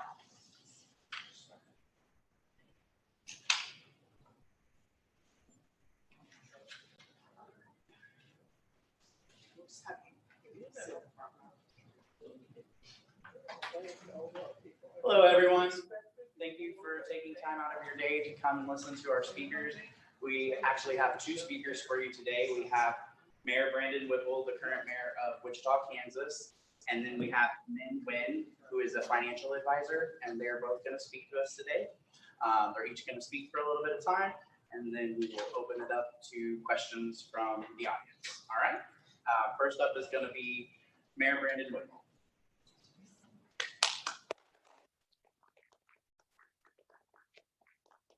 Hey everyone, thanks for inviting me out. I normally thank folks for getting me out of the office, but it's President's Day, so we're out of the office anyways today. So this has been a great morning where I get to have kind of a slow pace and then get out here for this weekend engagement. I have one more engagement over at 5:30 downtown Rotary there. So if you want to hear me twice, we show both of those. But anyways, I'm Brandon Whipple. I am the 102nd mayor of the city of Wichita. And I was elected, it felt like 10 years ago, but it was only 2019. 2020, we rolled into the new year and we found out that we were going to have economic issues with the grouting of the max. And then, of course, rolled into COVID. And then during that time, we also had a really national discussion about policing in our not only our city but really our country, and so it's been a interesting first year, and then before then of course this is been on my third year, I believe. So it's been an interesting time as mayor.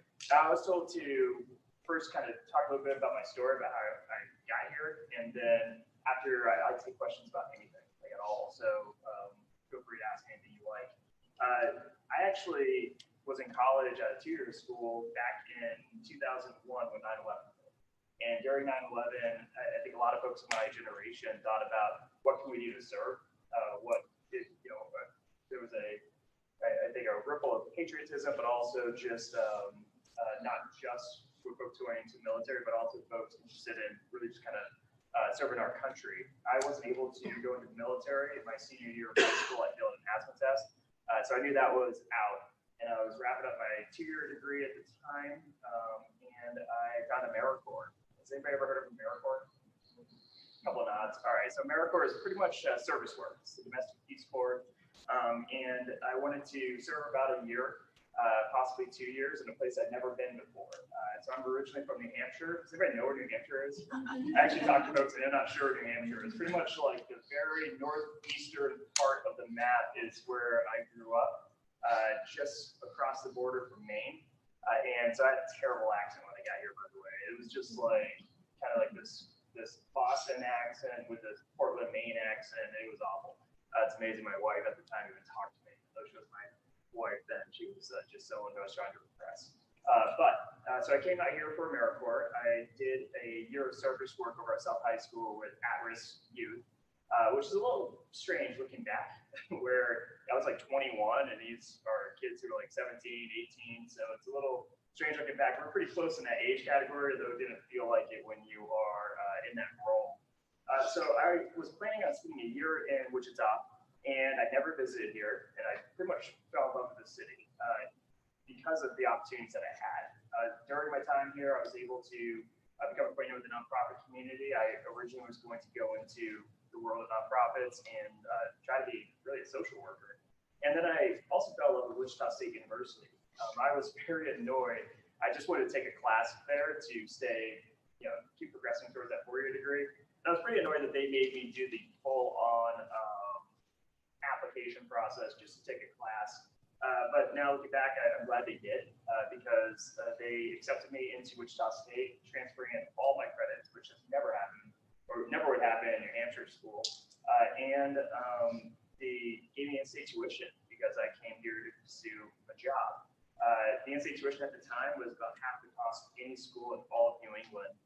So I thought I'd stay for a couple more years to finish up my bachelor's degree.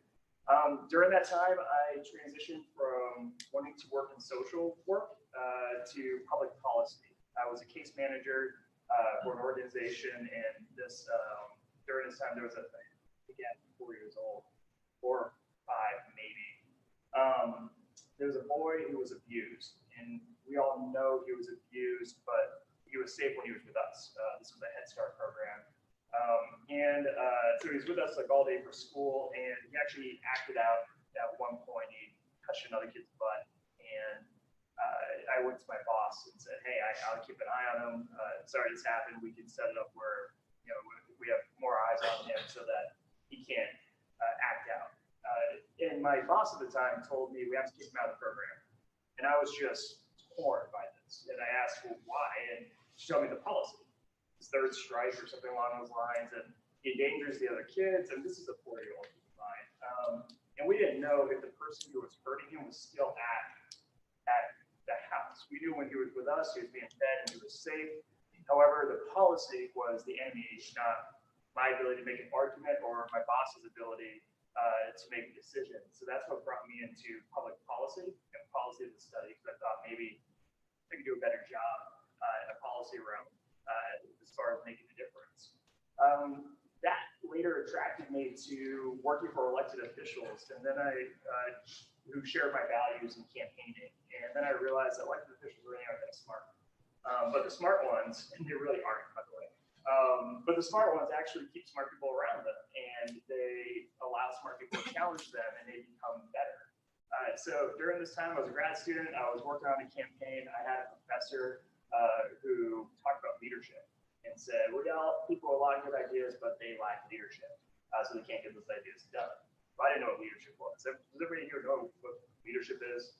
We didn't have classes that I knew about in leadership studies at that time. So I was on hold for the Peace Corps at that moment. I was nominated to go to the Caribbean, and I applied for a doctorate program in leadership studies. And thought maybe I'll learn what leadership is. So I wound up finishing the classroom work for the doctorate program in leadership studies. I got better education what leadership was, and then I wound up running for office for the Kansas legislature. So I lost my first race back in 2010, swore I'd never run again, and then won my second time running the next time around because redistricting happened, which means the maps changed, and it was last minute, and we didn't have a candidate, so I said, okay, I'll run again. And to my surprise, I got elected. So I spent about 7 years in the legislature. During that time, I did finish my dissertation, which means I finished my doctorate. It took me about 7 years to finish a 4-year program. So really, it's all about perseverance. God can do what anyone can. And served in the Kansas legislature. It's a really good gig until you start having kids. So I have 3 boys, by the way. I have Julian, I have AJ, and I have Tristan. They are 6, 4, 6, and 8. And they, when you're a legislator, you live in Topeka for about 5 months out of the year. So it gets to the point where I was driving back and forth almost every day to be with my kids because they were starting to notice me not being there. And that was all right. But during the summer of 2019, I got a call from friends of mine asking to run for mayor. I, of course, turned them down. Thought I wouldn't stand a chance. Like, no way. I'm sure there's a old Democrat, by the way, I'm a Democrat, old Democrat somewhere waiting for this opportunity. And they, you know, I don't want to step on their toes. Turns out I was the old Democrat. Said no. And then I got actually bamboozled. That's a word I don't use often. I showed up at Starbucks for a meeting with someone about something else, and then the person who called me was there, and they knew what they were doing. They caught me in a good mood, though. So they talked me into running, pretty much with the idea that, you know, if you'll get your name out, you'll probably get some more Twitter followers. It's a good way to spend the summer, getting out there talking to people, and yeah, you're probably not going to win. So that at that time, my wife was telling me I should call my brother-in-law and work for this FedEx. Do a FedEx route, by the way, and she was telling me I looked cute in the uniform. So I had that choice back in 2019. So it's pretty much a stay-at-home dad in the summer. But I chose to run for office instead of calling Brad over at FedEx and asking my brother-in-law if I could work for him. So it was really kind of a wild race. It was probably one of the most fun races I've ever been in. Also one of the craziest I've ever seen, to be honest. And does anybody play sports? Okay. And have you ever like went against someone that you thought was outside your league, and then you realized you belonged there? You started building momentum. You started scoring points. So growing up, I did Olympic style taekwondo, believe it or not, and was very competitive. And a couple of times I was in the ring with people who were Pan-Am champions, people who were just amazing. And I remember the feeling when I would score a point, where I just scored a point on someone who was just way above my wax or my class. And the mayor's race kind of felt like that, where as I started talking to people and just really trying to focus the campaign on what people wanted, I started building momentum. And then we started scoring points when we were in debates. By the way, Topeka, especially during the Brown Bag years, very partisan. Probably one of the most toxic political environments in the country. So it was strange to be at the local level scene where you're debating. I'm debating the mayor of Wichita. That's when it was Jeff Longwell. And he would get a little nasty, but he was nowhere near as nasty as what you get in the legislature. So I kind of felt like I was one of those like crayfish that clinged onto the boat and wound up in a different pond, and now I'm like an alpha predator, except extra claw. I kind of felt like that because this guy would wind up with a kind of a gotcha punchline, and I'd be able to parry it and strike back with my own. But we started building momentum, and before you know it, we were ahead, and we're at some mischief during that time during the campaign that we're still working out in the courts. But during that time, we were able to pull out a win, and of course, as I started off saying, thought the first year, second year of being mayor was going to go one way. It went a completely different way, but we're still doing well in the city, and I'm still pretty excited to be mayor of Wichita. So I was told about 15 minutes before, just talk a little bit about myself. We'll have the other guests speak as well, and then frankly, I'll open up to any questions you guys want. Looks like we've got one minutes already. Yes. Oh, you weren't ready yet? No, I mean, I still got 3 minutes according to the time. You can speak for a few more minutes if you'd like. Go ahead. What do you want me to talk about? I want to know how old you are. How old I am? I'm very old. I am 39. I'll be 40 this year. I'm about to be 40. You believe it? Yeah, you'll be all right.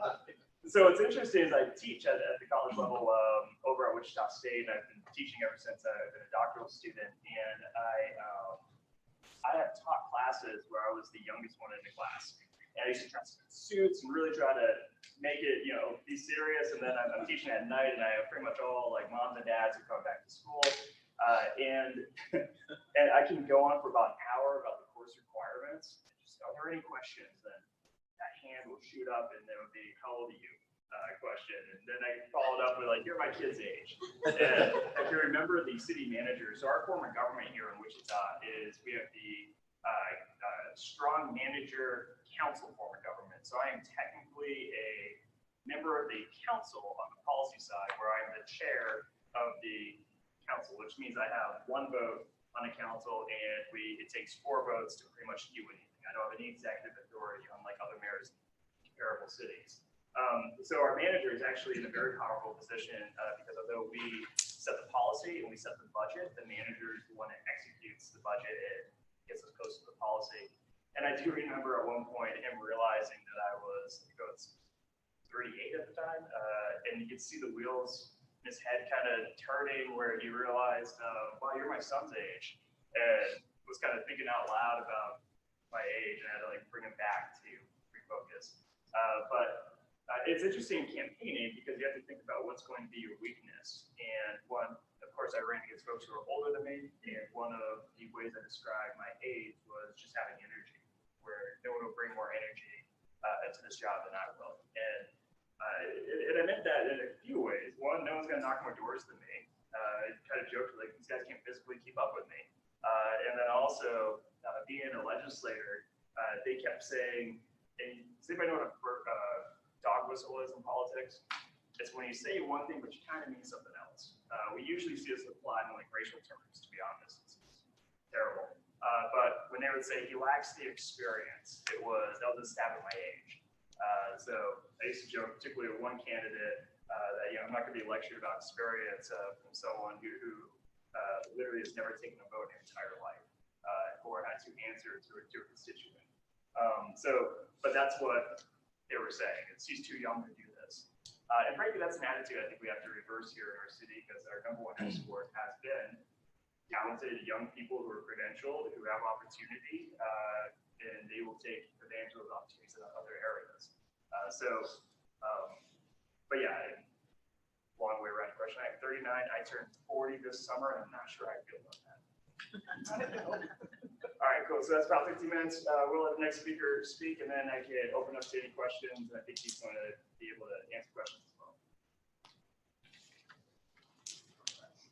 So next up is Min Nguyen, our financial advisor, who's going to come speak to you, and then we'll open it up for questions. Thank you, everybody. Mayor, thank you so much for talking about youth and trying to make it in the business, because I'll be starting 9 years here at Edward Jones doing financial advising. And to your point, Mayor, it's when you're someone young and you're trying to get started in the business, and I come to someone and say, hey, trust me with all your money. It's really difficult, right? It's really hard, right? So one of the things I'm going to talk about today is how I became a financial advisor. What does that even mean? A lot of times when I talk, I don't know what a financial advisor is, right? So we're going to talk a little bit about how I became a financial advisor, what that really means, and maybe some general guidance on money, right? So how did I come to financial advising? Well, my parents are a family of immigrants. They came here in the early 80s. They came from Vietnam to escape communism. So when I was born here in Wichita, born and raised, but my family, we didn't know anything about money. Didn't know anything about college savings, didn't know anything about retirement planning. Unfortunately, if you don't know anything, there's going to be people that take advantage of you. And I didn't appreciate that, but I couldn't do anything. Right? I couldn't help them. I didn't know how to help them. So for me, I was always passionate about, wasn't so much the process of making money, it's just the way that we think about money, right? Whether it's politics or retirement or whatever. I mean, everything has a budget, and we have to kind of think about, right, how does money tie into everything? So I went to Capon, and then I went to Wichita State. I have my finance and management degree. Became a financial advisor in 2014.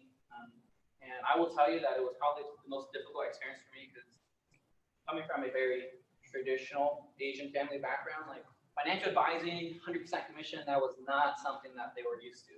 Hey, be a doctor, be a lawyer, be a priest, right? That was like what they wanted me to do, right? That's not what I wanted to do. So I made the transition. I'm sure we're all familiar with Coke Industries. They have this program called Youth Entrepreneurs of Kansas, and that name's kind of changed a couple of times.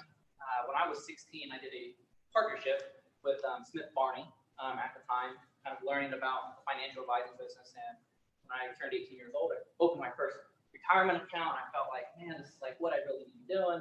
And then slowly you get family that asks you, hey, can you give me advice on this? Can you help me with this? And next thing you know, you're the money guy. You're giving all this advice for free, right? So I get a lot of personal fulfillment in what I do as a financial advisor. So let's talk a little bit about, right, how we become a financial advisor. The first thing that I would say is that according to the School of Financial Planning, about 88% of financial advisors today start off in a completely different career. They weren't in and said, hey, I got my finance degree, I'm ready to go, right? They started off as teachers or someone else, right? So the industry's changed a little bit, especially after 2008, 2009 crisis. So if you were wanting to be a financial advisor today, what would that look like? And granted, it might have changed a little bit in the last 8 years, so take it with a grain of salt here. But one of the first requirements is what we call the Securities Industry Essentials Test, the SIE. That's essentially what I call like product knowledge, stocks and bonds and mutual funds and how that works. Once you pass that exam, you would go to a broker or someone and say, hey, okay, I'm ready for the next step. What do I need to do? You don't have to be sponsored to pass your SIE. After you pass that test, we have the Series 7 exam, which is more in-depth securities license. And then what we call the Series 66, which I call the law part, because that was the hardest part. Like, okay, well, who oversees MIN as a financial advisor, right? FINRA, ERISA, who's the SEC? What do they do? Right. So once you pass those exams and you get hired onto the firm, depending on who you work with, they may require that you go get additional insurance exams. If that's your focus, you're going to get your life insurance exams, your annuities, and that type of thing. So once you pass that exam and you're ready for the next step, right? That's baseline. You become a financial advisor. From there, there's a lot of other accreditations that you can get. So for me personally, I'm working on my master's. Don't have my doctorate yet, but I might someday, Mayor. I appreciate your confidence, and we'll try to keep up with you. But I'm trying to get my master's in financial planning. So the CFP, Certified Financial Planner, is probably the biggest one that's most well known. But none of that is technically required, right? So what does an advisor do? What does an average day look like for me? So for me, I'll be 33. I'm not married. I don't have any kids. So my schedule is drastically different than some of my counterparts, some of my colleagues. I'm very happy to say that Edward Jones is taking care of me. I've got some promotions in the last year, and they've asked me to give back. Mayor, kind of, so what your point was to really give back, and that's why we're in this business now, right? Is we see people take advantage of the people that we care about, and we don't want that to happen anymore. So I was asked to step up on leadership and take some time out of my day to say, hey, can you help a newer financial advisor? Can you help these group of people? So usually from 8 to 10 in the morning, that's when I do a lot of what I call my leadership stuff. That's Zoom calls, that's calling newer financial advisors, that's aiding them in whatever they need. And then it's really preparing for the day. And then anything after 10 o'clock, that's where things can get very fuzzy, where you're kind of pivoting, right? Realistically, from 10 to 2 is when I tell my office manager, Jessica, hey, I want to be meeting with my clients. Either I'm on a phone call or you have a question, email. There's a lot of market volatility right now. What's happening? I don't know. Share with me. This is my life savings. This is all I have. I don't know what's going on. Can you explain it to me? We take some time to really educate clients, and that's the thing that I say the most is I don't want you to understand every line item, but I need you to know enough to say, okay, I'm following. It's logical. It makes sense. I love that some of my clients trust me implicitly, but at the same time, I really want you to ask questions. Hey, man, what does this mean? Right. So during the day, that's realistically what I'm doing. And then in the evening, probably for another year and a half, I'll be studying. I'm in school for my master's. Again, to keep things real light, I know there could be a lot of questions here towards the end here. So realistically, some general advice, right, when it comes to money. What I typically tell clients first is you need to define two things, right? What is the outcome that we're looking for? Are we looking for a financial outcome? What's the best ROI? What's going to make me the most amount of money? What makes the emotional outcome? Sometimes we inherit assets. We're like, man, does it make sense financially for me to keep it? No, but it's what dad gave me. I really don't want to sell. I have a sentimental attachment to it.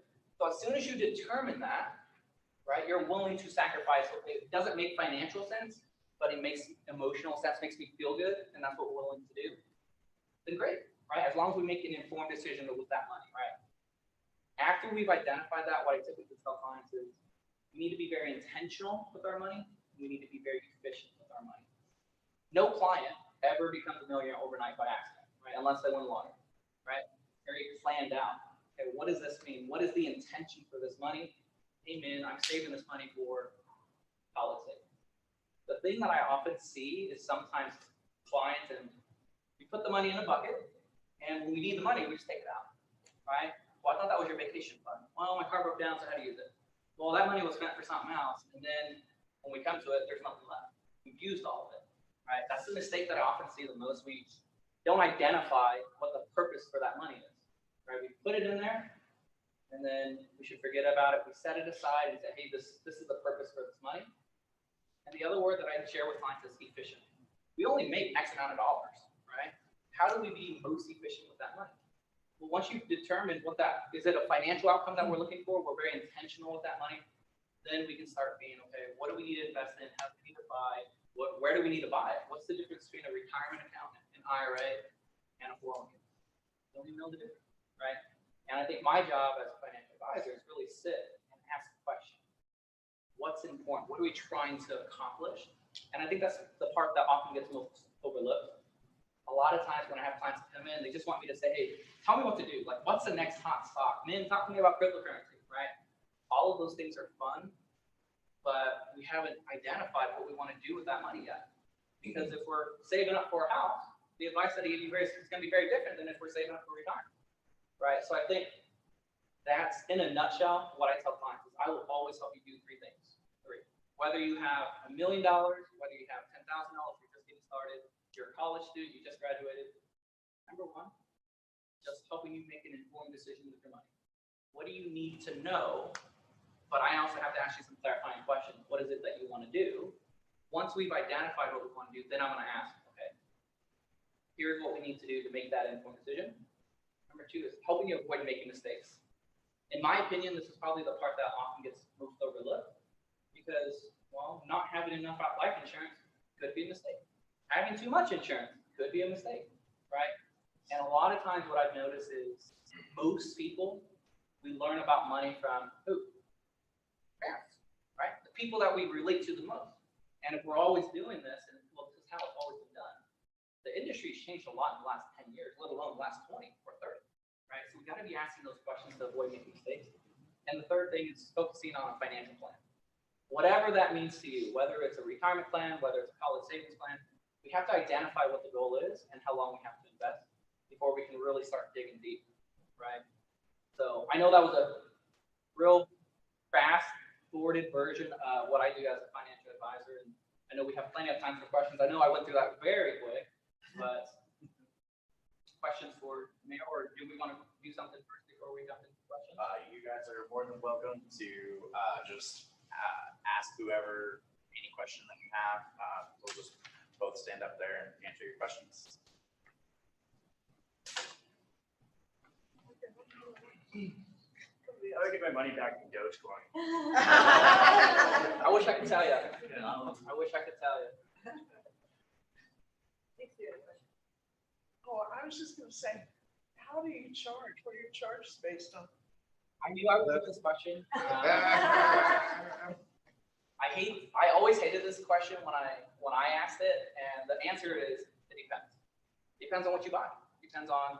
So the industry really changed it back in 2017 with what we call the Department of Labor, where we went more towards a fee-based model. So as an example, if you wanted, you could just pay a commission as you went along. That's absolutely one way of doing business. If you said, hey man, here's the money, can you just charge me a fee and I ask you any questions and we buy and sell and trade as much as we want and there's no additional commissions, that's also a way. So in a nutshell, it's commission-based or what we call fee-based. You pay a percentage of your account every single year. And then you trade and sell and ask me in for advice. As much as you want. Oh, perfect. I don't know how much you manage because that's what it would come down to. So, Mayor, I know you probably have $1 million to sign on, a young 40-year-old. So we actually use network programmers. Not men, but we have someone who we use for Everjones, and I have no idea what it is. My wife handles most of this, and frankly, I just found out so all right, like this isn't going to install confidence in me as mayor, but it's really because my wife is actually a lot smarter than I am. I had her go and do all the paperwork when it comes to retirement, everything. And I just found out, going on my third year as mayor, she's had 15% of my paycheck taken out and put into a retirement account. That's the max that you can do at the city level. So like all that time, I'm watching, my Bank of America app where you get your money put in. And I'm like, well, that doesn't really add up to but whatever. I'm sure it's just taxes. And I had no idea. She stashed like 15% of the last 2 years of paycheck. And she just like randomly brought up when we had our Zoom meeting with our Edward Jones person. And I'm like, you did what? What? Here I am like, and by the way, I am economic class. I am not business class, and I am trying to recover from being. I grew up very poor. My dad was a carpenter, and my mom was a waitress, and I do weird things that wind up costing me more money at the end than it does if I just paid the money up front and got something done right. For example, and I'll just throw this out there. So during the snow, I get my car stuck. The snow a couple days ago. Like just stuck in this intersection and just light turns green to red like 4 times. And I'm just driving around me and I'm just sliding around in the middle of the road here. The lady comes out and just, I'm gonna give you a push. I'm gonna give you a push and then you gun it. Okay. And I'm thinking like, this lady doesn't like race car. What is she gonna do, right? Like, but whatever. She has no idea who I am. So she takes her truck and she smashes it in the back of my car. Push to push me like out of the way. So here I am, right? Anyways, finally get the thing back home. It worked, by the way. So God bless her. Get the thing back home, and my tail light is just shattered. Just the assembly. So example about how like I'm too cheap and I'm really bad with money, and I spent yesterday with super glue, gluing each piece back together, and I think it came out great. Like because I actually had all the pieces. I was excited. I got all the pieces, and it would cost me about $200 to eBay a new piece and get it in and spend a week and put it back together. But that's like an example of the stuff I do where I'll super glue it and then I'll buff it. And so I have no idea how much material I've used. I definitely use up a lot of time. But I mean, that's from back in the day when I was younger. I remember not having new shoes to go to school. In the middle school, it's really important. And I'm not asking my mom because I knew she would feel embarrassed and sad that she couldn't buy me new shoes. So I would take a bucket and soap it in a brush, it bleach, and I would spend time making my shoes new. And I still do this. Like I still have the same white sneakers I've had before I was elected 11 years ago, and I'm still, because when they need to get clean, you're just out there doing the bucket bleach mix with a big coarse brush, and my wife's like, what are you doing? Like they're falling apart. I'm like, oh, I just need some glue. So, anyways, I don't need new shoes. I just need new soles. But anyways, that's why you want to talk to this guy about money advice. I'm good with budgets. I'm good with policy. When it comes to money, I'm good at not spending it, but then it costs me more down the road because I wind up having to do things right. Mayor, what I'll tell you is, it sounds like you have very good habits. Then, right? You're really good at saving what you got. Saving 15%, you don't even know it. Like, I mean, how many people do that? Right. But having that habit of just getting so used to, I grew up poor too, so that's what we did, right? We recycle things, and I think having that habit kind of getting used to making these micro changes, right? Just a little bit at a time will definitely get you there. And that's probably the biggest advice we tell, especially younger people. Small changes make more impact than we ever even realize. Just with exponential growth. I mean, you don't need to take an accounting class to know that. I'm kind of worried about my kids, where they. Talk to your wife. I know, no, like we got them set up. I'm like, well, I want them to know what it's like to have to scrub a pair of sneakers or else get made fun of by your affluent classmates. Builds character, but I, of course, will never just show them how to do that. Like they just, that's the American dream, right? To have kids better off than you were when you were a kid. So, but anyways, other questions? Yes, ma'am. Yeah, I have one. First of all, I have to say, watch the tail light. I glued mine back together. My son borrowed my car. It shattered. He thought he did it. So, you know. You're the same lady. Smashing. So you can play the kid that way. Lights. There you go. But my question is, so what do you consider your top challenges now for things that you want to make better in Wichita before your permanent office is up? So I'm in a weird spot because frankly, it is going to sound terrible. Like, I don't know how to say this without sounding like this. Like, we're in a better financial situation than we were when I took office. We have an average of $2 million going out every single month of federal money into homelessness prevention for the first time in Wichita's history. If you add up all the money we have used in social services for the last 15, maybe 20 years, in Wichita, we have done more in the last 2 years as far as contributing to anti-poverty programs and anti-homelessness, homelessness reduction and prevention programs. It's because of financial opportunities we have through ARPA and the CARES Act. We're also investing $5 million this year in small business growth and development, another $5 million in affordable housing programs, so people can build their own wealth by being able to close that gap of what it takes to buy a house. And you know, we have our public employees being paid more now than they ever have. Our first responders are all got raises, and we're putting more money into police and fire than at any time in our city's history. We're doing some really great stuff. So when it comes to what I want to do, like for the rest of my tenure, a lot of it, and then we get the policy stuff too, where we have to modernize our policy. So this year, my big things that I'm trying to do is a little less, I guess, campaign promises and stuff I said I would do. We got a lot of those knocked out, to be honest. I want to go back through our ordinances and clean them up. Kind of nerdy work, to be honest. But we have ordinances in Wichita that says you can't have a turtle. Yeah, you can have any gun you want. Any type of gun you want. We're cool with that. Shoot out fire with the wrong fireworks, we will come after you. But also, we have things in our ordinance that are very interesting, like you can't have a turtle. Because back in the day, when word got out that turtles carried deadly salmonella, we actually banned being able to buy and have a turtle in the city. And I'm not saying that we're going to change that, because frankly, now that you know that, you'll notice all the pet stores that are exotic pets, they're on the outskirts. They're in Derby, they're in Andover, they're on the outskirts. So there might be an economic challenge to, if you were to remove that, now you've got mom and pops up against Petco that's, you know, by the mall selling turtles in the affluent turtle market. So anyways, but that's an example of some kind of stuff in our ordinance that we really haven't visited, and we should. When I got into the office, I asked for, I had all my statute books, which are state law. I asked for where the ordinances, and we didn't have any on the first floor with all the electeds on. We had no copies of our ordinances. I remember being disappointed, thinking that, like, we're the policy side. Our responsibility is policy, ordinance, and charter, and we don't even have a copy of that here.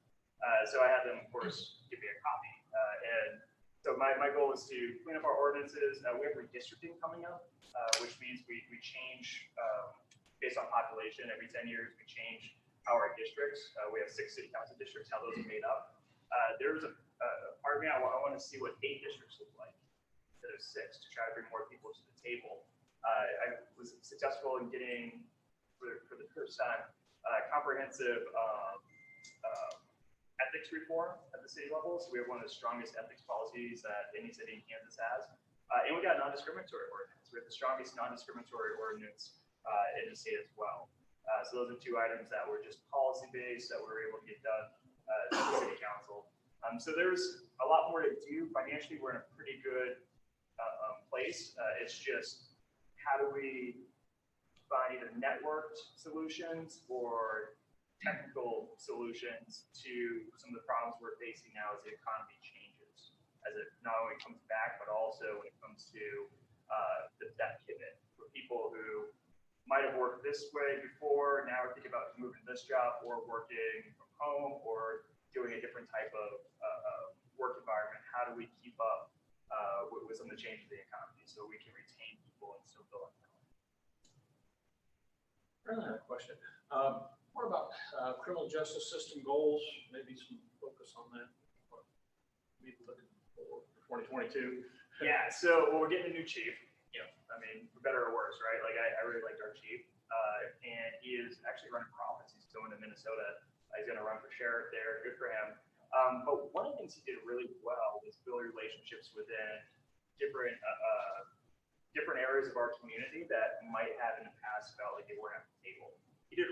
I would catch him at stuff where I would show up and he's there, and it's like as if, you know, he's very good at outreach, and because of that, we had some incredible relationships with different community groups and community leaders, and also that really paid off when it comes to policy discussions. During the George Floyd discussions about reform, a lot of the stuff that was coming to us by kind of that younger generation was stuff that the older generation already got done, such as a citizen review board, such as having a community policing focus, which community policing, by the way, is one of the more expensive ways to police, but it's also the most effective way.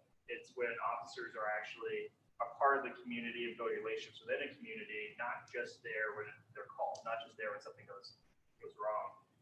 And then also, putting cameras on body cameras on all the officers. Well, we did that 5 years ago.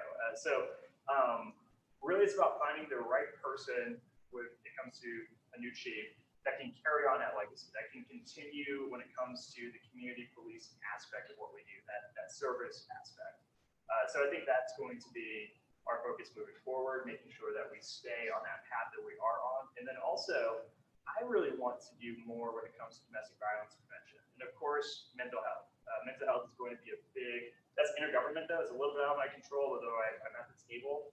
But we had some really big asks of the county and the city to our state delegation. I'm asking them what can we be doing in this moment, because they have what's called sparse money, which is money coming in for the beds. What can we do that's transformational? So we're not asking them for funds to fix bridges, we're asking them to build a mental health hospital. And if you don't, can you help us build a medical center with WSU, KU, and K-State, downtown that might be able to serve folks who are going through a mental health crisis. We have some really big opportunities at this moment, and you're kind of shooting for the stars at this time, because these are once in a generation type opportunities and tasks that we're trying to make at this point. But when it comes to domestic violence, frankly, the worst calls I have to make, by the way, are fundraiser calls. Most electeds will tell you they're fundraiser calls. Those are awful too, by the way. But it's calls to officers who are shot in the line of duty. The current chief will shoot me their contact info and all the details. I'll wait a few days and I'll call officers who wind up getting injured in the line of duty. And more times than not, it's been a violence call. There was a call in which officers showed up. And if you are the victim of domestic violence and the person who is committing the violence has access to a firearm, the statistics that you might be a victim of that firearm go up over 50%. And so our officers are actually stepping in the way of bullets that I believe would wind up in a partner or in a child. So they're doing really incredible work, but DV, domestic violence, is not an individual issue or a couple's issue. I think we used to think of it that way. No, it's a societal issue. If it's what's causing my officers to get hurt, then we need to, as a city, take this on.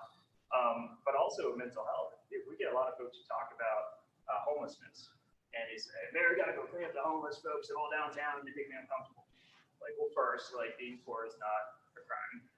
Second, homelessness or folks who are living unhoused, homelessness is a spectrum, of course. We've got the prevention money we're putting in. But the ones who are living unhoused, 70% of those folks suffer from a diagnosable mental health condition.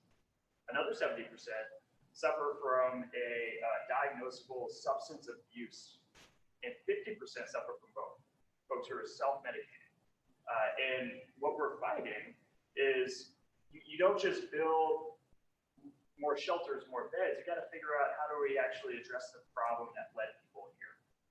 And a lot of that's going to be wraparound services. So when we think about crime, we need to be thinking about holistically, where it's not just policing, but also how do we get people the services they need so that they can find a legitimate path towards towards prosperity and not be tempted to take a illegitimate path towards, well, not quite prosperity, but towards getting their needs met.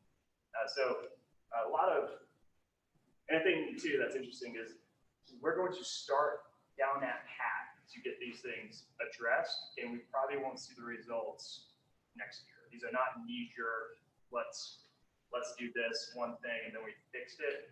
Like some of my colleagues in the legislature, how they talk, where, oh, we're getting everyone back to work. We just stopped giving them, what's it, $600 extra for unemployment. Yeah, that was 2 years ago. Like, we're still dealing with the same stuff, and the reason why it's a little more complex than that. So we have to approach these issues, know they're complex, and figure out as a city, determine this is a need, but also how do we come alongside the other players who are also working in this field. So how do we come alongside the county, the state, the nonprofit organizations, and also the medical community? What is our role? And then we need to make a play. And that's kind of how I see this, is we all have plays to make on these issues if you get the right team. I have a question for Min. What were some of the classes that you took during your path to become a financial advisor that were either most beneficial or the most entertaining? Entertaining would be probably not the word I would use. They were very difficult classes. I would probably say, so I had my finance degree, so I took a lot of finance classes, but I think the core, like accounting class, like just learning the very basic stuff, anything that had to do with time value of money, right? So you can pull up any calculator and say, hey, can I pay off my mortgage? I want to pay off my mortgage early. How do I do that? You don't need to talk to your banker. You can just run the calculation and say, well, then you can put a plan together and say, hey, we want to pay off this house in 10 years. Here's how much we have to put towards it, right? So anything that has anything to do with time value of money, that's probably the tool that I use the most now. In college, I took a lot of economic classes. I wouldn't say they were my favorite, but I probably do more economics now than I ever did in college. But very basic accounting classes, very basic financial classes where you're beginning to use your calculator. Time value of money, far enough. So, you both kind of talked about retaining young talent. Like, is Edward Jones growing here in Wichita? And then kind of along that same line, how are we retaining the young talent? Aaron, would you like to go first? Sure. I do think my very limited, this is not a scientific sample of the population, but I did have a financial advisor work for Edward Jones at one point when I was very young. I was probably 25, say, you should come work for me. So I think that as a company, they must be pretty forward thinking as far as talent search. But I'll admit and take that question more head on. When it comes to a city and when it comes to our young talent, there's different strategies, but frankly, I think we've been looking at it wrong. So the strategy, one strategy when I first became mayor, in the old mayor would use this, pretty much talked about how the plan is to like bring people in and then they'll get married, they'll marry a local and that should be our population. And yeah, that happened to me, to be honest. So touche. But we should have a better plan than that, right? Like, so the reality is, particularly being a millennial, coming into this role, it's young people aren't looking for just more bars. They're not looking for, like, Wichita, for Wichita to grow and retain its population, we need to be thinking about folks pretty much through stages of life. So when I was 21 or 22, I really liked the bars. We'd go out with my wife, my friends, we'd go and we'd hang out. It was great. I got like a t-shirt over the bar tour with Old Chicago. I don't drink anymore, by the way. Legislature would do that to you. You really like entertainment. And then it became looking for a place for date night. My wife and I, we go out a couple times a week. And now with the kids, we're looking for places to take the kids that is going to be educational and that they're going to have fun. So they went to the exploration place yesterday. Left me alone at home. It was awesome. And then searching under my car. And then, my mother-in-law, she's looking for parks to go walk in to get her exercise as she feels safe. And so, I think that particularly when it comes to young people, we should be thinking more holistically as Wichita as a whole, but also looking at the numbers when it comes to how do we compare as far as opportunities go with other cities that we are comparable to. What are they doing that we're not doing? And I like I said, I really think a lot of the issue is going to sound bad, but I don't care. Even though I'm on camera now, even though I should care, is getting more young people in office, getting people who have young kids. Right now, for the first time, since I think I can recall, at least in the last couple of decades, we have a majority of the city council who have school-age kids. Like the amount of people who are on the council have kids at home, and that brings a whole new perspective. It's very tough in the legislature when we talk about the cost of college, when you're talking about to folks who are retired and college credits are like $20 each. And they're telling you, well, just get a summer job. Like, well, I can't make $40,000 in 3 months and then apply it to my education, right? So having people who are going through some of the issues that we face as a society in a position of influence, I think is very important. Because childcare is another one of those where, when I talk to folks who have grown children, they just have mom watch them, or and my wife she works, and most folks I know the kids, they need childcare. So how do we address that issue and address it in a successful way? Can I follow up that? Okay. To keep it really simple, I would say that Edward Jones is definitely still growing. We're celebrating 100 years this year, 18,000 advisors across the country. And I was a product of one of those, hey, just finished college, I'm looking for my direction. And Edward Jones, one of the people that came in and really took a chance on, early 20s.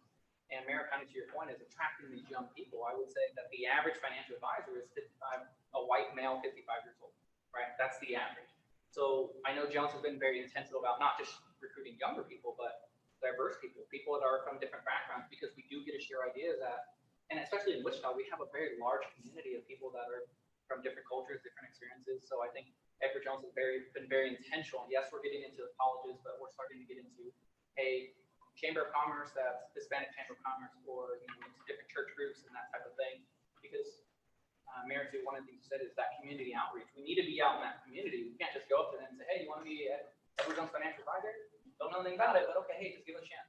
Right? We can't do that anymore. We have to say, hey, we've been around, we've helped these programs, and we think that it would be very beneficial for you. One of the things that I hear very often is, man, my family, we don't know anything about money because we grew up poor and we grew up in this culture. I said, okay, well, change that. Help me change that. Be a part of that change. Like, just come talk to me. I'm not saying come talk to me as a client. Come talk to me as a person. Like, Mayor, I'm sure if we had dialogue, we could come together and say, hey, here's something that we can improve on. Here's something that we can work on.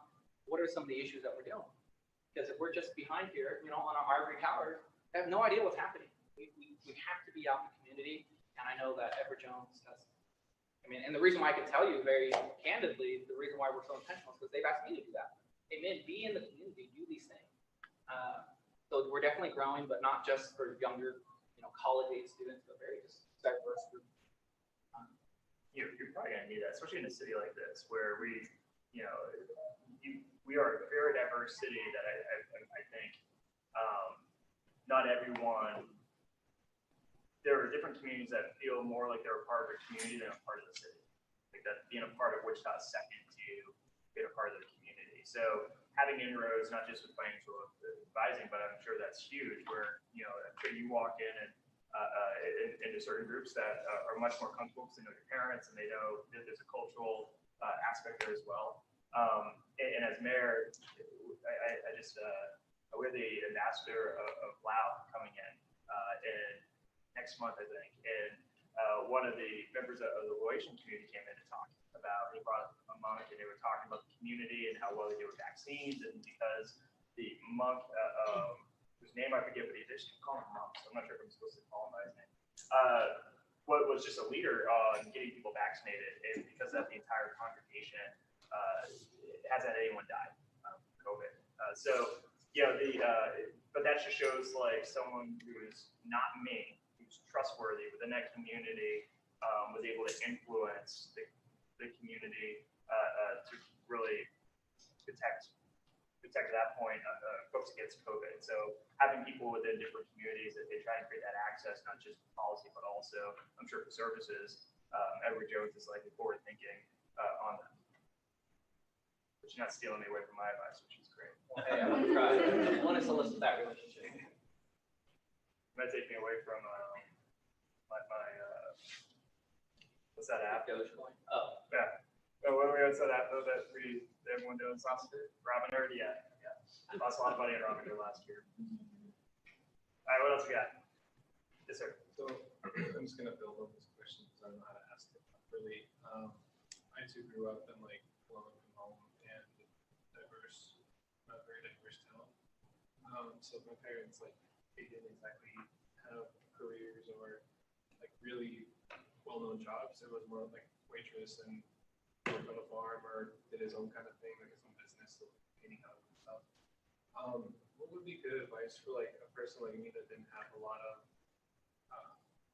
people to look up to, a lot of direction or guidance growing up to build a career path? Because I'm 22 and I'm about to graduate Butler, and it feels like I still don't know what I want to do. And everyone's like, oh yeah, go to university, WSU and Florida State. I want to go, but I don't know what I want to go for. I don't know what I want to do, so I don't want to waste a bunch of money and time on something that I don't know what I'm doing. I'm not going to get anything out of it. Be some good advice for somebody like me or other people that need help with moving forward in direction. Do you want to take this one? I can give it a go. What I would suggest to you is kind of find out what you want to do. As far as I know, you said, hey, I'm not really clear, but go try, do an internship. Hey, I'm just going to do an internship for 3 or 4 or 5 months, see if I like it. And then once you start gauging, like, hey, I got some interest here. There's nothing wrong with building your own business. And I think that's really difficult for a lot of people, especially people that are immigrants like you and myself, where your parents are like, hey, we struggled through all of this. So why do you want to struggle again? Like, go get a career where you can just get 8 to 5 and that's what you're used to. And what I tell young people is that it's okay to want to build your own business. It's going to be very difficult for the first few years, but if that's something that you're passionate about, and let's say you're an artist, go pursue some of that stuff. And yes, I'm saying go do something and you might get your return on investment for the first 2 years is 0. You get nothing out of it. You don't make a lot of money. But then what you start finding out is like, oh man, I really do want to make a career out of this. Or maybe you don't, and that's okay. That would be the first advice, is really kind of go try different things. And I was the same way. I mean, I graduated with my finance degree, but I didn't start with Edward Jones until I was 25. So there was like 2 or 3 year lag. And I'm like, Mary, how can you help me get a job at the city? I don't know. Right? Still trying to figure it out. Right? And what I would say is that's okay. Right? Yeah, that's, sorry, I may cut you off, but by saying that's okay, that the exclamation point. My advice is, well, first off, before I forget, we have what's called a Pell Grant Program or loan program at this moment. It's up to $20,000. It is either interest-free or low interest, and it's for the city administers it, and it's for women-owned and minority-owned businesses, is to fill that gap so folks don't pick out credit cards. So if you are interested in pursuing something to do with business, that's a really good way to get up to $20,000 to help you out with it. So I still don't fully know what I'm going to do when I grow up. Like, my advice to particularly young people, and I think we do really bad in high school when we talk to young folks and say, what do you want to do with your life? And you got it, because we set up this expectation as if you have to know what you're going to do in order to start taking steps to better yourself. When I was 17, I wanted to be a world champion kickboxer in a fight in the K1 tournament. All right, 17-year-olds make terrible life choices. And you know, and the reality is, there's two things: what can you control, and what can't you control? Right? You can't control really the opportunities that are thrown at you, but you can control stuff that can make you better. So I would say when you go into college, I majored in unemployable for like my first couple degrees, and then went back. So I might not be even the best one, but find something that you like. What do you like to study? What is interesting? And then do that. Do that for your next 2 years. March towards that bachelor's degree. Because frankly, now you might have the time that you might not have later on. And I forget who said this, but luck is when preparation meets opportunity. So I would have told you, Facebook pops up the stuff I was doing a few years ago, and there was nothing. And I can look at these pictures, and today it's me and my kid on the House floor in the legislature. There's nothing that would indicate that I'd ever be mayor of Wichita. It was just jumping on the opportunity, and I already had the preparation. So my advice is, do not think you need to know what the next 10 years is going to be. Just start chipping away at something and be willing to be what's called agile, where you'll change direction as needed when you know more variables. Also, as a first generation college student and someone who comes from a similar background, keep your own triggers in check, I guess. This is leadership 101, where you will feel, at least I did, my experience kind of getting out of, I'm the first one of my family graduated college, and I'm also the first of my friends group to get a 4-year degree. And there's a little bit of survivor syndrome. There's a little bit of a imposter syndrome to an extent. People who might have supported you in the past might present you what's called yeah buts. So I call them yeah buts, where well, I'm going to go on to Wichita State. Well, yeah, but do you know what you're going to do? Yeah, but, and what they're doing is trying to protect you. They're protecting you from failure. And my dad's one of them. He's the biggest yeah but ever. Like, I can't do anything right. I'm always about set up to fail something according to my dad. But the reality is you just got to invest in yourself and just not think about the next 10 years. Just win today and set goals. Win the day, set goals, quarter goals, month goals. Oh my God, I need this month to get me closer to what my 2-year goal is. It might be a 4-year degree. So set goals that are smaller and just be confident in your own abilities. One thing to add to that is, have you heard of the crab theory? Do you know what the crab theory is? It's essentially, if you put a crab in a bucket, he can get out by himself, but if you put multiple crabs in there, none of them can get out because there's one that start doing really well, they get pulled down. If you don't have a good support system, that's true. It is. Yeah. I didn't just make it up. Promise. You can Google crab theory. Don't come up. Promise you. Okay.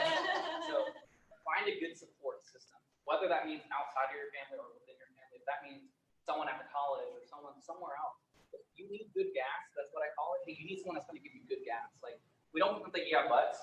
We want the yeah and okay, go for it. How can I help you get there? Right. So if you need that, you got to go find that, because I will tell you, I will be the first one to tell you my parents were. I'm not going to say they weren't supportive, but they weren't my #1 supporter when I started this career, because they're looking out and they're like, see that engineer over there? See that doctor? That could be you. And I'm just like scratching and clawing and like trying to get my career off the ground. I'm starting the business, and they just weren't there. So if you don't have that, I'd probably say you need to go find someone that's going to help you do that. And I only had a couple mentors. In politics, I've had mentors, and then they've all tried to drown me at one point or another because they thought I was overreaching. So when we talk about support networks, it doesn't have to be like a big group of people. Like, I just had a few folks who I knew growing up where I trust, and they were the why not type attitude. Instead of, they would ask, why can't you do that? Why not? Go for it. I'll put $100 towards your campaign.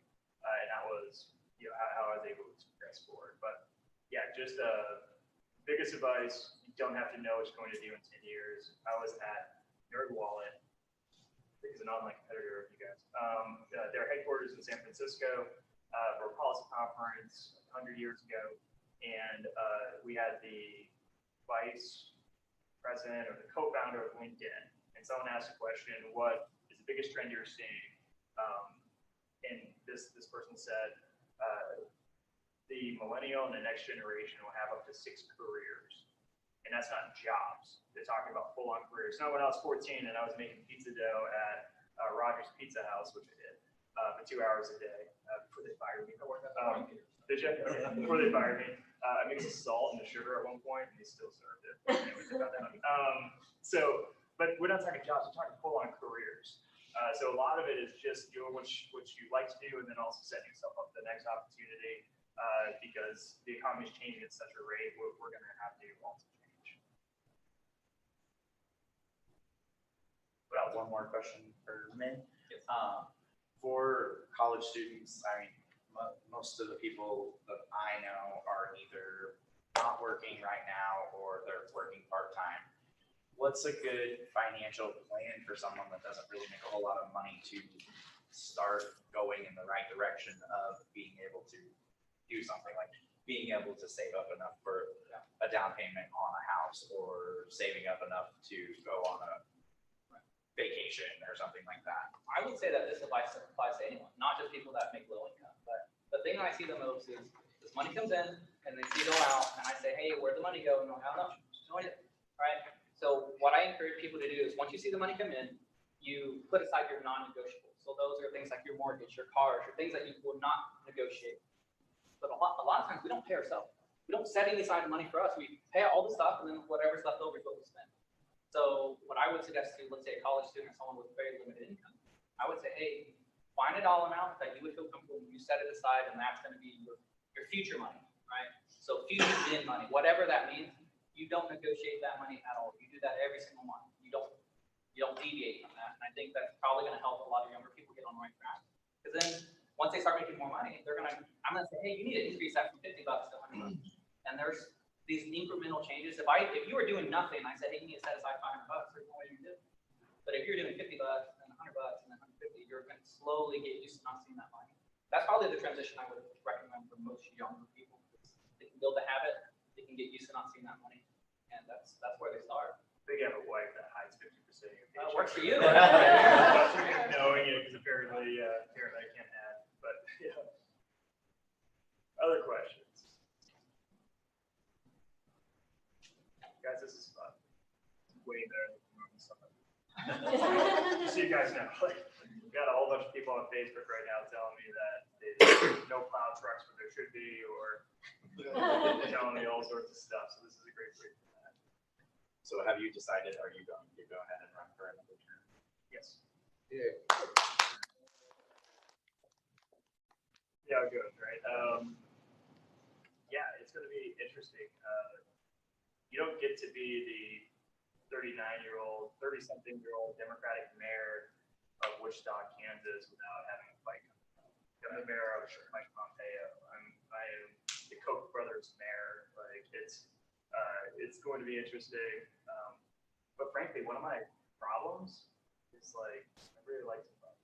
So that's one of my I grew up kind of scrappy for what I do. So I think that we will have not only will I run for mayor again, but I'm looking forward to what they're going to throw at us. Because why not, right? So, you go. Right, yeah. What's worse could Got happen? the energy. Sure. Every time I say what's worse could happen, we have some disaster, like a pipe breaks. Which did. Totally forgot about that with all the other stuff we deal with. But anyways. Any final advice from either of you guys? Ask a lot of questions. It's okay to ask questions. Don't feel stupid if you're not sure, because that's what I always get. People leave and they're like, hey, I forgot to ask. I'm like, you didn't forget. I wanted to ask, you just didn't want me to tell you to your face. But always ask questions. Whether you're younger or whether you feel like you should know this stuff, I tell clients, hey, the only dumb question is one that you don't ask. Just walk away. Yeah, the best advice I have is don't take yourself too seriously. As that might come off. Because when you can laugh at yourself and make kind of jokes at yourself, then you give yourself room to ask those type of questions. To actually pursue stuff that you might not, because if you fail, you can make more of a joke about it than take it to heart. I think that a lot of folks who wind up not achieving what they want, they have talked themselves out of it. there's usually something that happened in which they stopped pursuing a goal, really based off perceived obstacles that might not have been as bad. They just went forward. So having humor, talking to yourself, being able to joke about, taking the wrong car out of the wrong exit and having someone smash into your tail light until you get inside the road. Like, that's a true story. But also like being able to kind of make fun of yourself, being in those situations that they did is helpful. Especially if you're leading the city through COVID, making fun of yourself is helpful. But you're doing better with it. A lot better. All right. Anything else? We have time. We're really. Oh, we're good. We have till 4, so we're good. Mayor doesn't want to go home yet, or he doesn't want to go back to work. He's going to another speaking. Kind of off today. Yeah, I got another speaking thing, and then I probably will go to the house though, or go to the office. Sorry. For right? Yes. For kind of a short term like saving goal, would it be better to just put that money aside in like a savings account or like a mutual fund or stocks or something for more of like a short term saving? Define short term. 6 months to a year. Here's a statistic, and you take it for what it's worth. Okay, if you buy a stock and you have it less than 1 year, there's a 50% chance you'll make money, and there's a 50% chance you won't make money. So if you're very risky and you're willing to take a chance, then I probably wouldn't advise it. I probably wouldn't recommend a stock. What we have to understand is the environment right now is you're not going to make a lot of money in your savings account. So unfortunately, you got to go by with it's safe. It's not going to make me a lot, or I'm just going to take a chance. I would probably say put it in your bank or money market or something. You're going to make like 0.2%, but I'd rather you have that money in 6 months and you decide you want to go buy a car or whatever. Then what cryptocurrency should I buy next? I'll have to tell you off the record.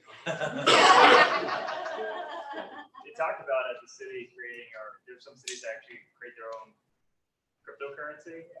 And our comms person, it starts out as a joke, but I think he's serious. He wants us to start our own cryptocurrency. That joke where, like, why don't they call it Whipcoin? Whipcoin, I'm in. But yeah, we got a bunch of nerdy cryptocurrency people in my circle. Bad investment, though.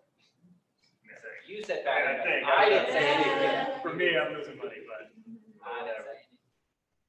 Well, not if she's saving 15% of your No, check. that's why she does. Yeah, with all cryptocurrency. And, your Chelsea is put in mutual funds. All right, what else? Well, this is good.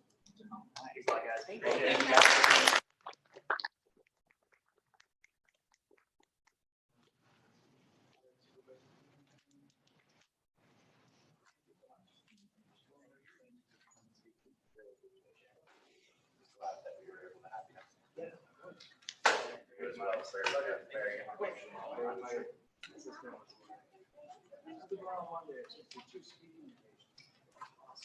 So normally after like being able to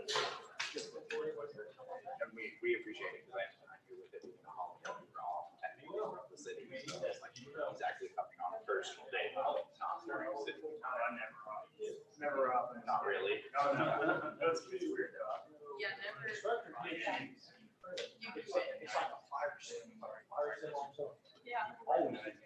You're the most engaged player that I've seen. Give you something to go with. Can I It's just like also like, how do you recommend me? Twitter, like for people who chat with you after, but it's Hi, Kansans. Butler is ramped up and ready for the recent statewide launch of the Kansas Promise Scholarship. I'm excited to share with you about this opportunity that will allow many Kansans to come to Butler, complete their associate's degrees and certificates at little to no cost. The Kansas Promise Scholarship covers a student's tuition and fees, books, and required course materials. Butler has more than 50 approved degrees and certificates as part of this pathway. When you choose Butler, you're going to gain access to amazing faculty and resources that will help ensure your success. That's what we call the Butler Advantage. You can go to butlercc.edu/Promise Act to find out more about this scholarship opportunity.